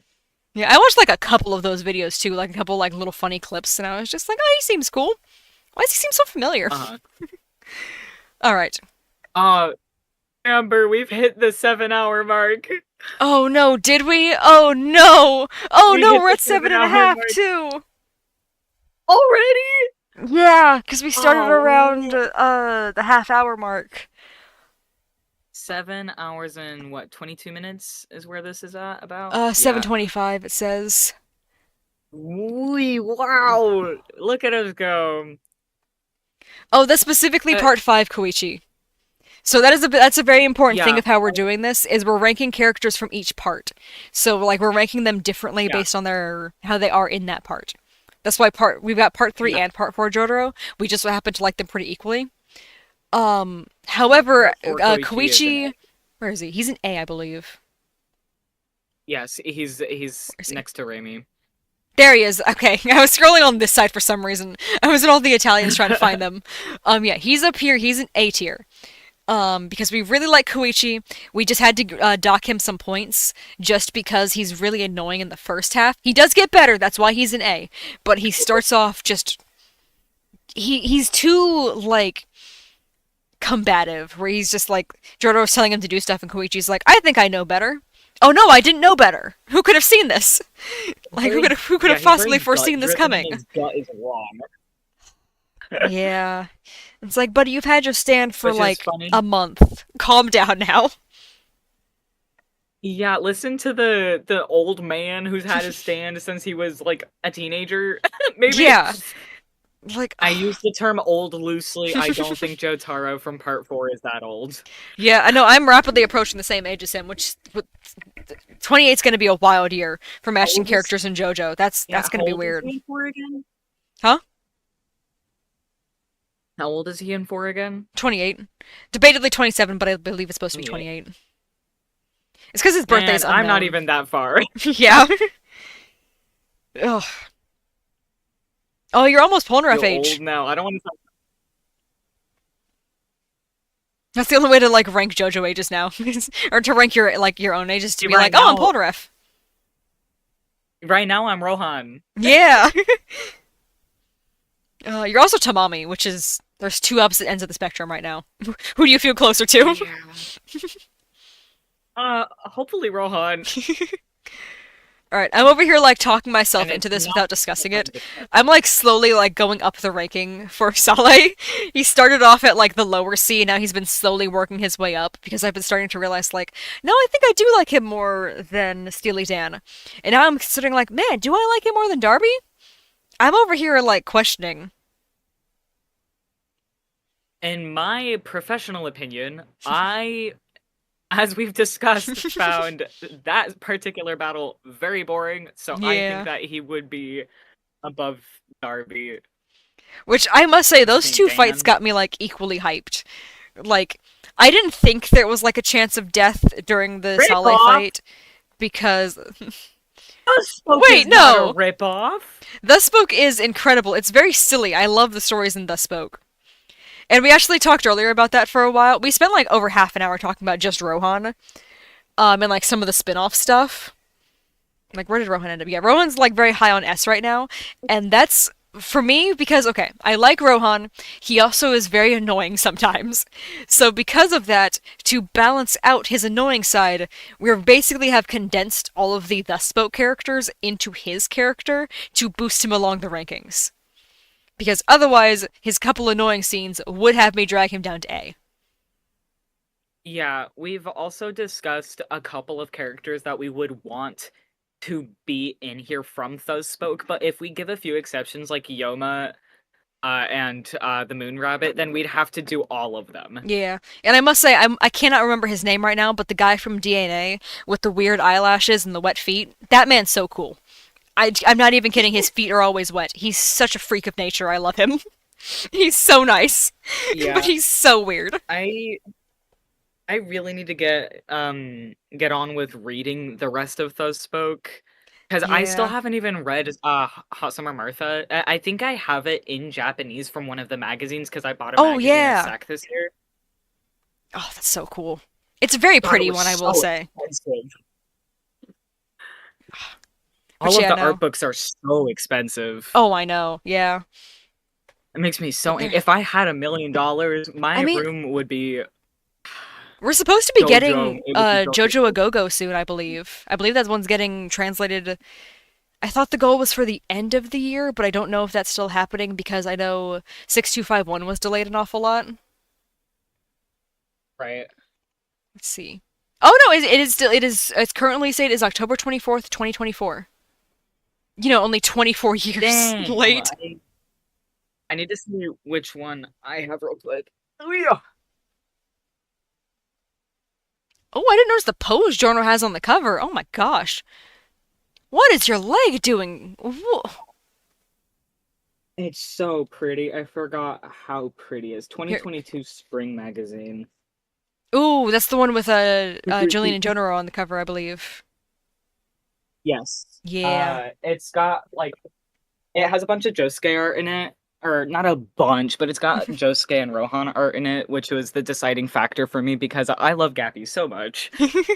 Reasonable. All right, I'm gonna put the JoJo A Go-Go cover on stream real quick. Oh boy, it's a lot bigger than I thought it was gonna be. Why on earth is this image massive?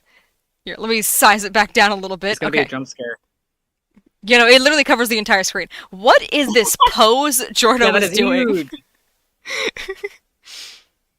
The reveal of you shrinking it is I so know. funny. I don't know. There's only so many ways I can change the size, so that was the only way I could do it. But like he's got his leg Dang, up it's over his huge. shoulder.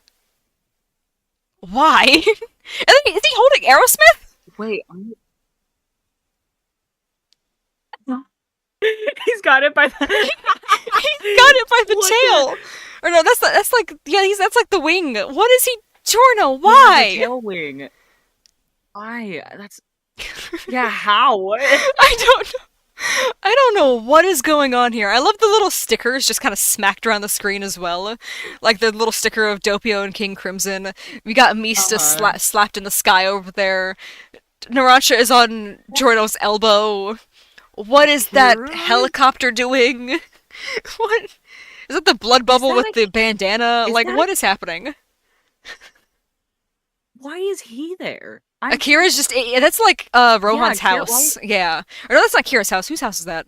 Why is Akira there? I don't know. I'm Like assuming I the pink understand house is having from to. Morio, but I don't recognize it. Is that Well, Koichi's I house? see something from like every part, and Yeah. like what is that strength and the pyramid, but Akira? It's weird to choose him as the representation for part four.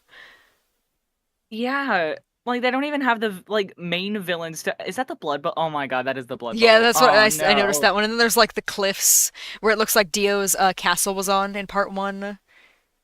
Yeah, that is wild. That's I swear I know whose house that is. I don't know if it's supposed to be Koichi's or if it's I don't think it's Rohan's, but it kind of looks like his. Either way, that looks like a house yeah. in Morio. Yeah, I don't know what's going on with this cover. I had to show it off because I saw the way Jorno had his foot up over his shoulder, and I was like, oh, what is happening? This looks physically impossible. Art 5 Araki was something else for sure. That is Yeah, what I'll say.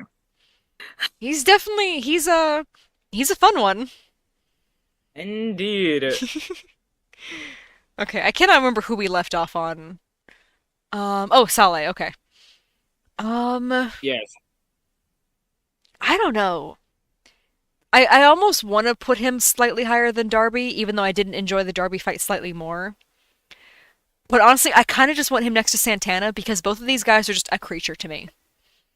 Like, Right. Yeah, no, I do like him being a little bit higher. I like his I do like the battle a lot, and he feels like a fleshed out character even though he's barely had it any time on it's the screen. it's the scene of him with Zucchero in the car. That adds so much Yeah. to his character, even though he's not even like saying an awful lot. It's just the way that he says it feels like you're learning so much about him, and I love it. Yeah. It gives him a lot of personality, which makes me like him more. Yeah. And then his stand. I love that his stand has like individual teeth. Araki does not choose to draw individual teeth a lot, but man, is it creepy the second he does. I love it. Yeah. And then he decides to give dogs human teeth, which is also a choice. Yeah, it's interesting. He goes from anime boy face to horror unintentionally and very rapidly. Yeah, just a little. Specifically with dogs. I mean, Honestly, I think I might put Craftwork slightly above Hermit Purple for part 3. Because I do really like that it's like stationary objects and then if you tap them it like builds up tension in them essentially. Like it's uh-huh. like a very like limited time stop, like almost. Like it's not, but it's like so close. It's a similar concept, which is Yeah. really cool. And I do feel like he uses it really well. Like especially like when he Yeah. builds like the ladder to climb up to like after he gets tossed off the cliff. Like he's very creative with how he uses the stand. He could have very easily have been a much later He's part boss, but instead he's like, yeah. the second one we fight. Well, like once he joins the team. That's kind of wild. He uses it quite effectively, and he's lucky that it was Mista's introduction fight because Yes. otherwise, Otherwise, I don't think yeah, Mista would have otherwise he done so wouldn't have good. had much chance. Uh, He is so fun though. Oh, Pericolo! He's a fun guy. He doesn't do a lot, so I'm willing to put him in just there, but I do like him. I think he's fun. He seems like a good guy. Yeah, he doesn't. Yeah, he doesn't do much. He's the one who introduces them to Trish, right? Yeah, he's the one who was guarding By the Trish bathroom. before she Yeah, gets picked up by Team Bucciarati. And like clearly he was yeah. doing I a good mean, job guarding her, but like having her in yeah, disguise and stuff because the Hitman team was not able to find her for a good while until like after she gets passed over. It's just a yeah, shame for some reason his orders included die. Like that was a bit much, I think. yeah. It's not even like I don't even really. Never mind. Like they just so easily could have just had him not come back. But instead Rocky was Yeah, like, "Hey, you remember that cool guy? Yeah, he's dead now. Bye. Let's keep going." rest his soul. He was a good guy. I do feel like he He did his doesn't he job too well. I feel like I can't like reasonably put him much higher than like a just there, but like yeah, like he shows the secret Yeah, to the team, but he didn't have to die to do that. Is my point. Like they could have just had like that note in the turtle. Like yeah. But I mean, under Leaky Eye Luca is good though. I love Leaky Eye Luca. yeah, he's fun. I also love that this is one of those characters, Luca, where I could never begin to guess how old this character is supposed to be. Luca is anywhere from like mid 20s to like he could be 50 and I would be like, "Yeah, that seems right." Whereas Genuinely, and to be honest, if I was told that he was an overly stressed 17-year-old, I'd probably believe you. yeah, and like we've seen how many teens there are in the mafia in this world, so Yeah. yeah, I could believe it. I don't know. Versus Piccolo, I assume he's like 85. Like the fact that his orders included die tells me that he was already like he was at the end. Yeah. I see Pesci coming up. I know we're so I'm so close. excited. I love Pesci so much. All right, first, I guess technically we are introduced to the concept of Donatella first. I guess that's why I put her here. We don't really get a lot of her Right. until later, but we do have Miss Donatella Una. And while we don't know a lot about her, we do know that she was a good mom because Trish has a lot of her traits. So in order for Trish to have picked up all those traits, I assume that means they hung out a lot. So I Yeah. can only assume So, she was a good single good mom. mother? Yeah. Plus, it would just be nice to have a good mom in here. I know. I do feel like I have to put her on the lower end of just there but cool. Like I feel like I have to put Yeah. her below Jotaro because like she seemed really nice, like in the flashback and also the way she was just super sweet. Um, so making a lot of assumptions on her personality. I feel like we have to put her like on the just barely above just there, because I mean she wasn't even there technically. She was dead the entire Uh, part. But like still, what did we hear about her? She sounded like a the nice long, woman. the longer we have just there but cool, and the more I look at it, the funnier it gets because there's a cat, a main character, and then a random mom all consecutively. Yeah, don't forget we also have a stand that belongs to two rats. Yeah, yeah. The child. Yeah, with a hole in his face. Just because everybody was just gaining random holes in part four. Like, that man just could not stop stabbing people with the arrow. Like, they were literally just ending up with random holes. I think they were fine without it. I don't think they You needed a know, stand. you know how in Minecraft when you get shot by a skeleton, it just sticks in you. I feel like that's what Yeah. half of Mario looks like for a solid like month. Yeah, that sounds right. February and then again in like June, there was a lot of like people going to the hospital for arrow stabbings, and none of them understood why. Uh, Because I want to say that's when I just want to say Keicho's attacks were all in like February. Because I think that's when Yukiko and Rohan both say they got attacked. And then we know everything with Morio, like, not Morio. The main events of part four are in summer, so. Yeah, poor February and June were two very busy yeah. months in Morio. Yeah, I feel like that's a good spot. Okay, listen. I was not expecting part 5 to be so easy. I know, I was so dreading this, and now I'm over here. We're already on Yeah, Formaggio. me too. Alright, listen. Formaggio, Listen. I know I'm listening. I'm listening. he doesn't do much. But did he need to? Because, I mean, just look at the face he's making in this alone. He's cool, and he knows it. Like, his He stand is cool. is very simple to the point where we had it in two parts back to back, but it's it's still a really fun stand. And I must say I like his stand design more than Goo Goo Dolls. I like Goo Goo Dolls. It also makes me feel like it's gonna bite me. Versus Little Feet doesn't. It feels like it's gonna stab me, but I would prefer that. So between the two I would have to rank his Yeah. higher. Yeah, I can agree with you on that. Like I just because I I don't need to know hear you most out of or anything. I No. know most of La Squadra is gonna get pretty high ranked. And I am just begging for Formaggio to at least make it to B. Because he is my personal favorite. I think he's literally the silliest of little guys because he's so very tiny. Yeah, see, I'm dreading the Sorban Gelato because I don't know if I'm gonna like ask for them to be higher out of pity. I I'm just just gonna be sitting there like, yeah, well, I don't know if I'm biased because of Talia or if it's like I don't know. Oh, dang it. it's Okay. hard to say. The And game then they're coming up like close there's soon an too. abundance of them. Yeah. They're literally next because There's a I there tried to go in order. And we learn the about them through abundance of Formaggio. homosexualities Ugh. in part 5 is insane. I love that they're canon couple. Good for them. Okay. No, little. I like Little Feet. It doesn't need Uh-huh. to be that high. Okay. Um. Okay, I do like the design of this stand. I do think it's the cooler of the shrinking stands. It is a shame that it needs to injure you for it to take effect for everyone except for its user, it would seem. Because that does make, like, Gwest clearly Yeah. has more, like, utilization for being able to, like, Uh-huh. just shrink more people just by, like, touching them, essentially.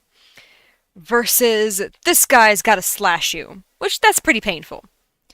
But it looks like you can get significantly smaller. It just takes a little longer. And he doesn't have to be with you. He chose to hang out with Narancia. He does. I don't think he needs to be close for the stand to be taking effect.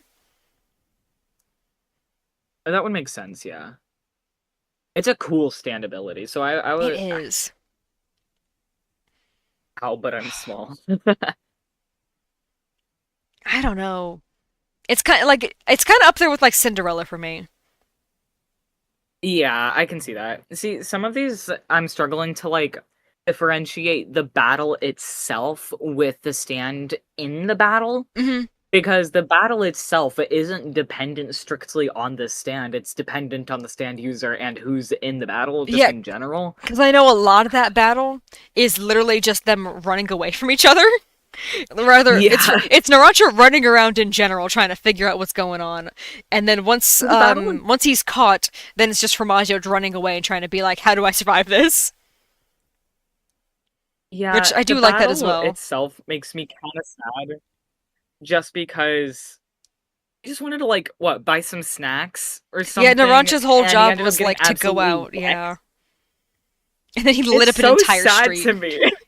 An entire street. Like Like, ugh. food related tragedy gets me back, and I don't know It why. I hate it like it was more than it just just makes me food so sad. too. Maybe it's the poor person in me.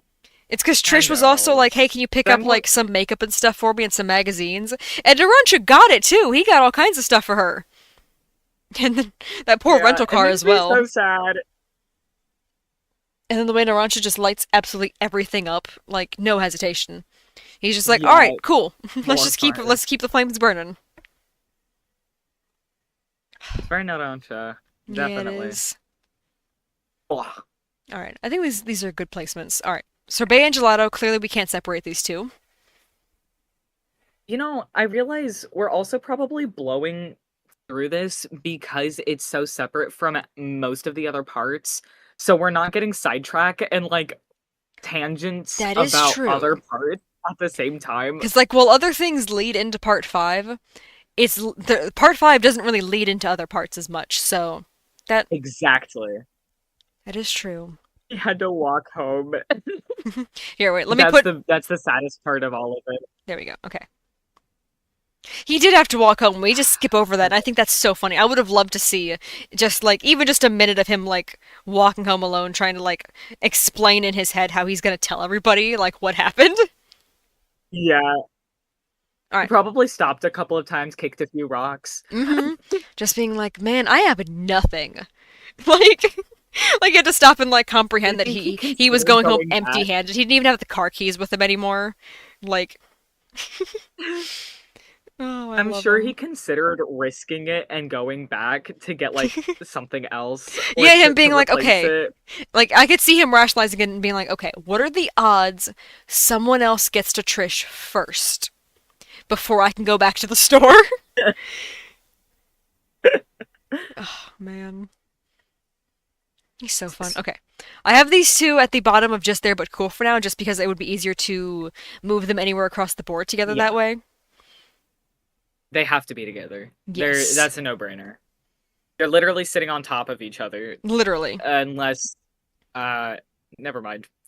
Anyways, I don't know. I do feel like I consider them a similar tragedy to Pericolo, where it's like, man, they kind of didn't really need to die. Like like I understand it is like the catalyst that leads the Squadra to their whole thing, but at the same time, I'm like, man, Diablo, they weren't close to finding you. You could have just let them go. You didn't have to make a message out of these two specifically, but he did just yeah, because that's how he is. in like such a horrific way. He I took his know. time on that. Actually, I will say in the manga, it was more implied that it was Diablo himself who did it. The anime is what makes it Chocolata.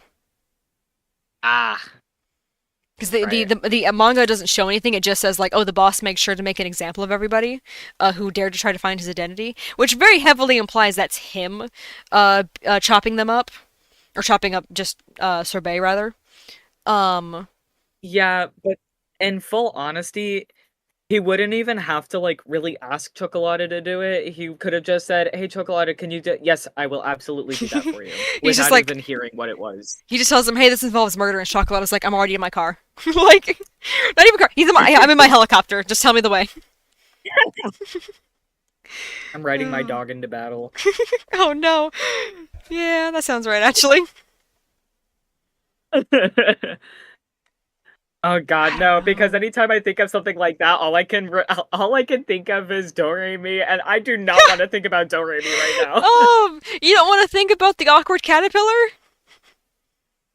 He's scary. He's got his little tongue poking out. He's not that bad. He's just Is awkward. okay, like his tongue poking out is cute and all until you see it on like the big rock man face, and then it's not really cute anymore. Until you realize there's a brick wall it's attached to. Yeah. Yeah. But it's so funny. Genuinely, The like, fact that he's a dog is what gets me. I know! It's a dog! Okay, I that don't rock creature is understand. essentially just a dog, but it has a human's face, and then the rest of it is attached to a brick wall with, like, tank treads. That is not an exaggeration of what this thing is, and I love it. It's so funny. It's so ominous. Like it's terrible. It makes me uncomfy. Reasonable. I would imagine that was the goal, considering the way Urban Gorilla looks as well with his like face thing. I'm pretty sure the intention was, how Yeah, can we make the audience uncomfortable? But I just saw it and I was just like, oh, that's a really silly name. Why is its tongue poking out at all times? And then that's all I could think about. the tongue. Yeah, the tongue is cute. I will admit, and that is all I'll admit. What, you don't like alternate Sekko? Where he's lost even more of his No, mind? Actually, no, I prefer original Secco. I that's actually fair feel because I really bad for I original I Secco. do kind of feel like Urban Gorilla is kind of a combination of Chocolata and Secco, like between his appearance and like Yeah, doctor and all that stuff. I feel like he's if there is a counterpart to Chocolate and Secco, it's just both of them combined into him. Because man, he's a weird guy. yeah, I don't know. Honestly, okay, I've been thinking about it. I feel like sorbet and gelato fit a very similar niche that Chaka does, where it's a guy who's technically supposed to be a villain, but you just end up feeling really bad for him because he didn't deserve that. yeah, I agree with that. Yosh, yosh, yosh, yosh. We are not a quest yet. We're not even at Chocolata yet. Okay. Oh, we made it to Eluso. All right. This is one where I will defend him, but not nearly as strong as Formaggio. I feel like he does deserve at least a B because I do really like from Eluso. I think he's got a fun design, Yeah. and I love the way he has to hype himself up so much to Oh, chop off his own hand and go back into the other world because that's very realistic. That is, it would I take a think second for me to be able to do that, even knowing I'm gonna die if I stay where I am. I think JoJo just sneezed herself awake. Oh, I heard her from under my table. I thought she hissed at first. I was like, "Girl, what happened?" no, she's just sneezy. That's so funny. God, she's the bulkiest thing ever. Oh my god, she's so warm. Oh my god. Oh yeah, she's sharp. Okay, She's just sharp. I'm done petting. Oh, I She's love that. sharp. All right. As much as I love Right. Eluso's design and how much genuine joy it gives me every time I rewatch the part and he's at the point where he's like mad about he literally like go like almost has like a mini tantrum about how he's like no but I chopped off my arm and I had all this determination and it's still like the fight wasn't over basically like he was so convinced the fight was going to end after he did that and then it wasn't and he's so Yeah. mad. I love it. It's so like it's a very brief moment but it's just a really funny second of him being like but I did the thing. Come on. Yeah. You know, I just realized he's got like Yasuho hair. Oh, you know, with the way he's got his hair in like the little pigtails, kind of. I love it. Yeah. I haven't I don't think I've rewatched 5 since I read 8 actually. Actually, I don't Oh, know. I can't remember. I would definitely recommend rewatching it whenever you can. It is a very fun rewatch. Oh yeah, yeah. I love rewatching it. Is I've been choosing light-hearted shows to put on while I'm like drawing and sewing and stuff so that I'm not That's as sad and lonely. that's probably a good idea. Yeah. Okay. So, I do really like Man in the Mirror. I like that it's got a weird out there design with the goggles and like the beak and stuff. And I like the ability, Yeah. but I feel like the ability isn't super creative because like Mirror World, that was the thing they literally talked about in part 3. And 3, yeah. And I feel like that's a pretty like straightforward concept of like, oh, you enter a mirror, you like go into another world. That's a pretty like standard topic. Yeah, yeah, yeah. But But it again, I is do like cool to I see the like the visual of beak. it like I that. don't yeah, I don't know why his stand looks like that, but I like that it does. Which is why I'm willing to put it Yeah. above Hangman, but I can't put it like I can't put it above Little Feet. Yeah, yeah, yeah. Okay. Oh, we made it to Coco Jumbo. Coco Jumbo! Dude, I love Coco Jumbo. I'm so mad that my Coco Jumbo pin broke. I know. Ugh. Ugh. Like, I have never had a pin break like that before. Just one of the prongs was still inside of the little backing. Oh, And I don't blame hers or anything yeah, it because just it honestly, I like think it ended up why happening just because it was such a well-loved pin that it was just it ended up being exposed to like I- the elements more than ever expected to be, which that but just makes it even sadder.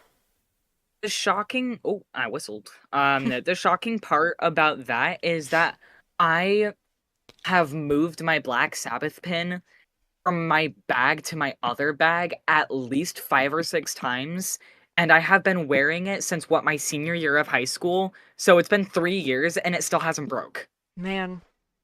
I can only assume like some like little thing must have bumped it at some point along the way, and that started to like Yeah, loosen it. it might have also just genuinely have been a manufacturing error, but like since the other Yeah. ones I've seen have been so sturdy, I don't care that much. Like it sucks and I'm sad about it, but I'm not going to be like angry about it, you Yeah, know? you can't leave like a bad review. Like if someone was asking you to like No. rank the pin, you'd still give it 5 stars.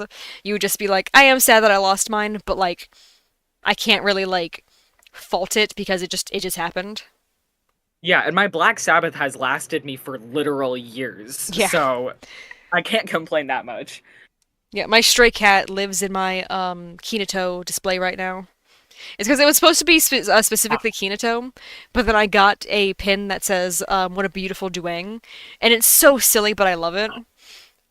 So I have that one. yeah. And I had that one. I had to remove that one from the last pin display that I had, and removing that one from the display made me kind of sad. And I was like, oh, but that one is really funny. So I put it back in the display with all the Kinato pins, and then I added Stray Cat with it as well. So now instead of just being specifically Kinato, it is a primarily Kinato with a little bit of just Morio villains theme. It's totally fair. I'm still debating if I would rather have just a JoJo Ita bag or if I'd rather have a Part 8 Ita bag because I Yeah, really, really love the idea of the Part the 8 party. Yeah. bag. Oh man. Yeah, no, part 8 it Mumbo is jumbo? very No nice. way.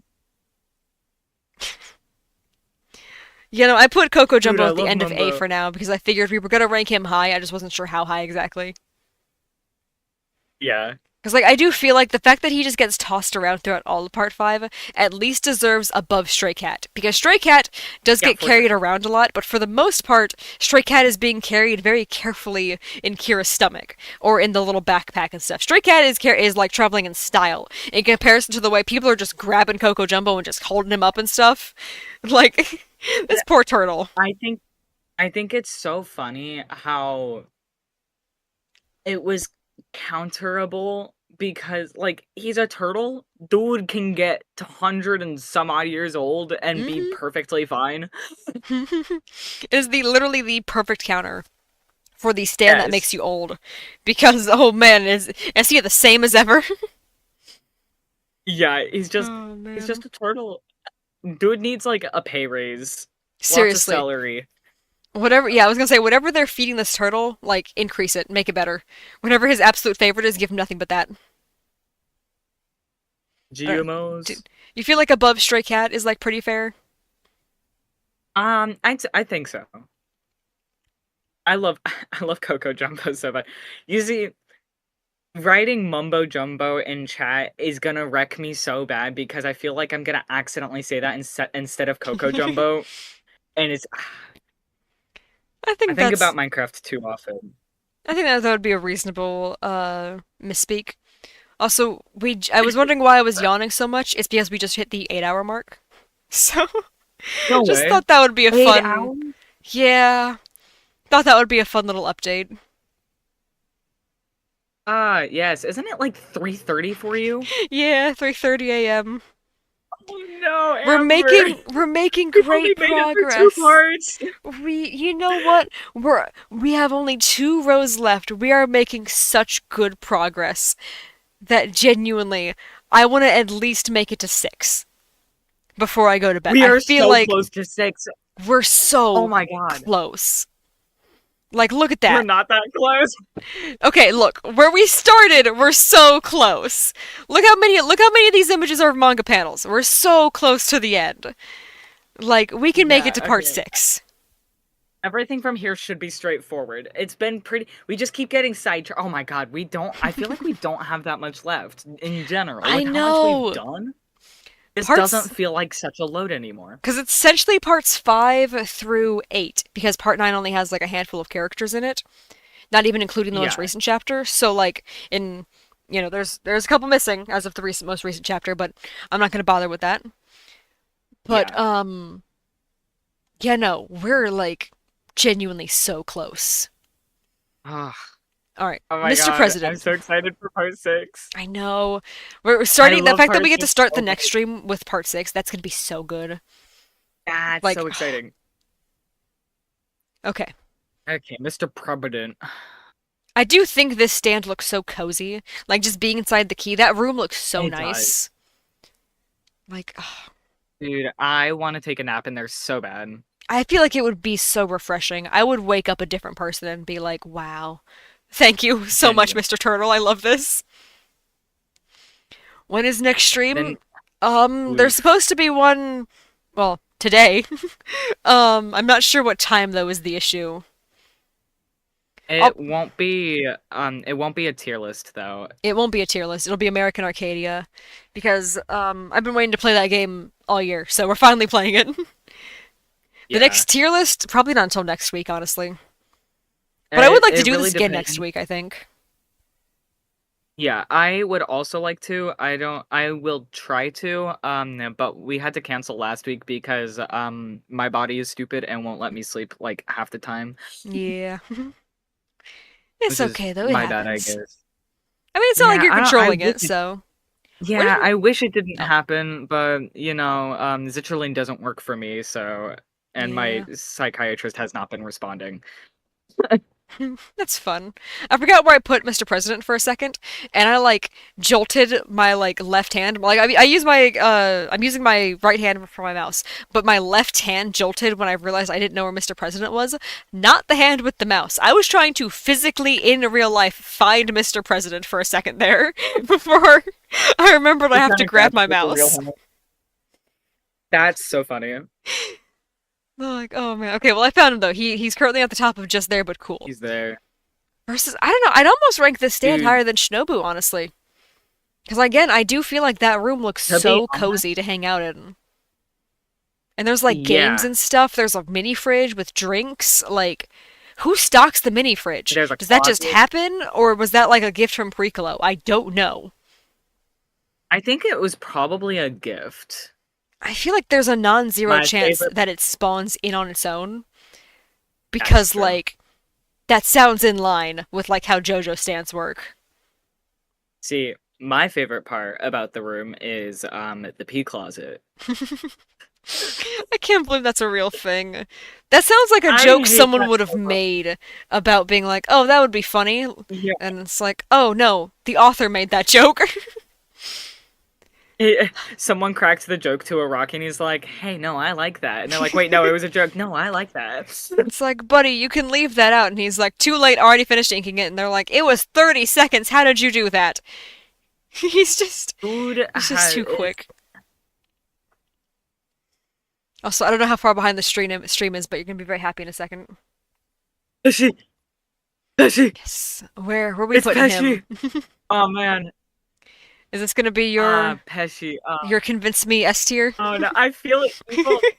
I feel evil for putting him in S tier, but I love him so like I don't know if it's the fact that I want to cosplay him so bad or just the fact that he genuinely, if he had a better brother, he would not have been in the wrong at all. I know. If it But wasn't for the fact silly that pig prosciutto man. is just the way he is, poor Pesci. I love that Why do you keep saying Pepsi? because Pesci. I I think Pesci, I think I want Pesci to be my S tier exception, yes. That's reasonable, I think. Because the only other ones I can think of, I think we're pretty like our like weird S tiers. I think we're pretty equal on because I know there's a couple from part 7 that are gonna be up here, that are gonna be Oh pretty yeah. high, and I think we're like pretty equal on those ones for the rest of them.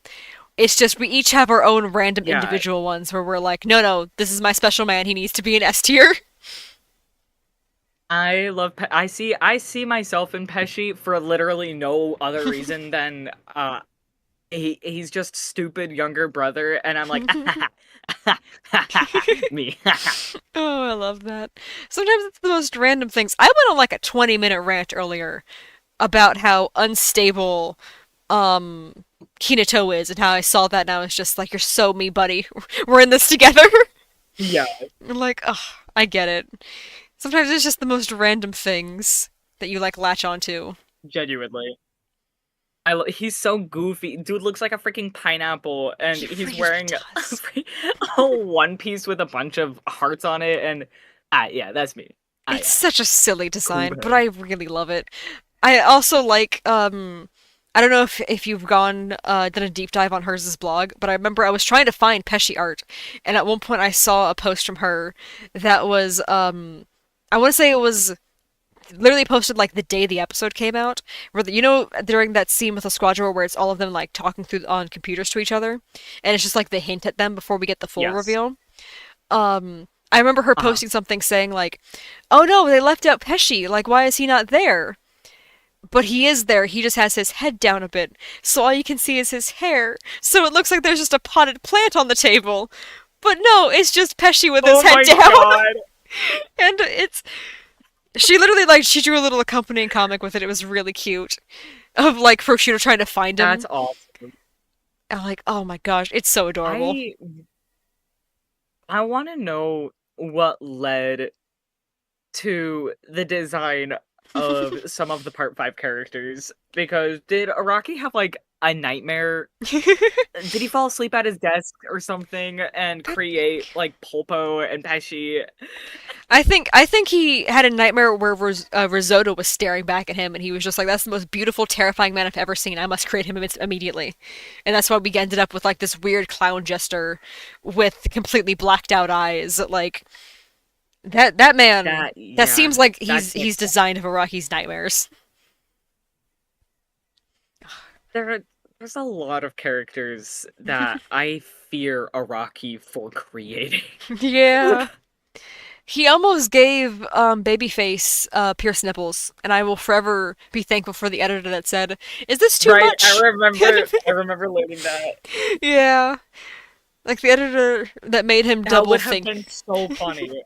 It would have been hilarious, but also, man, I'm happy we don't live in that timeline because that little creepy little thing. I don't think we need Yeah, that world. Oh man, especially because he would have been trick born that purple. way, like literally born with pierced nipples. That is, Yeah. that's too much. I feel. Oh man. That either creates an implication of Malone or the woman that was assaulted, and I think it's more realistic that it came from Malone.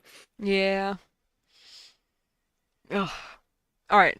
I dragged Beach Boy up here as well, so you could rank him alongside Pesci. I don't know where you want to put him though, because I do like that this is just a fishing Uh, rod, but I love how cool of a fishing rod it looks.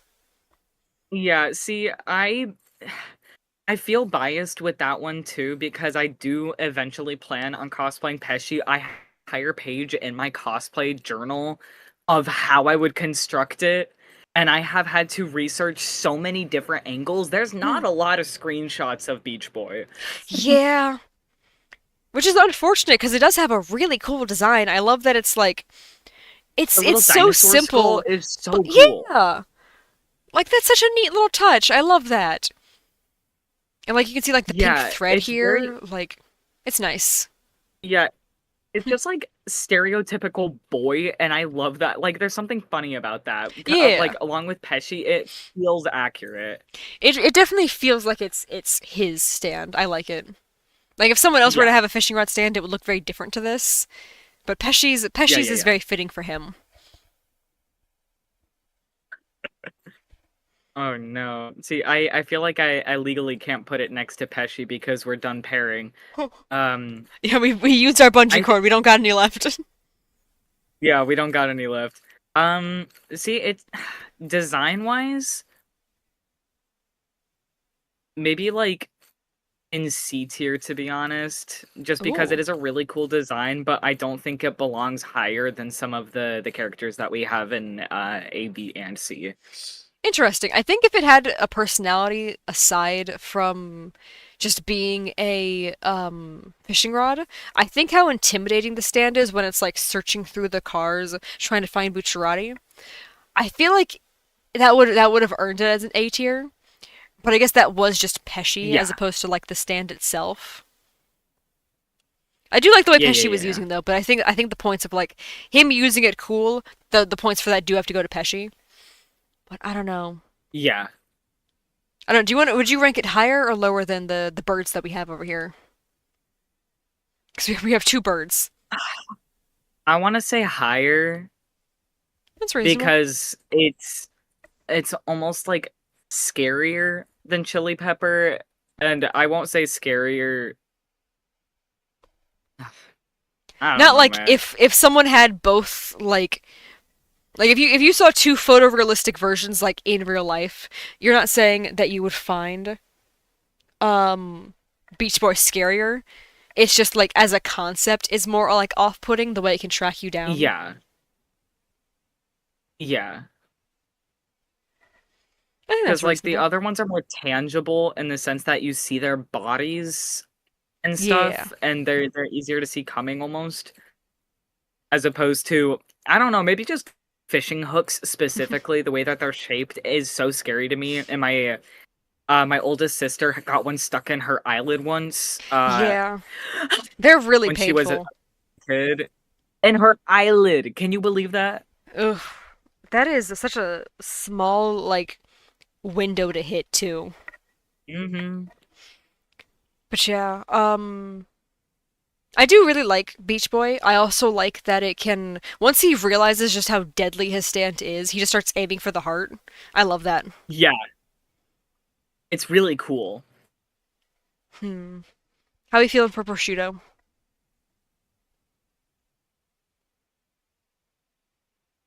He sucks. The Pesci enjoyer, who could have guessed, is not a fan of the one who bullies him. The I'm yeah, no, I want to say like B tier because his design is great. You know, that's what I was gonna say. I was willing to put him above Formaggio just because I will admit that he does have a very fun design.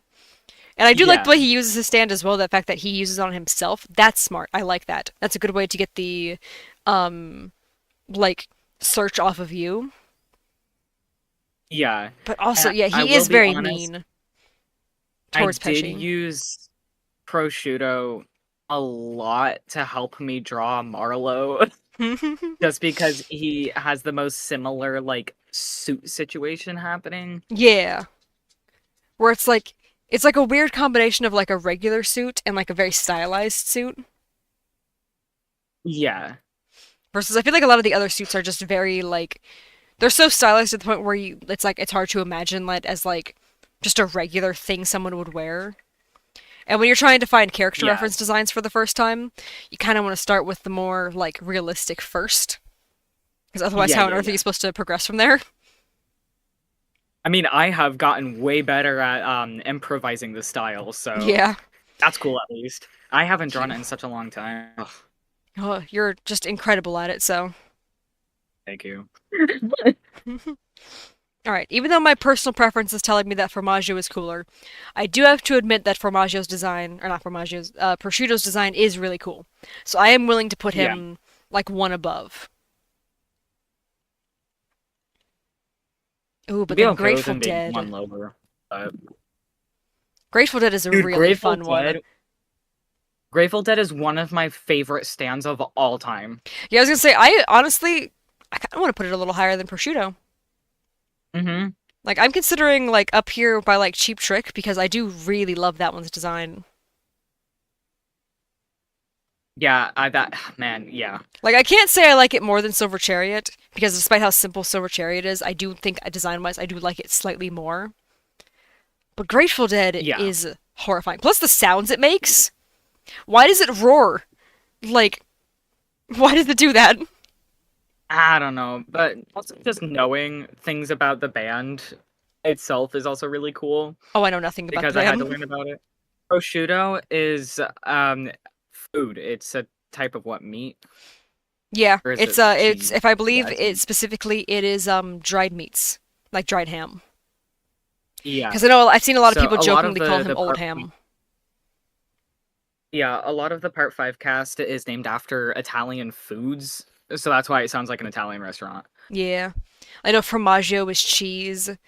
Risotto is Yeah. a I don't remember what specifically, but it's a type of dish that you can eat. It's Pesci it's like is fish. it's isn't risotto kind of like quinoa-esque, I but like don't kind of like know. rice? I really don't know. I've I seen know people that my call it a sister rice hates it. dish, but I also saw someone else who got Yeah, very mad at it's it similar. being called a rice dish, so I don't know enough about it. I think it's a type of grain similar to rice and quinoa that, and it's along the family of it. Yeah. I don't know. I've never tried it. It doesn't look like I something I am would enjoy, so Italian. I I say haven't bothered. both. But yeah, that's Yeah, why we have I my characters sister like Sale, like he's just salt. Narancha, which is literally orange. Yeah. Panna cotta, mista for mixed salad, abacchio Yeah, for that's so lamb. funny. Like Trish is the only one who get escapes with like just straight up a regular, reasonable, like full, fairly reasonable sounding name. Because Giorno's name is like too many switched like things. Like Giorno's name is like both too feminine and too masculine at the same time to make any sense. Is what I've heard people say. Yeah, but it makes sense with the conflict of creation with Yeah, him. Uh, because what Araki wanted him to be a girl, but was basically rejected yeah. at They were first, just at like least. his editors were just like, "Are you sure a girl like like a girl manga will do well?" And Rocky was like, "Yeah, I guess I'll make him a boy." But then And he's then still gonna Stone Ocean create came out life. and was incredibly successful. Yep. Well, mostly. It's still like it's down there with part one for a lot of people for JoJo, which just is just criminal because it does not deserve that ranking. Because even though I love part one, Yeah, I would not put part six anywhere even remotely close to it. It's just a lot of people going like, "Oh, part one's boring, you can skip it." A lot of people say the same thing with part six, just because they just don't like girls. what? You know, a lot of people Dude, say they just you can skip over and just start straight away with part seven. Like that was did you not see that? That was a huge thing when uh, Stone Ocean Anime when it was like the batch release thing, and we realized how long it was gonna be before the next batch release came out. A lot of people were saying, if you want to start reading the JoJo manga, don't even bother reading part six. Just go start reading part seven. That was a big thing. in my professional opinion, I am not the kind of person who's like, oh, if you don't like this, then you're racist. If you don't like this, then you're sexist. If you don't like part six, you're sexist. I will say it 100%. Yeah, because the people who have seen say like, oh, it's boring, like the girls aren't very well written, like it's not as funny, and I'm like, it is literally written the exact same way as every other part of JoJo. So I think a lot of it just boils down to not liking that there's a girl protagonist. You just hate women, admit it. Like it's especially considering it's Like, almost genuinely. part six is almost literally the same as part three. That's intentional. It has so many parallels with part three, and Yeah. part three is like the most popular. A lot of people love part three, but a lot of those exact same people they start watching part six and they're watching the exact same stuff again, but this time they're going, "Oh, it's a girl. I don't like this," and they're bored because they don't find the girl protagonist as fun, which is just It's so so weird. frustrating because she's so Jolene is so in depth. Like she's such a deep character, and just the scenery changes and the pacing is just so beautifully done, and the soundtrack. I It's can't. so good. Woman was better. Yeah. Yes. Like I do feel like I got more like Jamie. hooked into her story because we get to hear a lot more of her inner like dialogue more than we do for Jotaro. Like but at the same time I did still very attached to Jotaro. There's a reason like look at the list. There's a reason he's currently at the top of the list twice. It's because even though he's a boy Yeah. and I can't relate to that, I still very heavily loved his story. I was still just like, wow, he's a very well written character. I like seeing the way he's changed. Apparently, a lot of boys could not do that in reverse with Jolene. Like, I don't get that. It's so Dude, confusing to me. I'm as a gay man, I love part So 6. good. Like, it's such a And fun part.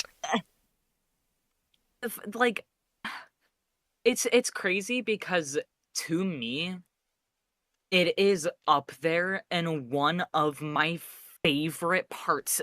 Like 6 and 8 are my two favorite parts, period. Reasonable. Just because they're the ones that you can read without emotionally needing like a week to recover. Because like I think if part seven Yes. wasn't so destructive, it would probably be my favorite. But it's the way it makes me sit and like contemplate everything I've ever known for way too long. Yeah. Because, like, both of them have made me sit there and contemplate, but the way that it's made me do it is, like, it feels productive, and Yeah, part 6 has given me so much inspiration to further my art, and, yeah. like, Like, I feel like it's even the sad moments of part 6, even when it's sad, it feels like good to talk about it with someone. Part 7 makes me sad in a way where I feel like I need to be alone for a while. Like, I need to sit, like, in a little like, I need to sit under my bed for a week yeah. without eating, drinking, or sleeping, and I just need to sit there and stare at a wall. You just need to enter a state of nothing but thought. Like, it is I need to be, like, in a comatose state where all I can think about is that and, like, process it. reasonable.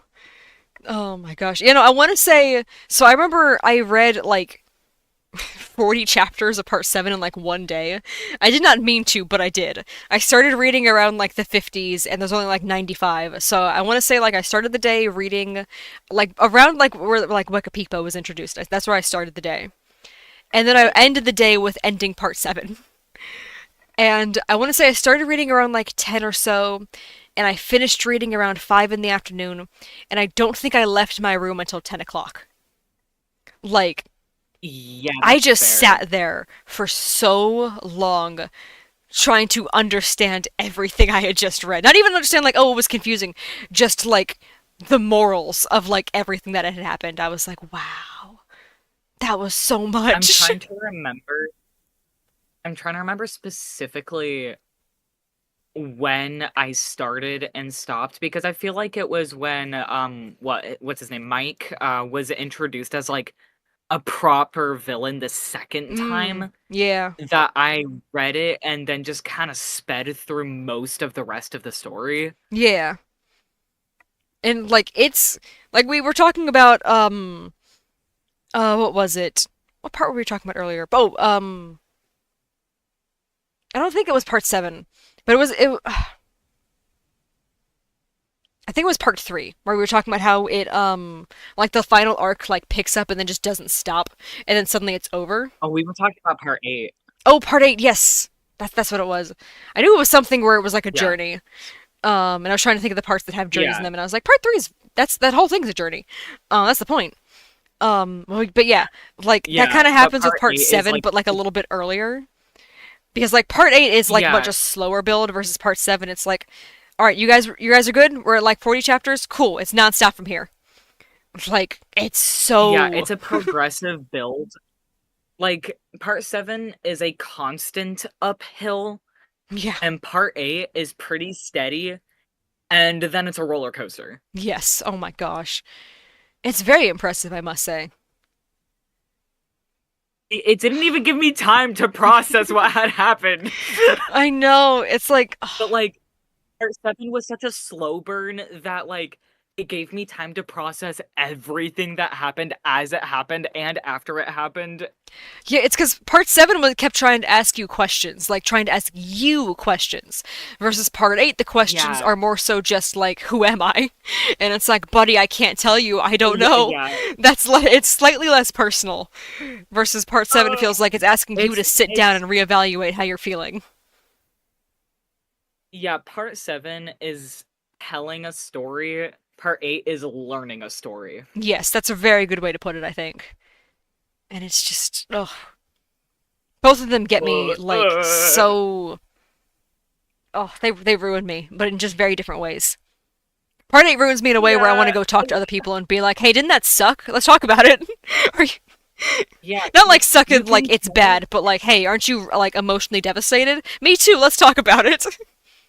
you can tell the difference in impact on me because I wanted to cosplay Johnny and I wanted to cosplay Josuke, and after reading part 7, I was like, "Damn, damn!" And the second that I was done reading part 8, I was like, working on my cosplay. You're immediately like, "All right, I've got the sailor's uniform. Let's start working." Like, Yeah, oh, and like the I still haven't even speed. started on my Johnny cosplay. I still want to cosplay him. I do think it would be fun. I would love to have a part 7 cosplay with you. Especially because most Johnnies don't recognize me, which Scary makes me monster sad. Johnny. That would be really What? cool. Who are you asking? I have no idea what you said. I totally missed it. I was being too Oh, loud. no, you're good. I was saying for some reason a lot of Johnnies don't recognize me when I'm in Blackmore cosplay, which makes me really sad. That's confusing to me, It's because to I be think a lot of Part honest. 7 cosplayers haven't actually finished Part 7. Like, they start reading the early bits and they're like, oh, this guy's cool. He's sad. I like that. And then they, like, stop there and they get, like, the gist Yeah. of it. So that means they stop usually, like, usually around scary monsters. It's from what I've kind of, like, gathered a bit, where it's like people understand scary monsters and that's about it. Like, a lot of them stop before they even get to, like, Ringo. But, like, That I I don't understand that. I Like can't once imagine you like the start second like the story is like started to feel more like traditional JoJo, that's when people stop. I don't know. yeah, it's also like when when things start to go downhill and like things start to get interesting and you're dropping Yeah. it, We like start getting like they're going more backstories. yeah, and come on, you have to continue reading just to see who wins at least. Yeah, that's like the whole thing. It's like you're supposed to be betting like who you think's gonna win the race. What's the fun in stopping before you know who wins? Yeah.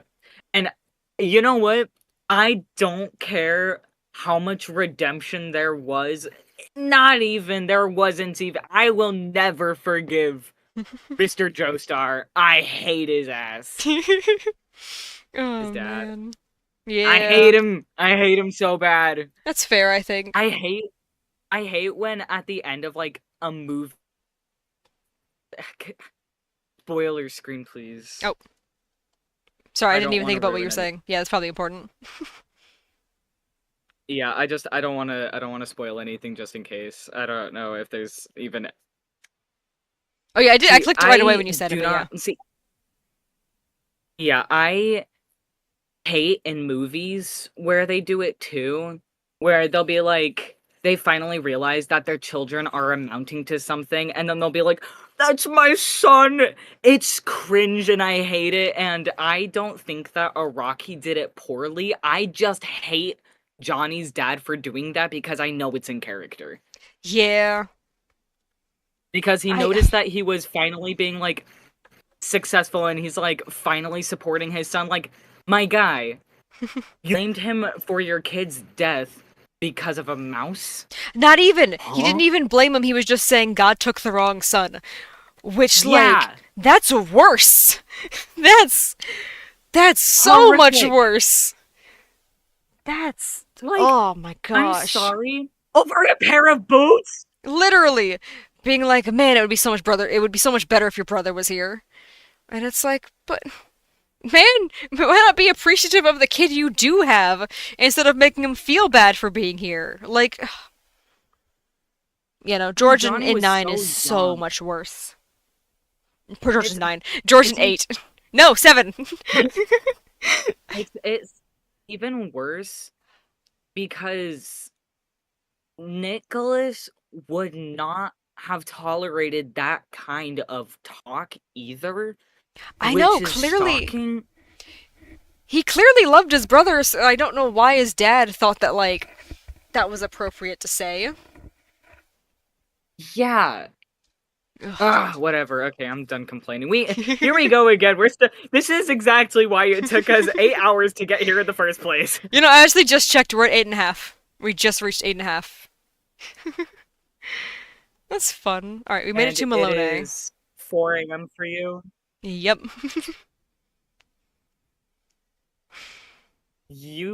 Oh my god, you need to We're sleep so. all day tomorrow. Look, we're so close.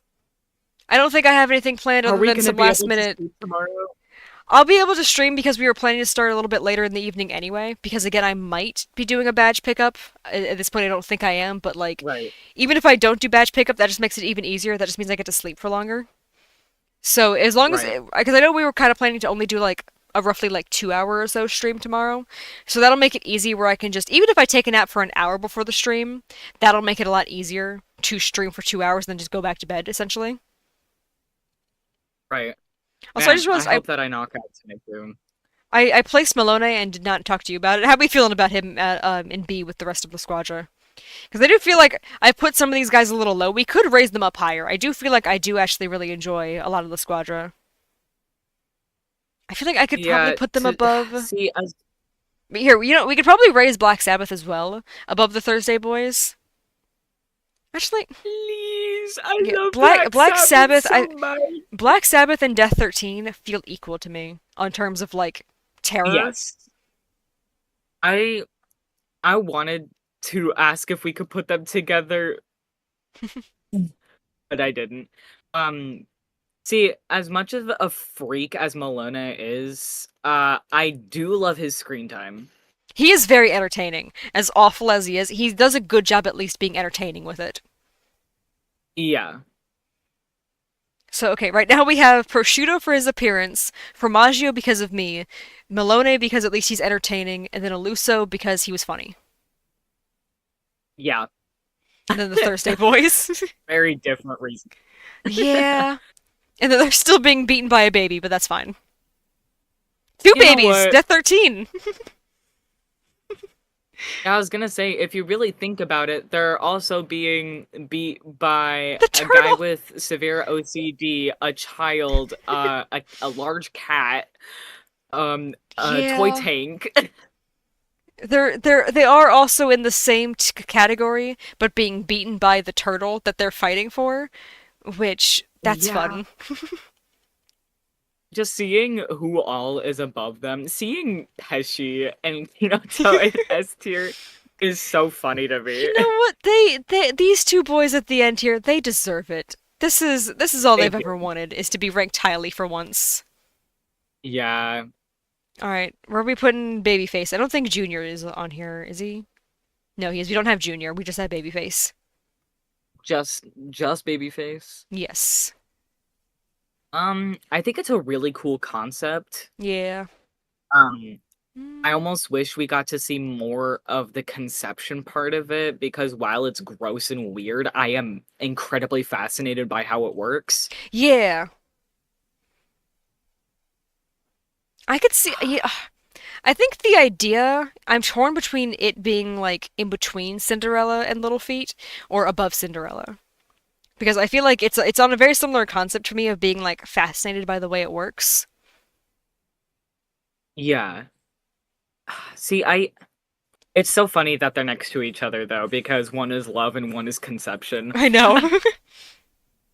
And boy, do they go about it in two very I different almost feel ways. like, oh yeah, one is far more consensual than Yeah. That's like what we were praising Cinderella for earlier, being the way it doesn't like force them to fall in love, but it does like draw out their love. Versus Babyface is like you've never met each other, yeah, but you would hate each other. Therefore, we're making kids. Like, ugh. yeah, and here we are putting them next to each other. See, I Mm-hmm. feel like Cinderella being above just for that factor, it feels fair. Because I Yeah. love Babyface, it's a cool concept, but God, is it creepy. I also love its localized name, Babyhead. That's such a funny one. God, some of the localized names. I want to know how that came from Melone. Like, what does he do in his free? What was his what was his upbringing that created Babyface? I won't go Like, I hope fully. you're so bad. I won't go fully into the theory, but I know Talia's headcanon is that Malone is trans because the way his stand works, a woman is a very important part of that process. Yeah, And it's a lot harder to use that stand if you have to find a woman versus if he could use it on himself. However, if he's trans, I wouldn't be um, surprised if that's the entire reason he's like, no, no, I just use it on other people at this point. It's much better for me if I just use it on it others. has to be another woman. Like, Yeah, I feel like that because how okay, we were talking earlier about how part 5 stands in particular are very closely related to the users. Like, it feels like this is the part where he really like doubled down on stands represent the soul. And I feel like the fact that yeah, Malone's stand is very similar to Giorno's with the creating life thing, it would make more sense yeah, for a woman to be the user, to be the one who can just literally like grow, basically like growing children from her neck just whenever she needs to, and just send them after the enemy. That yeah, would be a lot more convenient than the way Malone goes about things. Which is why I do for kind sure. of like that theory because I could kind of see that as like why it's such a like Why he's essentially just like the middleman. Like I could see that being the Yeah. reason. Why he's so head set on finding a woman. Hmm. I still can't get over Talia calling me dangerously sis. Yeah, that was so funny. That was. Oh man. But yeah, obviously Yeah. that's like a very like shortened version of the like of when we were Oh yeah, talking yeah. about and stuff. But like I do kind of like that theory. I think that does make a lot of sense for like It is an interesting theory, and I can definitely see the basis of it yeah, like because is it it one of those makes things where do I think that is a Rocky's intention? Probably not, but like it would make sense. Like it fits yeah. like the way the stand like how we know it to function. It fits everything about what we know about it. So it's one of those Yeah, and headcanons where like there's no harm with it being a headcanon because it doesn't go against the canon. And those are my favorites.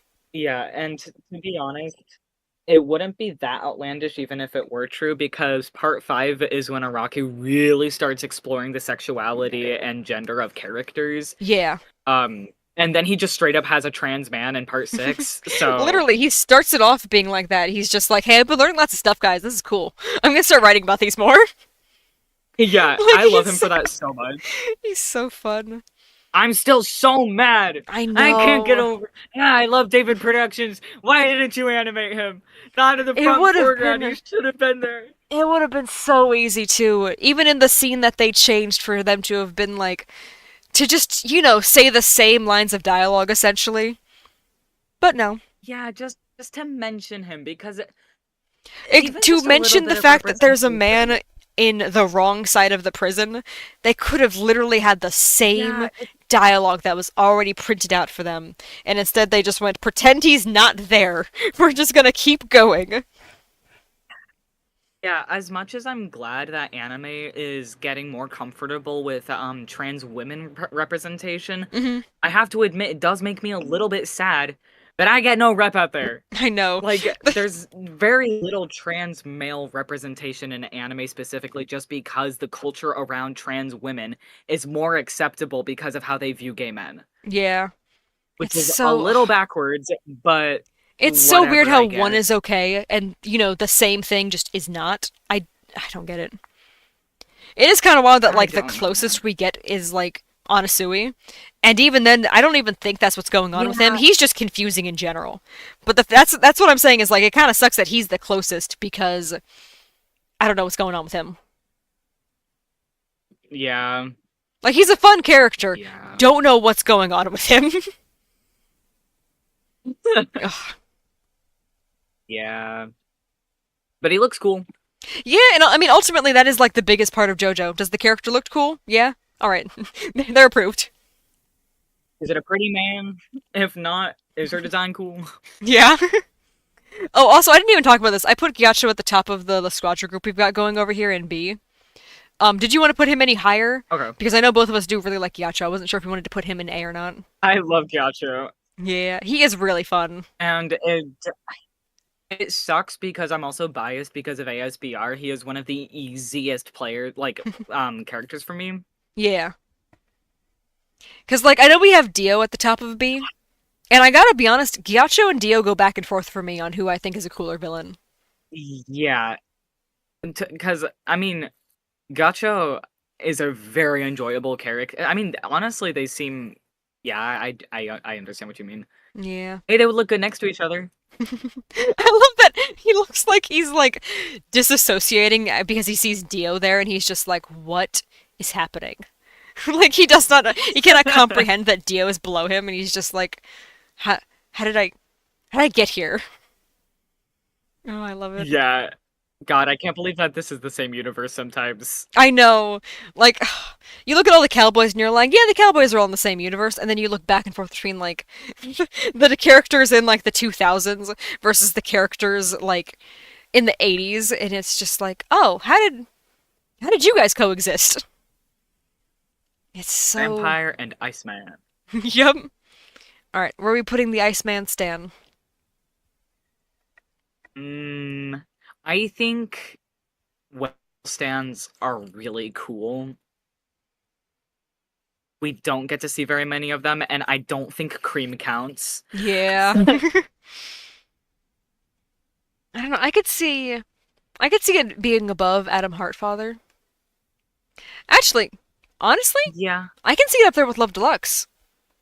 Because it's one of those stands where like the usage of it is just so pretty to watch that I'm like captivated by it. Yeah. And I know that's essentially It, what we were talking about with it Love is Deluxe, how it's so pretty to watch. yeah, the usage of it specifically is where like where the prettiness comes from, I guess. Yeah. And both of them are very user heavy. Mm-hmm. I realize You can't like see Hyacho stand without seeing him too, so yeah, I realize that three almost in a row because Anubis is hmm. also very heavy Yeah? because a user has to hold it. But like they're all very user heavy except for Pearl Jam. Yeah. I mean, Pearl Jam is technically user heavy. Pearl We Jam just don't is have to user heavy. see it. Yeah. We just don't get to Exactly. see it You essentially. don't see Yeah. him cooking with them. Yeah. We all we see is the after But effects of like once it starts to conceptually, heal people. Even though technically yeah. he has to do all the work to get them set up, and then it's just up to them to like start healing people. So it's pretty With the same interesting. logic, Shizuka being up there as well. Yeah, actually. Oh no. There's so many of them where it's just like, no, this is just straight up like a guy, essentially. Oh man. Yeah. Oh. Invisible baby, guy holds sword, man cooks, guy ice skates, hair. Yeah. And then finally we get to Geb where it's like, no, the stand and the user are so far away for 90% of their fight. Yeah. God, that's so funny. It is. It's such an extreme compared to all the other ones in a row with it. Hmm. Oh man. Oh, we made it to Squallow. Man, I didn't realize we were at Oh the no. Hitman team already. Not the Hitman. What are they called? The Elite Guard already. Mm. Man, I guess that is the halfway Man, point.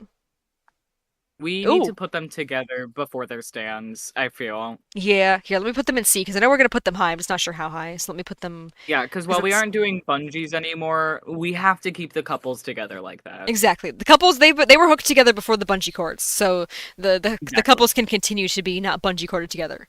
It's just Yuya specifically who's currently locked to his stand. It's like a bike lock. He's just attached to it. Yeah.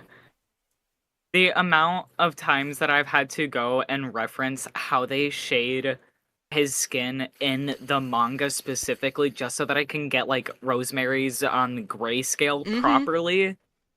And so I mean they've got about the Ah, same skin tone, so that's yeah. reasonable. Because like she's not like as dark as Abdal, but she's also like clearly needs to be darker than a lot of the other characters. So Yeah, I think and he's a specifically in good the like post middle point. lifestyle. Yeah. I just wish that I had a physical copy of the part 5 book that he's actually in Oh yeah. because it would be so much easier to just cross-reference. That's the reason why I have two part 5 mangas is so that I can just flip through them Reasonable. because it's so much easier to reference art when it's in my hand. Oh, I was actually at a bookstore earlier, and they had the newest hardcover for Stone Ocean out. They're up to Dragon's Dream. Oh, what? Yeah, no, I didn't realize Dang. that. I thought I would have sworn they had gone to like the Dio kids by now, but no, they're still in Dragon's Dream. Because I feel like it's been a while since they've been Yeah, releasing it. that's cool though. I mean, It's cool that it's out. I um, really could have sworn it was further. Actually, it was kind of funny yeah, to like be reading about like Dragon's Dream for a second. I was like, huh, I'm holding a book with Dragon's Dream. That's so neat. Like, that's so funny because I hate that battle so much. I love Dragon's Dream the stand. Oh wow, What I oh love man. is in the anime they gave Dragon's Dream a different voice actor than the stand user. That is Yeah, that's such a funny like little detail considering like every single other uh-huh. stand shares a voice actor with the user, but that one they just went, no, these guys are at odds, they have nothing in common, we need a different voice actor. And I love that. I love how much he hates him. He's just literally he keeps saying like, oh, I'm neutral, and I'm like, buddy, are you sure you're neutral? You seem like you're trying to work against the user here. Like this doesn't seem very neutral to be constantly telling the ally like, hey, go this way. Like, oh, I love it. Yeah. Oh man. Okay. Squallow and Right, we haven't Tiziano. actually categorized them. Yes, because I don't wanna just start C tier with the world's oldest gay couple and then leave with like technically the newest in Stone Ocean, not as of Stone Ocean, like that universe. Yeah. Oh no, yeah, you make a very valid point, and I hate that. I like that. I like that they look so similar too. Actually, they've got the little hair curls going the same They, way, and then the darker one is on the right. yeah, That is really yeah. funny how it's paralleled that way. I feel like they almost need to be next to each other, but they do look a great opposing each other, and I hate that too. Yeah. 'Cause I love them both so much. I actually really love their dynamic, and it makes me really sad to see them get beat up. I I wish that they could have know. had a reform. What's crazy is the little spin-off novel for them talks about how they want to go against the boss. Like that is like their next mission when they're assigned to go after Narancha. Like their own personal mission is going against him. Because they're like, "Hey, we're on his like elite team. Like we could do it. We could find him." And they're like, "Yeah, after this mission, that's what we're going to do." And that's so sad. Why did they wait? Because they got Why the didn't they they got try? the if I remember correctly, they got the message while they were planning it, and they were just like, we can just take care of this, and then he'll never suspect anything, and then like as soon as we're done, we'll head our way towards him. Yeah, Because I think their thought process was he was in the area for where the message was, and that's why he was setting them after it. And they were right; he was still in that city. But like, man, I feel like it would have been so much easier if they had just joined them, though, instead of trying to get them first. yeah, but I don't know. They probably would have done that, but they like I don't know. We're just having fun messing with them first, and they assumed like, oh, this is just gonna be an easy one. And then, like, the longer the fight went on against Narancha, they started to get more scared, and they were like, I think he might beat us. We gotta go. So then they just start trying to flee. Because at that point, they're so far beyond, like, negotiating that they're just like, get Jordo and leave. We took one. We have to get out of here. Yeah, but like, what did I know that they separated them initially, but what did they think? 2v, like, how many? 5? 2v? I think Really? they do actually 6? mention in that book as well that they have the highest body count of the elite guard because of how well the strategy works.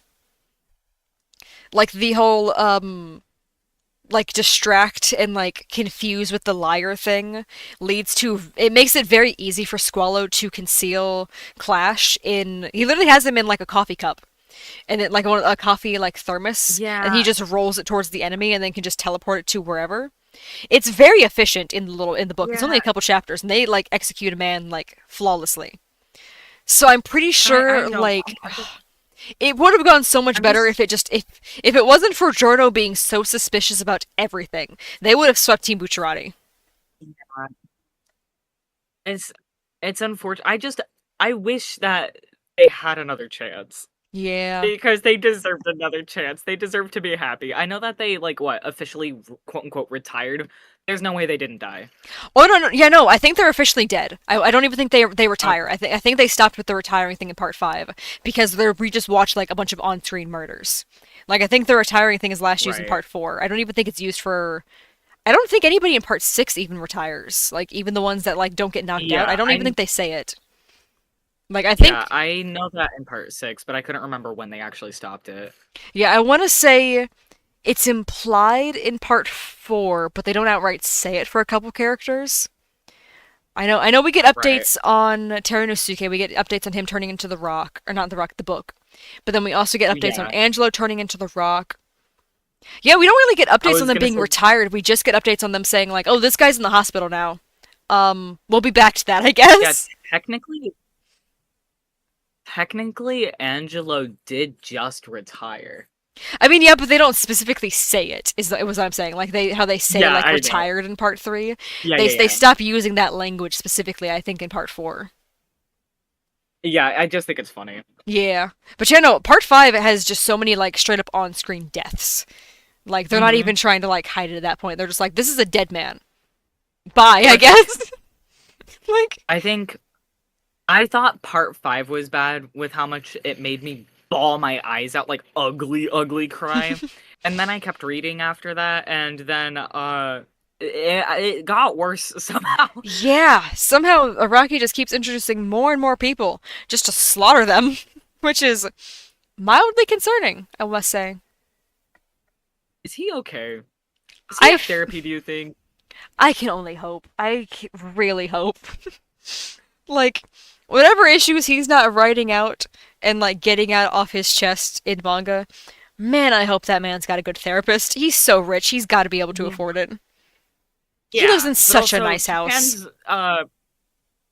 Japan's mental health treatments and stuff is also not great though. Yeah, but like I said, he's really rich. So hopefully that means it's not like a problem anymore. Yeah, I hope so. Like no, he's done like mini home tours before. It's a beautiful place that he lives in. Like Yeah. can only hope that like he's not just spending all of his money on music and he's also like, you know, talking to people. That feels like it might I be a like good thing for him. I feel like music would be his therapy. Like he would pay an entire like venue just to see a famous band that he likes just by himself. Yeah, that sounds right. I know he's been to a couple concerts before. He's talked about them in author's Oh yeah. notes, like Uh-huh. different artists Okay, that he's we like still traveled the have world to not see. Oh yeah, no, these two are still at the bottom of C because we couldn't figure out where to put them. Yeah, well, they need to be above uh I feel like I like their interactions with each other slightly more than okay, at least Vanilla Ice. yes. And then from there we can figure it out specifically. Mm, See, I do like the team that we have going on from Shizuka to Love Deluxe. man, this is difficult. Yeah. Honestly, my issue is I always forget the name. I'm trying to decide, do I want to put them higher than the Oingo Boingo brothers? Because it's a very different dynamic, but I do very much enjoy both dynamics. Two gay men or two brothers. Yeah. And they both have very Or kids just equally like out there designs. Yeah. Oh I don't know. no. This is hard because This I love is. both of them. But like almost because Squall and Tiziana don't get a happy ending, I feel like they deserve to be higher. That's fair. Because we do know. Oh, geez.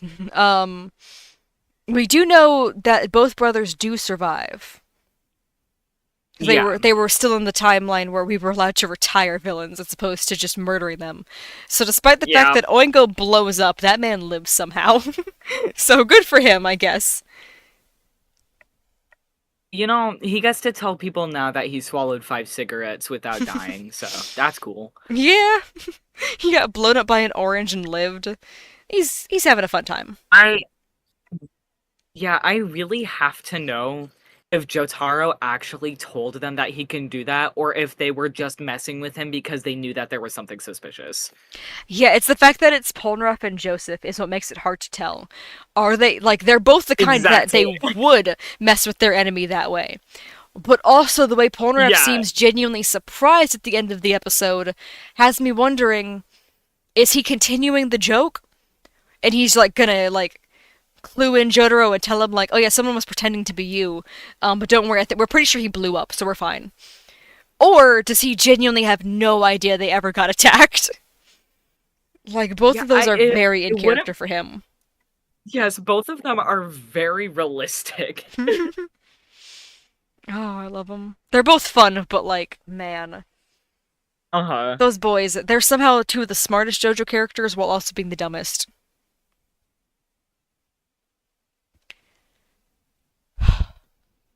Oh my god, we've almost hit the 9-hour cap. I just noticed that, yeah. Yikes. Okay, we're so close. So we're in the elite guard. So that means we're at the halfway point, at We're least. starting to get distracted. Yeah. Like bad. We're starting to get bad distracted. This always happens. We started off so Yeah. strong. Oh no, they're not on the same row if I do this. Okay, let me... There we go. Because I was gonna say I want them above Geb at least, as much as I like Nadul's stand. Yeah. This is where I start to really question it, so I think I might just leave them here for now. I think that is fine. It's the best that we're gonna get without overthinking it like crazy bad. Yeah.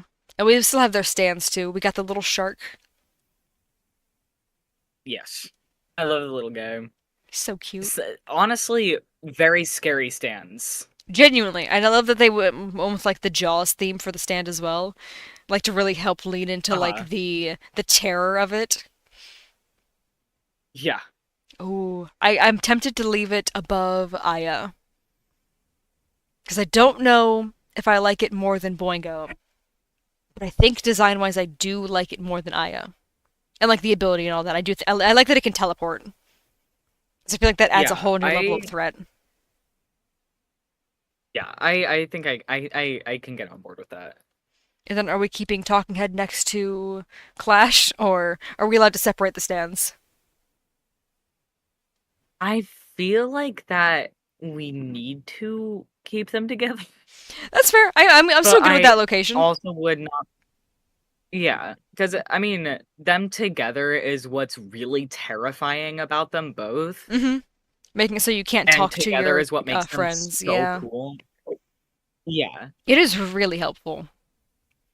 Like I know if I remember correctly, Tiziano was like a lawyer or something. He's either a lawyer or he's like a witness or something. Um, during a trial, and he's using his stand like on enemies during it. It's pretty cool. It's a yeah, very short little that's such a novel. It's smart like way to 7 chapters or use it. something. But I love the way that they work in Hey, I in a don't think duo. you get to that one. Uh-huh. All right, Carne, where are we putting you? I feel like Oh there's never boy. been a more just there in all of part 5. I feel like himself might be in. I don't know if it would be in just there or but boring I could because see it, but he boring. I mean, genuinely just walks. consider we have Devo, a guy whose stand works the exact same way in just there but boring. I could see that, yeah. Here we could also Yeah, separate I feel like it's fair. Tamami from Koichi's mom. I feel like she would appreciate that. Yeah. Yeah, I'm sure she'd rather be sandwiched in between these two than that. Yeah. Because at least that one, the one Granted, actually hits on her. Karne, I feel like probably wouldn't. I feel like he wouldn't care. I feel almost bad having any women in the just because they look so mildly uncomfortable I by know. everyone else they're surrounded by. Especially with like the expression that they chose for her in that image. Yeah. Like they could have picked her like at any other point. Like they could have picked her when she ran Yeah. into Koichi at the mall. Like no, they went with her when Look she's still like horrified. confused. Okay, B-I-G or Bigu. I kind of want to put it by Enigma because I feel like those are two stands where like on a very visual level I'm captivated by the visuals for it because I love watching that Yes. thing devour the plane seats. Like how it slowly just It, takes over the whole thing. it is arguably one of the most terrifying stands because it is 100% unstoppable. Yeah, and the fact that they confirm they don't defeat the stand, they just get it trapped somewhere where it's just forever chasing something it can't catch. Like that's cool. Exactly. That's terrifying. Yes, I agree. It's Mm-hmm. cool. That's just terrifying. Like, That's the stuff cryptids are even, made of. yeah. Oh, God, it's so scary. That genuinely, for the very first time in a while, made me go, like, oh, God, how are they gonna get out of this one? That's fair, yeah. Considering they're, in the sky during this one, it's very hard to Yeah. safely get out of that situation. Thank God they weren't with Joseph. I That plane know. would have gone down immediately. We're very lucky that Jorno's from the branch of the family tree where he doesn't directly intersect with Joseph, because otherwise Man, they would not have made it. No, that Like he's I can't lucky get that over he's like his that uncle. video. Like he's like what is he like his great uncle or Yeah, something? Like man, he's so lucky. yeah. I really don't have enough brain power to think about like too much of the family tree. Yeah, that's fair. See, it may only be 1:30 for me, but I did not get any sleep last night. We we made it to risotto. Hmm. Oh my god, we're so. Oh, I see them. They're so close. do we Risotto. do we put him in the A tier or do we put him in the S tier for the job of almost defeating the boss and ending the part early? Because honestly, I do like risotto. I love that he was I genuinely so close. Yeah, he is such an icon, not to be cringe or whatever. But I He's do so really cool. like him. I love his little jester cap, like, and it's got his name written on the little bells. That's adorable. It's very JoJo, and I It love is. that. I love that this is when he's doing that weird pose that they do in JoJo all the time when they point at stuff like sideways and with multiple fingers for no apparent reason. Yeah, I don't know why they keep doing that. It looks cool, but why is that like a Rocky's reference for a point? How does that man point? Is he doing that himself? Is that how he points at things? Like, I don't know. Your ugh. foot? Wait, I'm confused. What do you What? mean by that? Oh, is your foot Your numb? foot. When your foot is gone, Oh, like it's gone numb? you're smarter than me. You're smarter than No, I was very confused for a second as well. I had to like think like how would I like if I was saying that, what would I mean? So that's why I said like my foot is gone numb because that's the way I would say it as opposed to just my foot is gone. So I'm really hoping it means numb. Otherwise, like, I would hope so. all right. Are you okay with risotto being in between Pesci and Yuya? Because I feel like he does deserve some bonus points for Yeah, how genuinely close he got. I think so. And also his design is just great and he's so much fun to watch because there's so many different things that he can do with his stand. I know. And Metallica's just also generally really cool. It is. It's a very cool stand, which has me happy that we get to rate this little guy next. Oh, look at that! We have one full row left. Incredible. We got Oh my this. god! The home stretch! I know. We're so Only at close. 9 hours! Okay. I love. It feels awful to stop before 10 hours. This is terrible. Oh man. Okay. Metallica. Metallica. Okay, glancing at where we are on Met- screen right now, because I know I really like this stand, my first thought was it's very similar to Geb to me. It's like Geb if Geb had little guys in it. Because it's like blood and water and stuff. So very similar, but like if Geb could form into things instead of just absorb things. Because he does liquefy that man's head into a canteen with remarkable speed. However, Risotto would have turned that man into a canteen. Hmm.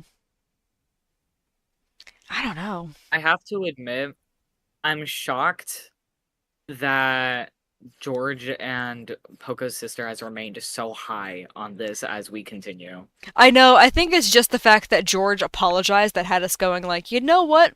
That seemed genuine. So he's managed to keep his Yeah. spot.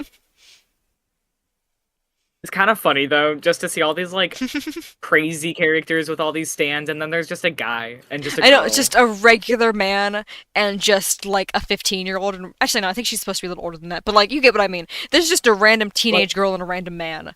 And they're yeah, just here. Like, they're so visually uninteresting compared to Invisibaby. the, Spooky um, faces. the lightning bird right next to them. And then like Saleh bleeding with like whatever's happening with his hair. A dancing fruit pepper below them. Yeah. Oh, I love it. I don't know. Would you want to put Metallica any higher? Because I do really like that ability. I think it's fun. It makes the Doppio fight hard to watch, like especially the knife in the throat. That one gets me every time. But also, like, we're not at Doppio. I'm not rating Doppio, but I like the way Doppio reacts to it. Like, I love how smooth the animations are with him, like throwing all the knives and stuff away before he like slams into the ground. That's a cool animation. See, not to be a freak, but I find that incredibly attractive. That moment, What the way he's like going feral, the like way he's throwing all the knives and stuff away from he's him. throwing a fit and like Yeah. thrashing around. Yes, 100%. I don't care if it makes me a freak. I find him very attractive in that scene.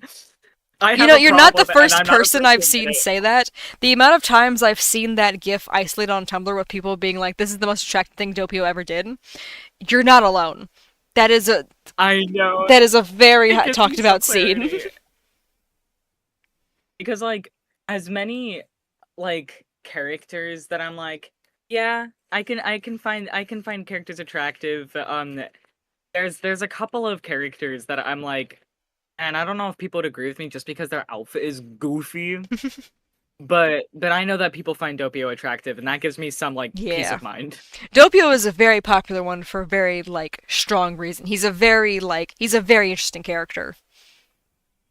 But I don't know. I just like when Yeah, I like when he goes feral because I think that's very fun. I like that it shows that he is very like childish. Like I like that see, he's just so angry. He's like so mad that the fight's not over already. He's just like, "Why am I still doing this? This sucks. I'm in pain. Where is he?" Like I love it. I He's think so it's mad. I think it's so funny doing this together because we are on such opposite sides of the spectrum from each other. I know with Because like I'm like, the oh yeah, that character, he's so hot, and you're like, I think it's cool. yeah. I mean, that was me at the con this weekend, so yeah. It was so funny. Yeah, I just think it's Everyone around me so genuinely interested in what was happening. And I'm just like, wow, this is like a comedy. Oh wait, it wasn't supposed to be. Oh, like yeah, it's funny because it balances out and makes it more even, you know? It, yeah, it makes our actual tiers like it makes them fair. yeah. Oh yeah, the chopping off the foot thing. I forgot he did that. I know in the anime they actually forgot to remove Risotto's foot in the scene where he falls over. That's why in the Blu-ray version, I believe they added a rock in front of it so you can't see that his foot is there. I don't know if that was the Blu-ray version. That's so funny.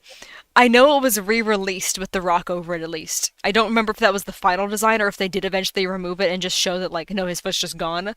But I know that as like their little band-aid fix they were just like just cover it. Just pretend like you never saw that he had both feet in that scene.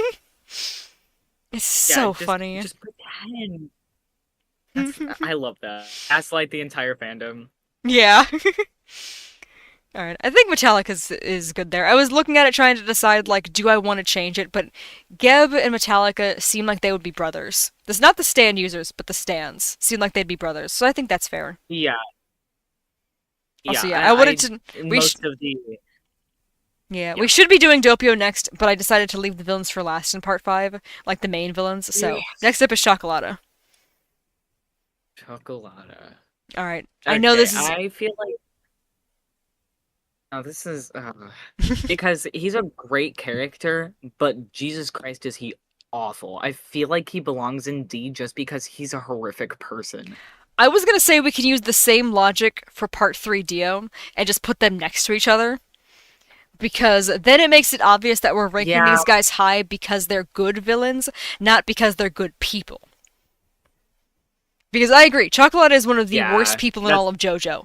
However, he at least was entertaining while doing so, which earns a lot of points, considering this is supposed to be like that a is show. Yeah, this is the guy with the 7-page yeah. Muda. And you know what? He deserved every second of it. And you know, they don't point this out in the show, but the fact that Giorno's punches, like, overhype the senses so that way you experience everything slowed down, and that means the pain is amplified so much worse because you're experiencing the pain so much slower. Think about how many times he was That's so punched. cool. Like, because like it's really only talked about at the very beginning when he punches Bruno, because we never get that like out of body experience again from the enemy's perspective. Mainly just because Jordan doesn't punch a lot of people after that, because he realizes it gives them like an advantage if he only punches them once. However, Yeah. when he punches them repeatedly, I think they lose that advantage. Yeah. So yeah, The English that man VA. had died like 7 hours before his body like hit the trash can, like in his own mind. He'd been dealing with that for hours by the time he finally was allowed to die. That's insane. God, that makes Requiem even cooler in concept. The idea that like it can Because harness that it's energy into just one punch, like, Yeah, ugh. because it's not even like conceptually, it's not that vastly different because it's a similar concept of repetitive motion and agonizing, like in the most agonizing way possible. Mm-hmm. Oh man, that stand is terrifying. I love it So though. cool. All right, Yeah. yeah. I feel like as a villain, yeah, Chocolate definitely like he deserves to be up here with Dio and Kira. Maybe not between. Maybe he deserves to be like by I Wamo, agree. but like he definitely deserves to be up here at the high B for like terms of being like a cool villain. Wamo's the only honorable villain up here right now. He's the only one where you're just like that was genuinely a like a good bad guy. All these other guys, they're just terrible people. Yeah. All right, Green Day Oh or man. Green Tea as they like to call it. Green tea. That is God, so stupid. It's such a silly one. I do kind of like Green this Day one. is so It's a weird one. I like how he looks like he's wearing a ski mask. Yeah. I will say, I'm remembering that the lower half of this stand was like basically undecided until the anime came out. And I believe the design because I want to say we only ever see it from the like waist up. I want to say it was the video game, like the part 2, not the part 2, the part 5 PS2 video game gave it like an almost cloud like lower form where it's almost Oh. like like it's almost like an octopus is the way its like lower form is versus the anime giving it like a more humanoid appearance. Uh-huh. So I'm like trying to rate it for appearances, and then I'm trying to think like, well, which appearance am I supposed to be ranking? Because those are two very different designs, and I think I like the humanoid one more, ever so slightly, even though I do kind of like the idea of it being like almost a sea creature. Yeah. It kind of reminds me of Yo-Yo Ma. Yeah. I don't know. I'm thinking I might want to put it below some of the Squadron ones, like maybe along the same lines as like, because I do like how destructive it is, like the way it like lays waste to Uh-huh. like all of Rome, literally like in an hour. That's crazy. So I feel like it deserves like I mean, to be a little bit higher, but I feel like I have to only slightly higher than Coco Jumbo. I feel like is how much my appreciation for it is. yeah. Anyone like sleeping is lucky. Yeah, they just didn't go anywhere. Yeah. If you Yeah. had to be out Imagine that you fall night, I'm out of so your bed sorry. and yeah, you fall out of bed at like 12 a.m. and then your hand starts molding off of your Oh body. no. Imagine how horrific that would be. Yeah, that's what I know they did have a bunch of ambulances going as well, but unfortunately they had to go downhill at some point, so Yeah, not the very useful. ambulance is going. Yeah. Ugh, no, like genuinely one of the scariest like fighting concepts Mm-hmm. just because even just one step, especially paired with Seko, because he literally digs out from under you. I know that's the whole Mm-hmm. point, but good God. They're an incredible duo because of that. Like I was gonna say, do we want to Yes. just put him next to Seko because that's what makes them such a terrifying duo? I think Seko should be above Chocolata. Ooh, I would not be opposed to that because I do find Seko funnier. His struggle with language is very entertaining. The way he's like So Uh-huh. many of his lines are him going like, "What is the word?" And that's very relatable, and I appreciate that. Oh yeah, yeah. And you know me, I very relatable to it. Yeah. um he also just generally makes me quite sad because as much of an awful person he is, watching him be mad at Chocolata, who's literally dead, hmm is devastating. It reminds me a lot of Polnareff reacting to Abdal's first death. I mean, his second one too, but like, Yeah, it has a lot of really strong parallels with his like denial of being like just so angry about it, being like, why did you have to put yourself in the way? Like, I was fine on my own. Like, it feels very similar to that, of being like so mad that he's dead. Not because he's genuinely mad, because it's just he doesn't know how else to deal with the emotions any other way. yeah, it's so sad. Like, I know he's awful, but also, man's just kind of needs therapy and a good partner.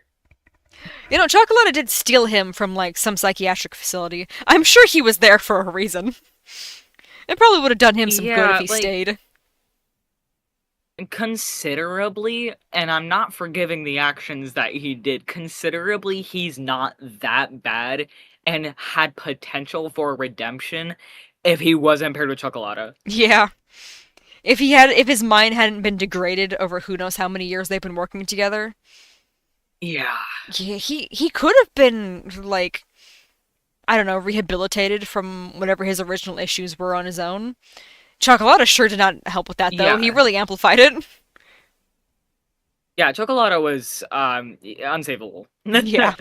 He was unstable and he was just like, how can I make someone worse? And he saw Sekon and was just like, ah, cool, perfect. This guy's already far down. Alright, where do we want to put Oasis? Worm. I do like that he essentially just becomes a worm. I do think that's fun. I kind of like it more than Green Day as well, just because I love the way Sicko uses it. Yeah. It's super cool to watch. Like the visuals of him like swimming through the ocean and stuff. I know it's not the ocean, but like they animated essentially the same, and I think that's really cool. Oh, hello. The ocean of dirt. Yeah. We're so close to the end now. We finally made it to Doppio. I don't know why I kept thinking the chandelier from burning down the house was like connected to Doppio. I thought that was like part of his phone, and I was like, how is that sitting there? Before realizing like, Uh, oh, that's the image below him. that is so perfect. That's so funny. It is All a right. different part entirely. Yeah. Big fan.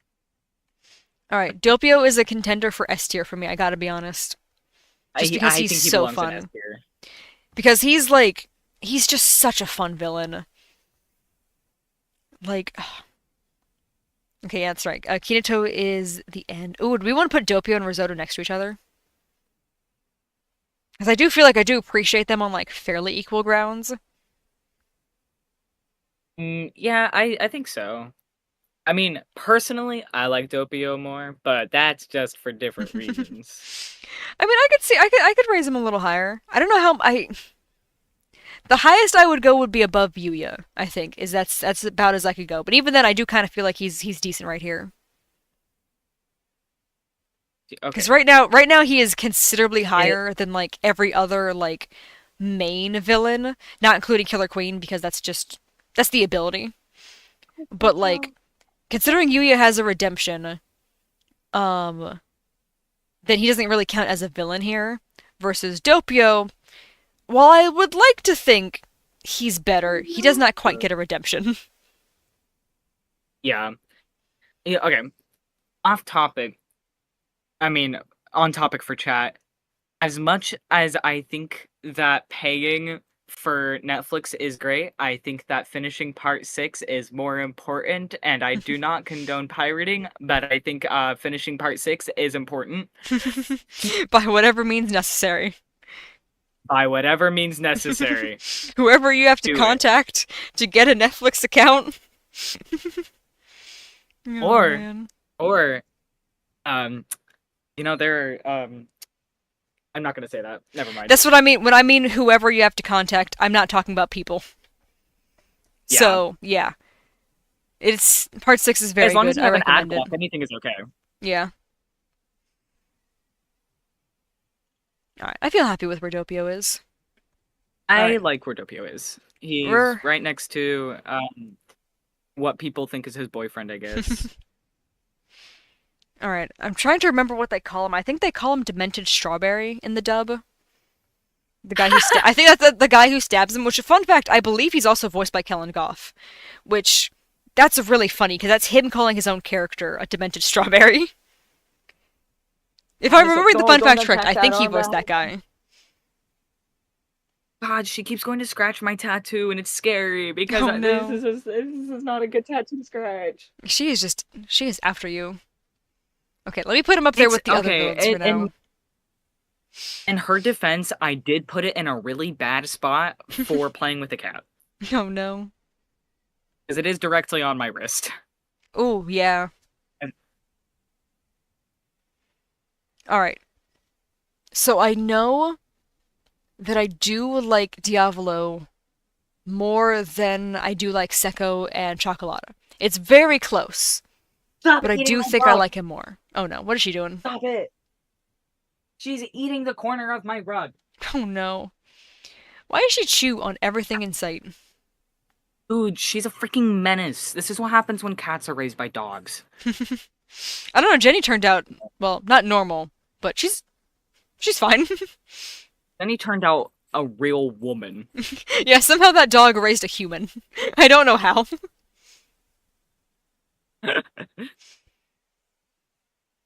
I'm a little torn Oh because man, okay. I do consider Diavolo to be one of my favorites of the main villains. But I also consider Kira to be one of the favorites, so I don't know which one I rank higher. My biggest problem with Diavolo is that I am incredibly biased in the sense that I hate him so much because of what he did, specifically. Yeah. I And mean, that's I'm fair. still mad about it. That is fair. I think that's part of why I do like him, is because I do think he did a very good job at being, like, a terrible villain. Like, he just does so many Yes. horrible things. But he was also fascinating to me. Like, he's very fascinating on, like, a very similar level to, like, Kira and Dio. That's why I want them, like, on the same bar to each other. Yeah, Because they're just so interesting. he has a very solid, like, moral, I guess, and he's very strict with how he enacts on it, Mm-hmm. which I think is super important to a villain, and it's fascinating to see the lengths that he'll go through for something so unimportant. Yeah. Like, he's a very interesting character. I will say, Gen- I don't know if this is controversial or not, but of the voice acting performances for the main villains, I think I like Diavolo's the most. Both English and dub. Both English and sub, rather. I mean, that makes Because sense. I I understand really why. like Kellen Goff, in super talented voice actor. Um, and then I can't remember his name, but his sub voice actor as well is just super intimidating. Like they both deliver their lines like I think exactly like I don't think there's a single line where I thought like, oh, that could have been done better. Every single one was done perfectly. And Yeah. like I do really like both Kira and Dio's dub voices, and of course I like their sub ones as well. But I don't know, there's just something like elevated about Diavolo's performances in the There's anime. there's like a constant sense of impending doom, Yeah, which is the only way that his voice can be portrayed like properly, I think. yeah. That's just because that's just like Because he how is he is. constantly under fire. Yeah, it's Yeah. because he feels like he's the only villain who behaves like he's being hunted for sport, so he has to like get to them first, basically. Like that's his Yeah. entire thing is that he like is just always behaving JoJo. like JoJo, someone's about to stop! shoot him, so JoJo! he's trying to get to them first, essentially. You jerk. Stop it. You literally have like two characters left. Stop. You know, we wanted to put Hierophant and Green higher, but it was just kind of hard to because as much as I adore Hierophant and Green, like I feel like I could probably move it above Smokey, but I feel like I can't like in good conscience put it above Wamu just because I did really like Wamu. So it's like it's a In mix my of opinion, like being honest with ourselves and also just like I don't know. It's also just very hard to rank some of these guys. yeah, honestly, like B tier is still really high considerably looking at how many ranks we have, and Yeah. Let me give a to reminder. be honest, a Hierophant Green just doesn't have as much personality as everyone else we've ranked above him, in our opinion. Yeah, like the other part 3 stands that we've ranked higher, I do feel like have stronger personalities with like Silver Chariot and Star Platinum. Like those are two very like personality driven stands in part 3. Yeah, we have thought a lot about all of these. We have literally spent over 14 hours just doing parts 1 through 5. Don't question our decisions. Yeah. It's like trust me, everything's got a reason. No, even if the reason is just he's pretty and then we like moved on to the next character, there's a reason behind everyone. Yeah, like, if you're gonna ask that, ask why Pesci and Kinoto is in S tier. Yeah, I was gonna say there's some much bigger questions to be had instead of Hierophant Green in B. Yeah, Oh man. he is still really high. It's the You third know, best out of, like, what, 6 category? 7? yeah, that sounds right. Like he's in the third tier, which is very close to the top in comparison to one, Mm-hmm. 2, 3, 4, 5, 6. He's 7 from the bottom. That's not bad at all. That's a very And high ranking. yeah, and we aren't really counting games unless it's like unfortunate bias for like The ones we've personally ASBR. played, yeah. So Heritage for the Future is not going to be taken into consideration, especially since we've never played it. I don't Yeah, think you have either, yeah. I've never gotten to play it. I have Yeah. watched a lot of videos on it. I have seen like a considerable amount of gameplay. However, I have been specifically not counting Heritage for the Future because if we were, Alessi over here would actually be much higher because I love the way his ability works in that game. I love the way we get to see so many of the different characters as kids and the way like they react Yeah. to his stand. Like because of that alone, I would have ranked Alessi much higher. However, because he Yeah. sucks and we're not counting Heritage for the Future, he's at basically the bottom. So Yeah. If we had both played Heritage for the Future, things may be different, but yeah. yeah, who knows? Pet Shop might be worse than Stroheim if we had played, but that's a different God. reality.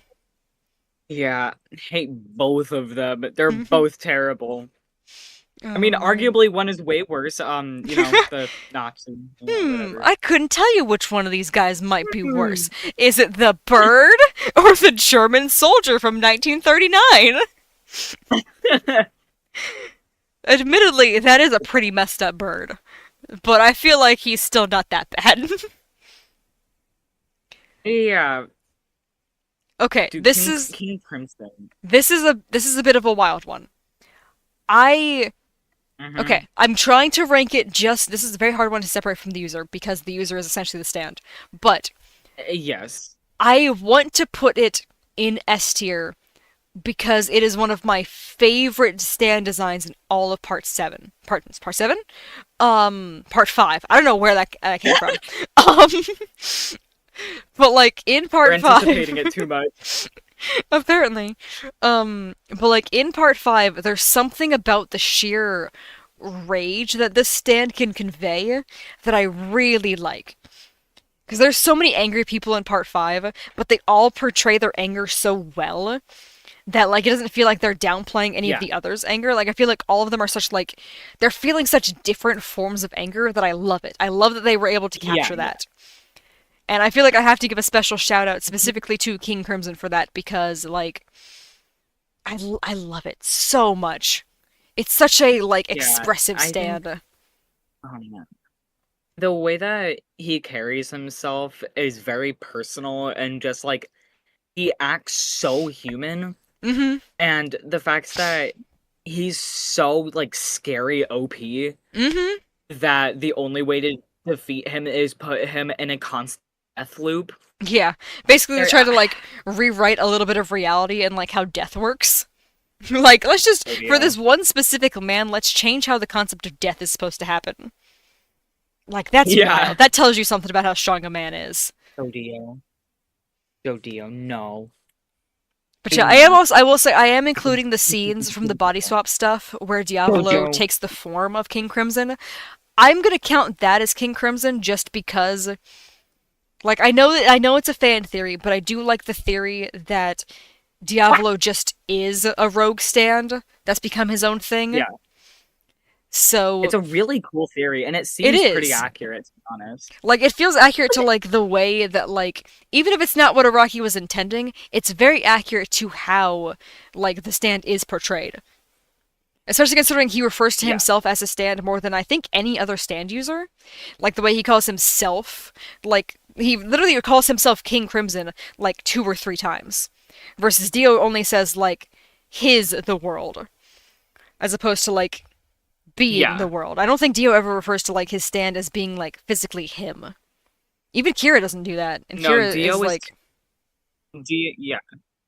He's too proud of what he's created to yeah, not take credit for it, while King Crimson doesn't have anything to take credit for because he is just himself. yeah. Diavolo sees it like as like the strongest extension of his body as any of the other stand users. Like Yeah. he's the only one like completely overlapping himself with his stand. Versus the other ones, they Yes. see it as like a part of them. Versus this man, like his stand unlocked, and he was just like, "This is me. Clearly, this is I am looking in a mirror right now." And good for him, I think. I Yeah. admire it, even if it is mildly confusing. But yeah, Oof. I was gonna say I kind of want to put it next to Purple Haze because those two are like very heavily tied for me. But then I realized that it requires me to bump down the hand a little bit, Oh, yeah. and I don't know But if I I can mean do that. it's not like it's moving down the hand, it's just adding something. Yeah, that is true. Because he's still arguably in the same spot. It's just King Crimson has a little bit more of a sick factor to him. Yeah, I can handle that. Oh boy. See, Okay. now we have the three primary colors, purple, red, and blue. Yeah. All right. We got 6 characters Honey left. Valentine, we haven't gotten there yet. We're going in We order. haven't. We haven't reached it. We have one more part to go before we reach 7. It is The next visible. I don't stream have that to we scroll down do. that far now to see part 7. Yeah, we will likely be doing it next week, and if we do another one of the tier lists next week, we will likely be reaching part 7. I can't imagine, even as much as we adore part 6, I can't imagine we wouldn't be able to reach part 7. I feel like we're gonna be able. No, I don't know. I know we're gonna at least get 2 parts done because we are too stubborn not to. Yeah. But I feel like God, we are gonna. That I feel like it's gonna be another 10-hour long stream. Yeah. JoJo, stop eating Okay. my plants. All right. Stop it, Part 5 Polnareff. We're so close. JoJo. Okay, that's a toughie. Because I know he's ranking high just because his reappearance just made me sob. I almost didn't want to watch part 5 because his thing spoiled for me. And I was like, Right. "Oh, that sounds bad. I don't think I can handle that emotionally." So I like waited a moment before I started to watch part 5. It wasn't that long, I don't think. I think I've like exaggerated it longer every time I've said it. I think at this point I'm up to like 2 weeks. I think it was genuinely only like a day. but like Yeah. but like it felt like it was like I know that my forever. sister and I immediately started. Yeah. Yeah, I can imagine. I know that my sister and I like went through JoJo so fast, especially since we moved halfway through watching it. Yeah. Cuz I know like the my family where we were watching JoJo and then we stopped watching it as a family because I wanted to like preview some of the stuff to make sure it like Yeah. see how it went after like the monkey stuff. And then Oof, that was a yeah. good idea to preview it. Also, I just wanted to watch it faster than we were watching it because we watched everything on Netflix and then we were like, all right, Haikyuu time, and I was like, I do not care about the volleyball show. I'm going back to the magic people. So literally every time we Ooh, would be watching I hate Haikyuu, Haikyuu. it's a cute show. I just don't like volleyball. But every time I would be watching Haikyuu, I would just be thinking I could be watching JoJo right now. This is so sad. I could be watching JoJo. So I don't even The remember a lot of what downfall. happens. I just remember like the one kid is really obsessed with height because he's kind of short for a volleyball player. So that's like all I remember. Yeah, I know that I had a like I tried to watch it 3 times, and it was one of those like boyfriend homework shows, except he refused to watch JoJo for me, so it Mm, just made me really, really sad because I was yeah. hyper fixating on JoJo hard and he just refused. I hate when that happens when people like because I know that happened with one of my sisters as well. She was talking to um another guy and she was like, "Hey, like let's watch these shows so that we can like have something to talk about." And he was like, "Okay, I'll watch this one if you watch that one." She watched hers. He never watched her the same back. He just did not. Or like he watched like a couple episodes, but he would only ever watch it if she was there to force him to put the show on. And that's not fun. That takes the fun out of it when you're only watching it at That's so gunpoint. yeah, it's like it's it shouldn't be a forced thing. Like if someone I Yeah, really cared about told me that they really want me to watch something, I'm gonna watch it. Even if I exactly. don't like it, like it's something that they're really passionate about. You try your best to be a part of that. Exactly. Like, ugh, Ugh. God, so frustrating. I know. Alright, I've been moving Polnareff around in my head a bit, and I think I've decided. Right. I think I like Part 5 Polnareff slightly more than Caesar. However, I don't know about Grandma Arena because I do. Seeing her just makes me emotional, and it's very similar to how seeing Part 5 Polnareff makes me emotional. Versus Caesar, it takes a Right. little while to get me emotional. Right. But versus like Polnareff and Arena, it's like on site. It's like, oh no, everything that could have been. Like I just start thinking of like what they deserved, and it makes me so sad. So Yeah, I think I I gotta put him in understand high this. A. I don't think I can put him in S just because he wasn't in nearly as much of the part as he was in part three. But man, was his involvement just incredible.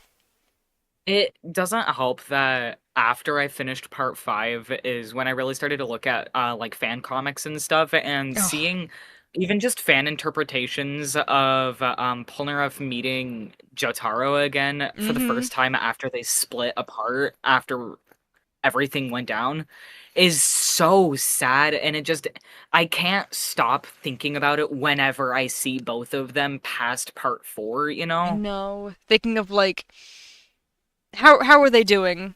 Did they get to hang out? Were things like kind of normal for a brief moment for them? Like, because like It even makes me with wonder. everything changed, I'm sure like just getting to hang out and talk just felt like nice. Because man, they hadn't been able to do that in Yeah, so long.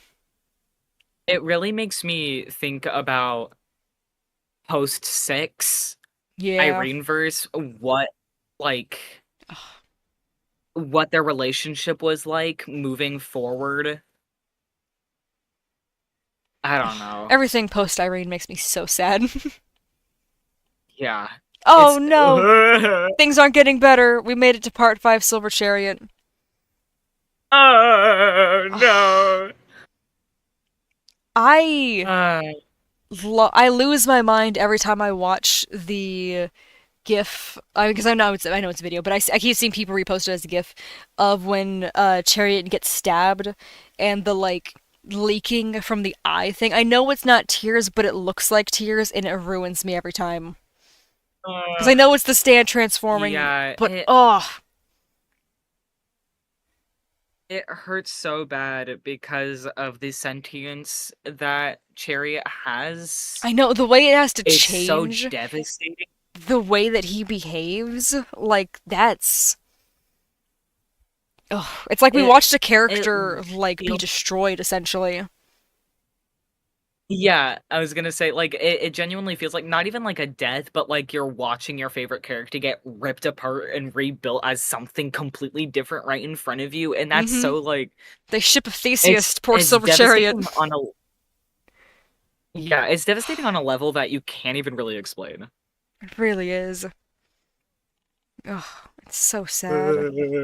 And then the worst of all of them, the thing they created, Chariot Requiem. Such a cool stand. This Man. the footsteps, like just listening to the quiet footsteps walking, literally can make me cry. It's so sad that it's the stand. Like it's intimidating. It's a super cool, incredible, so intimidating ability once you see that it's just being Yeah. in its presence is ruining the environment around it. That's terrifying. But also, it's just Silver Yeah, Chariot. watching genuinely just like watching everything in ruins as it walks past just by it walking. Mm-hmm. Ugh, it's so pretty and it's so heartbreaking at the same time. It is. Oh, Silver Chariot deserved so much better. Like, obviously, Polnareff. Yeah. Actually, no, you know what? I'm putting Silver Chariot up there as a character with being as tragic as Polnareff. Yeah, genuinely. I mean, they come as a pair basically. Both of them are sentient and it's okay, Oh, it's just so Jodio, now that she's sad. calmed it down, is being very cute. Aww. I don't know. She's waiting for me to go to bed. If we're putting him by Polnareff, I'm a little tempted to put him up by S, like the S Polnareff Part 3, just because I did, like, the amount of emotions I get overwhelmed with watching the Requiem fight is just, it's a lot. It's so much happening all at once, and it's difficult to cope with in a different way that like 6, 7, and 8 inflicts. Yeah, It's similar to 7, but not in a catastrophic way. yeah. It's just, Part 5 has a theme of, like, deaths that, like, drag out, because, like, they Yeah. didn't get a quick and easy death, and I feel like everything with Chariot is definitely falls along those lines. And it's like it almost would have been better if like he had just killed Polnareff there and he hadn't activated Requiem, because I mean the part would have been over quicker. But at the same time, like Yeah. even though it sucks more to watch, it was better in the long term that Chariot essentially suffered. Ugh. And the way they don't even Yeah. acknowledge him like melting away. Polnareff loses his stand. It melts away. And he doesn't even get to mourn. He doesn't get to mourn the loss of his body or his stand. He just has to accept that he's just a little spirit. Like, he just held onto a turtle shell and now he's just a little guy. He just has to deal with that. Like, It literally he lost an interconnected best friend almost is mm-hmm, what it's like. the thing he, like, essentially like grew up like learning and mastering because he's in his 30s at this point. Like the past 30 years of this man's life was just wiped away in the blink of an eye, and he has no choice but to just keep going without it. Oh, she's Yeah. adorable. Ooh. Yeah. Sorry, I just realized I had a notification. That's so cute. Yeah, she's looking at me very patiently. She knows we're almost to the end. Yes. It's funny Okay. because my dad is starting to text me asking if I'm done. All right. We've made it to GER, and then after this is just Scolopy. Grr. Yeah.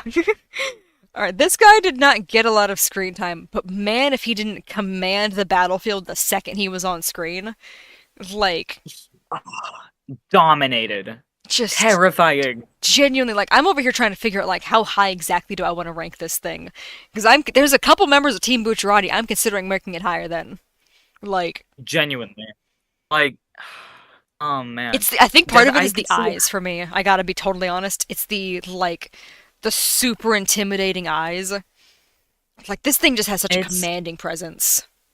it's it's so scary because Gold Experience is so regularly like a very like round and inviting like cute-ish stand Yeah, like it almost looks and like it looks like it would be like like made of like gold, but like soft gold, so it wouldn't be like hard to the touch.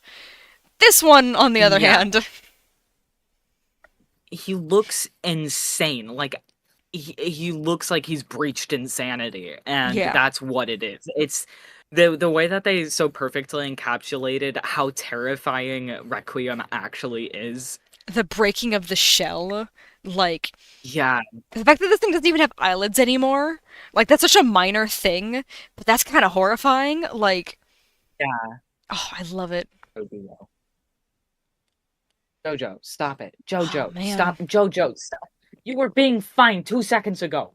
Hmm. Ugh. Honestly, Wow. I'm considering. Okay, so I've currently got it above Fugo and regular gold experience, and also like Star Platinum and Holly and all that. I'm borderline considering above Abakio. I could see that genuinely because I love Abakio. Gold experience. The It's I don't just know, the man. cool factor alone amplifies it so high. Like Genuinely, that scene is one of because like its awakening of with like Diavolo realizing what's happening is just genuinely one of the coolest things to happen in all of JoJo. yeah, Oh, hey, yeah. Unfortunately, not an early stream, just a very long one. we only have 18 minutes left until this is a 10-hour long stream. Not even 13. It says we're at 13. 9:47. Yeah. Okay, my laptop won't let me put my mouse that far back. Oh. Well, luckily for me, I don't even it doesn't even say it just literally just tells me the exact count. Yeah, we literally just got to 9:48 and 3 seconds. It's got a little counter that it just shows for me, so that's cool. Oh Oh man, it man. feels like awful to end this close to the 10-hour mark, I but mean, also it we is we have two more. We can find something to talk about for 12 minutes with Scolopy. Like, come on. I have faith in us. nice. I forgot that we had two more characters. Yeah, it's because I was going in order. So Right.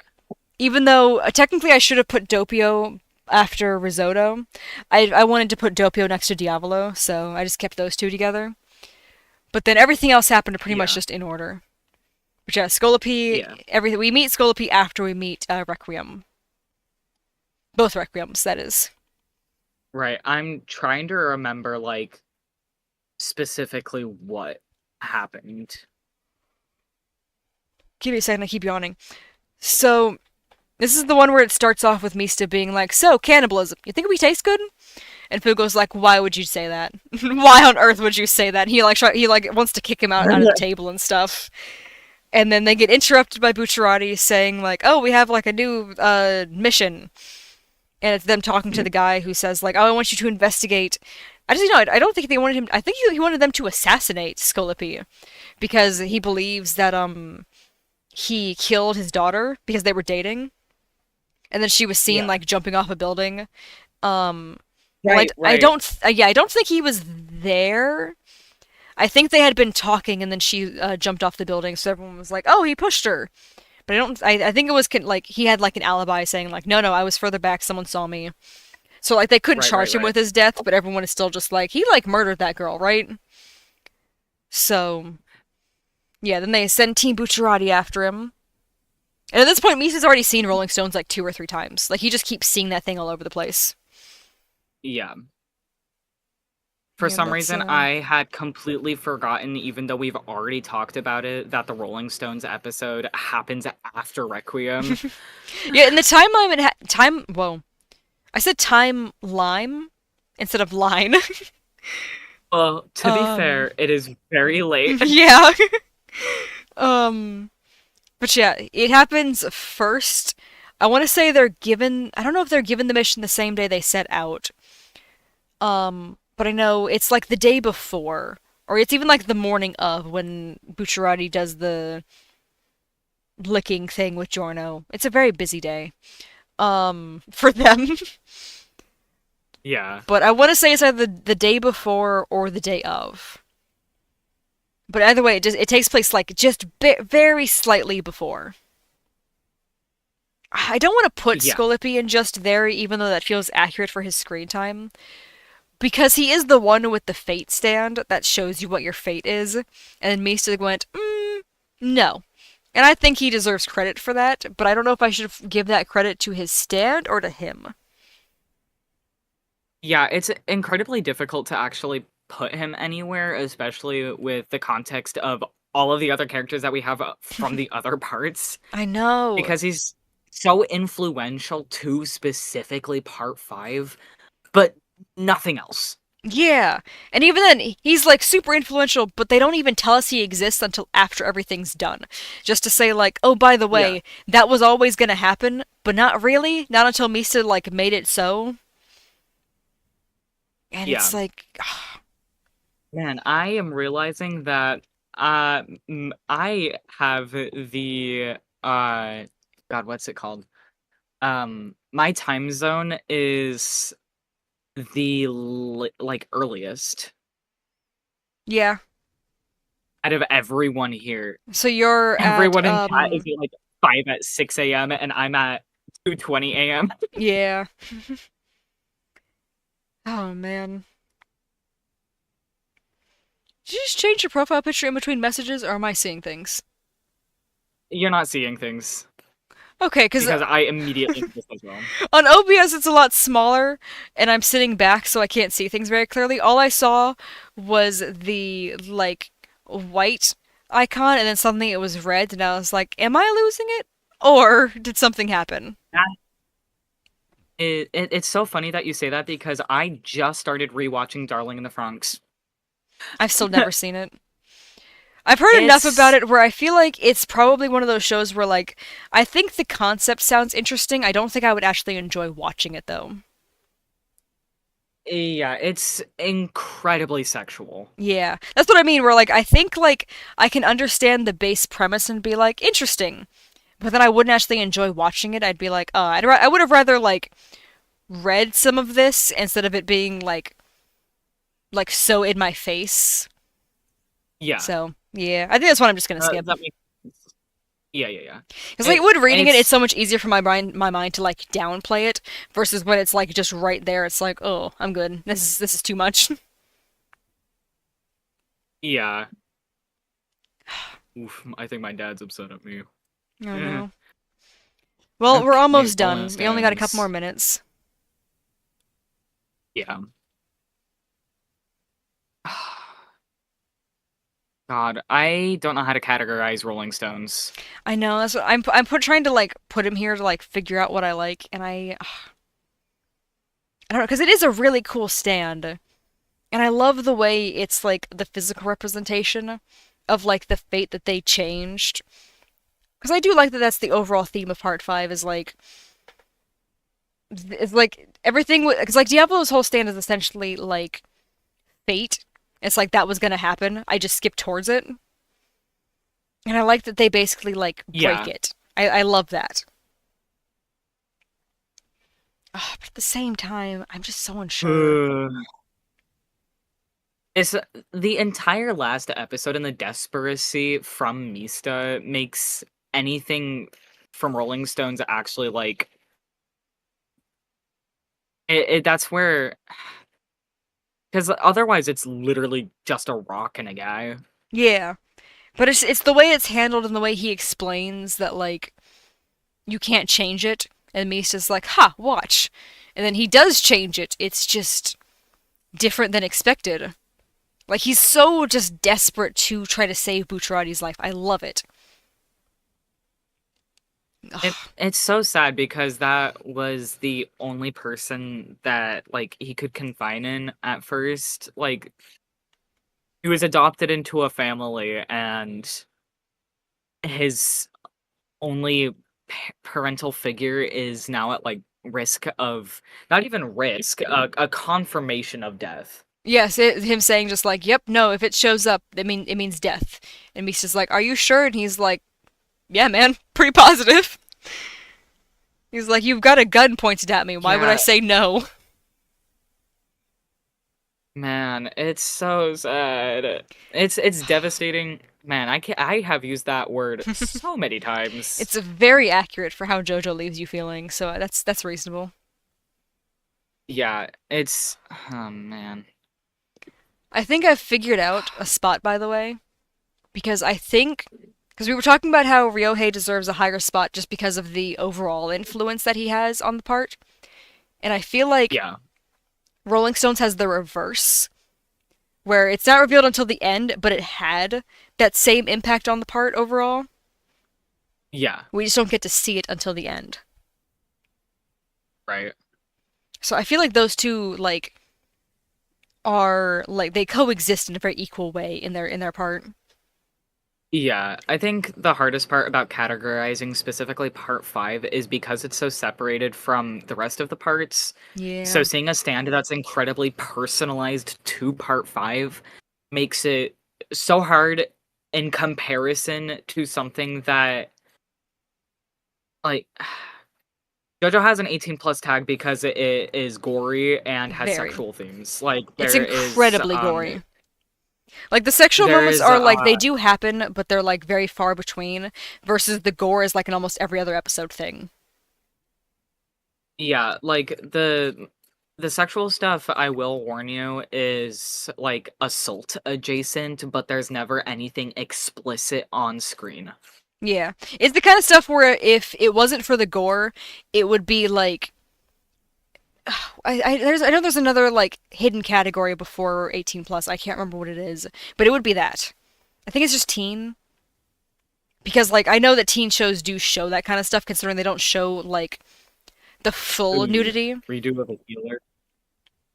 Look, there's a lot of things that are worse, to be honest. It's just good to warn people anyways, so it doesn't matter, to be honest. I mean, yeah, must say that's just a terrible example because obviously there's going to be anime that's worse because that's like yeah, Yeah, there's it's animes that entire like specialty is how much can we gross out the audience, and JoJo's not doing that. So yeah, and to be honest, a lot of the gore isn't the fact that it's gory, it's the fact that it's horrifically sad. yeah, because it's always like not just gore for the sake of gore. It's like here's something like horrible happening because like this villain's a terrible person, as opposed to just like because Yeah, like you can or kind of tell when an author is going like ah did I get you, versus JoJo is just like this is just a sad moment type stuff. yeah, it's okay, you know what? I'm just gonna stop talking about it. Never mind. Yeah, I don't want to go into too much detail because then like then we're just over Yeah, explaining. But like yeah. yeah, I also don't I'm gonna be honest, I don't entirely understand the probably watched worse kind of comments. It just means like shock value stuff, like disturbing content, like those movies that say like, "Oh, this is the most disturbing movie ever Oh, made. It's banned in so many I countries." understand. Like it's just that. It's referring to that kind of content. I know, I understand that. It's just like I don't know, when I'm trying to give a warning for something and then I hear I've probably seen worse, just makes me feel terrible about giving a warning for something that reasonably should have a warning for. I don't know. I mean, it's not like a personal thing. It's just saying like, "Oh, I've seen worse. I'll be okay." So it's not saying like, "Oh, warnings are useless." It's just saying like, "I'm okay without the warning." I appreciate it though. That's how I always take it. Because I know I've seen people do that a lot. So at this point, I just see it as like a non-personal like I'm good, thanks. No, he's talking about after Ooh, you like said the warning of being like, oh, I've seen worse gore. what do you want, man? Stop it. Hmm. Like eating my blanket. Oh, it says we're at 10 hours on my side. I We have no idea. I don't know how that we are still translates. at 9 hours for the actual YouTube is still telling me it's at 9 hours. I'm at 10 hours 20 seconds. I think the thing might just be a Dang, we did little it. yeah. Oh 10 man. hour long stream. Oh, Amber, this is a mistake. It's 5:30 in the morning. I'm gonna sleep for a very long time. Actually, I say very long time. I'll probably Okay. only sleep until like noon, and then I'll just like go about my day like normal. Yeah, let me know if you're too tired to stream tomorrow. Well, no, because I mean, we're streaming like we're not going to be streaming until like almost 12 hours from now. That's plenty of time to rest. Right, you see, my the difference is that I keep forgetting that when you stream, it's later than when I stream. Yeah. As long as you're still good, Whenever because we stream for me, sorry. no, I was just gonna say because we weren't gonna stream for super long. That's why I was okay with this going on for a while because I knew I have time to rest and Yeah, then like work on like some last minute cosplay stuff and then just go back to bed. And that still gives me like time to go to sleep after what's it called after the stream so I can be prepared for right. Metro. So I'll be good. Yeah. See, for me, is I typically can't sleep until around 5 a.m. and Mm. then I wake up and I have to walk Momo. So I am like dead to the world until like 4 p.m. Oh gosh, yeah. Before you It's go, the insomnia, man. Sleep meds don't okay. work. So Part don't one? listen. Don't listen to the people who tell you to skip JoJo. They're not. They're incorrect. The story starts at episode 1. You start at episode 1. It's that simple. Like when you're watching it, it starts with episode 1, season 1. You start there. It is like reading a book. You start at the first chapter because why would you skip to chapter 5? That doesn't make any sense. It's the It is exact same all, concept. yeah, it's all consecutive. There is no Those are prequel. the OVAs. You don't look up the OVAs. You just want to look Yeah. up JoJo's Bizarre Adventure. It's the title will be Phantom Blood if you're watching it with something that doesn't have the seasons in order. Um, so it's Phantom Blood, Battle Tendency, Stardust Crusaders, Diamond is I Unbreakable, don't, Golden Wind, and then Stone Ocean is only on Netflix. So you don't want to watch the OVAs until after you've already watched JoJo. I feel like it would help you appreciate them more. yeah. Because yeah, they did try to animate JoJo back in 1993 and then 2000. Just skip those for now. You can go back and watch them later. Because I Okay, do I enjoy am them, but they gonna don't head convey the story the same way. So because my dad is getting very not unhappy with me. yeah, you can head out. No worries. Okay. Good night, everyone. Bye. Good night. Farewell. Bye. Yeah, I can stay to answer a couple questions before I have to head out.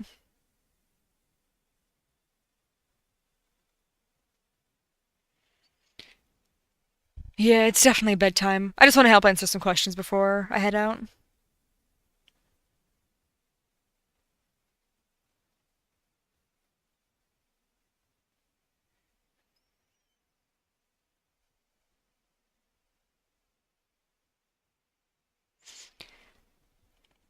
But yeah, the first part is definitely just Phantom Blood. It came out in 2012, so you don't want to watch anything that came out before 2012. Phantom Blood, yes, that is season 1.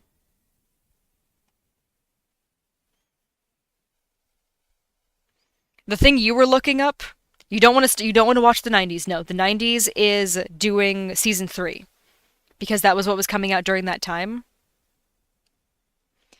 Okay, so the version that you're seeing for the 90s is a adaptation of part 3, which is called Stardust Crusaders. Part 3 was not airing. Part 3 was being published at that time and it was very popular and a lot of people were really enjoying it. So, they decided to just go straight to animating that one during that time period because they were like, "Oh, we want to make sure we like everyone's really enjoying part 3. Let's animate part 3." So they basically like just did like a straight to video thing essentially. Um and that's why the Part 3 OVA exists. In the 90s one, it doesn't even start at the beginning of Part 3. It starts halfway through, so you don't want to watch the OVAs first, because they're going to start you halfway through a series that's already, like, a couple seasons in. Versus when they animated the new anime, the new version that's been airing like on TV these days, that is the modern remake. It's not the same VAs. No, I don't think a single person on the team is brought back. It's a completely different animation studio. So the David Productions anime is the one that people are always talking about. So the David's production one, that's the one that's consistent because it's been working on the same team ever since. Because like I want to say all the voice actors from the 90s had already like a couple of them had passed away already, and some of them just weren't voice acting anymore. I think the dub and sub for the David production anime is pretty equal to me personally. Um, season one is pretty funny because they have silly accents because they're very British, but then they stopped doing that in season two. And unfortunately, the seasons versus the parts thing is very confusing. Season one features parts one and two, versus season two just is part three. It's confusing. Um, but yeah, no, I do genuinely, I really enjoy the JoJo dub. It gets better with each part, honestly.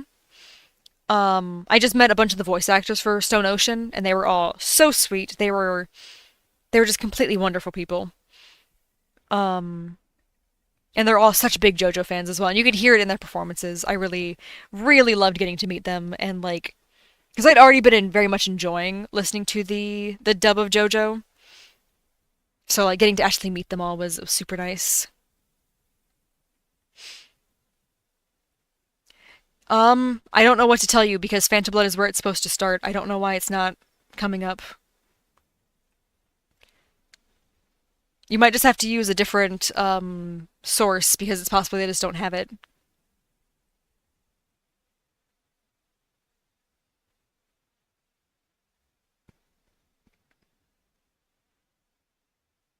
Oh no, that's the right part.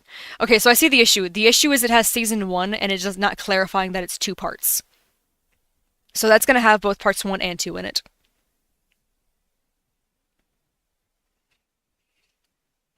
You know, part one started in 2012, so that's the right part.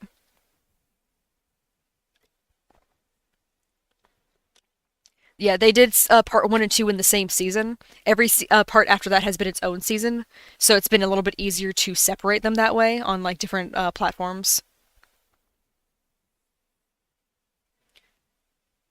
Alrighty.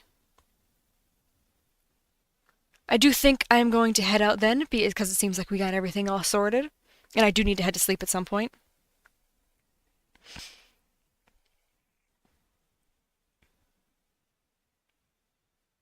Yeah, you've been watching for a while. It was definitely nice having you. It's nice having someone to talk JoJo with.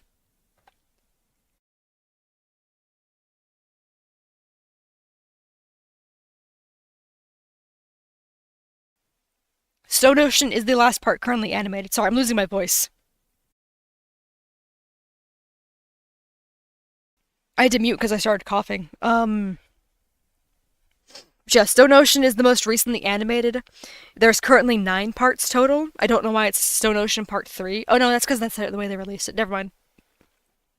They released it really awkwardly. But yeah, the manga goes up to part 9. That's currently coming out. But only part 6 is animated. Up to part 6 is animated. Well, I am like actively losing my voice right now. I think I gotta call it here. Apparently 10 hours is my limit before my voice it just taps out. But yeah, if there's any more questions, I should be able to answer them on Discord and stuff. Maybe not right away, but like when I get the chance. Yeah, I don't know what happened. My voice literally like just out of nowhere just disappeared. But yeah, thanks for everybody. Thanks for watching today. It was a ton of fun hanging out with you guys. I'm gonna go to bed.